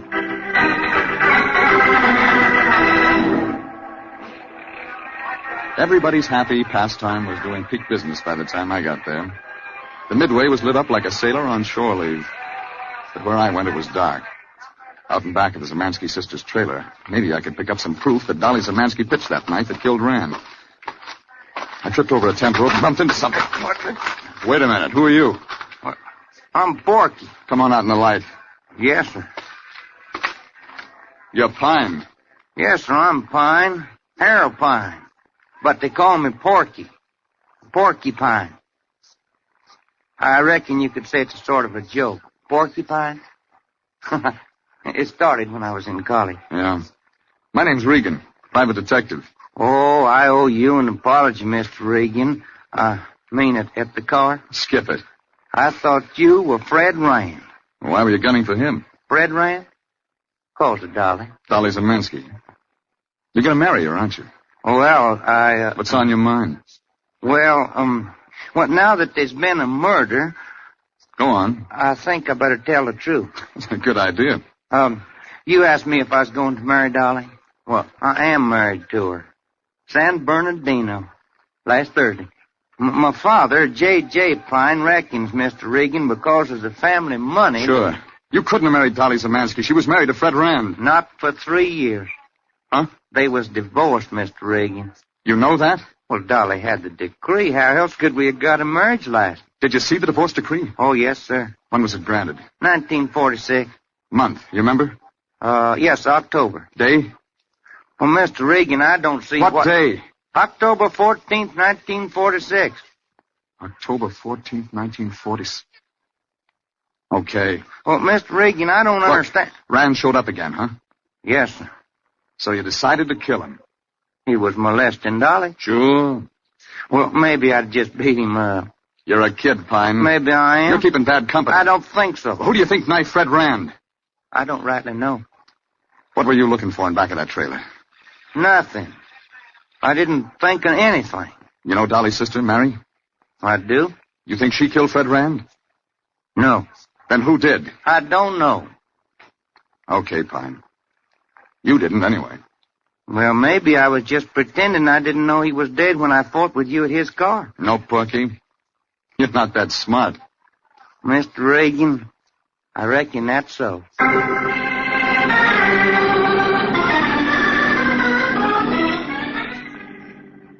Next stop was the Blue Dolphin Casino. The manager wasn't there, so I waited around. Must have been almost midnight before he showed. My bartender tells me you're looking for me. If you're the manager, I am. You bought it. In here.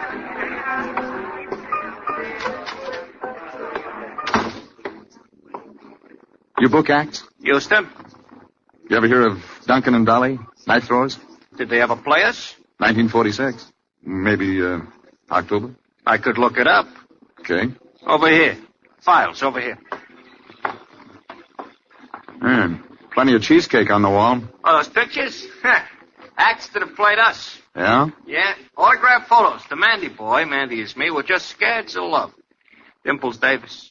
Dimples. You see what I mean? Yeah. See what you mean. October 1946? Could be. No. Hey, wait a second. Last week of September. 26th through the 29th. Last week of September, 1946, Duncan and Dolly... Let me see that.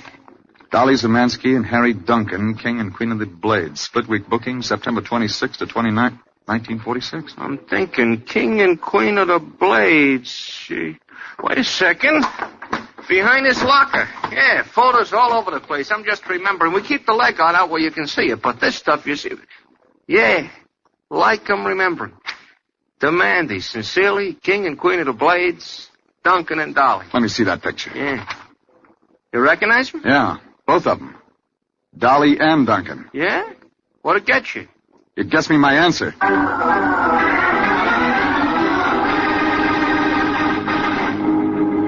I made it fast back to the carnival. The midway was closed, but I could see a light on in one of the tents. I could hear voices. What do you mean? You know to put her over on me with that no good two-bit. You're a shite. Oh, that's no good. But when I walked in, the light went off. Duncan. The light's back on. That told me where they were.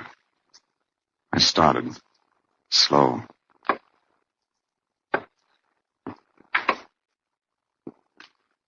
I waited. Duncan, don't. Put that knife down.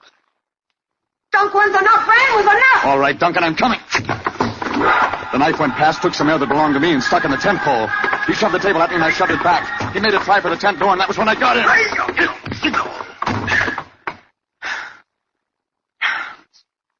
Turn the lights on, Dolly. Harry Duncan, the phony swami. It's a rat. You should talk. He okay? He'll come out of it.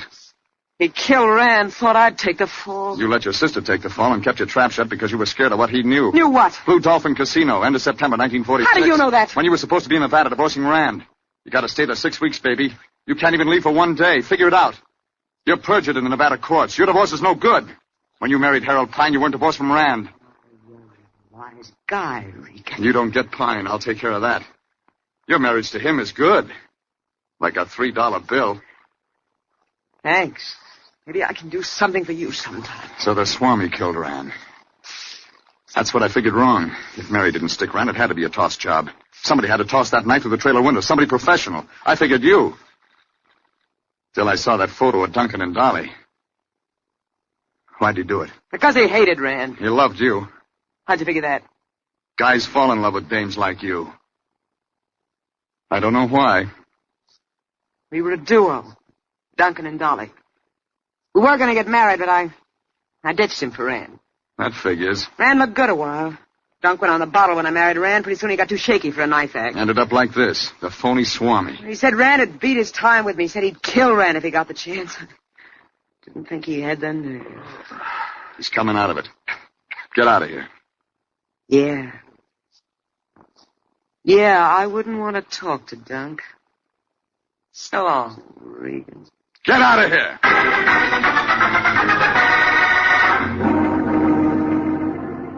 That wrapped it up for me. The police took it from there, and after a few hours at headquarters, I headed back to my apartment.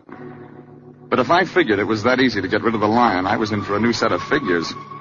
The lion was there, waiting, hat in hand. Jeffrey, my boy, you've come back at last. I heard all about it. I've been waiting for you, Jeffrey. Sure. Candle in the window. Jeffrey, will you ever forgive me? Will you forget the unkind words I've uttered, the meaningless, petty things I've said? Oh, I rue the day I mistrusted you, Jeffrey, my boy. It was madness. Come off it, Fatso. But, Jeffrey, I mean it.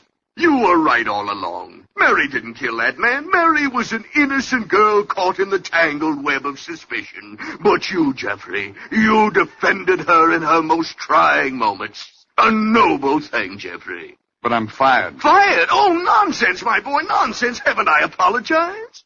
It's just that I feel so sad about that poor child Mary and that Pine fellow without the bride he had taken to his heart. What will they ever do, Jeffrey? Save your sympathy, Lion. They'll get along. What? What do you mean by that? Well, when I last saw them, they were sobbing it out on each other's shoulders. You mean it, Jeffrey? They've discovered each other? How charming, how positively charming. And with all those millions he has, too. Millions of dollars. Stop drooling, Fatso. There's nothing in it for you. No, Jeffrey, I suppose not. But I can dream, can't I?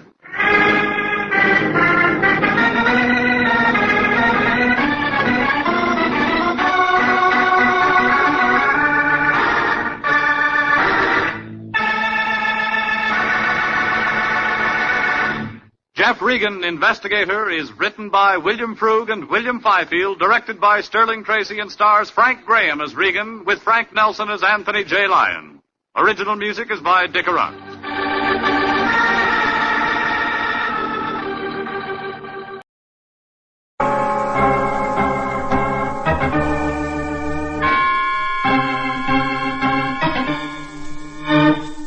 name's Regan. I work for Anthony J. Lyon, Detective Bureau. They call me the Lion's Eye.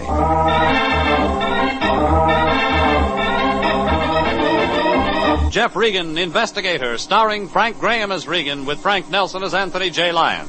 So stand by for mystery and suspense and adventure in tonight's transcribed story. If I knew you were coming, I'd have wrecked a train.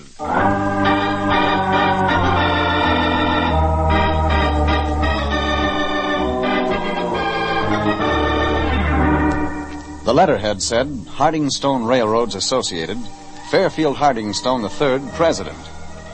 Only it turned out they owned less than a mile of track, there was no passengers, and you couldn't even buy a ticket to Pomona. It was a one-man corporation with a one-track mine.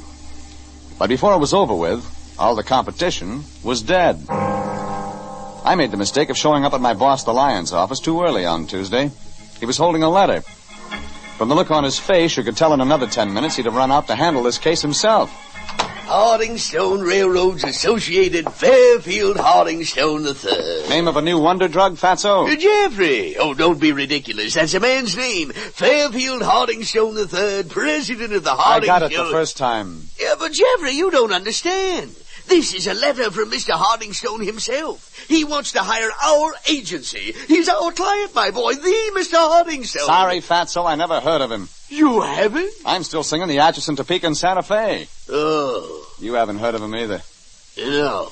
Yeah, but that doesn't mean he isn't an important client, Jeffrey. Just take a look at that letterhead. Not printed, engraved. Run your finger over it. And with a name like that... Okay, Fatso, we got a client. We do what? For how much? Well, he doesn't say, Jeffrey. Mr. Hardingstone merely requests that we send an investigator to his home as soon as possible. He says it's urgent, and he encloses a check for $100. That helps. Helps, my boy. We're in clover. When a big industrialist like Hardingstone hires us, we're in.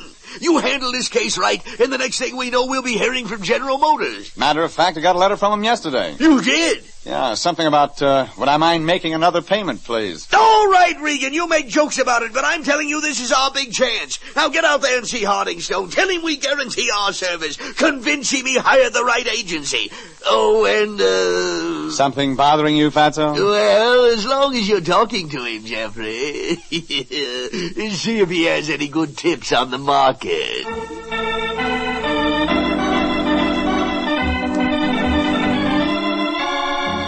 I left Anthony J. Lyon digging through the stock market reports in the morning papers. It was a cinch he was counting future shares of Hardingstone Railroads. The letter the Lyon gave me said nothing, all right, except that Hardingstone lived in Cheviot Hills, just off Motor Avenue. I fought traffic all the way out Olympic and pulled up in front of a brick mansion just after 1 o'clock. It took me 5 minutes to make the hike from the street to the front door. I rang and waited.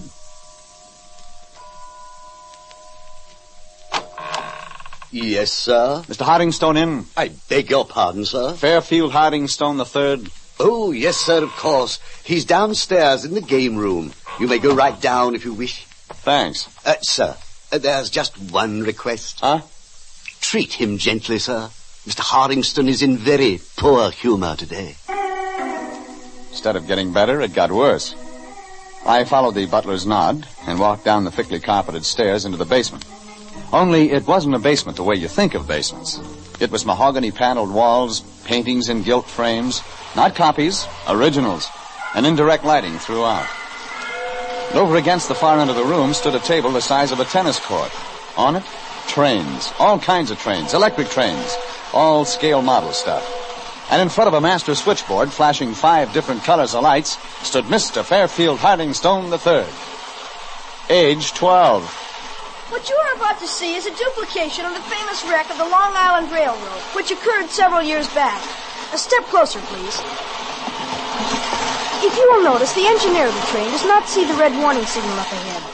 His approximate speed is 70 miles an hour, and he's approaching a dangerous curve. Now, he's coming closer. The signal flashes steadily, but he ignores it. The train nears the bend. The engineer moves the throttle up faster. The turn is coming. Now!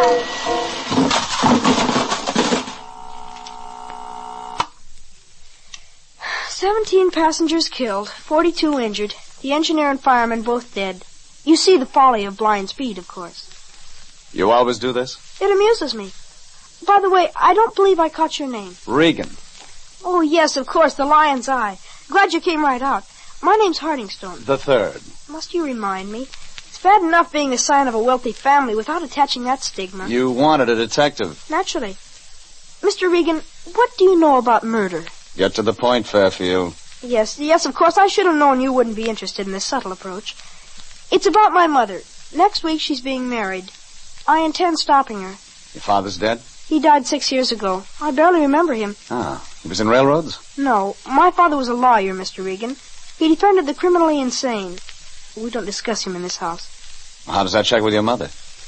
I sometimes think she doesn't remember Father any better than I do. However, that's not what I called you here to talk about. Mr. Regan, my mother is about to marry a man named John Kilpatrick. Like my father, he's a lawyer. Only you don't like him. Precisely.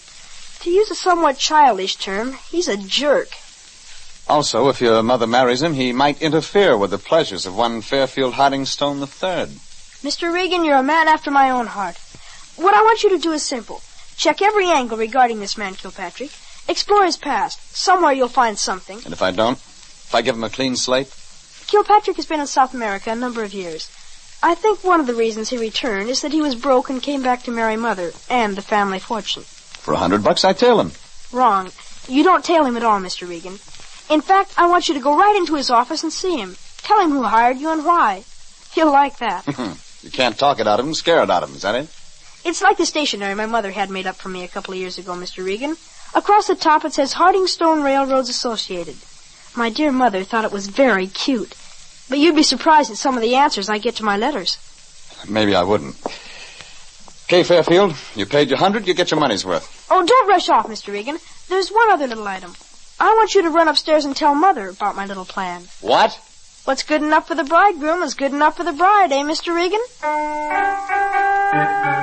I left the young Mr. Hardingstone setting up the trains for another great crash and headed up the stairs. I was beginning to wonder just how bad the Lion Detective Agency needed the $100. The answer? Bad enough to talk to the mother. The butler gave me a solemn nod as I went upstairs to the second floor. Top of the landing, I turned and gave the butler a solemn nod. It was getting to be a game. Only the game was over fast when I hit the top of the stairs. And that's all there is. And I quit. I tell you, I quit. You can't do that to me, Mrs. D. You can't do that to me. I've taken enough from you and from him. I don't have to work for you. I got other things, see? And you just remember that.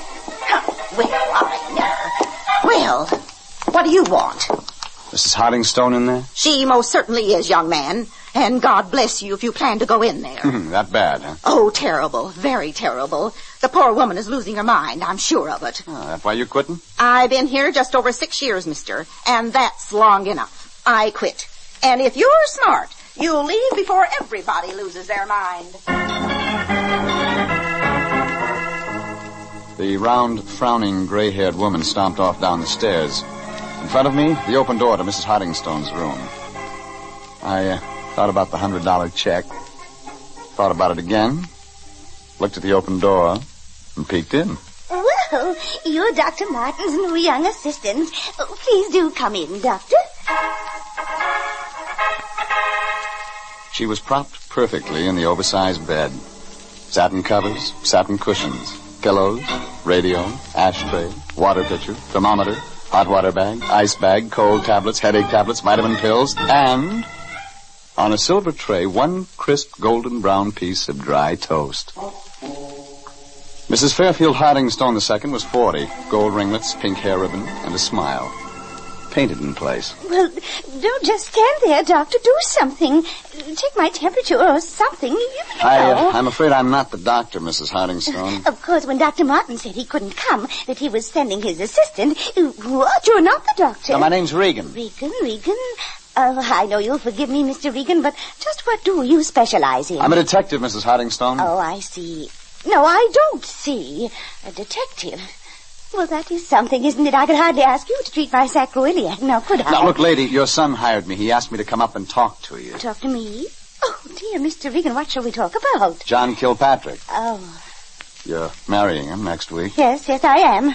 Providing, of course, my sacroiliac is better. Providing, of course. Oh, John is a fine man. He's very sincere. He loves me. Fairfield has no right to resent my marriage. Do you hear? No right at all. He thinks maybe Kilpatrick's marrying you for your money. Something like that. Well, suppose he is. After all, I'm not getting any younger. And there's my illness. I do need someone to look after me, Mr. Regan. Even if the price is high? Besides, the trip will do me good.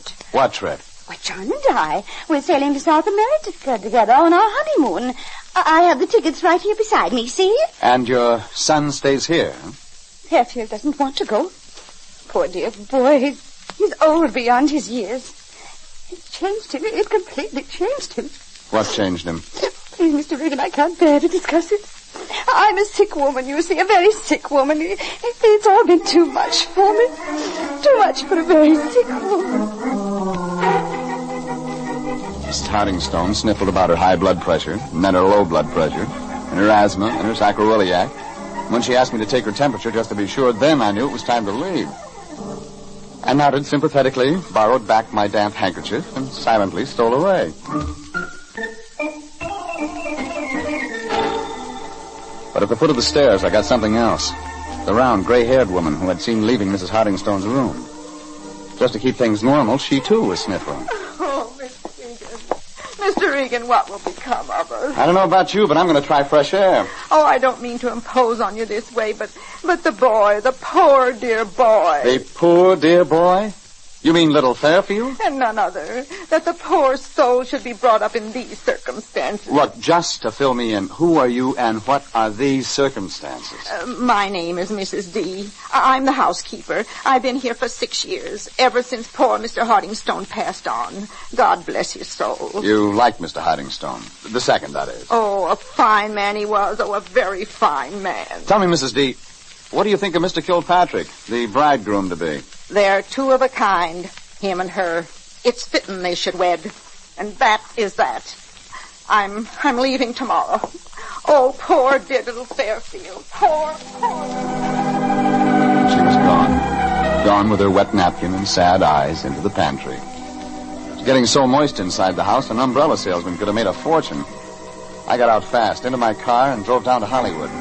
A quick look at a phone book gave me John Kilpatrick, attorney at law, Taft Building. 10 minutes later, I'd waited through 3 secretaries and reached the inner sanctum. The man across the desk was tall, thin, mustached, beady-eyed. He was Kilpatrick. Sit down, Mr. Regan, do. Sit down. Thanks. I think I may as well be frank with you, Mr. Regan. I know why you're here. Mrs. Hardingstone phoned you. Yes, she did. Well, why the sad look? Oh, it's about Fairfield, Mr. Regan, your client. The kid? Yes. Poor dear child. What's this poor dear child routine? Everybody treats him like an executive with ulcers. Mr. Regan, I suppose it's going to be my unpleasant duty to inform you. You see, we of the family don't like to think about it. About what? Fairfield Hardingstone killed his father. What? It's true. Oh, it was an accident, mind you.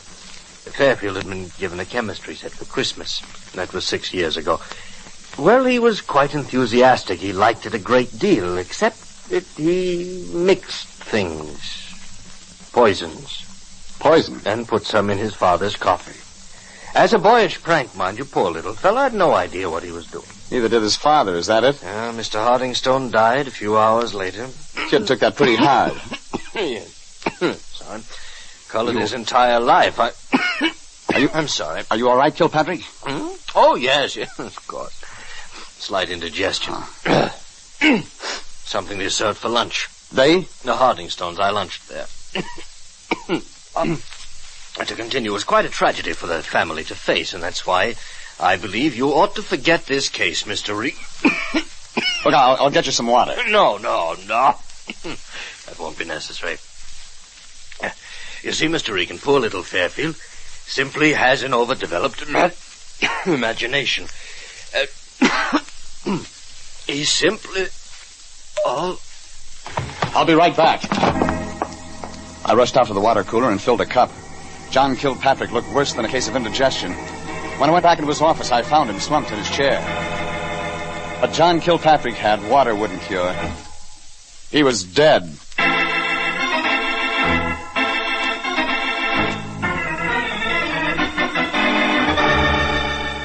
It was 3 o'clock Tuesday, and John Kilpatrick, attorney at law, was dead. He was dead from a very bad case of indigestion brought on by a very bad dose of poison. He'd had lunch at the home of Fairfield Hardingstone III, and he was dead. That much Police Lieutenant Huey Piper was sure of. And the more he thought about it, the surer he became. He and I were driving out to the Hardingstone place in Cheviot Hills at city expense. So, like I say, Regan, he's dead and he's poisoned, and he had lunch with the Hardingstones. Or, as they say in Dixie, something to eat, no doubt. And you figure that adds up to the kid? Regan, I figure nothing until the final pony crosses the wire. Still, little Fairfield did it before, and he can do it again. Yes, Pa? Yeah, only before it was an accident. This time, it's on purpose. If it was a joke, it was a very unfunny joke, and I'm sure nobody is laughing. Least of all the deceased one, John Kilpatrick. Piper, what do you know about the death of the father 6 years ago? Nothing. We never knew anything. The kid was playing around with those homemade poisons, and the father turned up dead. What about Mrs. Hardingstone? She inherited a fortune. Don't I know it? Still, what can you do when the dame was half off her rocker? Besides, she was even out of town when it happened. No evidence, no proof, no arrest. And the kid took the rap. Correct. Oh, don't worry. It was an accident, all right? Nobody had a motive to knock off the old man, except if you want to count the wife. The kid loved him, the servants loved him, everybody loved him. There we are, Regan. Stick around. Maybe we'll have things to talk about later. I'll be listening.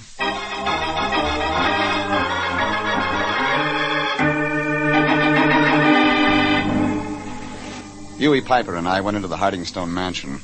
He rounded up little Fairfield, and they went off for a talk. Me, I found a telephone in the hallway and put in a call to my boss, Anthony J. Lyon.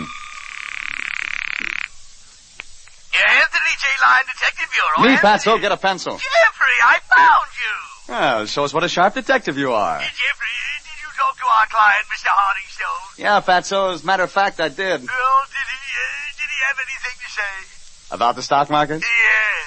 You see, Jeffrey, I did a little investigating myself. Hardingstone Railroad isn't listed on the New York Stock Exchange or the curb. That means it's probably family-owned, you see. And that means if we do a real good job on the case, you figure our client, Mr. Hardingstone, may let you in for a few shares. As a token of appreciation, Jeffrey.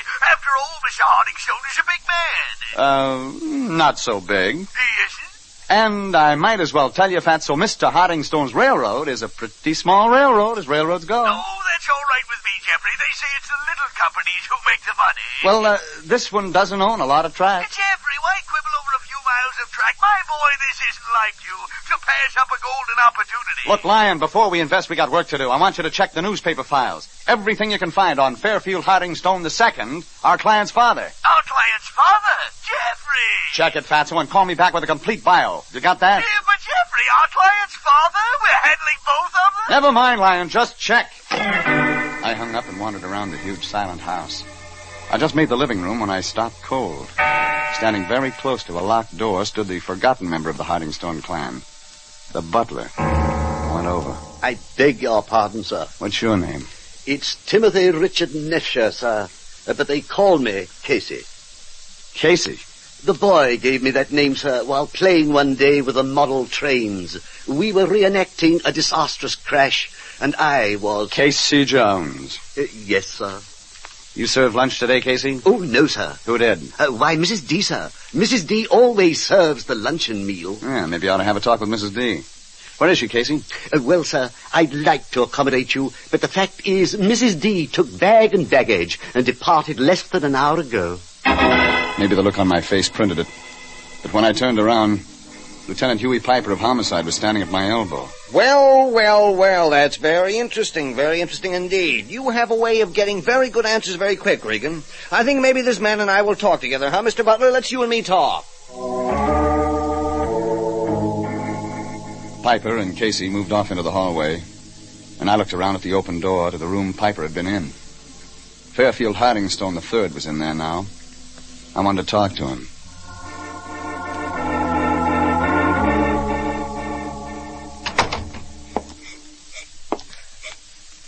Fairfield. Got a minute, kid? Go away. Might help things if we talk. Go away. Detective's job is to protect the client, son. You're my client. All right, I killed him. I killed Mr. Kilpatrick. Is that what you want me to say? I hated him when I killed him, just like I killed my... My dad. Fairfield, Yes? you didn't kill your father. What did you say, Mr. Regan? When you were 6 years old, there was an accident. Some people said your father died because of your accident. Yes? Yeah, but it really wasn't like they said.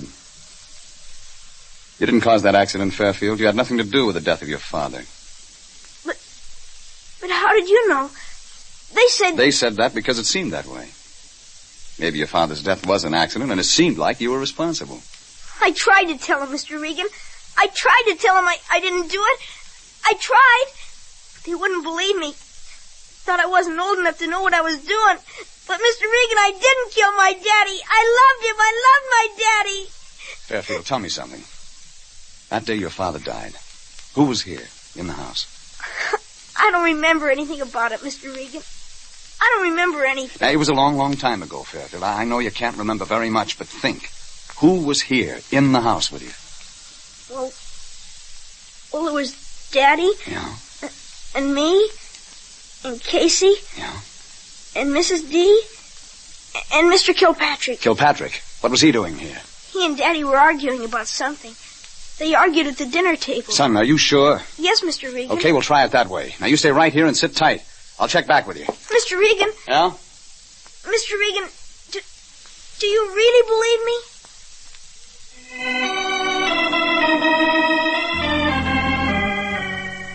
Yeah. I believed him. Now it was really beginning to make sense. Sense for the first time. Kilpatrick was there that day, and that meant plenty. And when I checked back with my boss, the Lion, it meant still more. All he could tell me was what I already knew. The father was a lawyer, a respected man. Everybody liked him. Put it all together, and it spelled murder. I headed up the stairs, double time. A quick check with Mrs. Hardingstone told me her tickets for South America had disappeared. That did it. Downstairs, Lieutenant Huey Piper was talking with the butler. I grabbed him. No explanation, just grabbed him and rushed him out to the car. We cut in the siren, and on the way I filled him in. Even with the siren, it took us 40 minutes to make San Pedro. He headed for the ticket office. I took the gangplank looking for the purser. Yes, sir? Check your passenger list, will you? I'm looking for a Mr. Kilpatrick, John Kilpatrick. Well, just a moment, sir. Let me see. Just a moment. Come on, step on him. Oh, I have it here. Mr. John Kilpatrick sailing for South America? Yes, he's aboard. Mr. John Kilpatrick, yes, cabin 71, A deck. Never mind the rest of it, thanks. It took me another 10 minutes to find it, but when I did, I didn't stop to ring the buzzer. Across the room, sitting casually behind a newspaper. Double-breasted pinstripe suit, two-tone shoes, very dapper. Mr. John Kilpatrick? Nope. Mr. Regan. Sure, Mrs. D, your old friend Regan. Men's clothes look odd on a female housekeeper. Yes, they do now, don't they, Mr. Regan? But Mr. Hardingstone wouldn't mind. You see, I had to wear them so there'd be no fuss or bother. Yeah, but there's going to be anyway, Mrs. D. They don't like you running away like this. You meant the family? Oh, my, Mr. Regan. You shouldn't listen to them. They all hate me since Mr. Hardingstone died, poor soul. They've hated me since then. Since you killed Mr. Hardingstone? Why, yes. Did Mr. Kilpatrick tell you? No, he didn't. Mr. Kilpatrick hated me more than anyone else. It was all his fault, really. Why, I wouldn't have hurt the boy's father for anything in this world. He was good and kind and always nice to me. But you still killed him? It was a mistake, you see. Mr. Kilpatrick came to dinner and told Mr. Hardingstone they should send me back to the home. And, of course, I didn't want that at all. So I put the poison in Mr. Kilpatrick's cup, and then Mr. Hardingstone drank it. Oh, it was all a terrible mistake. Tell me about the home, Mrs. D. Well, you see, I was living at this home, and they said I was sick, but I... Now, look, Hardingstone was interested in the criminally insane, so he got them to release you into his custody. Is that it? Well, I'm afraid you don't understand, Mr. Regan. I'm not insane. It's all those other people. Remember I told you this afternoon that everyone was losing their mind? Isn't it a shame? I think you better come back now, Mrs. D. They want to talk to you. About Mr. Kilpatrick's death? Oh, I wouldn't tell them about that, Mr. Regan. Well, then, Tell me. Mr. Kilpatrick came back from South America, you see, and I knew he was coming to take me back to the home. Yeah? So this time, when I put the poison in the coffee, I made sure it was Mr. Kilpatrick. And for 6 years you let that kid think he killed his father? Well, after all, Mr. Regan, if I'd said anything, they'd have sent me back to the home. Besides, Fairfield got over it. He's a fine boy now, and he's going to be all right. You'll see. Okay, Mrs. D. We'll go back there now. We'll go back and we'll see now. Oh, no, Mr. Regan. I'm going to South America. I have my ticket. You leave me alone. Mr. Regan, let me alone. Now. You carry a gun. Well, I must protect myself.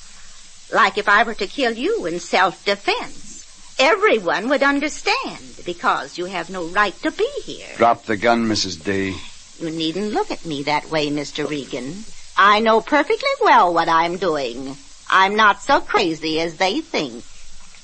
You'll see. This time, you see. Sorry, Mrs. V. We're going home now.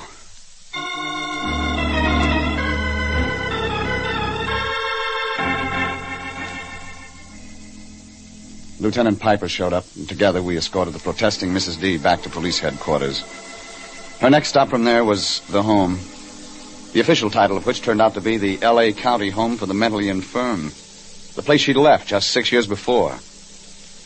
Well, the next morning I checked into the home for the tired and aged detectives, the office of Anthony J. Lyon. That turned out to be the worst mistake of all. Aha! So there you are, you faker, you imposter, Regan! Hey, what's eating you, fatso? You dirty, double-crossing scoundrel, Regan! You knew there was no such thing as Hardingstone Railroads! You knew we'd been hoodwinked! Not at all, Lyon! What do you mean, standing there lying to my very face? It just so happens, Regan, I checked the newspapers on Hardingstone. I found out he had a son, that the son's age would be 12 years! Oh, you didn't fool me for long! But, Lyon, I tried to tell you over the phone Yep, swindled, robbed by a 12-year-old! An Al Capone in knee pants, a Dillinger in diapers! Hey, Lyon, slow down. Take it easy. I will not take it easy. This boy must be prosecuted, sending us a $100 check with his signature, a 12-year-old. Why, it's highway robbery. Except the check is good. I'll call the district attorney. I'll call... What did you say? Fairfield Hardingstone III has his own bank account and a special permission to write checks. Jeffrey, are you sure? Furthermore, since we cleared up 2 debts instead of 1, he gave me an additional check for $100. Here. Extra $100. Well. Sorry, fatso. Looks like you just can't prosecute the boy. You prosecute? Prosecute, Jeffrey? Are you out of your mind? You know I wasn't going to prosecute that poor dear boy. Yeah. Oh, why didn't you know, Jeffrey? Some of my best friends are children.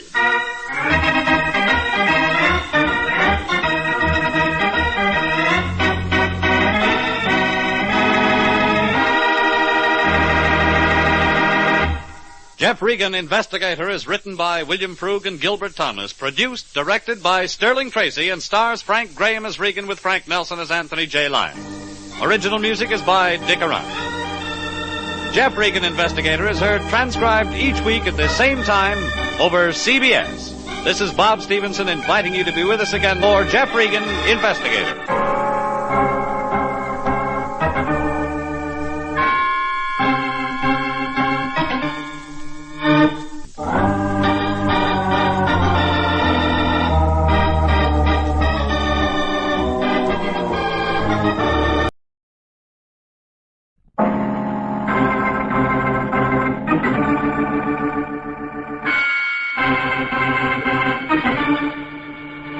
My name's Regan. I work for Anthony J. Lyon, International Detective Bureau. They call me the Lion's Eye.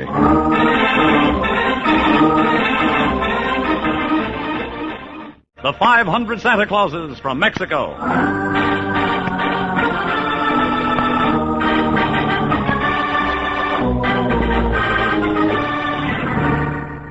Like my boss, the Lion, said, it got you into the Christmas spirit early, all those Santa Clauses. But what it got Judd Brown into was the morgue. Judd Brown was the 6-foot-tall part-time Santa Claus from Jensen's department store. What got him into the morgue was one of those 6-inch-tall Santa Clauses from Mexico. Well, the thing teed off for me when I walked into the Lion's office. He was looking at somebody's picture. From the way he was leering, I could tell it wasn't Gorgeous George. Oh, hello, Jeffrey. You're just in time to meet our new client, Lorna Lee Lovely. Yeah? Yes, here in this picture. Lorna Lee Lovely. See what you mean. Yes. She gave me to understand that wasn't a real name. Professional name, of course. She's a dancer. I figured. So naturally, she needs a professional name. Something suitable. And I must say her name is suitable, Jeffrey. Lovely. Lovely. Liquid eyes, rosy cheeks, beautiful. And that reminds me, Jeffrey, she works at the Rose Ballroom. She's a taxi dancer. She wants you to get right over there. It's something about finding her husband. With those looks, she can't find her husband? Yes, that's what I thought, too. But you see, it happens that he's dead. He lets that stop him? Well, she thinks he's dead anyhow. It's something about collecting the insurance, proof of death, that sort of thing. I get it. An opportunity to help out a poor girl in distress, Jeffrey. Get her the insurance money before the holiday. Christmas is less than 4 weeks away, you know. Okay, Fatso. You check the insurance companies. And give me that photo. Maybe Christmas is going to come early this year. Lorna Lee Lovely was what you wanted to wake up and find under your Christmas tree, all right. Only not too close to the branches. It'd be a fire hazard. I drove across town and parked a couple of blocks away from the Rose Ballroom, walked back and went in. I shoved through a covey of seagulls waiting around to get themselves danced with. That was when a wave of taboo came busting through. Rumba, mister? You Lorna Lee Lovely? That's right. Tickets go on my expense account. Then you're Regan. You picked it. Rumba, Regan. You hired me. You don't look like the kind, Regan. Kind? To rumba so good, dream boy. Huh? How do they look?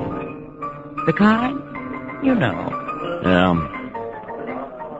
So with you, I get it both ways, dream boy. You dance all right. Thanks. Maybe I'll get a night off sometime.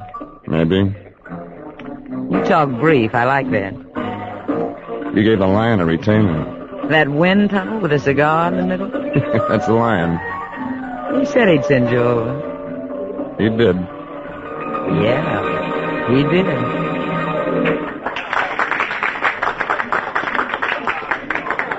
What do I do, lady, for the $50? I'm looking for a husband. For $50? There's 100 more in it if you find him dead. Dead? Dead. Dance, Regan? I used my ticket. It's on the house. No, thanks. I'll see you around. Oh, wait a minute, Regan. I'm not hiring a gun. He's dead already. Well, then we can talk. Over here. Manager's office. Won't he object? He's not here. He hates the joint. This way.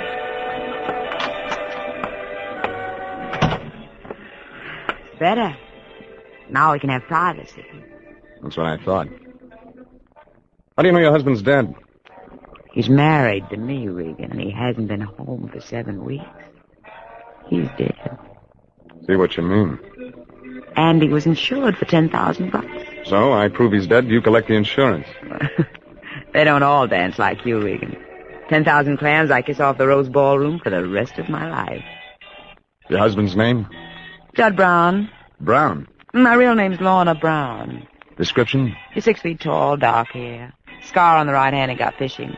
Got a hook in his hand.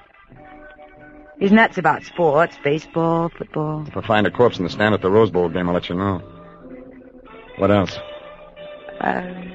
Nothing that'll help. Oh, yes, one thing. At Christmas, he sometimes works as a department store Santa Claus. That's nice work. When you can get it. Where does he get it?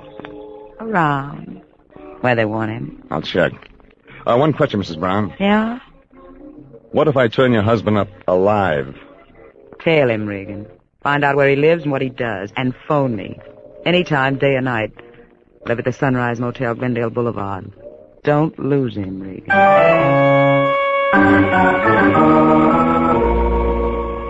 From the way the green ice lit up in her eyes when she said that, it figured her husband wasn't so dead. It also figured he wouldn't be easy to find. I turned her back over to the Dime Struggle crowd and headed for my car. There was an alley led down behind some Chinese chop suey joints. It was a shortcut. My mistake was I turned into it. because a guy turned right after me. I ducked around the corner. I waited. Pretty soon his steps came up. Then his shadow. And that was when I grabbed him. Oh, what? What do you think you're tailing? Let go of me. Let go of Can I me. get some answers? No. Don't kill me. Let go. Who's going to kill you? Hold still. No. Well, you're just a kid. I wasn't doing anything. You were tailing me. Well, yes, I wasn't. Why? Why? Because I saw you with that girl. Girl? The taxi dancer in the Rose Ballroom. I watched you through the glass doors. I didn't dare go in. Wait a minute. Let me see your right hand. Why? Let me see it. What do you want with me? Fishhook scar. What? 6 feet tall, dark hair. You're Judd Brown.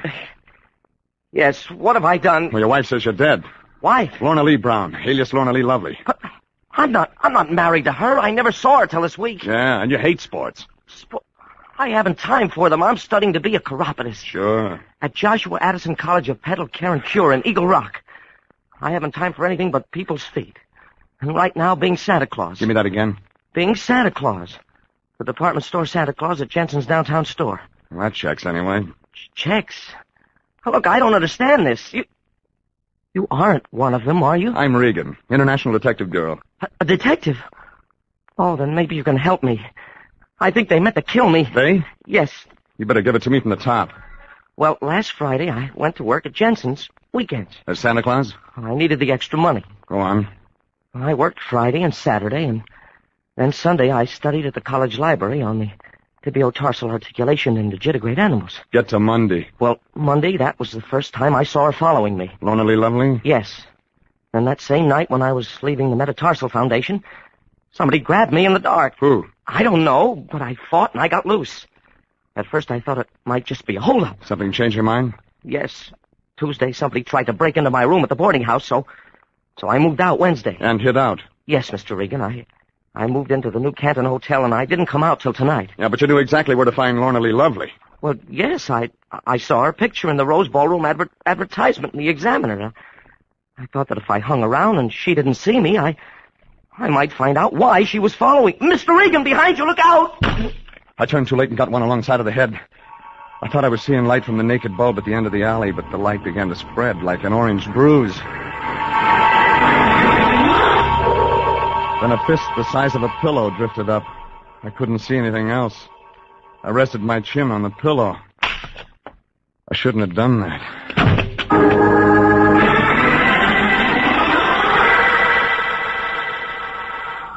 When I opened my eyes, I was looking up at some writing on a plaster wall. It was upside down. When I got to my feet, the writing still looked upside down. That was because it was Chinese. I was in the same alley behind the chop suey joint, only Judd Brown wasn't around anymore. He was the guy who sapped me. I knew what answer I'd get when I went back to Rose Ballroom. Lorna Lee Lovely wasn't around either. She'd had a sick headache half an hour ago. Sure she had. I decided to waste a nickel on a phone call to the Sunrise Motel where she said she'd lived. That was when I got surprised. She wasn't in, but she did live there. That made it worth the drive out. Let's pause for a moment. We'll return to Jeff Regan, Investigator, right after these messages.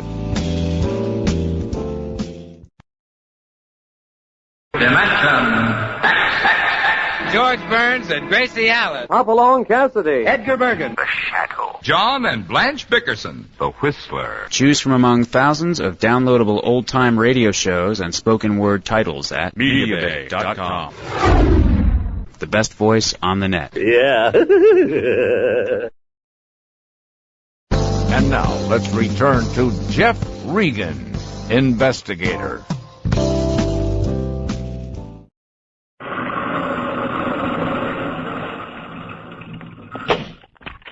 Help you, mister? You work here? Manner of speaking, I do. My place, I own it. I'm looking for Lorna Lee Lovely. Left. Over that way? Gone, I mean. Yeah? How long? Well, you ain't lucky. Maybe 3 minutes. Checked out. Left no address? Left no address. She alone? You ask questions, mister. I like answers. Maybe you're a cop. Private style. Yeah. Here's my identity. Huh? Never seen a private detective except in the movies. Well, what can I do you for? Let's have a look where Lorna Lee Lovely lived. Oh, that cottage over there. This way. Mind the grass there. Don't grow good out here in California. No rain. Never no rain. Just smog. Gets in your eyes. All that. Smog commissioners. Yeah. Look. Time. Anybody ever come over to see you, Thorne? Oh, one guy. Walrus. Me and the old lady called him. Big guy. Black eyes. Walrus mustache. Dark skin. Maybe Mexican. You know his right name? Felipe, she called him. Felipe, huh? Yeah. Here's where she lived. Kind of left in a hurry, didn't she? Oh, the old lady ain't gonna like it. This is a mess. All these paper cartons around? Oh, them. Them's what them Santa Clauses come packed in. Santa Clauses? Christmas sidelines. She sold them to department stores. Walrus would bring them. The guy she called Flippy. Yeah. Hey, here's one of them right here. Down in these papers. A busted Santa Claus. Somehow when I say it, I don't like the way it sounds.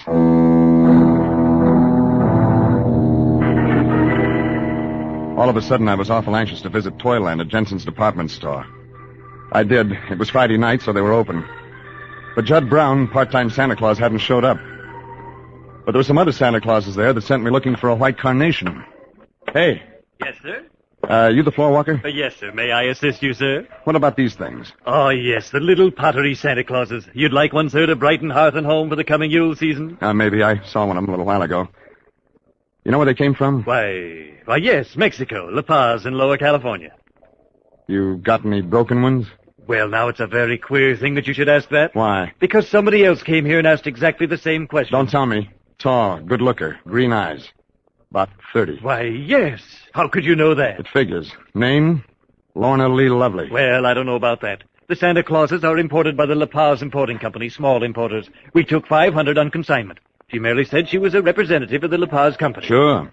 Just a moment, sir. I don't know that I should discuss this with you. Oh. Here's my identification. What was the connection between Judd Brown and these Santa Clauses from Mexico? The broken Santa Claus. Go on. Well, last Friday, a week ago today, Brown noticed that one of these little Santa Claus sets was damaged. Naturally, Jensen's does not sell damaged goods. So you gave it to Judd Brown? As a matter of fact, I did. Going through the proper channels, of course. He said he wanted to give it to his nephew for Christmas. You gave the broken Santa Claus to Brown? Yes. Then Lorna Lee Lovely shows up. On Monday. And asks about the broken Santa Claus. You tell her you give it to Judd Brown. Yes, that's what I did. Yeah, it's an inside bet that the next question she asked was, how do I find Judd Brown? Exactly. I didn't tell her. So she went to the personnel department after she left me and asked questions about Mr. Brown. Now, Brown has disappeared. Jensen's Toyland is without a Santa Claus. If there's anything you can do to help I'll see what I can dig up.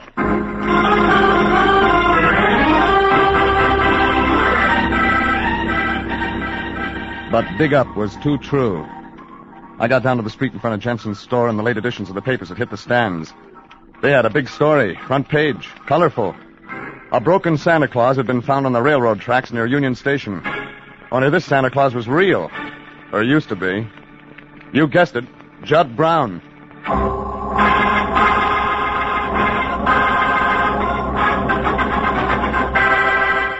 Well, I checked in at the International Detective Bureau office to fill my boss, the Lion, in on some angles. Like, for instance, a female of the blowtorch species named of Lorna Lee Lovely wants to find Judd Brown. So she makes up a phony story about him being her husband and hires me to do the trace job. But Brown finds me. Then some muscle finds us. He tags me out, and when I wake up, Brown's gone. The muscle's gone, and when I check the Rose Ballroom, Lorna Lee Lovely's gone. I took care of my $50 retainer. But the Lion doesn't like to lose a client in the middle of a case. And you say Miss Lorna Lee Lovely checked out of the Sunrise Motel just before you got there? So Thorne said. He's the owner of the joint. Oh, pity, Jeffrey. Our client. Our client gave us a sour pitch. So it would seem. I checked the insurance companies as you suggested, Jeffrey. No Judd Brown insured with any of them. He could use some insurance now. So I've just been reading in the paper. Dead on the railroad tracks. The poor boy got the damaged pottery Santa Claus at the department store. Then, quite obviously, Lorna Lee Lovely and that man Felipe set out to hunt him down. But why, Jeffrey? Maybe there's something in the Santa Claus. You know that? It figures. Yes, I see. Smuggling, you mean, over the Mexican border? Could be. Of course. The man Felipe, a smuggler perhaps. Marijuana, Jeffrey, in the Santa Claus. Who knows? That's one of the things I'm going to find out. It figured that tracing the broken Santa Claus that got Judd Brown killed would give me my answers. So I decided to start at the beginning. I went to the New Canton Hotel where Brown had been hiding out. A Chinese kid with glasses the size of portholes was sitting behind the hotel desk. You want something? Judd Brown live here? Why you want him? Want to see him. He not here. Who are you? Your name, please. Never mind reaching in the drawer. Oh, what? You won't be needing that gun. Oh, why you want Judd Brown? He murdered. Check. What do you know about it? Sure, like I figured myself. Anything else? I know nothing. He come. He go. He dead.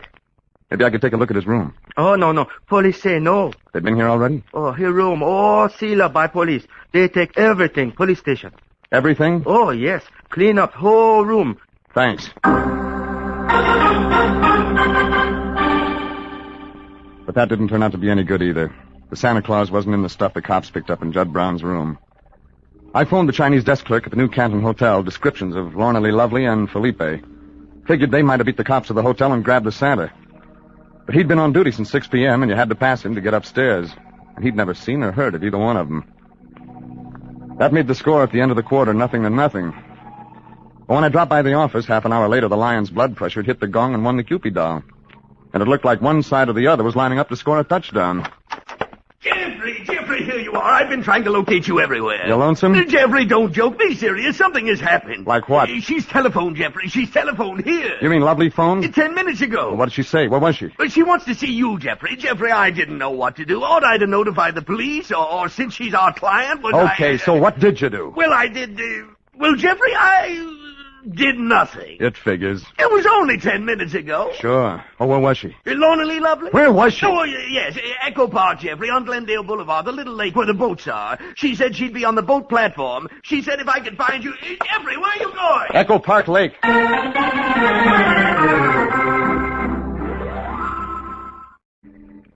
Need both hands to paddle, dream boy? Maybe I do. Maybe you don't. Dream boy, you do everything so good. Thanks, Regan. Why are we here, baby? On the lake? Talk, nobody can see us. Like the law? Sure, that's right. You want to talk business? Got another dead husband you want to tail job on? So I lied to you. You killed Judd Brown? Felipe. Tailed him and you to the alley past the Rose Ballroom. Got scared maybe Brown could identify him. So? Yeah. Dream boy. Yeah. Who's got the Santa Claus? That turns out to be the 6 feet under question. Maybe you got it, So that's why you want to talk business. I'm the next Judd Brown. Oh, not you, dreamer. That'd be a waste. Ah, you're too good to go. I was thinking partners. I got a lot. Yeah. What have I got? Regan, you got the Santa Claus. Sorry, baby, not my line of work. Change your line. You like big dough? You seen the guy who doesn't? Okay, bring me the Santa Claus. Sorry, baby. Sorry, Regan. It could have been nice. Put that gun back in your purse. Where's the Santa Claus, Regan? I want it real bad. Sure. Those pearls would look good around your neck. Did you get that? But there were pearls in the Santa Claus? You just told me. You're a wise guy, Regan. Thanks. So there are pearls in the Santa Claus. The Lion figured it was marijuana, but it was just one Santa Claus you were after, sister. But there wouldn't be enough marijuana and one to be worth the trouble. What comes from La Paz that's worth a lot of dough? Pearls, baby. I figured pearls. Now, do you want to go partners? There were 12 Santa Clauses that had pearls in that shipment of 500. A match string worth $60,000, Regan. The broken Santa Clauses had the pearls. They weren't ever supposed to get into the store, but one got away. And Judd Brown got it. And now you've got it. Maybe not. Who else? Think fast, Regan. I'm not scared to shoot. Nobody'd hear the shot. Backfire from the traffic. That's what they'd think. Sure they would. I shove you over the side of the canoe. It's dark. Nobody sees there. We're going back to the dock. I'll shoot, Regan. You won't get me. I'm in too deep. I'll shoot. That wouldn't get you your Santa Claus even if I had it. I'll shoot, Regan. Okay, shoot. Regan, you stinking rat. Okay, give me that gun. No, you... Give me the... Oh, look out, the canoe's getting... Look out! Regan, help! Help me, I'm drowning, Regan. I'm drowning. What's the matter, baby? Help me, I'm drowning. In 4 feet of water? Put your feet on the bottom. You're not in as deep as you think you are. You loud! But you're in deep enough. Felipe's accomplice in the murder of Judd Brown. Come on, baby, you're going to jail to dry off.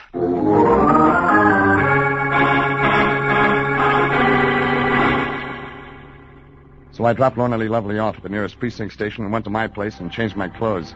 I still had 2 things to turn up, Felipe and the toy Santa Claus with the pearls in its belly. It figured this way. If one thing can't have happened, but nothing else could have happened, then the thing that can't have happened must have happened. See what I mean? So I went to where the missing Santa Claus had to be. Hey, wake up. Yeah, Ma. No, Shouldn't Ma. sleep on the job, Pilgrim. Oh, you're detective. You come back. They work you long hours, don't they? Oh, yes, long hours. You've been on duty here at the desk since 6 p.m. Oh, yes, true. Nobody can go up to the rooms without walking past you. No, cannot do it. Like I figured. Okay, where's the Santa Claus? Oh, no Santa Claus. Don't have it. You got it. You took it out of Judd Brown's room before the cops got here. Yeah, but broken. Santa Claus all broken. Nothing. Yes, you saw Brown's picture in the paper and read he'd been murdered. So you went up to his room for a look around, but you saw the Santa Claus, figured Brown wouldn't be wanting it. Santa Claus are broken. Nothing. I want for only small sister. You arrest me? Nobody's going to arrest you, because you're right. It is broken. When you say it's nothing, nope, that doesn't figure.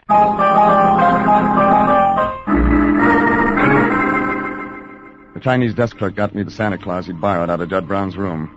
The pearls were in it. They were nice. Sleek, fat, pure pearl white. Well, Lorna Lee Lovely was in the lockup, so that left just Felipe. I didn't know where Felipe was, but that didn't worry me. I told the Chinese desk clerk that if anybody came around asking questions, it was okay to say I had the Santa Claus. Then I bought a book and some sandwiches and beer and spent a nice, quiet weekend at home. I hadn't been out of my apartment when the Lion showed up Monday night. Regan! I know you're in there, Regan. Open this door. Okay. Jeffrey, this is insufferable. Why haven't you come to the office? What have you been doing? Why haven't you answered your telephone? Run along, Fatso. I want to be alone. Jeffrey, our agency is working on a murder case. Felipe, callous, cold-hearted killer of that boy Judd Brown. And you, Jeffrey, what are you doing? Staying home and catching up on my reading. Then it's true. You've quit. Abandoned ship. Betrayed the flag. And eaten 11 liverwurst sandwiches in 3 days. Oh. Now beat it, will you? I'm expecting company. Company? Jeffrey, what happened to the lights? They've gone out. There's a fuse box down the hall. Looks like the company I've been expecting's come. Jeffrey, it's not that Felipe. Could be, Lion. Then you found him. Didn't have to.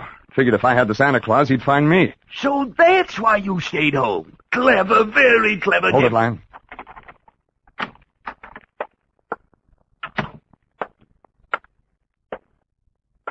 Who's that? Stay still, Lion. Who's there? Look out, Jeffrey! I got him! He was a blacker shape in the blackness of the room. He shot twice at where he thought I was, but he was wild in the dark, and I closed on him. The gun went off again when I got his arm. Again. And then I had him around the shoulders, and we went down. This is for that snap you gave me in the alley, Buster. And this was one's on the house. Wait. Jeffrey, that's enough. Yeah. Hey, Lion, there's a flashlight on the table in front of the window. Get it, will you? Certainly, Jeffrey. And you. Don't hit me again. Don't hit me again, Regan. Now, let's take a look at this Felipe, Jeffrey. Aha! Not Felipe, Lion. Thorne of the Sunrise Motel.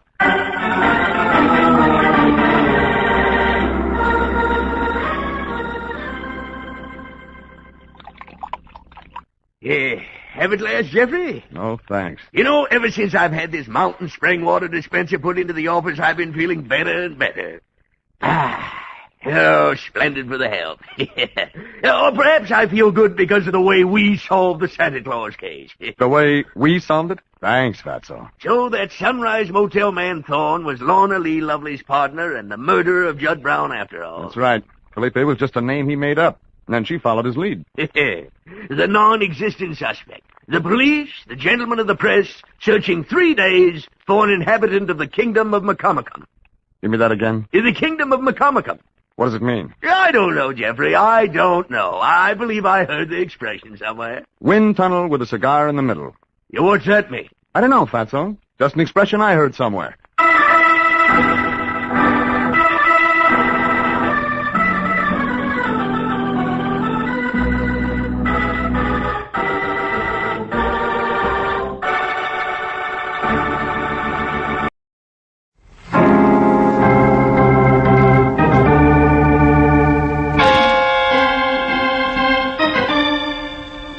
My name's Regan. I work for Anthony J. Lyon, International Detective Bureau. They call me the Lion's Eye.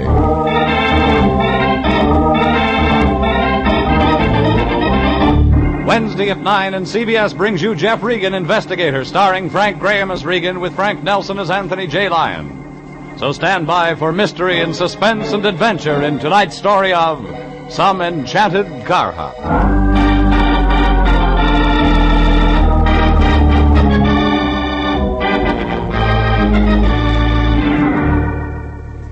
It was just an ordinary drive-in hamburger joint on Vermont off Sunset, but they called it Hamburger Heaven.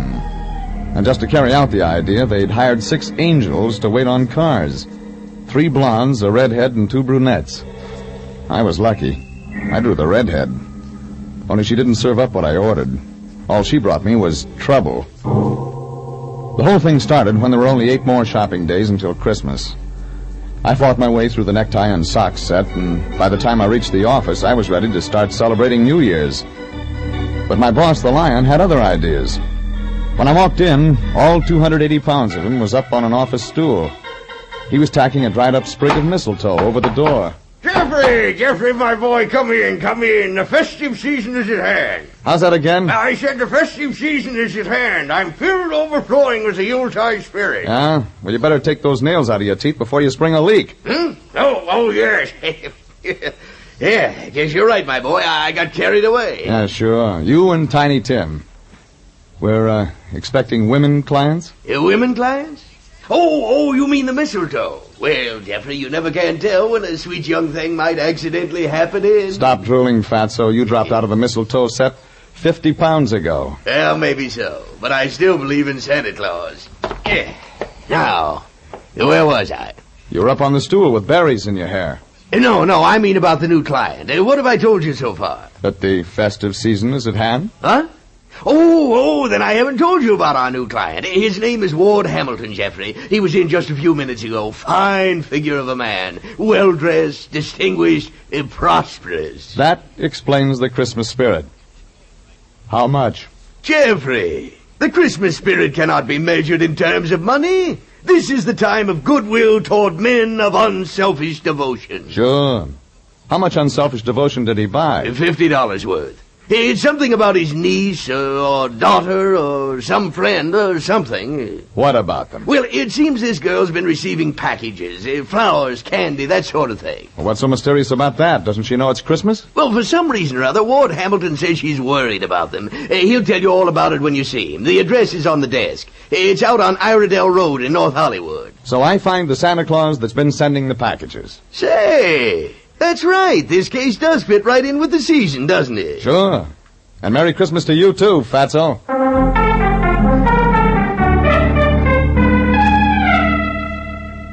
That started it. I hopped in my sleigh and headed my reindeer out over Cahuenga Pass. Iredell Road was twin rows of California bungalows with Christmas decorations strung out in front. All except one house. It was the address Lion had given me. Redwood front on the usual cream-colored stucco. White ranch-type fence, swimming pool in the backyard. No Christmas anywhere. Behind the fence, a big Dalmatian wagged his tail and grinned at me in a nice, friendly sort of way. Only he was growling when he did it. I circled wide and made the porch, but I didn't get as far as the doorbell. What do you want? Well, Mr. Hamilton?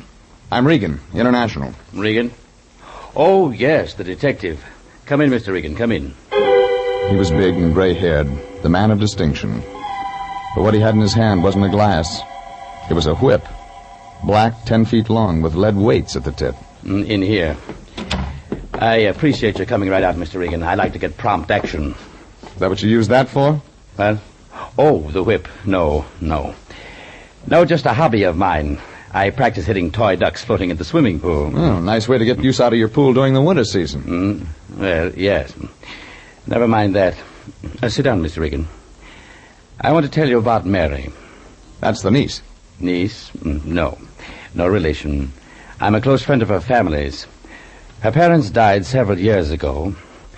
There was no one else, so I've tried to take over the reins and help the girl along. It hasn't been easy. She isn't broken to harness.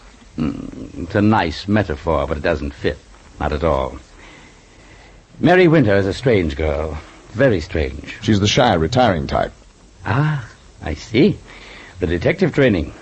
You're thinking ahead, assuming that she's not attractive to men. Nothing could be further from the truth. She's a lovely girl. Very lovely.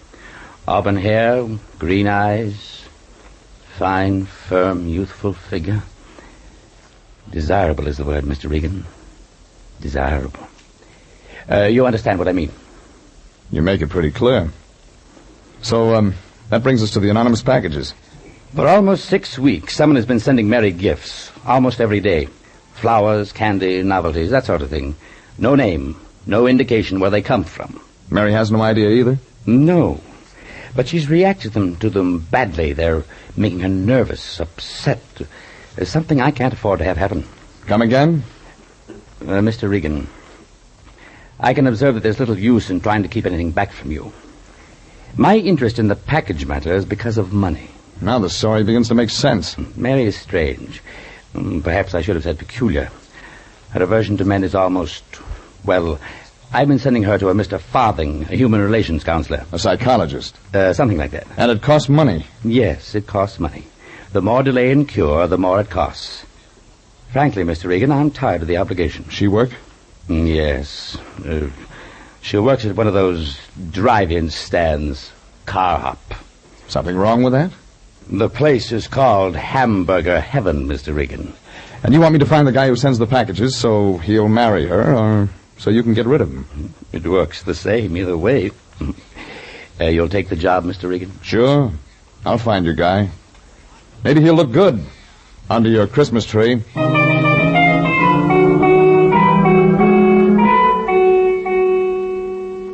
Ward Hamilton gave me the girl's address in Hollywood. It was a tired stucco 4-flat just off Kingsley, the home of Mary Winter, the girl who hated men. And then it was too easy. Standing out front near the curb was a little man in a trench coat. He carried an umbrella over his arm, and he paced up and down, watching the apartment. That was too good a bet to pass up. You going somewhere? I beg your pardon? Someone you know lives in there? Why, that's none of your business, sir. The name of the friend wouldn't be Mary Winter. Get out of my way. That's what I thought. Hold it. Wait, let go of my arm. Let go, I say. Why are you watching Mary Winter's apartment? I warned you. Let go. Let Answer go. me. Very well. I'll answer you. The umbrella in his hand came down on my wrist, and he broke for the corner. By the time I turned, he was out of sight. On the ground, broken, was the little man's umbrella. I picked it up. Real break. Name engraved on the handle. In nice big gold letters, it said, Smith. I headed for Mary Winter's apartment.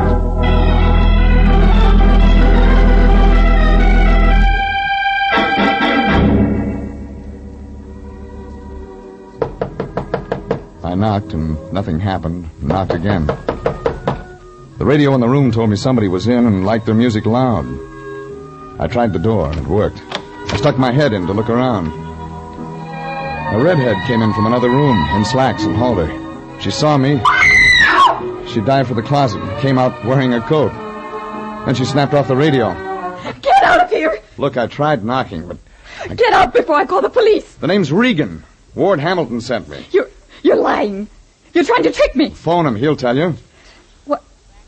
What do you want? About the presents you've been getting. Tell me. I'm not sure.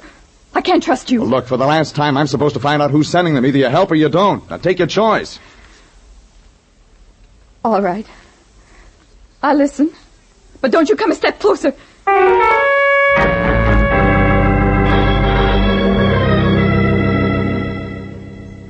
I sat down. One corner of the room. Redhead, other corner. She was tall, graceful, beautiful. Everything a guy could want. Except for the look in her eyes. Scared, hunted. I waited for her to start it. They began several weeks ago. The presents. I don't know who is sending them or why, but Any card? Identification? No, nothing. You sure?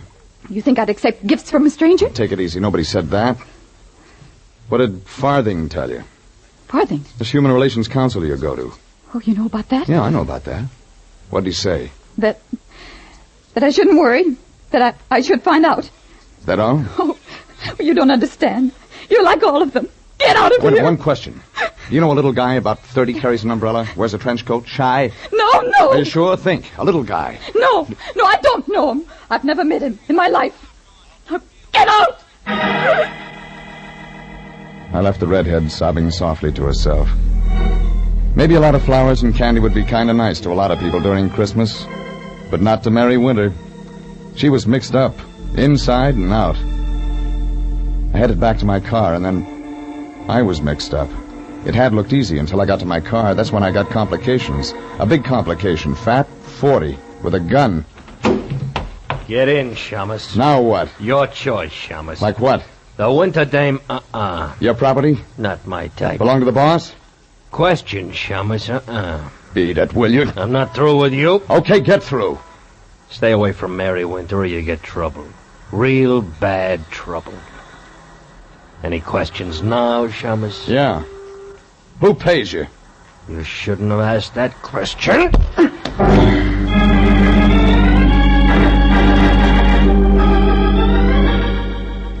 It looked like it was going to be a real holiday season. Brotherly love all over the place.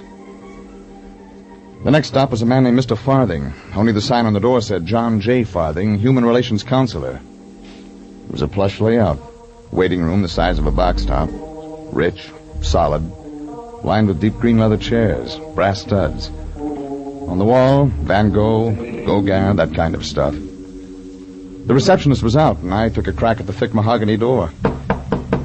Yes, come in, please. What may I do for you, sir? The name's Regan, international detective. Oh, sit down, Mr. Regan. Now, is something troubling you? Girl named Winter, Mary Winter. Go on, Mr. Regan. She's a patient of yours? Why do you ask? A couple of questions about her. I see. Since you know her background, I thought you could fill me in on a few things. I said since... I heard you, Mr. Regan. Well? Perhaps, sir, you're aware of the nature of my work. Since I assume you're an intelligent man, I don't believe it's necessary to be much more explicit than that. Try it for size. Very well. Cigarette, Mr. Regan? Thanks.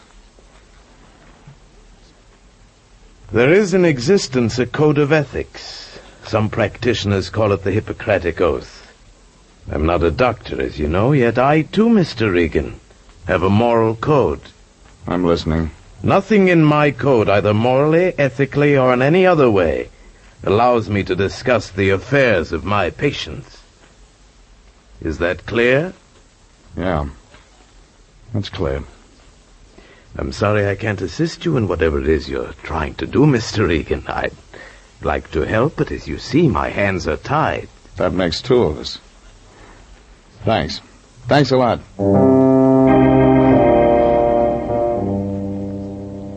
Mr. Farthing, gray suit, ivory cigarette holder, and gold cufflinks, stood up and shook hands solemnly. I left. He'd given me nothing. And there was only one thing wrong with that. Mr. Farthing was right.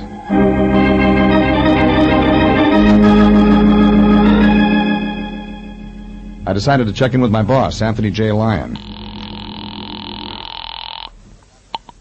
The International Detective Agency, Anthony... Save it for the customers, Fatso. Jeffrey, where have you been? Look, I just started this business 2 hours ago. What's eating you? Just this. I have here in my office with me a young man.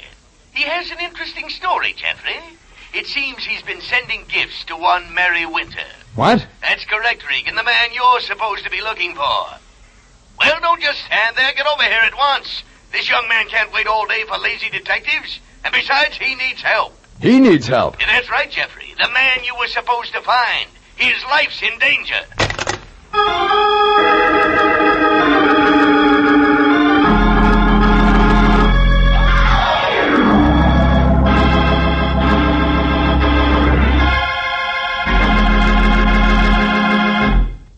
This is CBS, and you're listening to Jeff Regan, Investigator, in tonight's adventure, Some Enchanted CARHOP.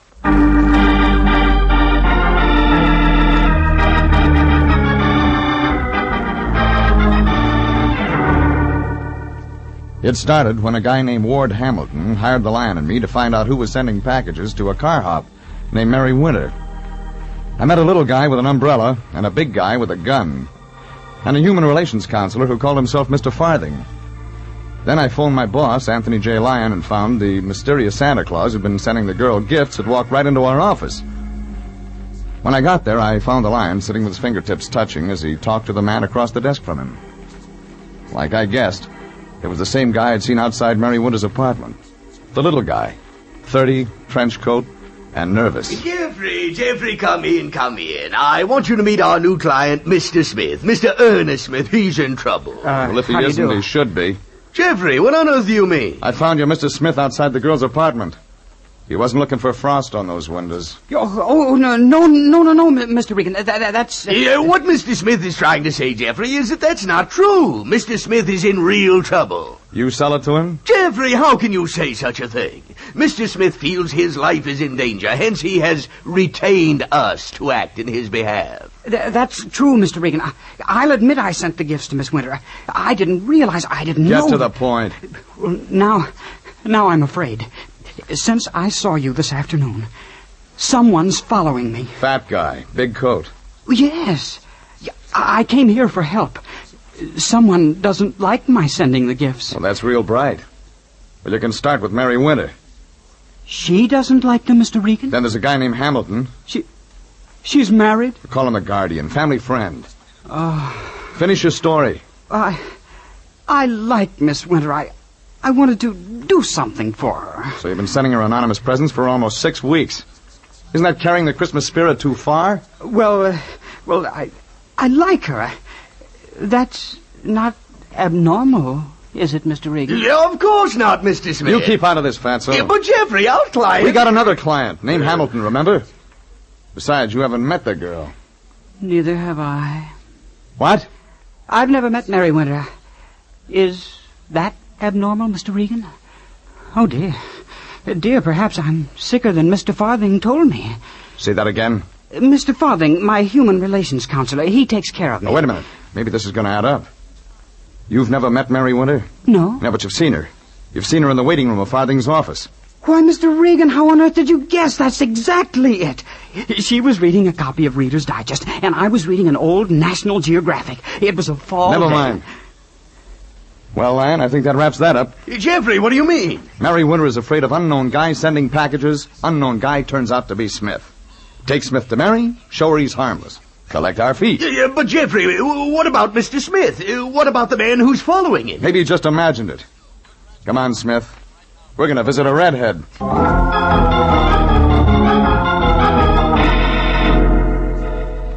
The Lion didn't believe Smith imagined it any more than I did. But he only sputtered, and I loaded Smith into the car and headed out to Mary Winter's apartment. It looked simple. Then, like a glass of mild eggnog. What I didn't know was that somebody had slipped me a zombie. It was turning dark when we pulled up in front of the place. Smith stayed at my heels like a sheepdog. I knocked. This time she opened the door.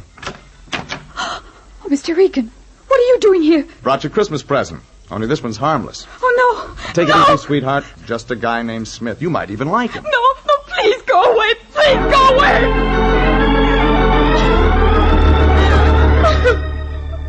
Smith and I walked on in, and Mary backed into a chair in the far corner of the room. She and Smith looked at each other and didn't say anything, so I waited for the sparks to die out of her eyes. But they didn't. There was something else on her mind. This is the man who sent the packages. You guessed it. Smith, Mary Winter. Mary Winter, Smith. Get him out of here. Huh? I said get him out of here before he kills me. Oh, no. Sit down. Now, just a minute, lady. He won't hurt anybody. Just take it easy, will you? Just take quiet. That's what you're saying. Oh, no, I Now, listen, hurt. sweetheart. Wait a minute. It's Christmas. You've heard of that, I think, haven't you? People send presents to each other because it makes them feel good. Now, Smith sent you presents for the same reason. He's going to kill me. You're like he is, trying to trap me. Oh, that does it. All right. Look at this. What, a card? It came in a box of flowers. It was delivered here to my apartment tonight. Each man kills the thing he loves. Well, Regan, try and explain that. Try and Shut prove up. Did you send this, Smith? No, Mr. Regan. I didn't send it. I sent flowers and candy and nice things. Mr. Regan, at the window! I left them with their mouths open and ran for the hall, and then outside. The girl may have had an overworked imagination, but her mind didn't knock over that garbage can. It was dark and peaceful and still outside. Me and a half moon and nobody else. And then I saw him, thick-set, crouched, moving away from the window. I dove after him. We went down together as his hand came out of his pocket. A heavy gray .45 got itself in my direction, and I grabbed at the wrist behind him. The gun fell into the rose bush, but he got to his feet. I warned you once, Shamus. Stay away from that girl. Who said so? Never mind that. I'll get off that case now, before it's too late. It'll only mean... Were you going to say trouble?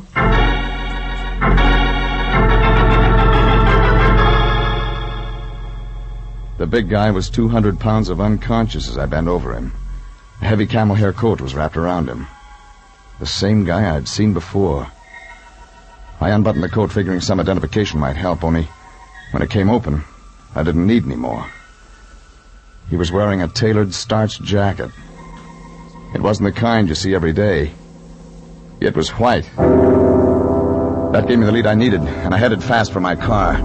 10 minutes later, I stopped at a drugstore on my way out to the valley. I phoned the Lion and told him to check on Farthing. Then I headed the car out Cahuenga.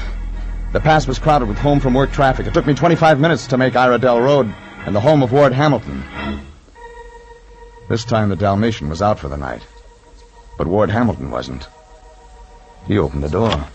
Well, Mr. Regan, come in. You work late. Our time clock's out of order. Oh, perhaps you'd like one for Christmas. No, thanks. Wouldn't fit in my sock. Well, Mr. Regan, I take it by this visit that you have good news for me. Call it that. You know who's been sending the girl those gifts? A guy named Smith. How's that again? Smith, Ernest Smith. His birth certificate says. I'm afraid I've never heard of him, Mr. Regan. He saw Mary in the waiting room of Farthing's office. Never met her. Shy little guy. Well, now isn't that something? Well, I must say, Mr. Regan, you did a remarkably fast job. There's something else you ought to know, Hamilton. Chances are Farthing's a phony. Mr. Farthing? Looks like. Why, it seems absurd. Just thought I'd let you know. Want me to go on with the case? What do you mean, Mr. Regan? I found your guy, Smith. That's what you hired me for. And when I get to Farthing, he'll sing like a prima donna. Sing? Talk. Well, then keep going. Okay, Hamilton. It's your money. It's your life, Mr. Regan. Be careful.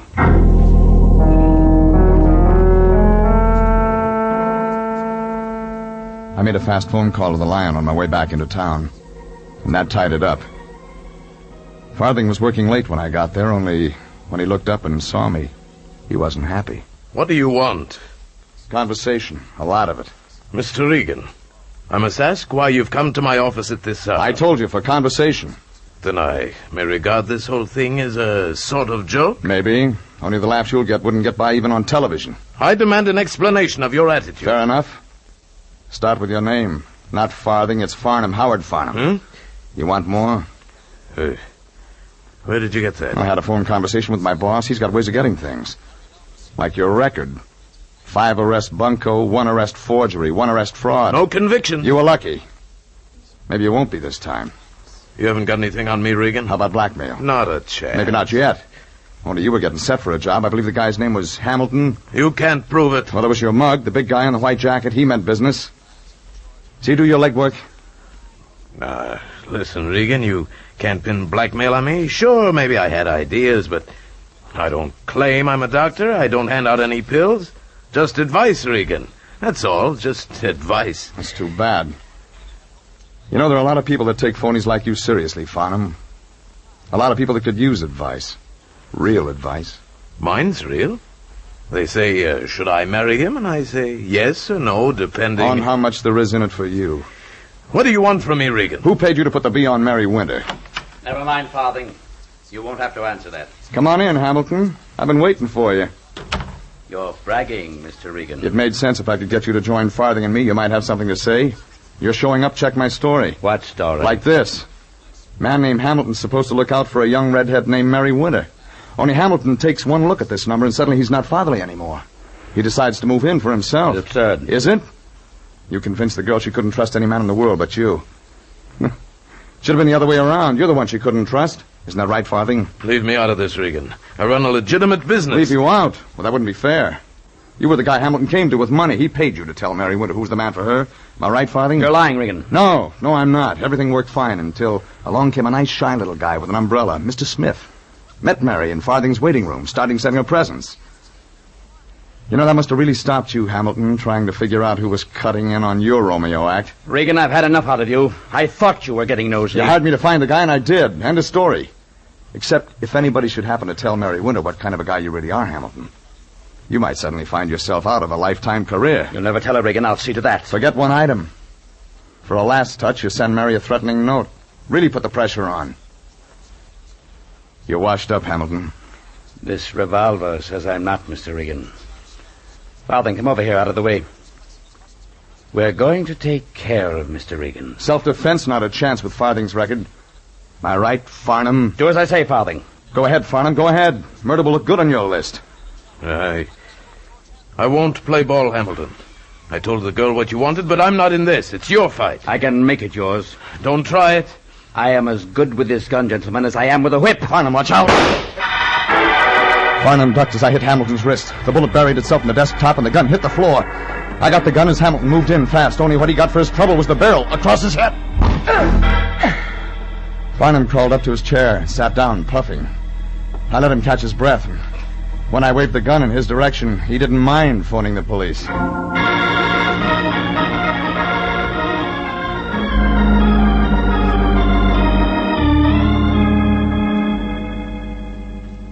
The heavy guy in the white jacket showed up bright and early for work the next morning, and the cop greeted him with a pair of handcuffs. He got off with assault and battery, and Farnham, alias Farthing, made the blotter for a light charge. Hamilton wasn't that lucky. His read assault with intent to kill. It was noon when I got to the Lion's office. He was admiring the Christmas tree stuck in the corner. And from the sounds that came out of his mouth, it looked like his holiday fever was becoming serious. Noel.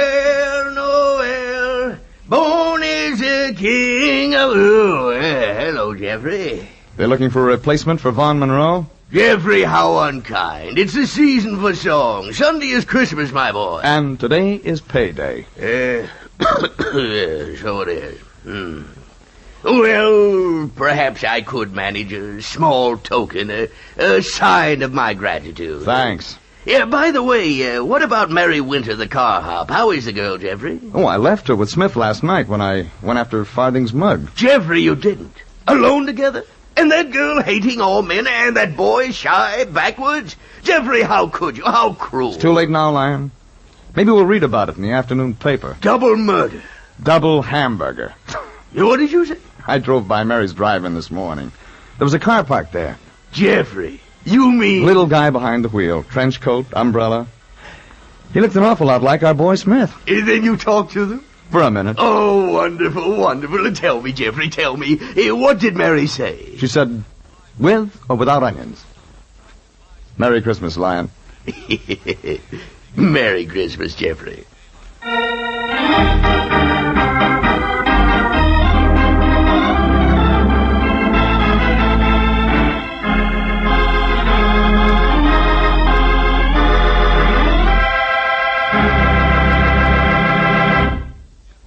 Jeff Regan Investigator is written by William Frug and William Fifield, produced by Sterling Tracy, directed by Gordon T. Hughes, and stars Frank Graham as Regan with Frank Nelson as Anthony J. Lyon. Original music is by Dick Arant. Jeff Regan Investigator is heard each week at the same time over CBS. Bob Stevenson speaking and inviting you to be with us again next week at this same time for Jeff Regan Investigator. This is CBS, the Columbia Broadcasting System.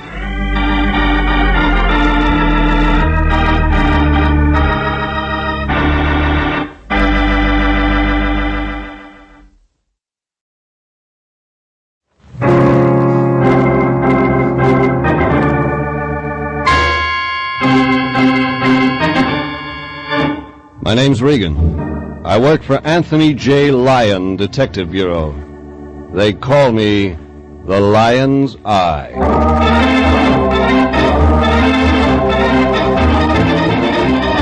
Wednesday at 9, and CBS brings you Jeff Regan Investigator, starring Paul Dubov as Regan with Frank Nelson as Anthony J. Lyon. So stand by for mystery and suspense and adventure in tonight's story titled, It All Comes Back to Me Now.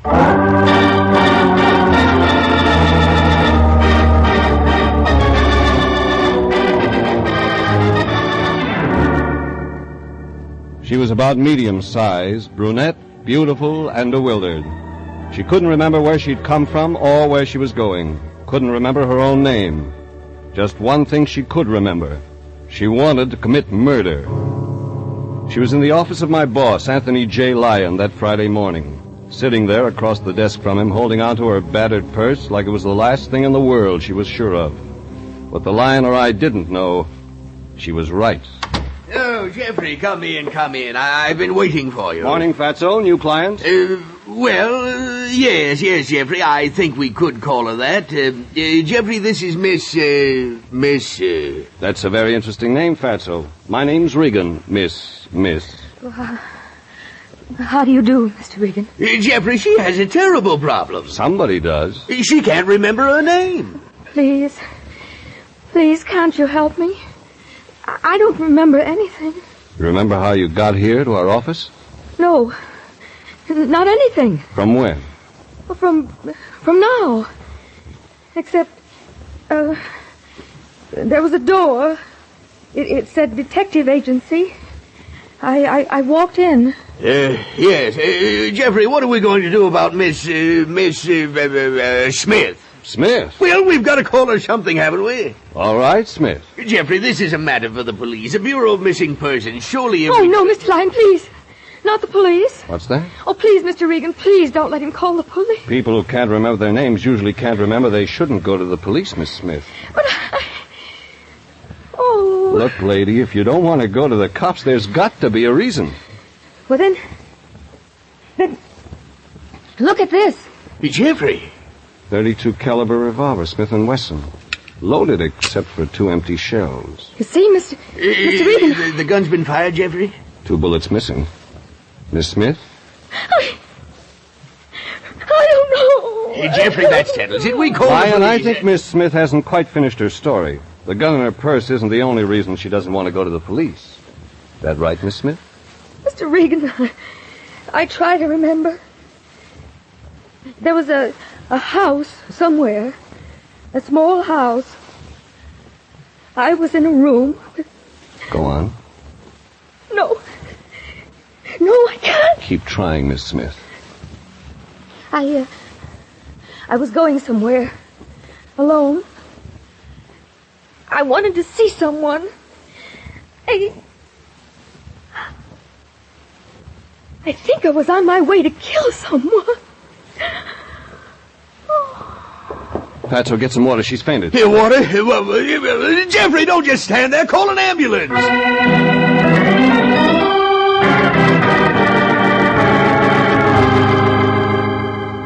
The Lion was right.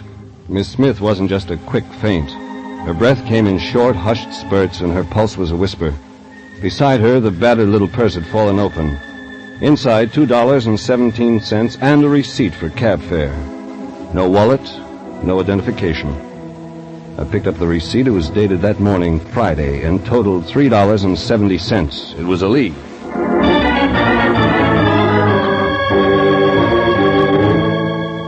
I sent the Lion with Miss Smith in the ambulance and then headed for the main office of the cab company. It took me 2 hours to get what I wanted. The receipt was for cab number 702, one of the new cars the company added, and it was usually driven by one Joseph Rupnick. Another hour passed, and he pulled into the cab stand out front of the main office. Joe Rupnick? Who else? Let's drive. My flag is down. Where to, Mac? Did you drive a medium-sized brunette this morning, Joe? It'd be a pleasure. Think. Fair complexion, good-looking, very good-looking. Carried a little black leather purse. The fare was $3.70. $3.70, huh? You know, it's a nice fare. What'll it buy, $3.70? Well, let's see. $3.70 should ought to take you out to Westwood. You got a record of your stops today. What about Westwood? Yeah, I guess I have. Hey, Mac, what do you know? She was lovely, she was engaged, and she used my cab. Oh, what a dish. Bewitched, bothered, and brunette. I seen her, and I'm glad. Never mind the tone, Holmes. Where did you pick her up? In Westwood. Where else? Okay, let's go there.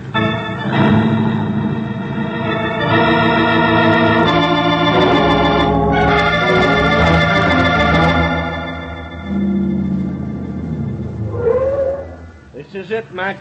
Right here on this corner. She was standing here. Naturally, I stopped. Naturally. Thanks. See you around. No, you're welcome, but I'm staying. Staying where? Now, look, right here, Mac. Look. You don't have to be a mind reader to spot you for a private eye, shamus, or gumshoe. This means the jackpot. My cab is at your service. That's your business, Joe. Only keep your flag up. Shouldn't worry about a thing. Besides, when else do I get a chance to check the horses at Tanforan?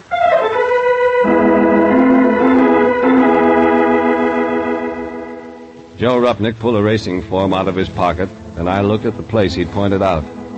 According to Joe, Miss Smith had been standing in front of a white one-story building with a two-story sign that said Parker's Service. It was an auto repair shop, a big one, the kind that specializes in foreign cars, custom sedans, and rich customers. Mr. Parker. Telephone call, Mr. Parker. Yes, sir? What can I do for you, sir? I'm looking for a girl. She used to work here. Sarah? You're looking for Sarah? About medium-sized, good-looking? Yeah, that's Sarah. Well, she quit yesterday. She was in here this morning to pick up her check. I'm just taking her place. And it's not a bad job. Not bad at all. Mr. Parker, he's a nice guy. A very nice... Could you give... pardon me just a moment, please. Parker's Service? Yeah, just a moment, please. Could you give me Sarah's address? Huh? Could you give me Sarah's address? Well, I could check for you. You see, I'm new here and Sure. By the way, what's Sarah's last name? I've forgotten. Sarah Hansen. So you didn't know her very well, did you? Blind date.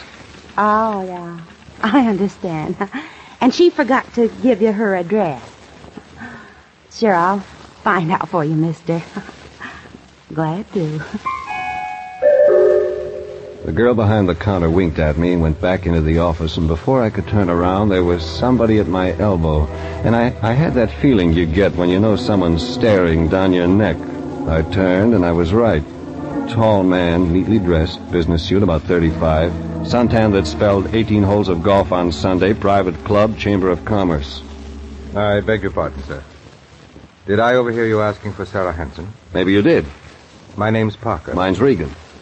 I wonder if you'd be kind enough to step into my office. Okay. This way, Mr. Regan. You see, I happen to be particularly interested in a girl, Miss Hansen. She's unusually intelligent, a superior worker.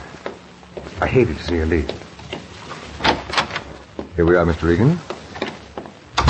Have a chair. A cigarette? No, thanks. Let's stick to Miss Hansen. Oh, yes, Mr. Regan. I was quite curious at your interest in Sarah Hansen. She's not the sort of girl to have many, shall we say, gentlemen friends. Really? What sort of girl is she? Well, more on the quiet side. Intelligent, as I've said, and not at all emotional. Sarah was a very superior worker. Come on, Parker. I haven't got all day. A girl quit her job and you want to know why. Is that it? Well, I'm curious. There's more to it than that. I saw 4 secretaries in your front office alone. One named Sarah wasn't that good. Very well, Mr. Regan. I'm going to tell you the truth. Certain malcontents, certain vicious elements in my organization, irresponsible rumor mongers have been saying that Miss Benson and I... Well, there isn't a word of truth in it. I'm still listening. I'm a happily married man, Mr. Regan. You understand what rumors of this sort do to a man. Go on. I'm going to put a stop to it. You understand? Once and for all, Okay. Take it easy, Parker. I'm sorry I lost my temper, Mr. Regan. This thing has been gnawing at me for months. That's why I finally discharged Miss Hansen. That's what you've been trying to say. You fired Sarah Hansen. You think that's why I'm here?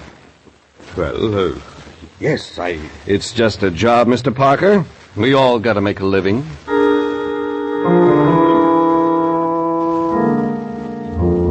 Somewhere in it, a story was beginning to take shape. Parker apologized again, and I left his private office. Out front, the receptionist had Sarah Hansen's address, and I took it.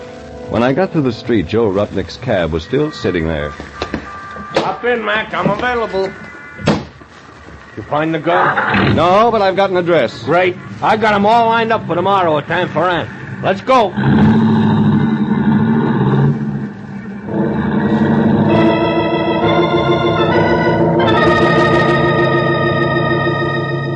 It was past Pico on Bentley. Took us 5 minutes to pull up in front of a bungalow converted into a duplex. I left Joe with his racing form and newspaper and went up to the door that belonged to Sarah Hansen.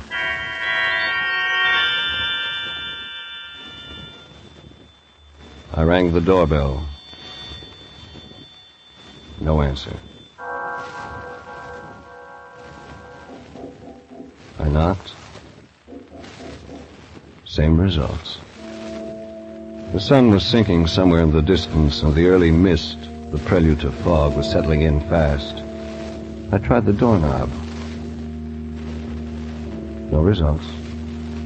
And then something told me to get inside that apartment, to get in with or without a permit, with or without a key.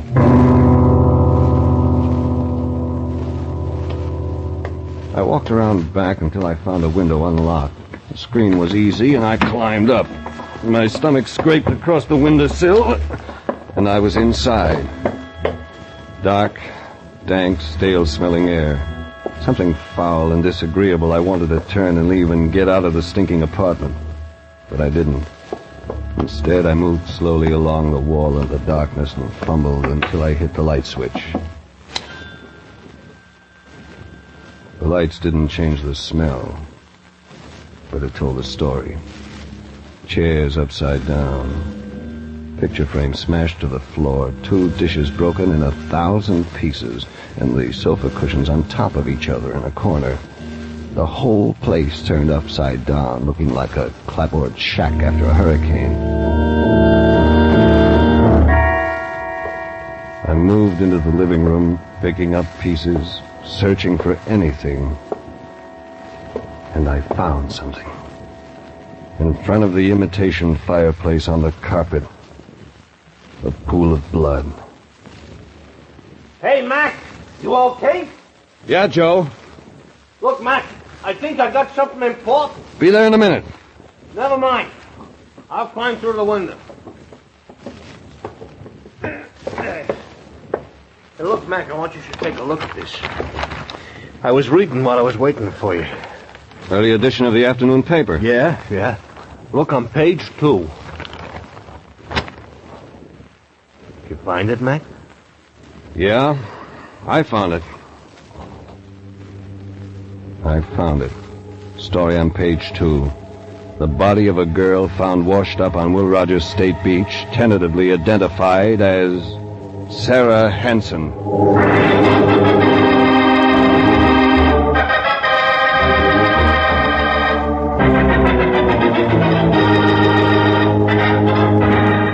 This is CBS, and you are listening to tonight's adventure with Jeff Regan, investigator, entitled It All Comes Back to Me Now.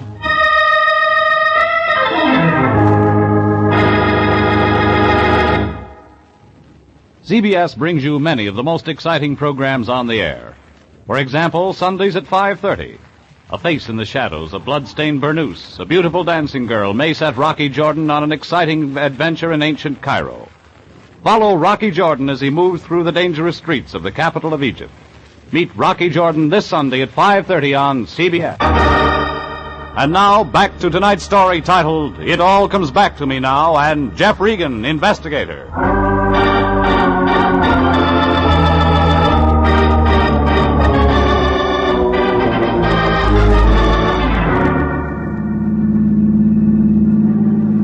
Joe, the cab driver, stepped on the gas, and we headed for the police.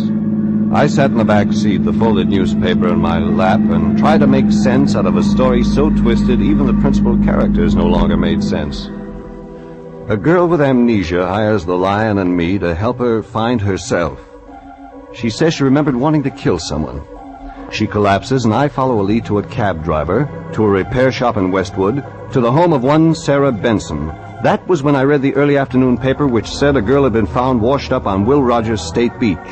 Her name, Sarah Hansen. It was getting late. Streetlights turned on, traffic jamming and honking its way up Sunset. But that didn't stop Joe Rupnick from hitting 40 between the cars. We made the police station at 6:45. I had a couple of questions.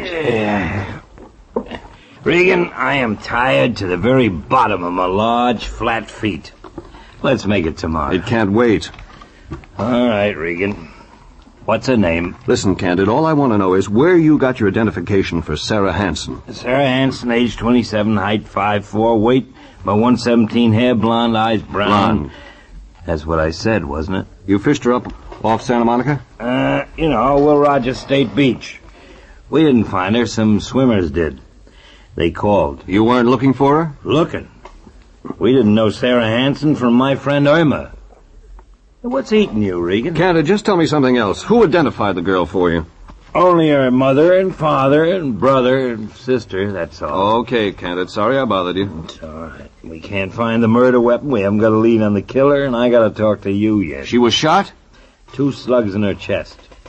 32s. Maybe Smith & Wesson. Gun's missing. That part of it wasn't in the papers. Don't we look bad enough already without making it worse? All we got on this case is a body. Even if it is a nice one. When was she killed, Candid? This morning, somewhere between 1 and 2 a.m., the coroner says. That isn't all. What else? Well, from the tire marks they found up the beach, there was another idea. We think maybe she was shot somewhere else and then driven down to the beach. This Sarah Hansen, she worked? Yeah, a place out in Westwood. Called, Parker's Service. We'll check everyone out there. Takes time. What about an address, Candid? Where did she live? Well, the parents say she moved out of their place a couple of months ago. Seems they had a fight, she and the parents. She wouldn't tell them where she was moving. They tell you anything else? Sarah Hansen was afraid of something, they said. Had them worried. That's when the fight started. She used to get phone calls from a woman. A woman? Yeah, every time this woman called, Sarah would leave the phone crying. Only happened a couple of times. Did they ever see this woman? Nope. They were wondering if it might be another girl who worked with Sarah. You know, feud. Only you haven't checked the employees yet. Like I said, Regan, it takes time. The shop opens up first thing in the morning. My men will be there. Thanks, Candid. Thanks a lot. Hey, Regan, where do you fit in this? Client, Candid. You know how it is. Maybe I don't, Regan. If you know something... I don't know anything, Candid. You wouldn't lie to me, would you? Sarah Hansen was a good-looking dame. A real good-looking dame. I never met her. You sure, Regan? I'm sure. Okay, I'll take your word. She's a real nice-looking dame, like I said. Kind you hate to see turn up. Dead. You want to see her, Regan? All right, Candid. We'll see her.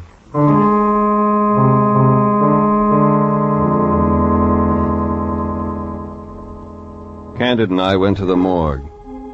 We saw her. Sarah Hansen. Medium-sized, good-looking blonde. She looked nothing like the girl who'd come to the Lion's office without a memory. Yet somewhere Sarah Hansen and Miss Smith fit together. Somewhere their lives became crossed and tangled up and then went separately again. Miss Smith's to a blank memory. Sarah Hansen's to death. Somewhere something made both things happen. That gave me an idea. I went upstairs to Missing Persons and checked every record I could find that even faintly resembled our client, Miss Smith. Nothing did. I headed outside. Joe Rupnick was still sitting in the taxi. He turned it around, and we headed for the L.A. County Hospital.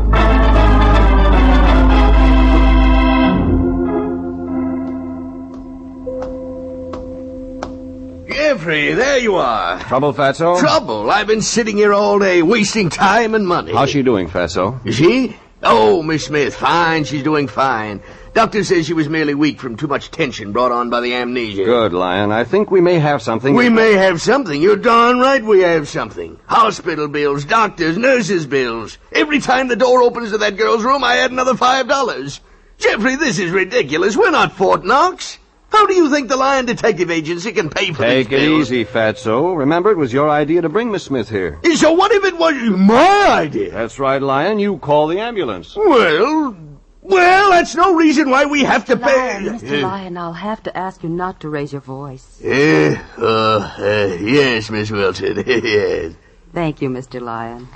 Yes. Sitting here all day, wasting your time. Oh, now, Jeffrey, after all, a man has to do something. Sure, Fatso. You keep an eye on those nurses' bills. I'm going in to see our client.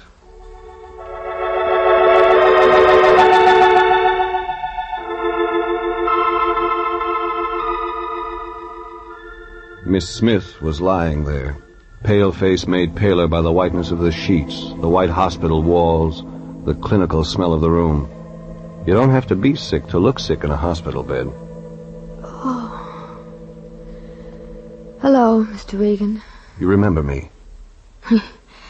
You helped me, Mr. Regan. I won't forget that. What does the doctor say? Oh, I'll be all right. Really, I will. It's just my mind. I can't think straight. But you remember about the gun, the 2 bullets missing? Yes. Yes, I remember about them. Do you remember anything more? I don't think so. About wanting to kill someone? Oh, Mr. Regan. You don't remember that part of it? The doctor says it's shock. Something happened to me. Something I wanted to forget. Made me forget everything. Murder might do that. Yes, I suppose it might. Does the name Parker mean anything to you? No. Parker Service, Westwood? No, Mr. Regan. How about Sarah Hanson? No, Mr. Regan, I don't know that name. Sarah Hanson, the blonde, pretty blonde. No, I don't remember. She worked for Parker Service in Westwood. You were in Westwood today, maybe at a small apartment on Regan, Bentley just past Pico. That That mean anything to you, Miss Smith? Leave me alone, leave me alone, leave me alone. Okay, thanks. Thanks anyway. Please leave me alone. Mr. Regan, leave me alone.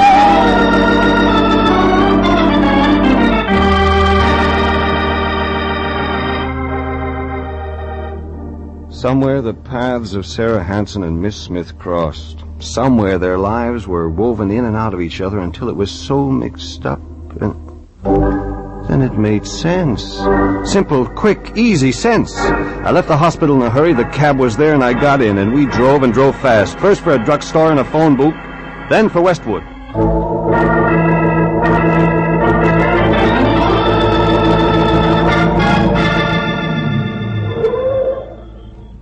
Look, Mac, now that we're here, what are we doing here? Visiting Joe. Yeah, don't sound friendly somehow. You sit tight, I'm going in. Look, that house is dark. Nobody's home, Mac. Maybe, maybe not. If I'm not out in 10 minutes, get to a phone and call the police. You got that? Yeah. Call the cops.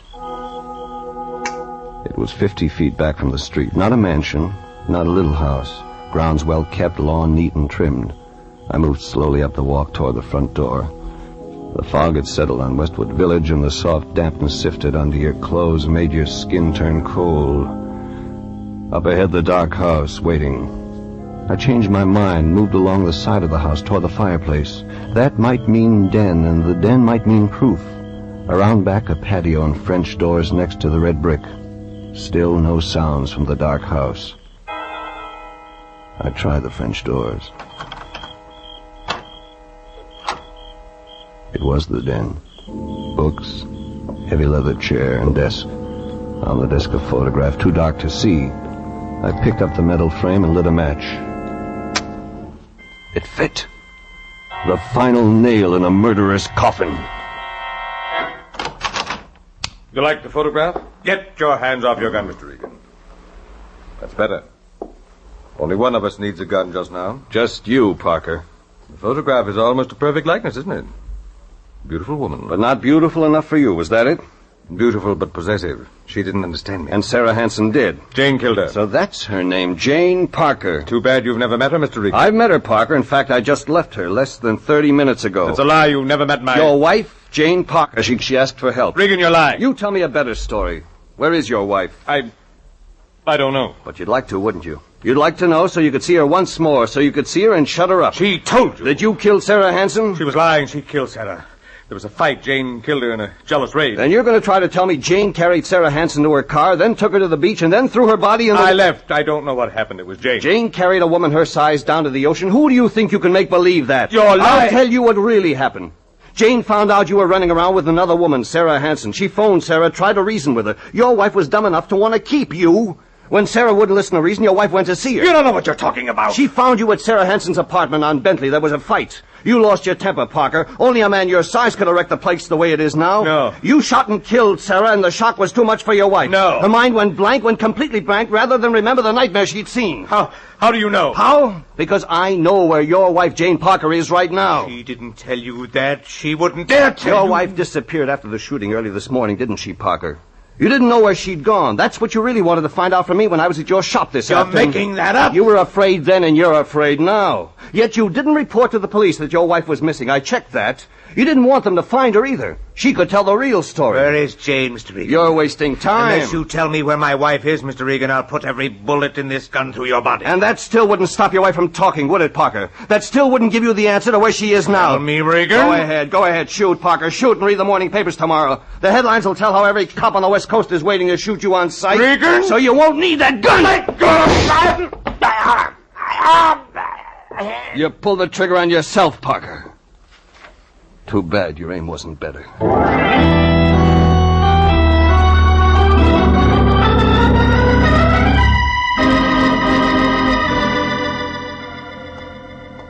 Dr. Dana.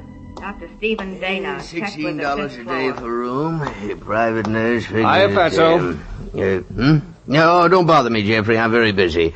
A room at $16 a day. How's our client, Lion? She doing okay? $16 a day. Yeah, what's that, Jeffrey? Miss Smith, our client. Oh, you mean Jane Parker. Oh, why didn't you say so, Jeffrey? She's much better. Doctor says it'll take time, though. And let me see now. If you take 16 divided by... He thinks you'll get her memory back, Lion. What? Oh, yes. He thinks it's just a matter of time. Mental block, that sort of thing. Very complicated, you understand. Oh, hey, Jeffrey, it's been a long day. You must be tired. I am a little. Come on, Fatso, I'll drive you home. Yeah, me? Mm-hmm. Oh, home? No, you just run on, Jeffrey. I really couldn't leave just yet. You see, I've got it figured so the city will have to pay part of the hospital. You can figure that out at home, Fatso. You look tired. Well, no. You see, Jeffrey, I'd better stay right here, where I can get the cost firsthand. That way I'll have it accurate when I charge the city. You know me, Jeffrey.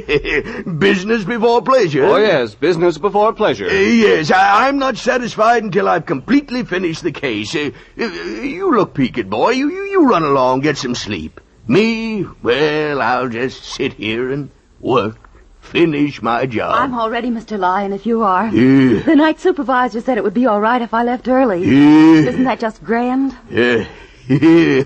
Well, good night, Jeffrey. Good night, Fatso.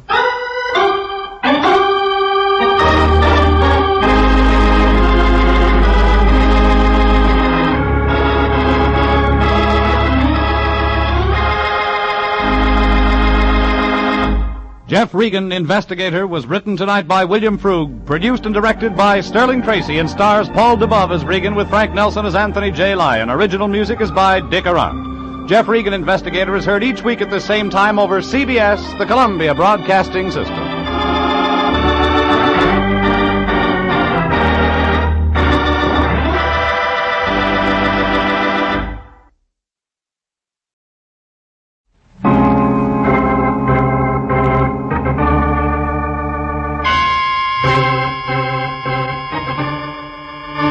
My name's Regan. I work for Anthony J. Lyon, Detective Bureau. They call me the Lion's Eye.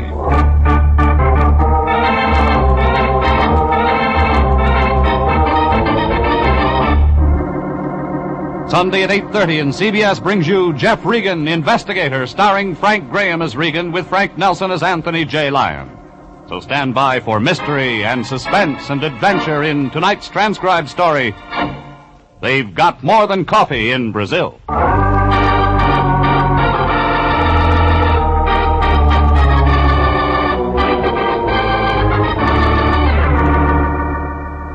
Her name was Irene Centino. The lady from Brazil, the Lion called her. He figured it for an easy trace job, something for missing persons. Only when we do them, the Lion gets paid. Well, the program said it was simple. Except before we wound it up, there were a couple of added attractions. A doctor who didn't do any doctoring, a nurse with a built-in temperature, and a couple of blackouts that were meant to be permanent. And guess what? In that last part, I was supposed to be the star. Anyhow, it all began late last Monday. I was home. My boss, Anthony J. Lyon, knocked on my door. I opened it. And that's when I made my first mistake. Jeffrey, I'm glad I found you in. I'm just on my way home from the office. You could have kept on going. I'm out of bourbon. Oh, now, Jeffrey, I didn't come by just for that. You got anything else? Nope. All right. As a matter of fact, I want your advice, Regan. Cut out starches and get some exercises. Yeah. What else? What would you do if you traveled 10,000 miles just to see your sister and then couldn't find her? I'd give up the search. You would? Why? I haven't got a sister. That's not what I'm talking about. You'd go to missing persons, wouldn't you? Sure you would. But if you knew your family in a foreign country would become greatly alarmed at this sort of notoriety, you'd look for your sister in another way. You'd hire a good private detective. Now, isn't that right? Come on, Fatso, get to the point. We have a new client. Her name's Irene Santino.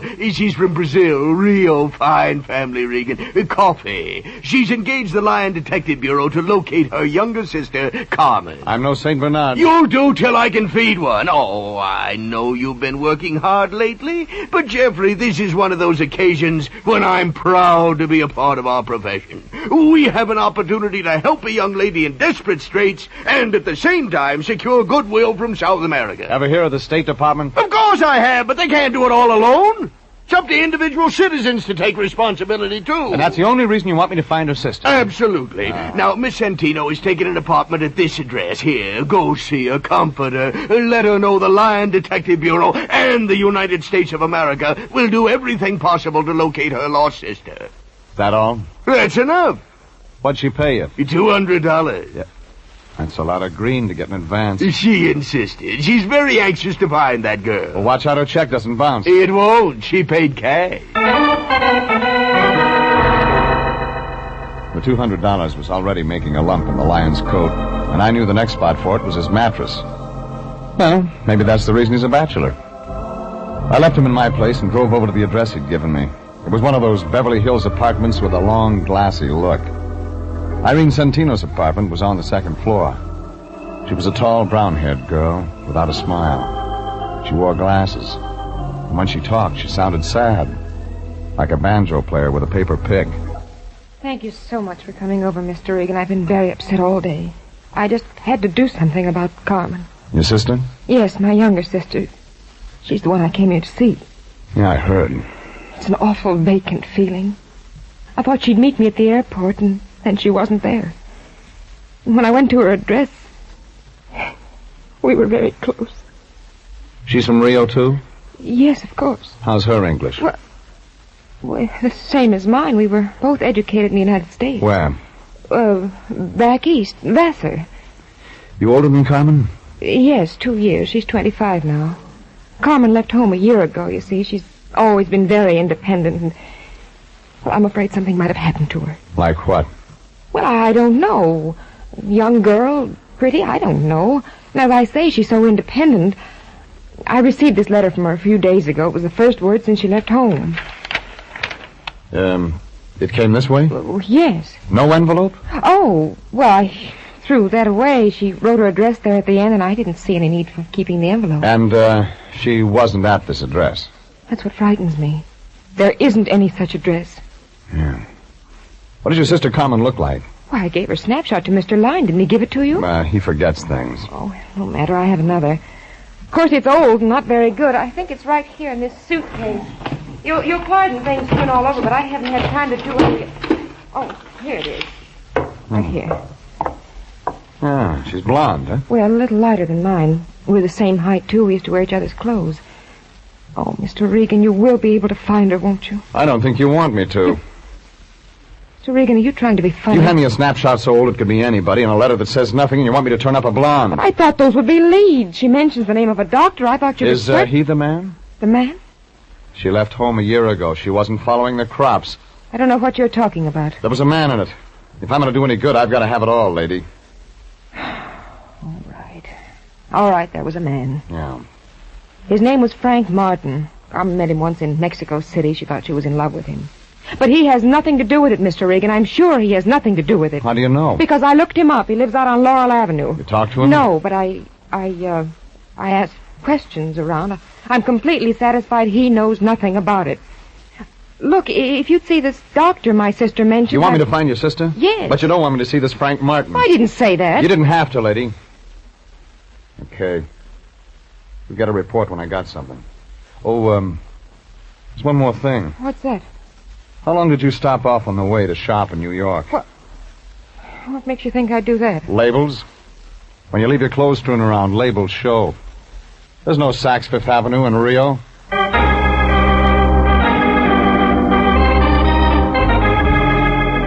When I walked out, her mouth was wide open, like she was trying to scream. Only nothing came out. I hung around the door outside for a minute to see if she'd use the phone. But when nothing happened, I looked up Frank Martin in the city directory and drove over to Laurel. A 2-story apartment building the color of a bride's blush. It was wrapped around a swimming pool, too small for people, too big for birds.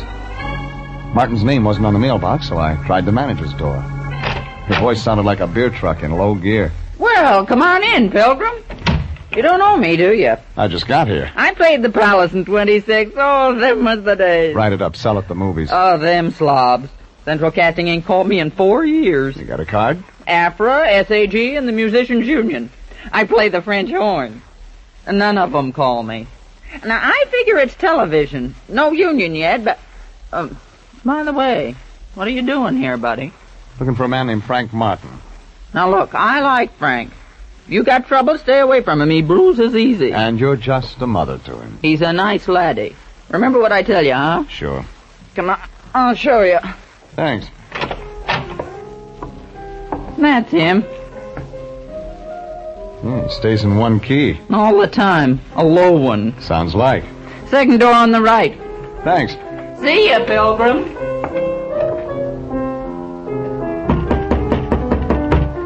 Come on in. It's unlocked. Your name Frank Martin? Yep. Who wants to know? My name's Regan. I'm a private investigator with Lion Detective Bureau. Wrong steer, Gumshoe. I don't need one. I'm not looking for work. I'm looking for you. What'd you say it was, Regan? Yeah. R-E-G-A-N? Regan? Regan. Just wrote that one. Cute, huh? I'm, looking for a friend of yours. A second ago, you were looking for me. Now you're looking for a friend of mine. Frank Martin never had a friend. Who are we talking about? Carmen Santino. Oh. How is Carmen these days? I don't know. Thought you said you were a detective. I did. You sound like an amateur. You sound like a guy with a chip on his shoulder. I sound like a lot of things. You trying to get tough, baby? I figures why your name isn't on the mailbox. Yeah? Nobody'd ever write you. I'll, skip that, Regan. Who hired you to do what? Her sister's in town. She's looking for Carmen. Didn't know Carmen had a sister. What else? You're the boyfriend. Where is she? Yeah, the boyfriend. That's real good. Let me tell you what Carmen's like, Regan. Eyes just right. Hair just right. Everything just right. Everything just right. Wait till you see her in a bathing suit. That's something, brother. She, isn't wearing one in this picture. Bad picture, Regan. You got no idea how bad. Hardly looks like her, like she is. Ever met him like that? Sometimes. About a year ago, I was sitting right here and the phone rings. It's Carmen. You know, we talked about football, marriage. We were going to be married, Regan, only she decided all of a sudden she didn't want it. Just like that. It was her idea. I haven't seen her since. You tried? Once. She moved. No forwarding address, that's all. Makes good story. But you don't believe it. Now, let me tell you the reason we broke up. It's a dilly. My hearing's good. Well, you heard about the happy couple that the guy keeps getting loaded, can't lay off. This is different. Big switch. Carmen. Yeah. Yeah, Carmen. And why she was seeing a doctor? Carmen seeing a doctor? Look, why don't you get out of here? Why? Because we don't like each other. The sister thinks something might have happened to Carmen. She's scared. Some of us are scared part of the time, and then somebody makes a lot of noise looking for somebody, then everybody gets scared. You scared, Regan? Yeah. Oh? About what? Carmen Santino. I might be looking too late.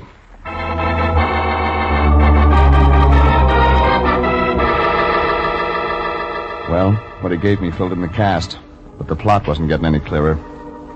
So I looked up the doctor Carmen had mentioned in her letter. His name was Kingston, and the only address was a place out in Encino. It was a ranch house spilled all over the top of the hill like whipped cream. Figured he was getting over ceiling for his pills. I parked my car by the gate and followed the flagstones up to the front door. When I pressed a button, I heard something that sounded like chamber music. A blonde girl wearing a red dress that must have been riveted for her opened the door about the middle of the second chorus. Well, I like blue serge. It has an effect on me. It was the only thing in the closet. You fill it out nice, but you don't look sick. I want to see the doctor anyway. Come in and we'll talk about it. My, you are tall, Mr. Regan. Regan. Who are you? Florence Nightingale? I hold the doctor's stethoscope. My name's Vivian Lytell. Mind telling him I'm here? Yes, he's busy. So are you, lady. He'll be busy quite a while. He just opened another bottle. Well, I'm right on time. You're so eager. Oh, wait. Rex isn't sociable like me. He drinks alone. He gets more that way. Let me entertain you. Easy, Angel. I don't know how to fix a fracture. I've already got a man who can do that. I want one with brains. What's the matter with the doc? He keeps his in a bottle. Hasn't used him for a long time now. He's done all right. This? He'd be selling papers if his wife hadn't left him a good insurance policy. What's the matter? Don't you like his money? Oh, don't get me wrong. It's just that a girl has feelings, too. Yeah. They show. Oh, I'm glad I met you. We're going to have some nice afternoons. But you work for a living. I got lots of free time. Besides, I should have at least one outside interest.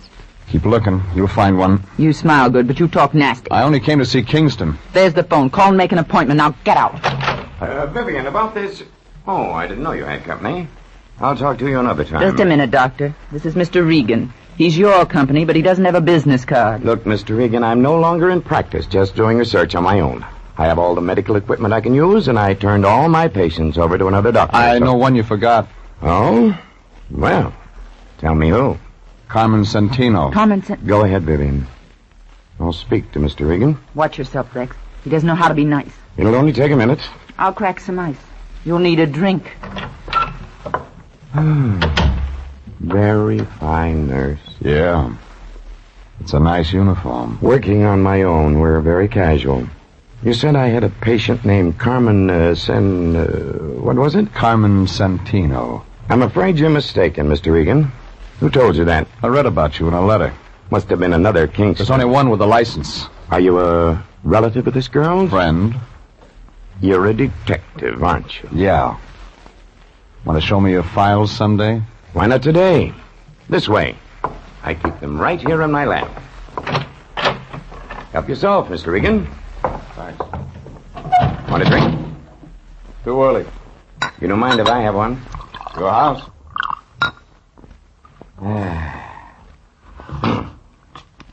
Find anything? Not under Santino. She could have used another name. That's possible. When was I supposed to have treated her? Oh, about a year ago, according to this letter. Here. There's her picture. No. I've never treated anyone who looks like that. Sure? Positive. What was her illness? Might have had something to do with that stuff you're drinking.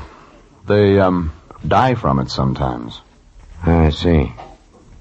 You can't see it from this window, but just over the hill, my wife's buried. I had special permission from the county to bury her on my property. She was a great comfort to me when she was alive. I haven't been the same since she passed away, and... well, that's why I'm no longer in practice. I didn't ask for that.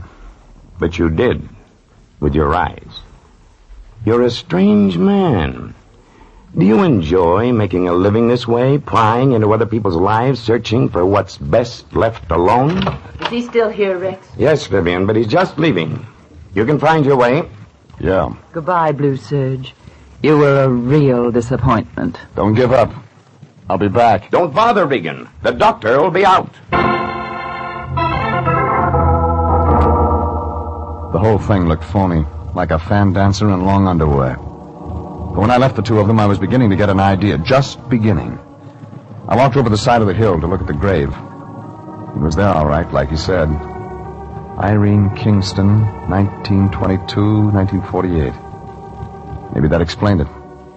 Maybe it didn't. I was remembering those New York labels I'd seen on Irene Santino's clothes when I left there and looked up a friend of mine in the CAA. He checked into it and told me nobody named Santino had come in from Rio on any flight last week. And the immigration people didn't have a passport or visa record on her either. I was home thinking about all this when my phone began ringing. It was Irene Santino. She did all the talking. I tried to get you at your office, Mr. Regan, but no one answered. I had to speak to you. What about? I found Carmen. Yeah? Rather, Carmen found me. I feel sort of foolish now, calling you people in and all that. Well, she came right to my apartment, can you imagine? She's been looking for me. What about her address? Oh, that was another silly thing. Only it was a mistake. She's not very good at details. Please thank Mr. Lyon for his kindness. And, Mr. Regan. Yeah? It's all confidential. I wouldn't want any of this to get to the wrong people. You know some of the wrong kind? Doesn't everyone? Well, goodbye.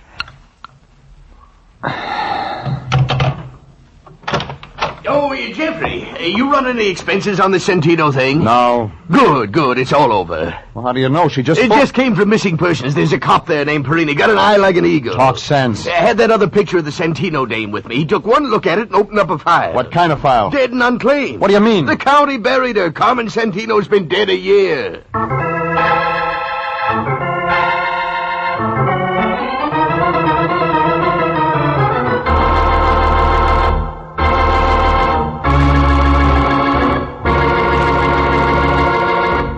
This is CBS, and you are listening to They've Got More Than Coffee in Brazil, tonight's adventure with Jeff Regan, Investigator. Well, there were enough angles to write a new geometry book.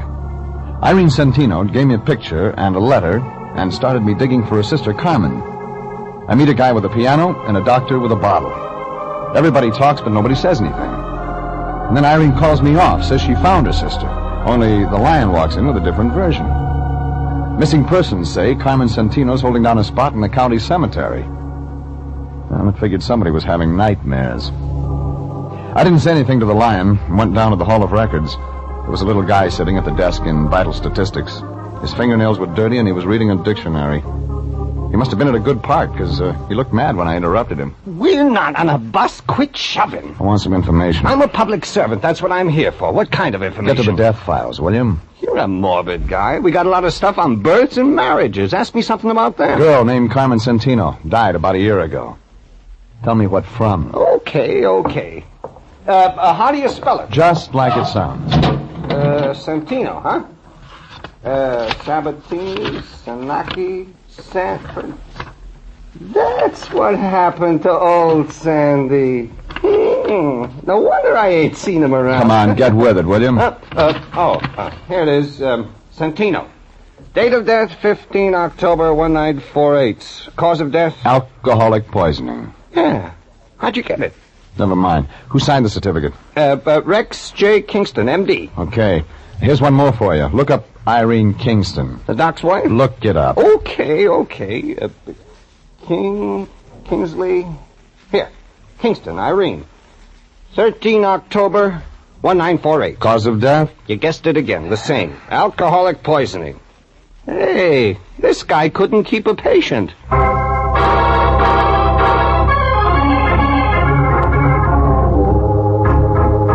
Well, that filled it in.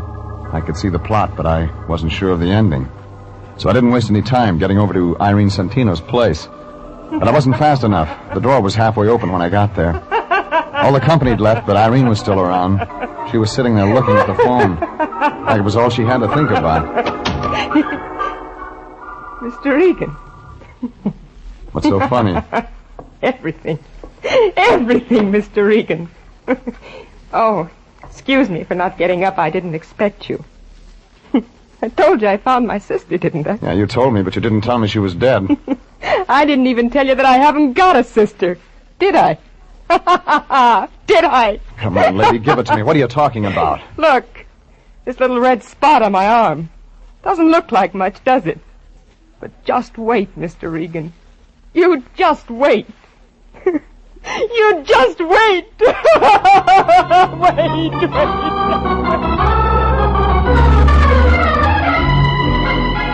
found the doctor on the floor below.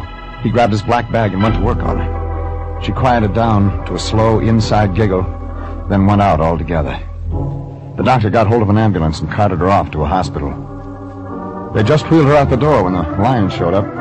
Jeffrey, did I see an ambulance out front? That's right. Your client was in it. What? Yeah, somebody stuffed her full of something that made her giggle. I don't understand all this at all. I stopped by home to change to my dark suit so I could come by and bring Miss Centino the news of her sister's death, and what do I walk in? You can save your tears, Fatso. She didn't come from Brazil, and she wasn't rich. That woman gave me $200 cash. There was nothing unreliable about her. We had a contract. You can use it for confetti. Now see here, Jeffrey. Look, Lion, look at this picture. Carmen Centino. I have one just like it. All right, draw some glasses on it. Add about 6 or 7 years. I don't understand you, Jeffrey. We're talking business, and all at once we're playing games. When I came to see her tonight, she wasn't wearing her glasses. She looked a lot like the dame in this picture. Of course she did, naturally. That's her own sister. She never had a sister. Never had a sister?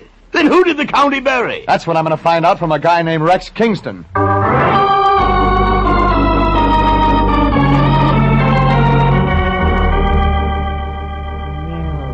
I had a feeling you'd be back. I built a fire. I forgot the marshmallows. Come on in. I'm not mad anymore. I'm still looking for your doctor. Let me take care of you. I have a way with men. Didn't we do all this once before? Oh, it's night now. You can ask me some questions. I know some swell answers. I'll bet. How do you like your drink? Your way? That's better. Now, let's have a nice, quiet evening. Just you and me. I want to see him. There's been a famine of men like you. You don't look underfed. I said I want to see him. Oh, all right. We could have had such a nice evening. Rex? What is it? Mr. Regan's here again. Yes. Hello, Regan. Didn't I tell you I'd be out? Yeah, you told me that, but you didn't tell me what I wanted to know. I had to go to Vital Statistics to get that. What? You don't have anything in your files about Carmen Centino, but you signed her death certificate. Now, you get this, Regan. You saw my files once, and I don't have to open them again to anyone who comes here without a warrant, and you haven't got one. But I know where I can get one. When I go to the city attorney's office and tell them what I've got, they'll have somebody out here to exhume that grave on the hill. What do you mean, Regan? Irene Kingston died 2 days before Carmen Centino of the same thing. Dr. Kingston signed both certificates. He collects on his wife's insurance, only I don't think his wife really died. I think that extra grave up on the hill is window dressing. And if my wife didn't die, Regan, where is she now? I don't know. She could be at a downtown hospital, posing under the name of Irene Centino. It was a shot in the dark, but it brought results. Kingston swung a lamp base around that connected on the side of my head.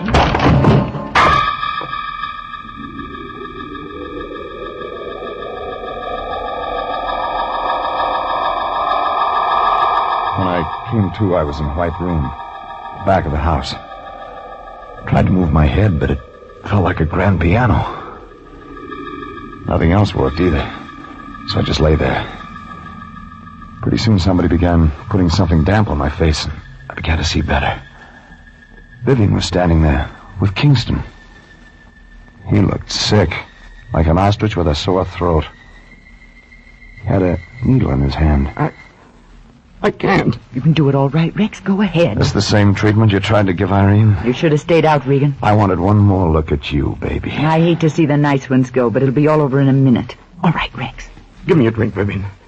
Gotta have a drink. It won't help. I found Irene in time. She's gonna live. She's gonna talk. Go ahead, Rex. Give it to him. Then we'll clear out. But Irene's still alive. I didn't kill her. You'll do better this time. I can't. Go ahead. No, I won't. I said go ahead or I'll shoot you, Rex. I'll shoot you if you don't. No, you don't. It's all over, Vivian. It's all over. Vivian had the gun, but Kingston was too much for her. All of a sudden, it began going off. Vivian started to look pale. And then she went down, slow and easy.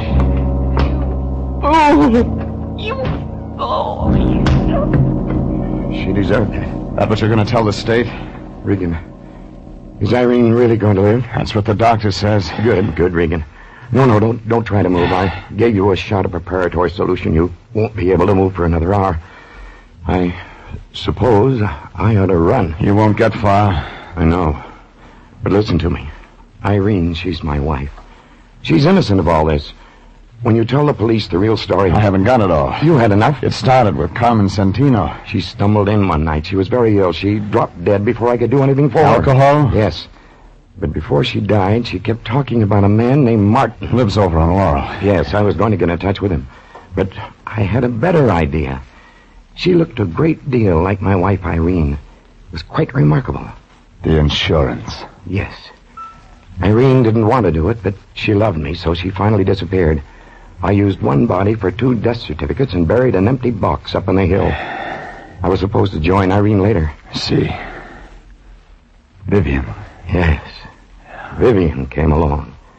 I was drinking one night and she found out the truth. I was trapped. It would have stayed that way if Irene hadn't hired you. And I was supposed to scare you with that story about a sister in Brazil. It worked, too. That guy Martin said. Somebody gets scared. And then you... Regan. Can you hear me? Huh? Oh, I'm sorry.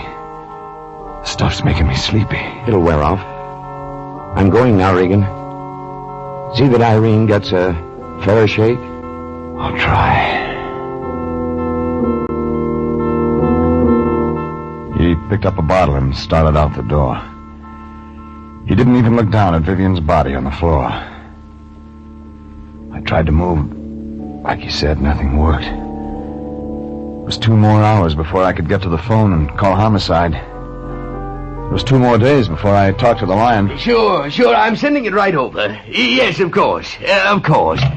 Jeffrey, my boy, how are you feeling? Better? Well, the fog's gone out of my head, if that's what you mean. Otherwise, I feel lousy. Oh, don't take it so hard, my boy. All in a day's work. Besides, there's the brighter side. Yes, indeed. Like what? Well, for one thing, they got that Dr. Kingston. He only got as far as Las Vegas. Crime doesn't pay, Jeffrey. Crime just does not pay. Doesn't, huh? What's this? Now, wait a minute. Give me that. Application. Consolidated insurance. It's nothing, I tell you. You mean to tell me we're going to try to collect a reward? We exposed an insurance fraud. Every insurance company pays a little something for that. We had expenses. You don't know how hard I've worked on this, Jeffrey. Here, take it back. Well, what's the matter? You look like it's something illegal. Crime does not pay. Huh.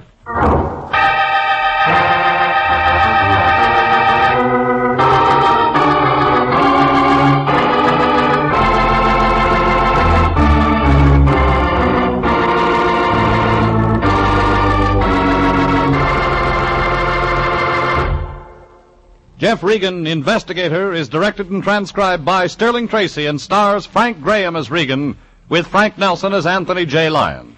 Tonight's script was by E. Jack Newman. Original music is by Dick Arant.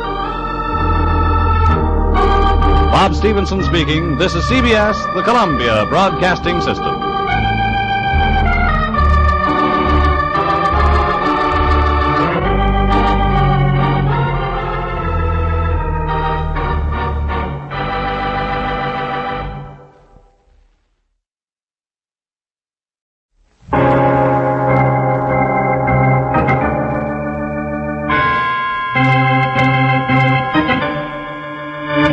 My name's Regan. I work for Anthony J. Lyon, Detective Bureau.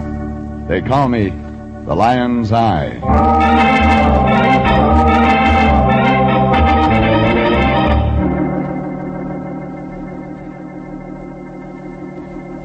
Sunday at 8:30, and CBS brings you Jeff Regan, Investigator, starring Frank Graham as Regan, with Frank Nelson as Anthony J. Lyon. So stand by for mystery and suspense and adventure in tonight's transcribed story, No Sad Clowns for Me.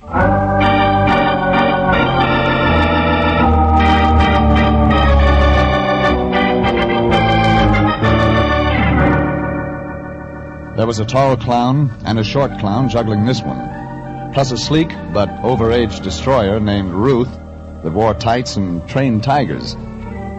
All parts of a big circus playing a small town of 649 people. And somewhere along the midway, a joker wanted to cut me down to size. 6-foot box size. I wasn't thinking about the circus when I went to the Detective Bureau Wednesday morning, but my boss was. The Lion was up to his knuckles in... Green, my boy. I've just about decided to have our whole office done over in green. Why the sea of $1 bills? A client, my boy, with payment in advance. Those bills look like they've been papered in a rat's nest. They're all in pieces, my boy, but they're good. You'd know. Yeah, of course. Notice when I hold this one against this 300-watt light, the paper's made with silk threads. Fitting the torn bills together, they come to $67, Jeffrey. And the client is... See this canvas bag? Bottle top? It's full of nickels, dimes, and quarters, Jeffrey. With the $1 bills, it makes a very nice retainer of $75. For which we do what? Nothing. Now, wait a minute, Fatso. You mean a client walked in here, laid down $75 to hire us to do nothing? Exactly. Duck, there's a curve on this pitch. No, my boy. The whole thing's perfectly legitimate. Our client walked in about an hour ago. Description? Well, he was a tall man, eccentric. Go on. 45 or 50 years old, long, pale, stringy, yellowish hair, like an actor, and oddly dressed. This keeps getting better. Well, he had on a single-breasted pinstripe suit and tennis sneakers, a rope for a belt. Does he fly? What? No. Anyway, Jeffrey, he put the money down. He saw I was worried about the small denominations, and then he said, "It's not brass." Just like that. It's not brass. Circus expression, my boy. Then he leaned right over this desk and said slowly, showing his big teeth, Jeffrey, "When a little old man named Crackley comes in, don't take his case." And you went for that? Of course. We do nothing, no trouble at all. Lion, it could be we're in trouble. Give me our client's name and address and the retainer. I'll take it back. Well, unfortunately... Don't tell me. You didn't get the name and address. Well, you see, my boy, he was in a great hurry. You gave him a receipt for the 75? Oh, of course. Everything very businesslike. That ties us into the case, but good. Now, no matter what happens, we're mixed up in it. You're borrowing trouble. We bought it. Oh, relax, my boy. We gotta get that receipt. Forget it. Just be grateful. Okay, Lion. But if Crackley shows up, be careful.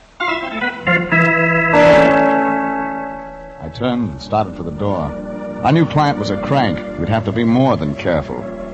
But I couldn't dump the trouble into the Lion's lap. I slammed the door on my way out. The noise made a little old guy jump. He was standing in the hall, just outside our door.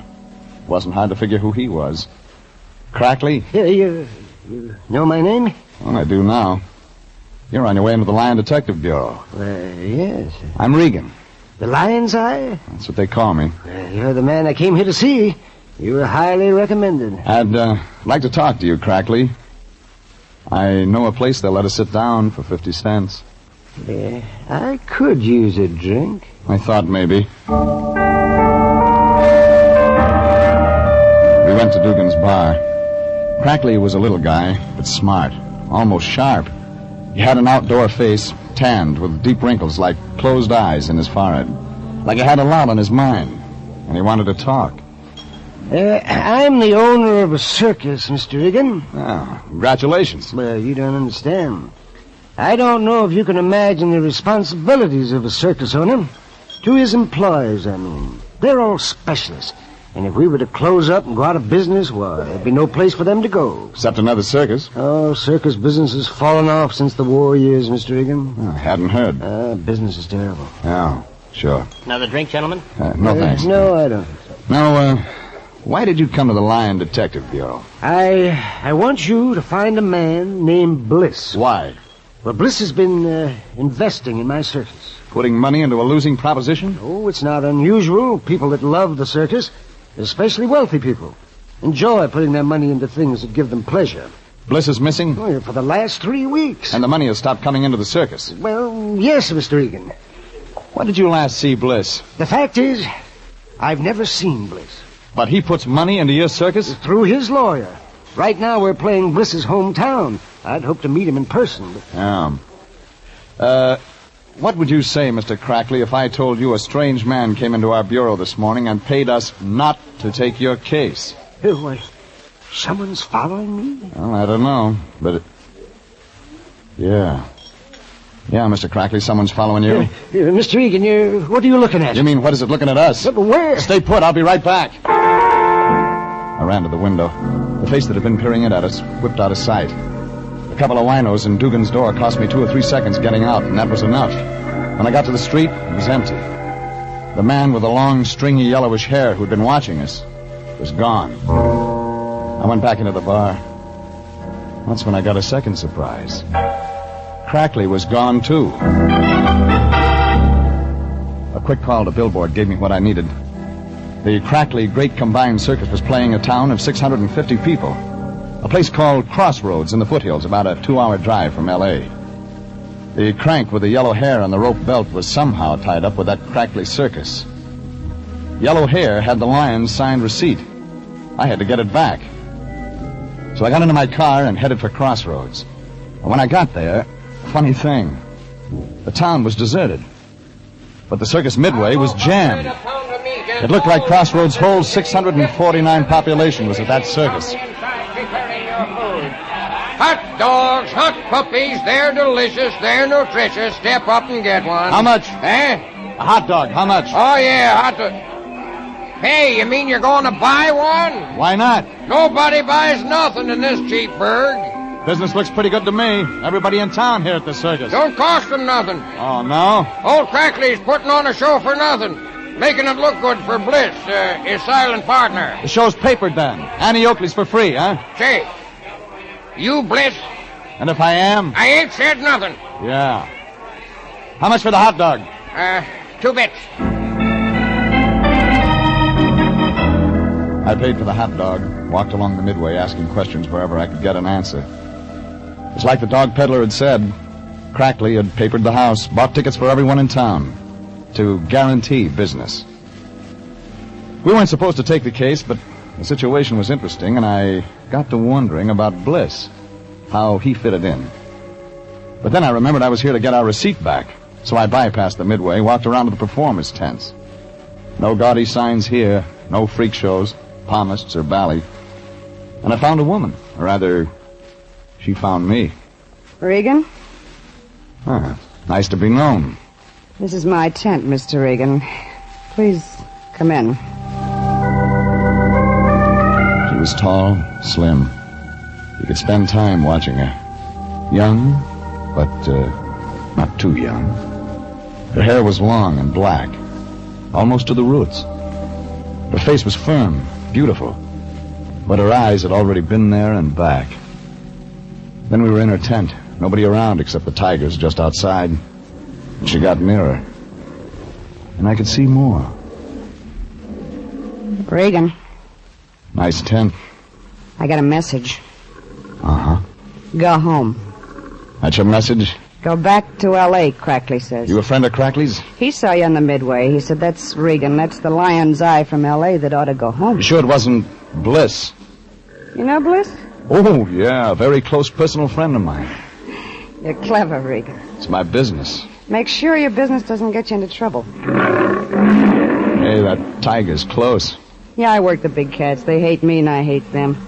I like them kept near me. Gives me a chance to whip them through the bars whenever I'm feeling blue. Lady. Yeah? What's your name? I got a surprise for you, Mr. Regan. I've had lots today. My name's Crackley. You're married to old Crackley, the circus owner? I married his son, Mr. Regan. His son? Yeah, George Crackley. The little runt that's standing in back of you. I turned. George was there, all right. And he was little, maybe 4 feet 10 inches tall, wearing a clown suit. His face was in queer makeup, chalk white, bruised blue. He was supposed to look like a sad clown. And he was. What are you doing around here? Looking for a man. She look like a man? No. You're after my wife, too. You were standing real close. Guys fall in love with me, Regan. My husband's a poor sport about it. Oh, make sure you don't wake up dead, mister.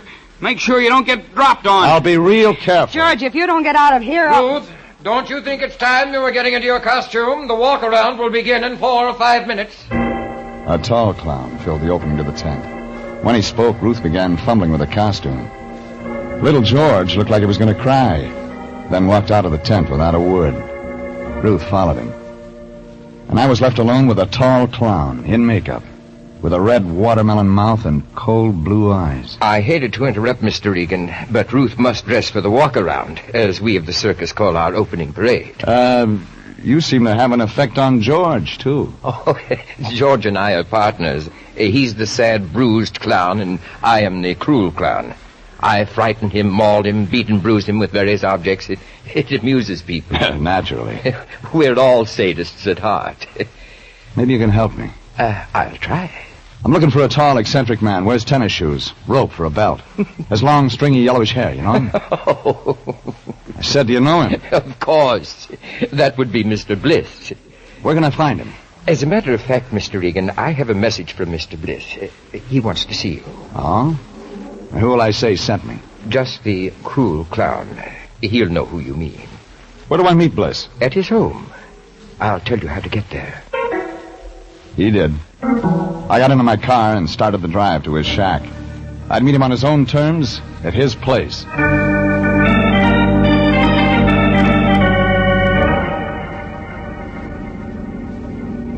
It was a 15-minute drive, most of the way up a side road. I was almost there when a car pulled into the side road behind me, coming up fast, its headlights glowing in my rearview mirror. I pulled over to let the speedball pass. He began to cut in on me. The trailer he had hitched on sideswiped me. I felt myself go against the steering post. Then I didn't feel anything for a long time.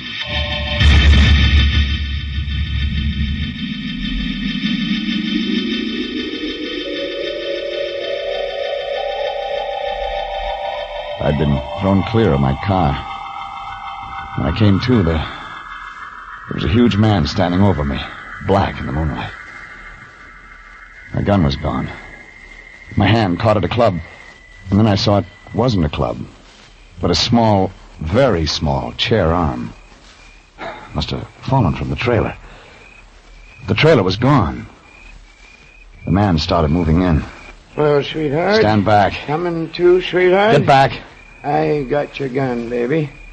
I'm Logan, chief of police at Crossroads. Maybe I ought to take you into custody for reckless driving. Logan, I'm a private detective from Los Angeles. Well, why don't you get up from the ground and tell me about it? Here. Yeah, thanks. Somebody ran me off the road on purpose.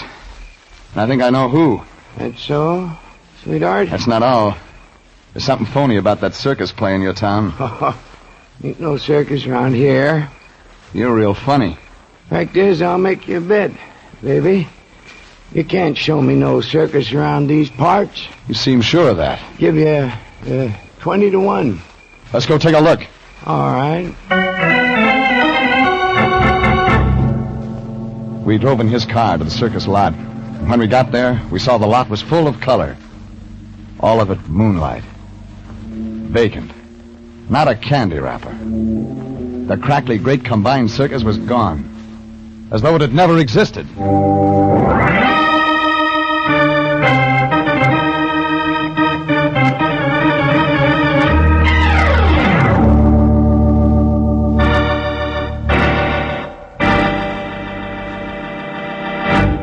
This is CBS, and you are listening to No Sad Clowns for Me, tonight's adventure with Jeff Regan, Investigator.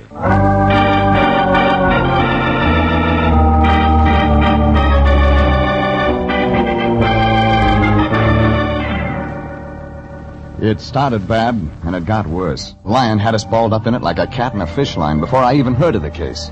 Then I took over. I did fine. Trying to get our receipt for $75 back, I got myself run off the road near the town of Crossroads, got my car smashed up. Then the chief of police told me that the crackly great combined circus where I'd spent an hour wasn't there. And it wasn't. The chief of police thought this was real funny. Where'd the circus go, sweetheart? L.A., probably. You're kind of slick. Couldn't have been gone more than an hour. Look at those filled-in post holes. You're a real bright fella. And I know why it left in such a hurry. Oh, you city fellas are real sharp-like. The circus left because of a guy named Bliss. You know about Bliss. Bliss was putting money into a circus, not taking any out. Keep talking. Bliss gets tired of this, slaps an attachment on the circus. Crackly pulled the show out before it could be served. Yeah, you're real smart. You'd better come along with me, sweetheart. We better have a little, talkie. It hit the bullseye, and I got more than I bargained for. It seems Bliss had no friends, except Logan, who, being the local legal eagle, was also appointed by Bliss as his lawyer, having full power of attorney. Now Logan was ready to talk. Bliss, now, he ain't no dummy. He was in the circus himself years ago, before he got wise and made a lot of dough in plumbing fixtures. Ain't no money in show business, sweetheart. They tell me. Now, Bliss, he ain't old, but He's kind of funny.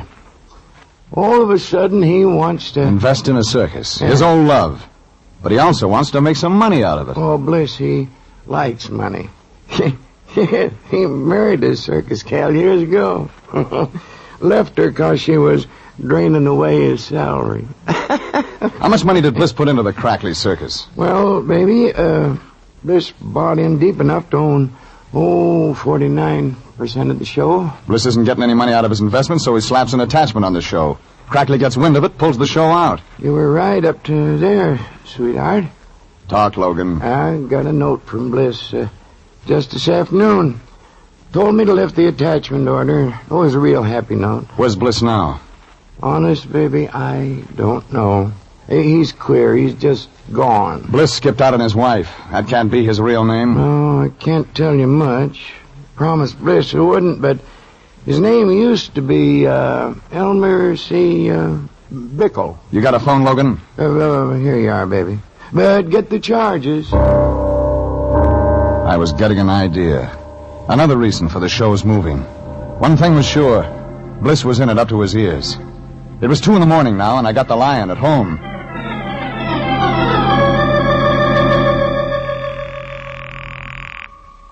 Yeah, Anthony J. Lion Detective Bureau, Home Office. We never sleep. And why haven't you been asleep?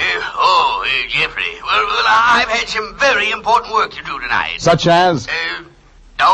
Pasting those dollar bills together, if you must know. You're graduating from kindergarten right now, Fatso. Get your car out. At this hour? I'm in Crossroads, California, slaving for the agency, and you can help. What can I do? Get all the stuff you can on a guy named Elmer C. Bickle. Bickle? Bickle. Oh. Joined the circus years ago, married somebody, left his wife. Check variety. That'll take all night, Jeffrey. You've got 1 hour. Oh, another thing, Fatso.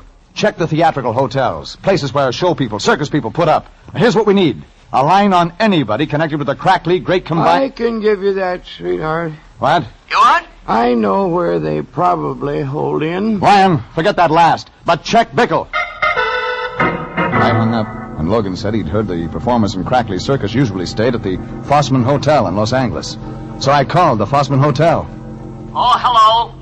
The desk clerk sounded wide awake. Fossman Hotel? Has Mr. Crackley checked in? Who's asking? Regan, private investigator. Well, we certainly could have used a private investigator this morning. Why? Heavens, the circus came in without telling us. Everybody's so upset. You better make sure they pay in advance. Oh, well, Mr. Crackley paid everything in advance. He has a finest suite of rooms. But there's such confusion. I just don't know what to do. You wouldn't. Now, about Crackley. Oh, I'll ring. But he's probably asleep anyway.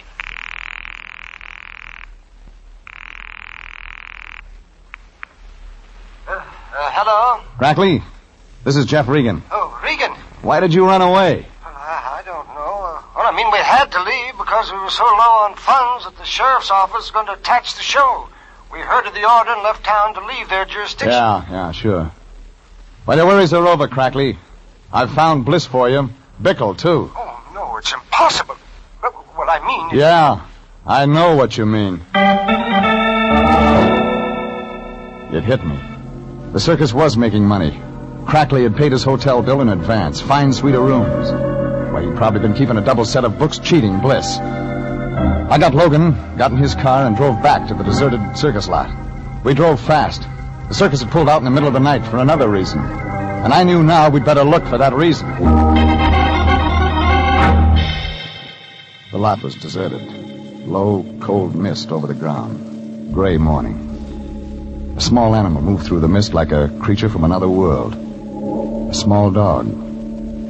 He'd found what we couldn't see. He had something in his mouth. A cap with a red pom-pom on its pointed end. A clown's cap, stained with blood.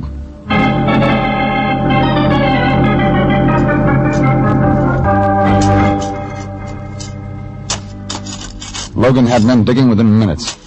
One of the filled post holes seemed larger than the rest. This was it.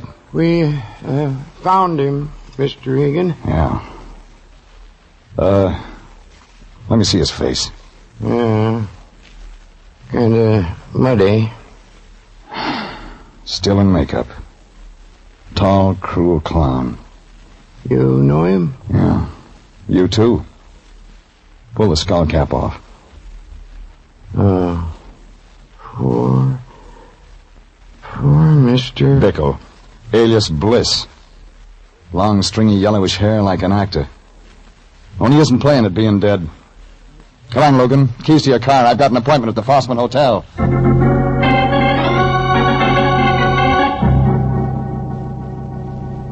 I took Logan's car, made the 2-hour trip back to L.A. I phoned the Lion as soon as I hit town. I got the complete rundown on Bickle. Then I went to the Fossman Hotel. I asked the room clerk for old Crackley's room number. It was 203. I didn't wait to be announced. You should lock your door, Crackley. You could get company you might not enjoy. Well, I've been waiting for you. I know why you pulled out of Crossroads so fast last night, Crackley. Well, I don't know anything. I found Bliss. I'm not interested in Bliss anymore. And maybe you're interested in Bickle, the tall clown. Now, please, Mr. Regan. Bliss joined the circus under his real name, Bickle, to check up on his investment. The tall clown was Bliss? Yeah. He was eccentric, but not eccentric enough to throw his money away. But he got more than he bargained for. No, please, now leave me alone. He's dead, Crackley. Dead. Yes, dead. You pulled out of Crossroads last night because a man was killed and buried there on the lot. But I didn't kill him. But you know who did? No. I had the Lion check on Bickle. It seems he married a Ruth Sandusky in Chicago, April 18th, 1930. Now, Ruth Sandusky was only a kid then, featured in an animal act. My son George married her in good faith, Mr. Regan. I was against the marriage. Where's George now? But I can't tell you. I left him in Crackley's suite of rooms, checked the front desk for George's room. Was told he lived in his own small trailer. But when he was in town, he always parked it down by the circus warehouse. That's where I headed.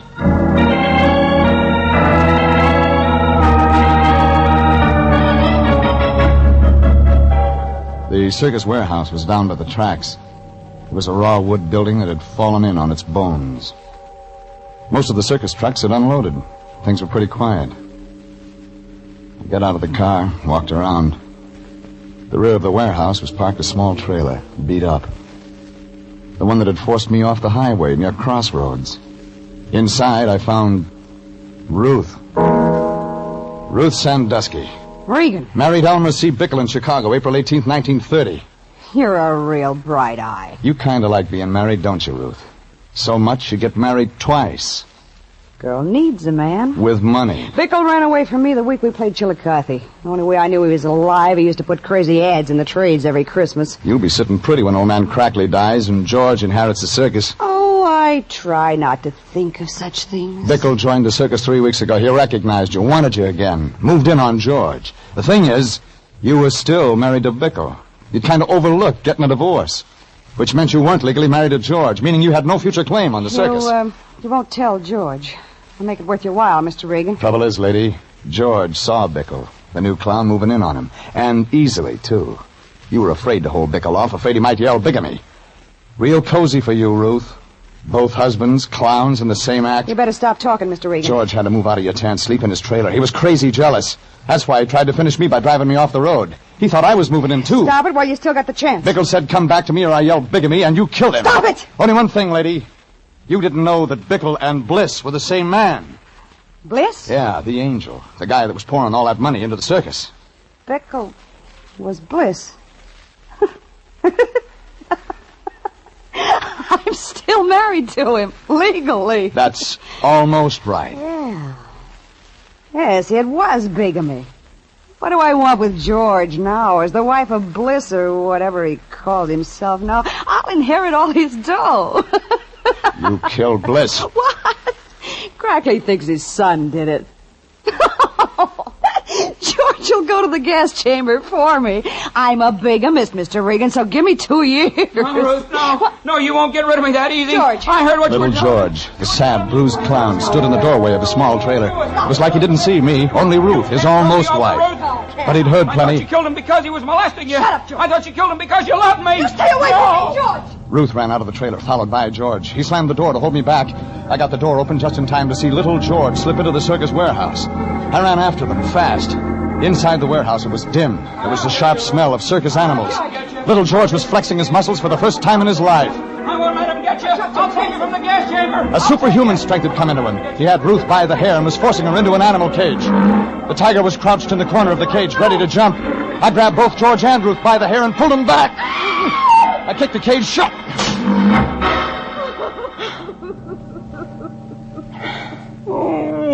Didn't you let me finish?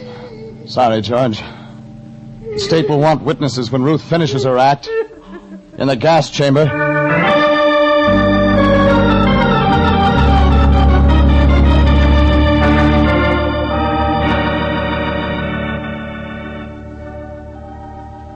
That wound it up. I called Sanducci of homicide. When they came to take Ruth away, I saw little George, the fall guy, standing near his trailer, all alone. 2 hours later, I checked in with the Lion at the office. We're in the money. We're in the money. Still at the paste pot, Lion? Oh, yes, my boy. I've just finished pasting the last bill together. The silk threads match perfectly. Nice, neat job. Oh, Jeffrey, you just don't know how hard I work for our future. Uh-huh. Bank should take these all right. Now, I slaved all night, my boy. The only thing, money doesn't belong to us. Yeah, I think I'll just press the bill so the bank will be sure. What? Money isn't ours. But, Hey, what do you mean? I got a call from Logan. Says he found your receipt in the Bliss shack. I had to tell him we got the $75 to keep us from taking the case. Oh. So the Bliss estate demands its money back. It's all your fault, Jeffrey. Yeah, I guess maybe. If you hadn't opened Well, your I guess I'll just have to keep this 100. Yeah. Well, what's that you have? $100 bill. Got 2 more, just like it. Jeffrey. But who? Old Crackley gave it to me. Yeah. He thought his son George had killed Bickle. When we proved it was Ruth, he gave it. Oh, how could I have ever doubted you, Jeffrey? Oh, another thing, Lion. Yes? Meant to tell you, those bills you pasted together? Oh, I worked so hard over them. Well, the bank would have fitted the bills together for you. Yes. Oh, no!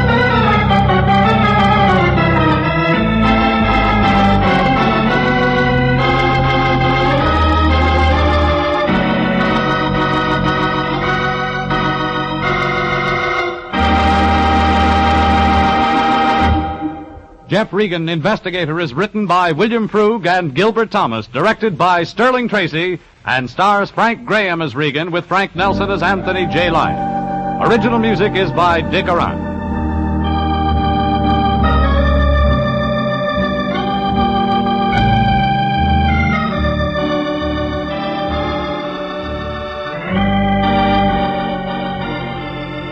Jeff Regan, Investigator, is transcribed each week at the same time over CBS. Bob Stevenson speaking, and inviting you to be with us again next Sunday at 8:30 for more suspense and mystery and adventure with Jeff Regan, Investigator.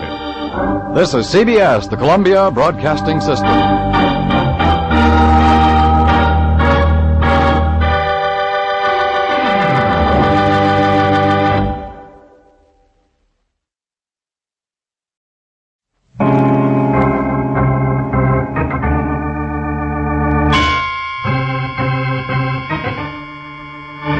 My name's Regan. I work for Anthony J. Lyon, Detective Bureau. They call me the Lion's Eye.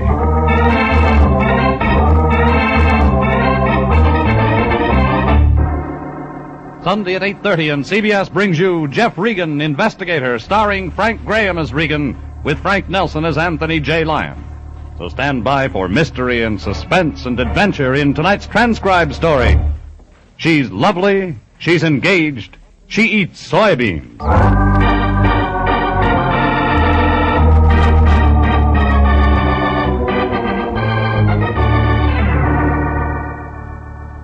This one revolved around a beauty. The kind that drives some men mad, some to murder. Her name, last week, was Miss Fireworks on the 4th. But she didn't have to worry about catching on fire. Everything was insured. But there was somebody that didn't like her in a bathing suit, and a big guy that shot skeet and never missed. But once. I got a call from my boss, the Lion, last Wednesday morning before breakfast. Said he had to see me right away.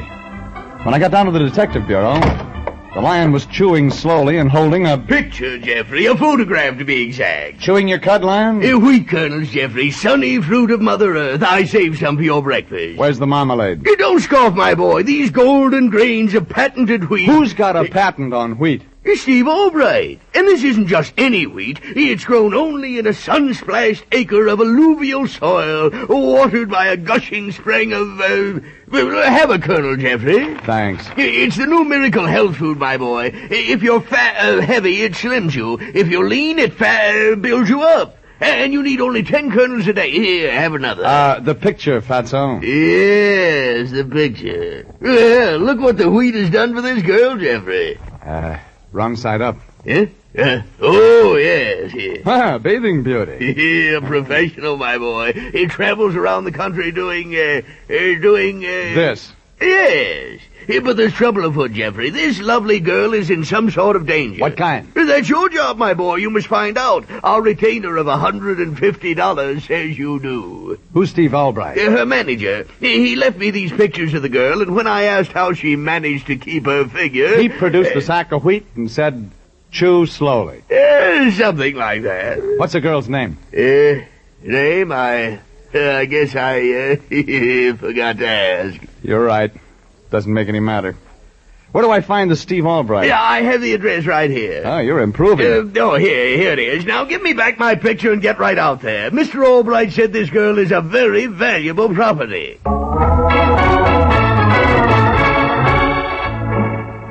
Some photographs lie, but these told the truth. About soft hair flowing down to the waist. A fluted figure, tight in a two-piece bathing suit. If you look real close for it. Now, who'd want to get a girl like this into trouble? But somebody did. It was afternoon before I could contact Albright. His office was in a small white stucco building back of the Sunset Strip. No elevators. The directory said Steve Albright, Massive Enterprises Incorporated, Suite 3. I found it. The door said enter. I entered. Regan, excellent. The office was one room, a desk, and... Steve Albright is my name. Perfect. Glad you got here so soon. Excellent. Glad to know you. Wonderful. You're thinking this is a small office, that Massive Enterprises is broke. I ask you to examine the books, Mr. Regan. You've paid us. They're somewhere in this drawer. Oh, here they are. Excellent. Where's the girl? We'll come to her, fine. Grand. The books. You see? They go back to 1948. That's when I found her. What do you call her? Actual name, Jerry Shoulder. Marvelous. But no one knows her by that name. As you can see in the books, Mr. Regan, it's always something like Miss Gold Coast. Mm-hmm. See, Chicago, $1,436.56. 2 days' work. Pictures, endorsements, radio shots. Mm-hmm. Good money for 2 days' work. Jerry was Miss Coal Tar Derivatives for the Duplan Manufacturing Empire. $2,769.84. In 3 days. Marvelous. Of course, the flower festivals and all have a bathing beauty contest, but they find it's much simpler and more advantageous to have a professional win. She knows how to pose, she knows what to say and do, and, of course, she's more beautiful. Makes sense. You say she's in trouble. We did very well in Kansas City as Miss Ground Round for the butchers. I want to know about now. Well, since we've been here, Mr. Regan, there have been innuendos, threats against her life. Why? I don't know. Well, here, you can see from a picture. You left pictures of her with Lyon, I'm convinced. I mean, Mr. Regan, it's seldom that a girl comes along who has all... delightful. I mean, it's insured. Insurance is a wonderful business. Yeah, $100,000 overall. And Lloyd's of London will pay $10,000 if she injures those legs of hers. Mm-hmm. You want me to act as her bodyguard, eh? Precisely, Grand. Delightful. That is, if you feel you can resist her. You see, Mr. Regan, her value as a professional bathing beauty is ruined if she gets mixed up with men. Marries. Uh-huh. You, got a policy on that, too? $50,000. I promise I won't marry the girl. Your big job is to keep men away from her. What man? His name? Banyan. He's tall, good-looking. Yeah, I know him. He's a cheap racketeer. Oh, excellent. Then we can do business. Just curiosity, Albright, but what about the golden grains of patented wheat? Oh, that's just a sideline of our enterprise, Mr. Regan. Women wonder how Jerry Shoulder managed to keep what you see in this photograph, so we started a little health food business on the side. Yeah, another thing, if something happens to Jerry Shoulder, who gets the insurance money? Massive Enterprises. Which is? Me. I checked the insurance policies. They seemed genuine. I asked where I could find Jerry Shoulder and was told the beauty parlor. Where else? And that's where I headed, only instead of a parlor, it was a beauty salon. The doors were plate glass, the doorman an electric eye. The plate glass swung out. I swung in.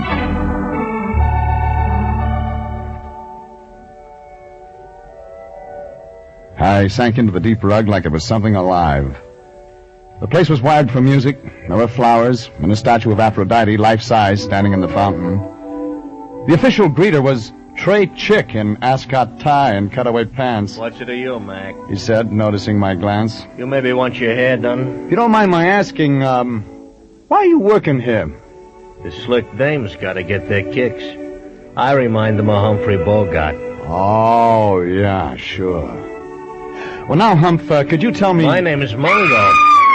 Who was that? Just a dame getting beautiful. You was Aston? Looking for a girl named Jerry Shoulder. All right, wise guy. In here. Mr. Banyan will want to talk to you. The big guy rammed his shoulder into my stomach, then grabbed my arm and twisted it behind my back. He opened a door and shoved me into a room.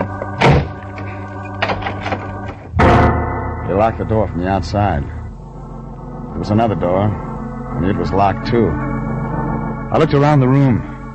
It was like a medieval torture chamber. Weird racks and iron maidens connected to steam pipes. Metal rollers and headless horses. All to change nature's idea of what a woman should look like. I tried the door again. This time it opened. Only someone was coming in. She was young. She was lovely. She wore a bathing suit. Tall, deeply tanned brunette, moving easily toward me on calendar legs. You want to see me? There's more? I'm Jerry Shoulder. I thought maybe. I don't get to meet men. I'm sorry you caught me looking like this. Well, it's all right. You see, I just had my hair done and had to wrap it in a towel. Oh, yeah. Mungo tried to keep me out of here, but I persuaded him to let me come in. You wanted me for something? I'm your new bodyguard, lady. Steve's starting that again. Doesn't want you to get into trouble. Oh, you wouldn't let anything happen to me, would you, Mr. Regan? Oh, Mr. Regan, the lion's eye. Oh, I've heard of you. I've heard you're very good. On some things. Well, you mustn't pay too much attention to my manager. Your Mr. manager Regan. says you've been threatened. Oh, there must be some mistake. I've never been threatened in my life. Oh, pardon me while I climb up on my horse. Huh? Oh. There. Yeah. No, don't leave, Mr. Regan. Stay right here. It's time for my exercise. Do you have any idea who might want to do you bodily harm? I just love exercise, Mr. Regan. Yeah, sure. Could it be a man named Banyan? Mr. Regan, you've got to help me get out of this place. You man, come here. There was a woman standing in the doorway. There was a gun in her hand. I know how to use this. Get away from her. She motioned me toward the door. I obliged. Then we were in the hall, and I noticed the woman was holding the gun awkwardly. The safety was on. You men are all alike. Yeah, they tell me. Now, give me the gun. You stay away from Jerry. The gun. I'll just put it back in my purse, but you stay away from Jerry now. The woman dropped the gun into her purse. She wore a plain, hugging jersey dress. Gray hair in a bun at the back of her head. The kind of a woman you see in bars. Late. Alone. We've got to keep men away from Jerry. I'm sorry if I frightened you. Don't tell me you're a private eye. No. I'm Martha, Jerry's wardrobe mistress. I keep her bathing suits in cool, dry places. They're latex, you know. Do you know a man named Albright? Well, sure, that's Jerry's manager. He's the one that told me to protect Jerry, keep the men away. Well, then why didn't you do it? The way she came walking in, anybody could have got to her. I was busy for a moment in the back, looking for a cool, dry place. Does Jerry know a small-time racketeer named Banyan? Well, if she does, I don't know about it. And I'm with her constantly. Yeah, like today. Oh, I'll bet you're Jeff Regan. Yeah, so Albright told you I was on the case, He huh? tells me everything, Mr. Regan. Mm-hmm. Well, maybe he can tell you why Jerry didn't follow us out into the hall. It does seem We strange. better take a look in that room. Jerry's shoulder was gone. Out the other door. But we still had a catch. Standing in the middle of the 17th century chamber of mechanical horrors was a 20th century mess. The ape in ascot tie and pearl buttons, only now his clothes were torn, his face scratched and bleeding. All right, where's the I girl? was only trying to help. Wake up, will you? Where is she? Mr. Banyan, he said... Banyan again. Keep her safe from guys. Snap out of it, will you? I couldn't hit his girl. I tried to hold her. She hit me and scratched me. Is she still in the building? She even screamed at me, but I couldn't hit his girl. Banyan, sure. And I know where to find him.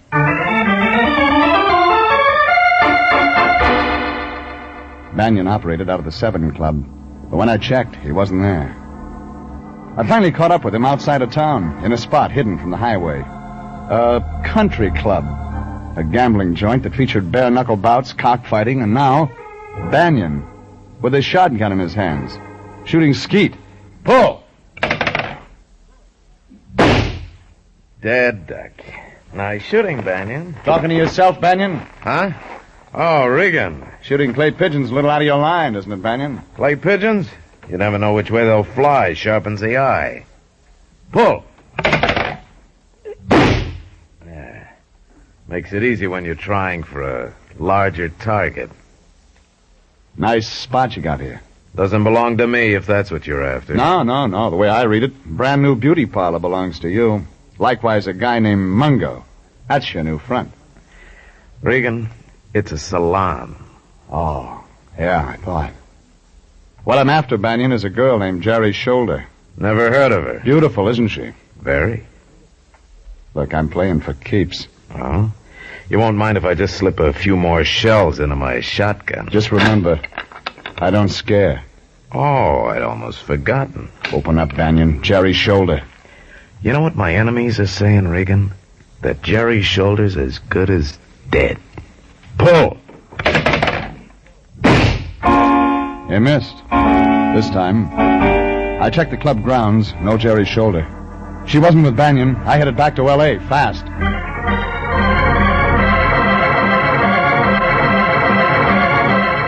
It was late when I reached L.A. I had to get the Lion. I phoned him at his apartment. Nobody home.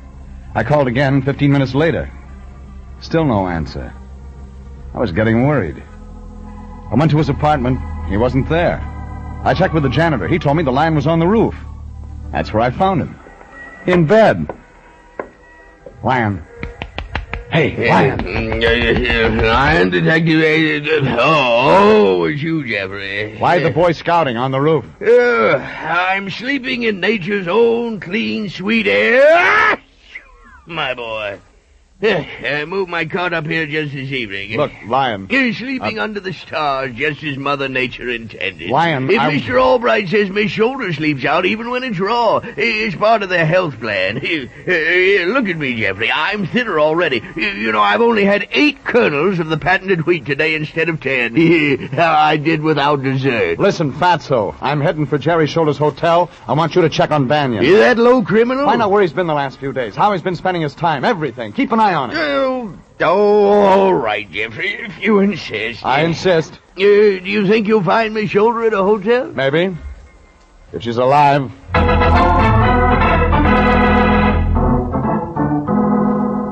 I dropped the Lion off at police headquarters to get a rundown on Banyan. Then I drove to Jerry Shoulder's apartment hotel. The street was quiet and deserted. Most of the windows were black, just a few lights here and there. Patio balconies. Very swank. Inside, there was a self-help elevator. I went up.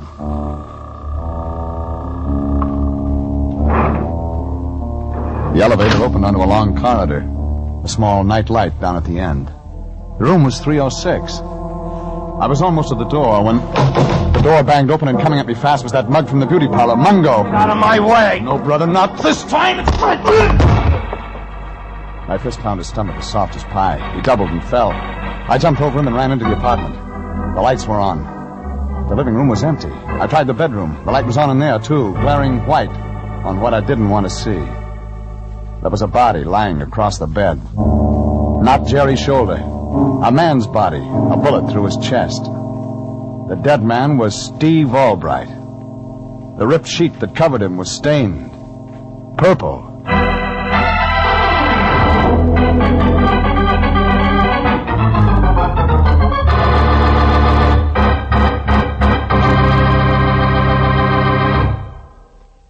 This is CBS, and you are listening to tonight's adventure with Jeff Regan, Investigator, entitled She's Lovely, She's Engaged, She eats soybeans. Steve Albright was dead in Jerry Shoulder's apartment. A bullet hole in his chest. And what looked like purple acid burns through the bedclothes. I'd caught Mungo, the well-dressed ape from the beauty parlor, coming out of the apartment door. And I knew that Mungo worked for Banyan, the racketeer. Albright had hired me as Jerry Shoulder's bodyguard. He'd have done better to have hired me as his. I called Candid at Homicide. Now, the police photographers were gone. We were waiting for the coroner. Candid sitting on the bed next to Albright's body. Candid was eating Fig Newtons. Well, I'm glad you held on to Mungo, Regan. You think you did it, Candid? Open and shut case. You know, Jerry Shoulder was insured, but plenty. Yeah, you said. I called the night number of the insurance company right after I called you, Candid. They said all their policies were in effect but one. You know which one? I'm not interested, Regan. I've got the killer. It was the one that would have paid off to Albright. The deceased. If Jerry had married. That policy lapsed a month ago. Well, my insurance is always lapsing. Yeah, well, this one lapsed because Albright married Jerry Shoulder himself. What? The company wouldn't pay on that. And Albright couldn't let it out because there's no such thing as a married bathing beauty. So Mungo was nuts about the dame. She gives him the come on. He finds out about her being married, comes up here and... And? Have a Fig Newton, Regan. They're real fresh. And? Well, he was going to kill the girl, like they all do, Regan. You know that. But Mungo gets real mad when he finds her husband in her bed, and he knocks him off. Mungo denies it. They all do, Regan. You know, Candid, the way the bullet entered, looks like it was a hurry-up job. So Mungo was nervous. You know Mungo worked for Banyan. We've got the killer. Mind if I, turn out these lights? Hey, now, wait a... Regan, I can't see. Yeah, it's kind of dark in here. Regan, where are you? I feel something moving. There's a dead guy in here, Regan. Give your eyes a chance to get used to the dark. Oh, gee, turn the light on. Huh? Barely make out the figure on the bed. In the name of the law, Regan. Okay, Candid. I've got all I need here.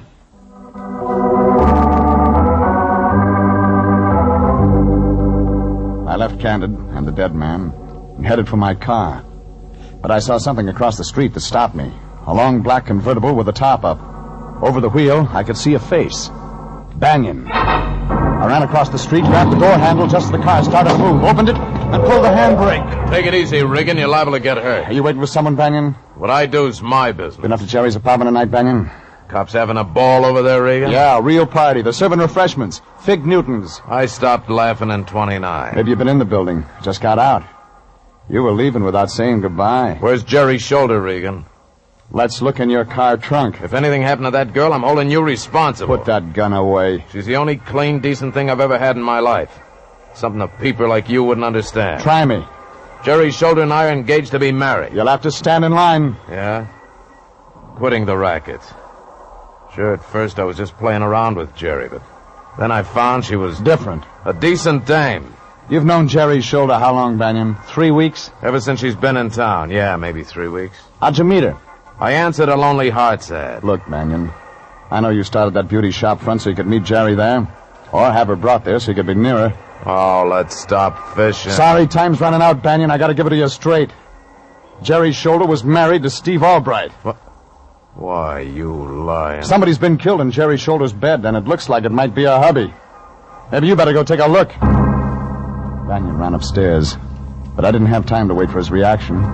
I had an appointment at Massive Enterprises.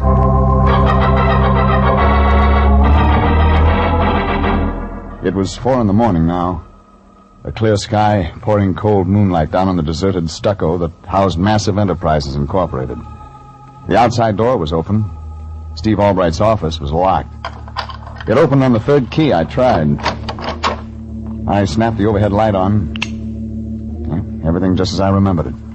I opened the desk and found what I wanted.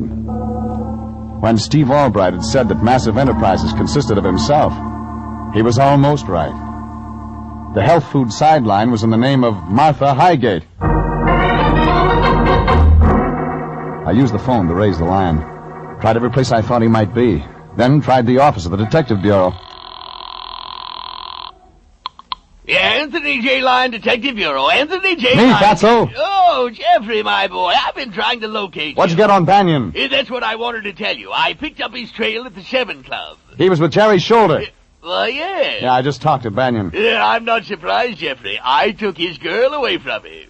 Jerry Shoulder? Yes, when they came out of the club, Banyan went to get his car. I spoke to Miss Shoulder and told her she was in great danger. Showed my credentials, and she came with me. With you? Yes. Oh, she's a very nice girl, my boy. She said she's had to go around with Banyan. He practically forced her to accompany him. Where's Jerry Shoulder now? Well, she was here at the office up until an hour ago. We had a midnight bite of wheat and quite a nice chat. She's gone? Well, I was out getting a drink of water, and when I came back, she was gone. Anything else on Banyan? Oh, yes. There is no Banyan. Come again? Banyan is just one of the aliases taken by a hoodlum whose real name is Highgate. Highgate? And he has an older sister named Martha. Yes, but how... That's all I needed. Thanks, Lyon.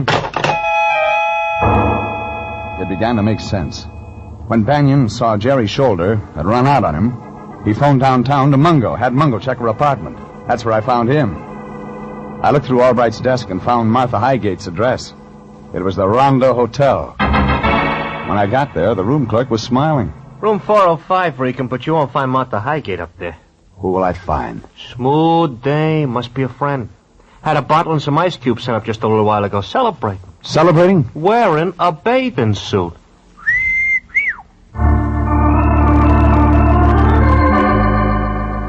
I went upstairs and knocked on the door. I waited. Then I felt the knob turn in my hand. The door opened. And there, in a tight-fitting bathing suit, stood... Ah, come in, Mr. Regan. Hey, wait a minute. You're not Jerry Shoulder. Come in, Mr. Regan. The room was dim, in pink light. There was a rosy globe hanging down from the ceiling. A phonograph was playing. And the woman was the bathing beauty's wardrobe mistress, Martha Highgate. Drink, Mr. Regan. No, thanks, lady. Oh, don't you like me? Just a little. I'll like you more after we talk. Do you like me in this light? See, I kept my figure young, Mr. Regan. You can't cheat Father Time with a pink light, lady. My hair looks almost black, if you don't stand too close. It's long, Mr. Regan. You even had the bellboy fooled with that bathing suit and your hair down, Mother. I'm Jerry Shoulder now. It'll take more than wishing to give you what she has, lady. Maybe a little drink will improve your eyesight. No one's eyesight's too good in a darkened bedroom, Martha. Bedroom? You loved Steve Albright, didn't you, Martha? Love Steve? Oh, sure, and he loves me. Yeah, he did all right by you, too. Made you part of massive enterprises, gave you a cut of the profits. But that wasn't enough. You wanted him. I've got him. Oh, no, lady. Somebody's got him now, but not you. Not Jerry Shoulder. Steve Albright is dead. Dead? One thing, lady, you didn't know that Steve and Jerry were married. Steve? Jerry? Yeah, you should have turned that bedroom light on before you threw that acid. What do you mean? Jerry was on a date tonight with your brother. No. You killed Steve Albright, her husband. Steve? You made certain with a gun. But you couldn't stand the thought of Jerry Shoulder looking beautiful even in death. So you used acid, too. I can use this gun again, Mr. Regan. No, you won't use it again, Martha. You're a one-time gal. You won't kill again. Don't try me. Give me that gun, Martha. Stand back. Give it to me. All right. The muzzle blast was hot on my face. But Martha was still a poor hand with a gun. The bullet went wild, and I had her by the arms, tight. Get your hands off her, Regan. Banyan. Oh, honey, I knew you'd come. I knew you wouldn't let me take him. All right, give me the gun, Regan. One inside your coat, too. That's right. You won't get away with this, Banyan. What's Regan doing here, sis? Shoot him. Kill him, honey. What's Regan doing in your room? Well, he was going to take me in for killing Steve Albright. But now you won't let him. You won't let him, will you, honey? Why the bathing suit? She went up there to kill Jerry Shoulder, Banyan. Why the bathing suit? I'm as beautiful as she is. Jealousy, Banyan. Your sister wanted Steve, but he fell for Jerry. How about it, sis? I wish now they'd been together tonight. I didn't know they were married. I'd have killed both of them. That's why I threw Jerry at you, honey. You wanted her, and I wanted to get rid of her. Oh, gee, I'm glad you showed up, honey.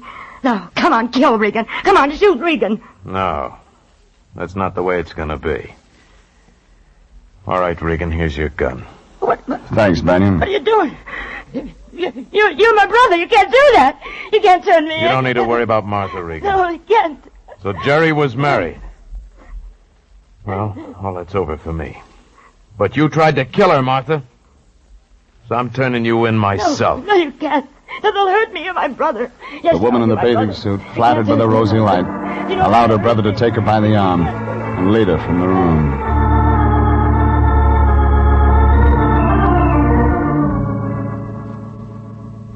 Banyan delivered his sister to Candid down at Homicide, but to make sure, I followed Banyan's car all the way. Too bad about Banyan. Jerry was the only good thing that ever happened to him in his life.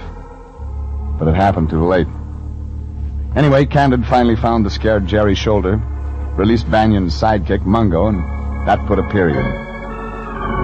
It was 10 in the morning when I checked in at the office. The lion was singing. There was a boy, a very strange, enchanted boy. Oh, nature boy. Oh, Jeffrey. Still packing away the wheat, Fatso? Oh, yes.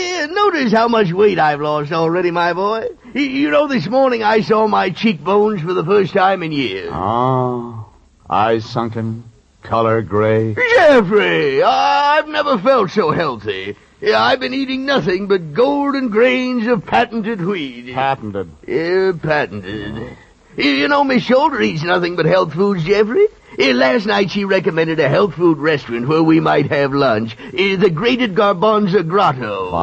Fine. It serves nothing but the finest dried soybeans. Good. Yes. Raw cabbage. Delicious. Delicious. Choice beech bark. Yummy. Yeah, I knew you weren't touching any other kind of food. Oh, health foods, Jeffrey. Nature's boon to mankind. That's why I turned down the invitation for you. Moated mango. Invitation? What invitation? Of course, I'm going. You're going where? Candid's barbecue out at his place. You were invited, but I knew you wouldn't be interested. Barbecue? No, you wouldn't want hot buttered corn. Corn? Rich Caesar salad. Salad. Mounds of golden brown French fried potatoes. Oh. Steaks 4 inches thick. So long, Lion. Jeffrey, wait for me!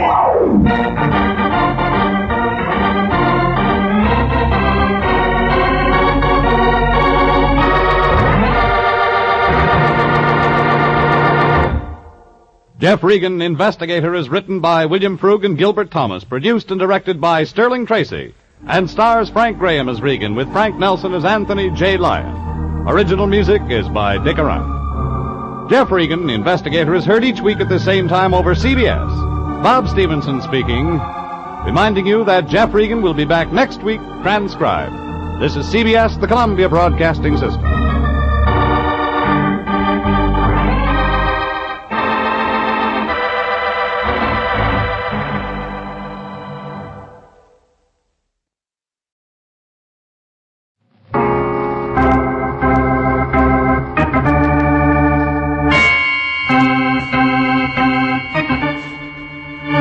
Sunday at 8:30, and CBS brings you Jeff Regan, Investigator, starring Frank Graham as Regan, with Frank Nelson as Anthony J. Lyon.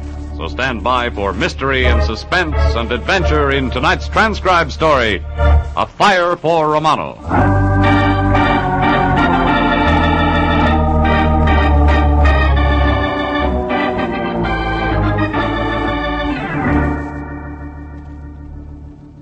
It started with a little man with deep wrinkles in his forehead and troubles on his mind.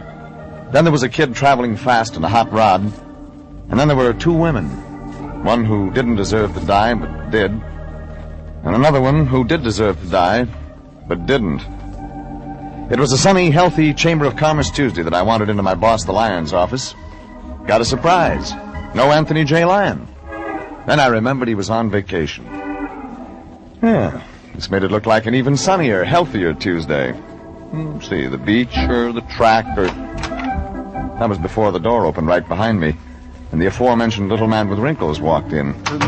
Mr. Regan? Huh? You are Mr. Regan, the detective? Yeah. Please, Mr. Regan, I need your help. Could you help me? I'm afraid I didn't get your name. I am Romano. Elio Romano. Well, sit down, Mr. Romano. Thank you.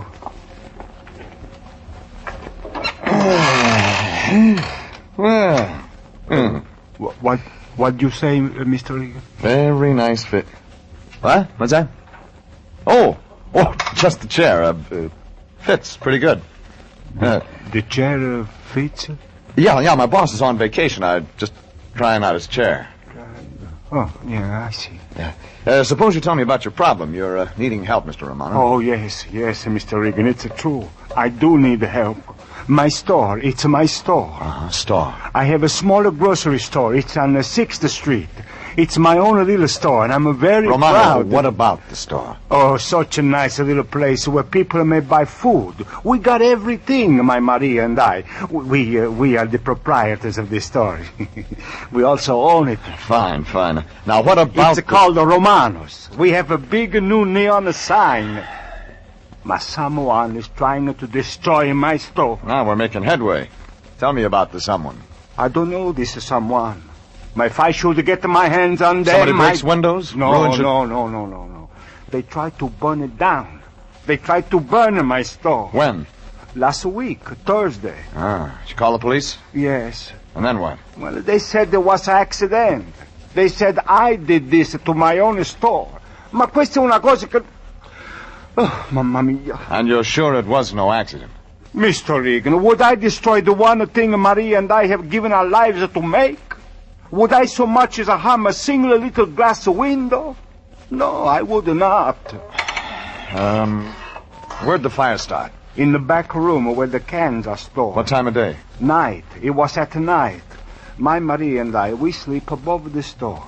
My Maria smelled the smoke, and together we put out the fire before the damage could become great. That's the only time it happened? No. The day before that, I found a light match in the waste basket. It was just as I was closing for the night. Well, I stopped this one very quick. 2 nights in a row. You're right, Romano. Doesn't look very accidental. Oh, believe me, Mr. Regan, I would never do this to my store. Never. Okay, Romano. I believe you. Suppose you and I run out there. Take a look.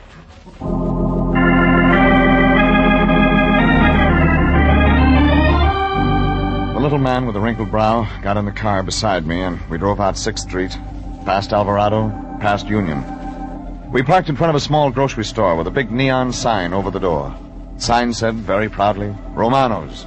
And my client, Romano, glanced at it, nodded approvingly, and we walked in. Elio, you're back safely. That foolish woman. Of course I'm back safely. And this is Mr. Regan, the detective. See. Mr. Regan, my wife, Maria. A very foolish woman. Elio, twice said is too much. How do you do, Miss Romano? What a pig of a husband. If you worry about him and he says so, he call you foolish. If you do not worry about him, he say you don't care. Maria, Mr. Regan is going to help us. He promised he will help us. You told him everything, Elio. Maria, please. Everything, Elio. You promised me you would tell Mr. Regan everything. See. Well? Suppose you tell me, Mrs. Romano. See, Maria. Suppose you tell me. Elio. Mr. Regan, in the first place, you must know that we do not have much money. See, very little, Mr. Regan. In the second place, you must know we do not have many friends. See, very few. Now, we'll work out the money later, Miss Romano. Tell me about the friends now. Maria, tell me. We believe certain things, Mr. Regan. We run our business our own way, and no one can tell us otherwise. We believe in being our own boss. That's why you have very few friends? See, that is why. Mr. Regan, please, come with me. Right away, I'll show you where the fires start. Please, come with me. Romano led me into a small back room behind the counter. There were shelves filled with canned goods and paper cartons. He showed me the waste paper basket near the door. Easy to toss a match in through the window above it that opened onto the alley. There were a few charred pieces of wood here and there, but very little damage had been done. Still, if everything Romano said were true, it didn't look like an accident. It was while he was pointing out the burnt wood that a customer came in the front door. I moved over toward the doorway and listened. Well, we'll see about that when I tell my neighbors. It was then that things began to get interesting. I looked out. Plump, smug-looking woman, carrying a heavy purse, her eyes glaring behind rimless glasses. That's your idea, eh? To force as many people in here as you can? Well, there certainly must be some law against people like you. Please, Mrs. Wilson. I just wanted to make sure, that's all. And I must say I got what I came for.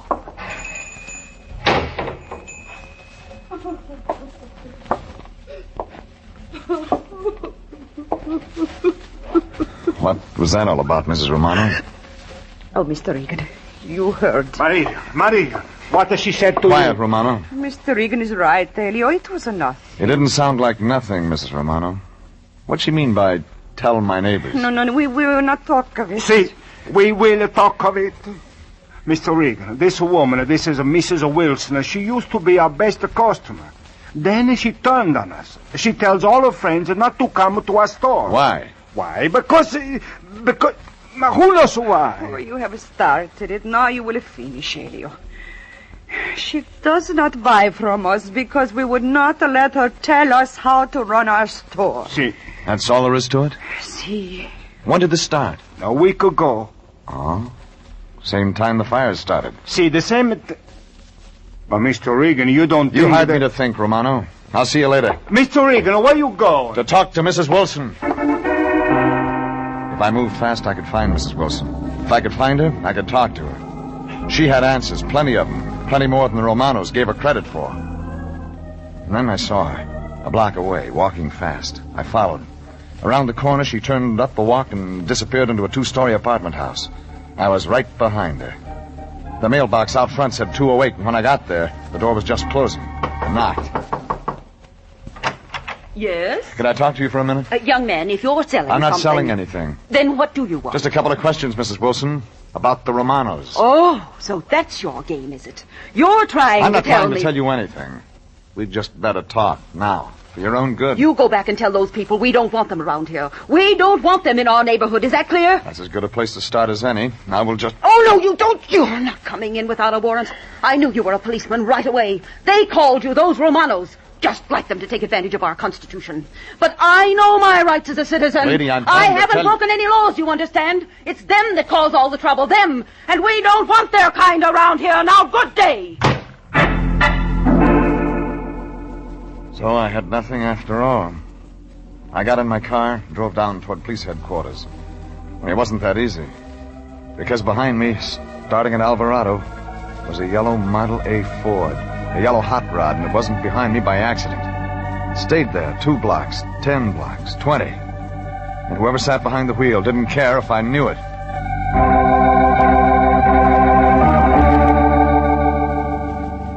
He stayed that way until we reached a block without traffic, and then suddenly the yellow car gunned up in the rearview mirror. And I could see a young kid hunched angrily over the steering wheel, and there wasn't any doubt about what a kid like that had on his mind or what he was going to do. He moved the car up close, next to mine, and yelled something angry kids yell, and suddenly his yellow coupe shot out ahead and cut into me.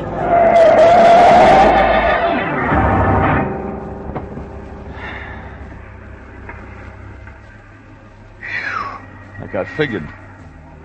Tried to run me off the street onto the sidewalk. And now the yellow coupe was just a blur in the distance. I pulled out from the curb, eased into gear, and took my time driving to the police station.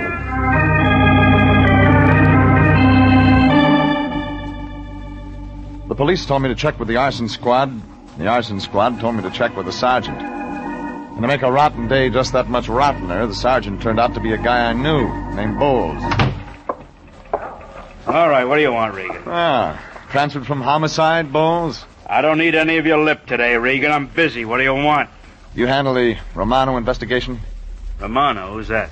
Just a poor guy who happens to own a grocery store. Romano. Yeah, I checked it out last week. Find anything? Sure. Scared little guy ought to watch where he tosses his matches. That's all you could find. When I want your advice, I'll ask for Give, it. Bowles. I'm busy today myself. Times must be tough, Regan? You're taking a fee from a poor... Answer me, Bowles. Okay. The guy had a fire. Know what caused it? Matches. Know the total damage? $10. Now, Regan, if you think we got enough men to stake out a 2 big Ever hear of store... putting out a fire before it starts, Bowles? You wouldn't have heard that. I told you we haven't got enough men, Regan. Sure, we'd like to prevent it. Okay. But you need men, Regan. We haven't got them. Okay, Bowles. What have you got? There's no evidence of outside work. Meaning what? No evidence that anybody else started it, Regan. Spell it out, Bowles. Sure, I'll spell it out. Maybe somebody did start the fire on purpose. You know who gained by that, Regan? No, don't guess. Let me tell you. A character named Romano. Bowles, if you think... I didn't set it up, Regan. Somebody else did. For your information, this client of yours, Romano, has his grocery store well covered. You know what they call it, Regan? Fire insurance. Lots of fire insurance. And that's what I got from Sergeant Bowles. I left the station, drove down to a chop house on 3rd Street, had myself a big dinner, and tried to think. Only it wasn't that easy. Ideas would fit together during the salad and go to pieces during the steak. By the time I got to dessert, it was anybody's guess. I paid the blonde waitress and drove out 6th Street, watching the streetlights go on and hoping one of them would shed some light on the problem. But when I got past Alvarado, I didn't have time to think. I stepped on the gas, drove faster, into streets becoming crowded, alive, into confusion and fire engines, into shouts and smoke. A man in a fire helmet directed me over to the side of the road, and I parked and got out and walked into the excitement and confusion and heat, and into a sweaty, curious, open-collared, open-mouthed, hot-eyed, staring mob. And there were shouts all around me. Hey, Joe. Hey, Edna. Hey, Pete. Come take a look. Romano's. The grocery store. It's burning down.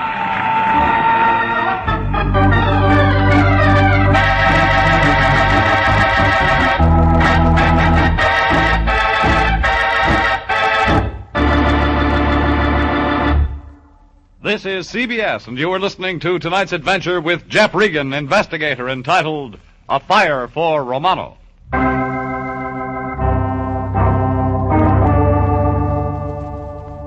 A little man named Romano had hired me to find out who tried to burn down his grocery store, and I'd met an irate customer, an overworked cop, and a kid in a hot rod.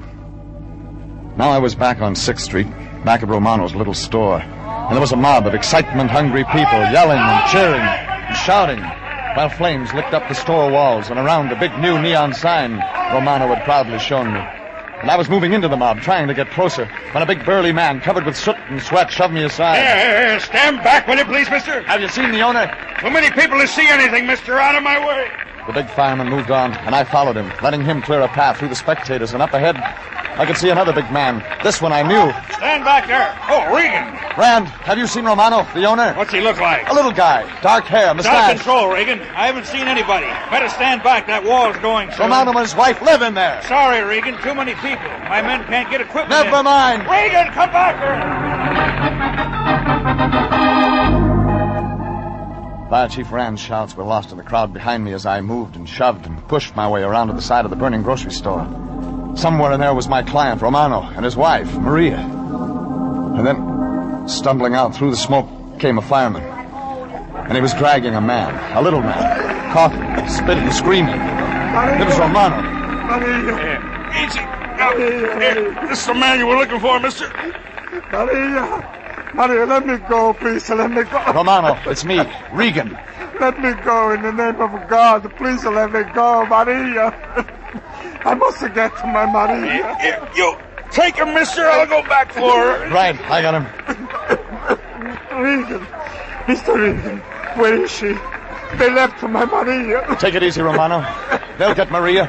They must have saved her. I'm going to get to Maria. I'm going to get...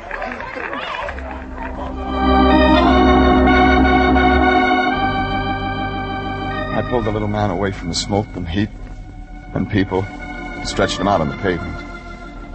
In a few minutes, his breathing became regular and the coughing stopped, and he slept. And 10 minutes after that, the big fireman came out with Maria and placed her on the pavement beside her husband. Only Maria wasn't coughing or breathing. She was dead.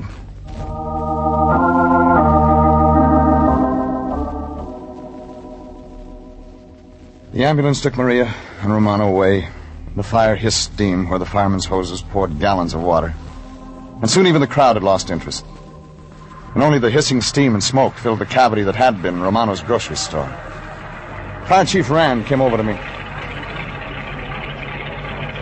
Did you find him, Regan? That man you were looking for? Yeah, Rand. I found him. He okay? Yeah, he'll be all right. Not his wife. Oh, sorry to hear that, Regan. We did the best we could. Yeah, I know. Rand, what started it? I was just checking. So far, nothing conclusive. You think it was an accident? No. Went too fast. This one was planned, Regan. Pyromaniac, huh? I'm not too sure. The nuts usually stick around. Watch it. They get their kicks that way. Check the crowds? We always check the crowd. Nothing certain yet. Okay, Ram. Thanks. Regan, when you see Romano, tell him we did our best.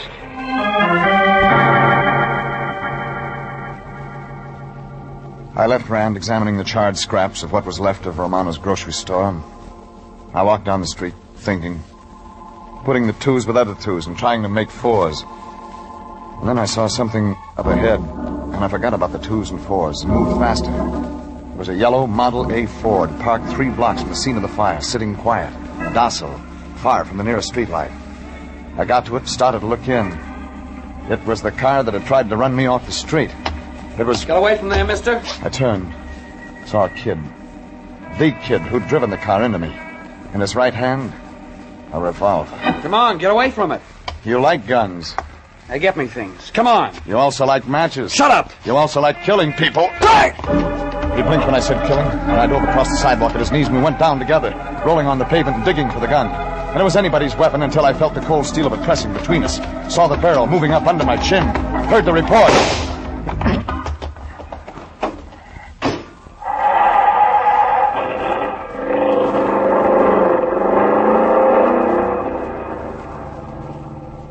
Kid was gone.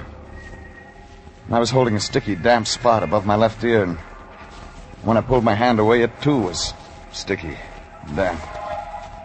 I got up, rocked unsteadily on my feet, stumbled down to my car. I reached for the ignition, pushed the starter, and decided to wait.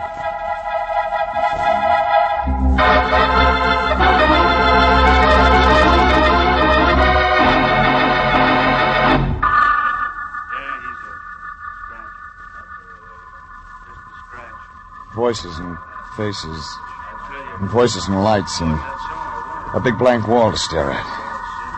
I waited, not being sure, and then I opened my eyes, and the blank wall was the ceiling, and the face was Sergeant Bowles. Who said it was just a scratch? Lay down. What's going on around here? Said lay down. You want to hurt something or something? Bowles, your humor stinks. Where are we? Georgia Street receiving. Huh? Only why Rand had bothered... Rand brought me here? We found you in your car. You were out. Way out. Romano. Is he okay? Yeah, he's okay. His wife, Maria. Does Romano know? Yeah, he knows. Bowles. Yeah? You still figure Romano burned his own store down? Shut up. Like you said, Bowles, who would gain but Romano? Who, Bowles, who? Okay, so I was wrong, okay? We did our best. After the crime. What did you do before it happened, Bowles? Slow down, Regan. You're racing your motor. Besides, suppose you answer a couple of questions. Okay. Just ask me.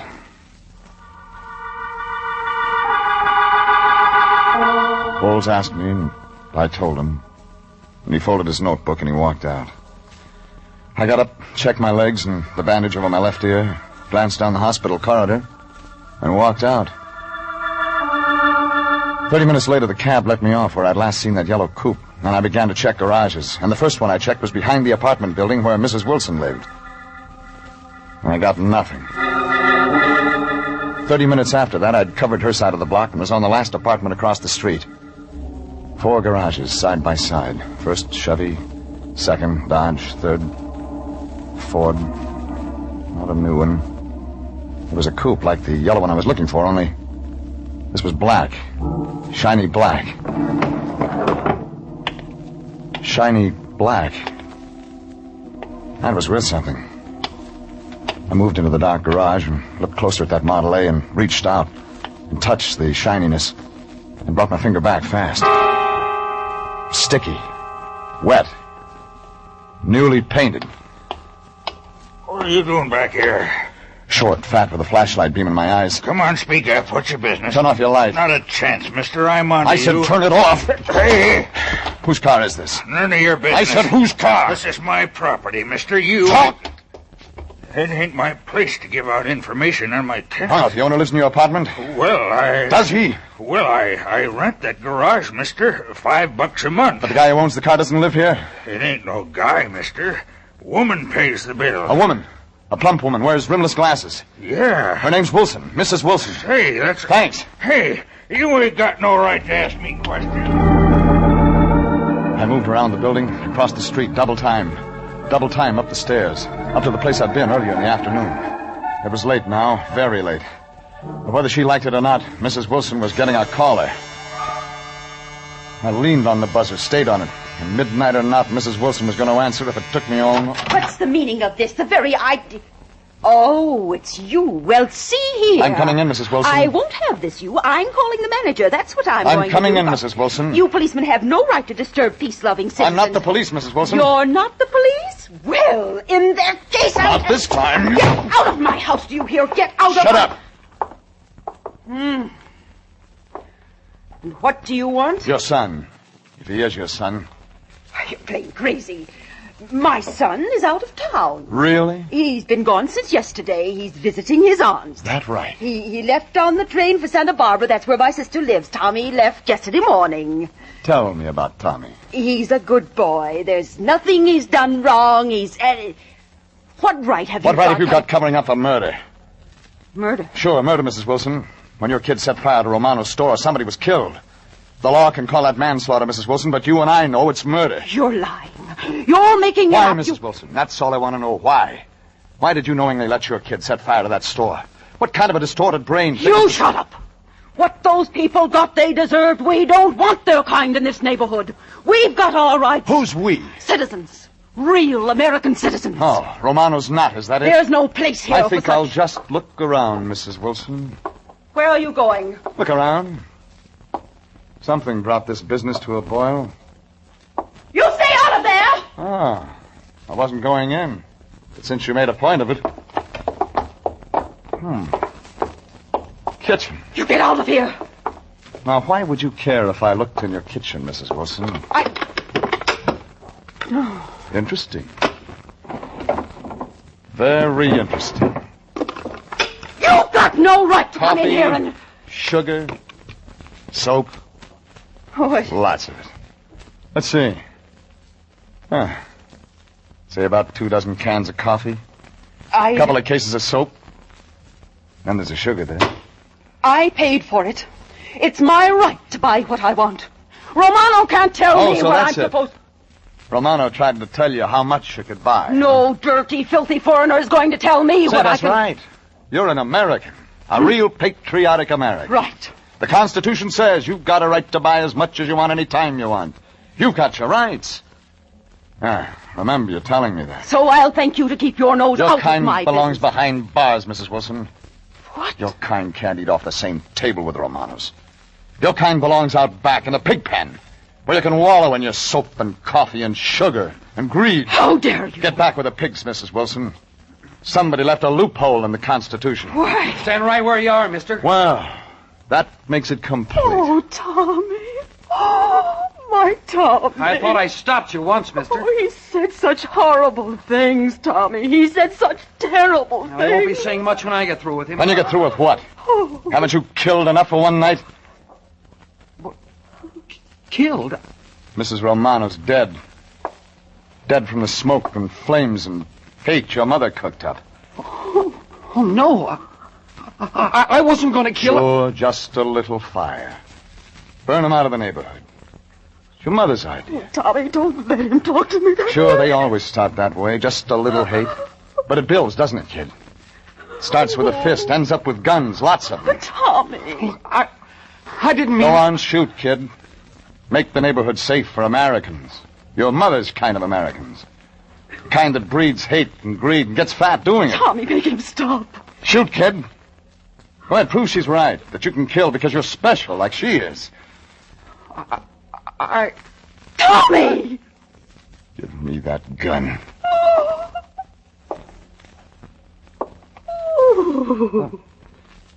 The gun. The gun. Thanks. There must be something in the Constitution that fits you, Mrs. Wilson.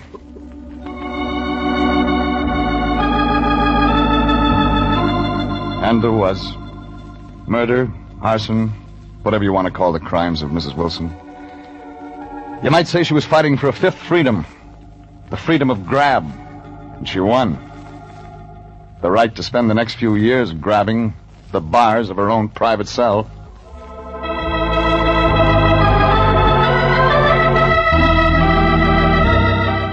The next morning, I checked in down at the office of my boss, Anthony J. Lyon.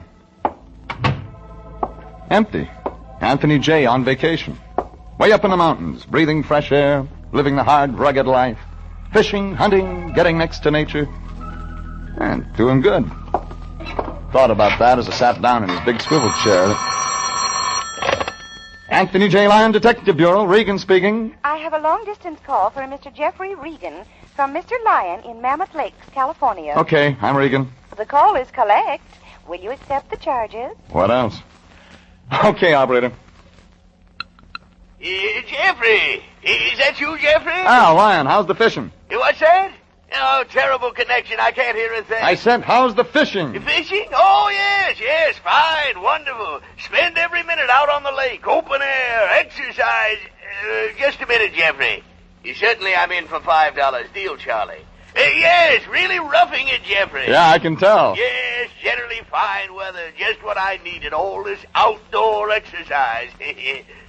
Pardon me, Jeffrey. These fishermen keep asking advice. I've got aces over queens. Sorry, gentlemen. My part again. That's why I called you, Jeffrey. Fish biting that good, huh? Biting? I've never seen so many suckers, fish in my life. You practically have to fight them off. Jeffrey, this exercise is doing me so much good. Yeah, Lyon. Do you mind if I stay another week?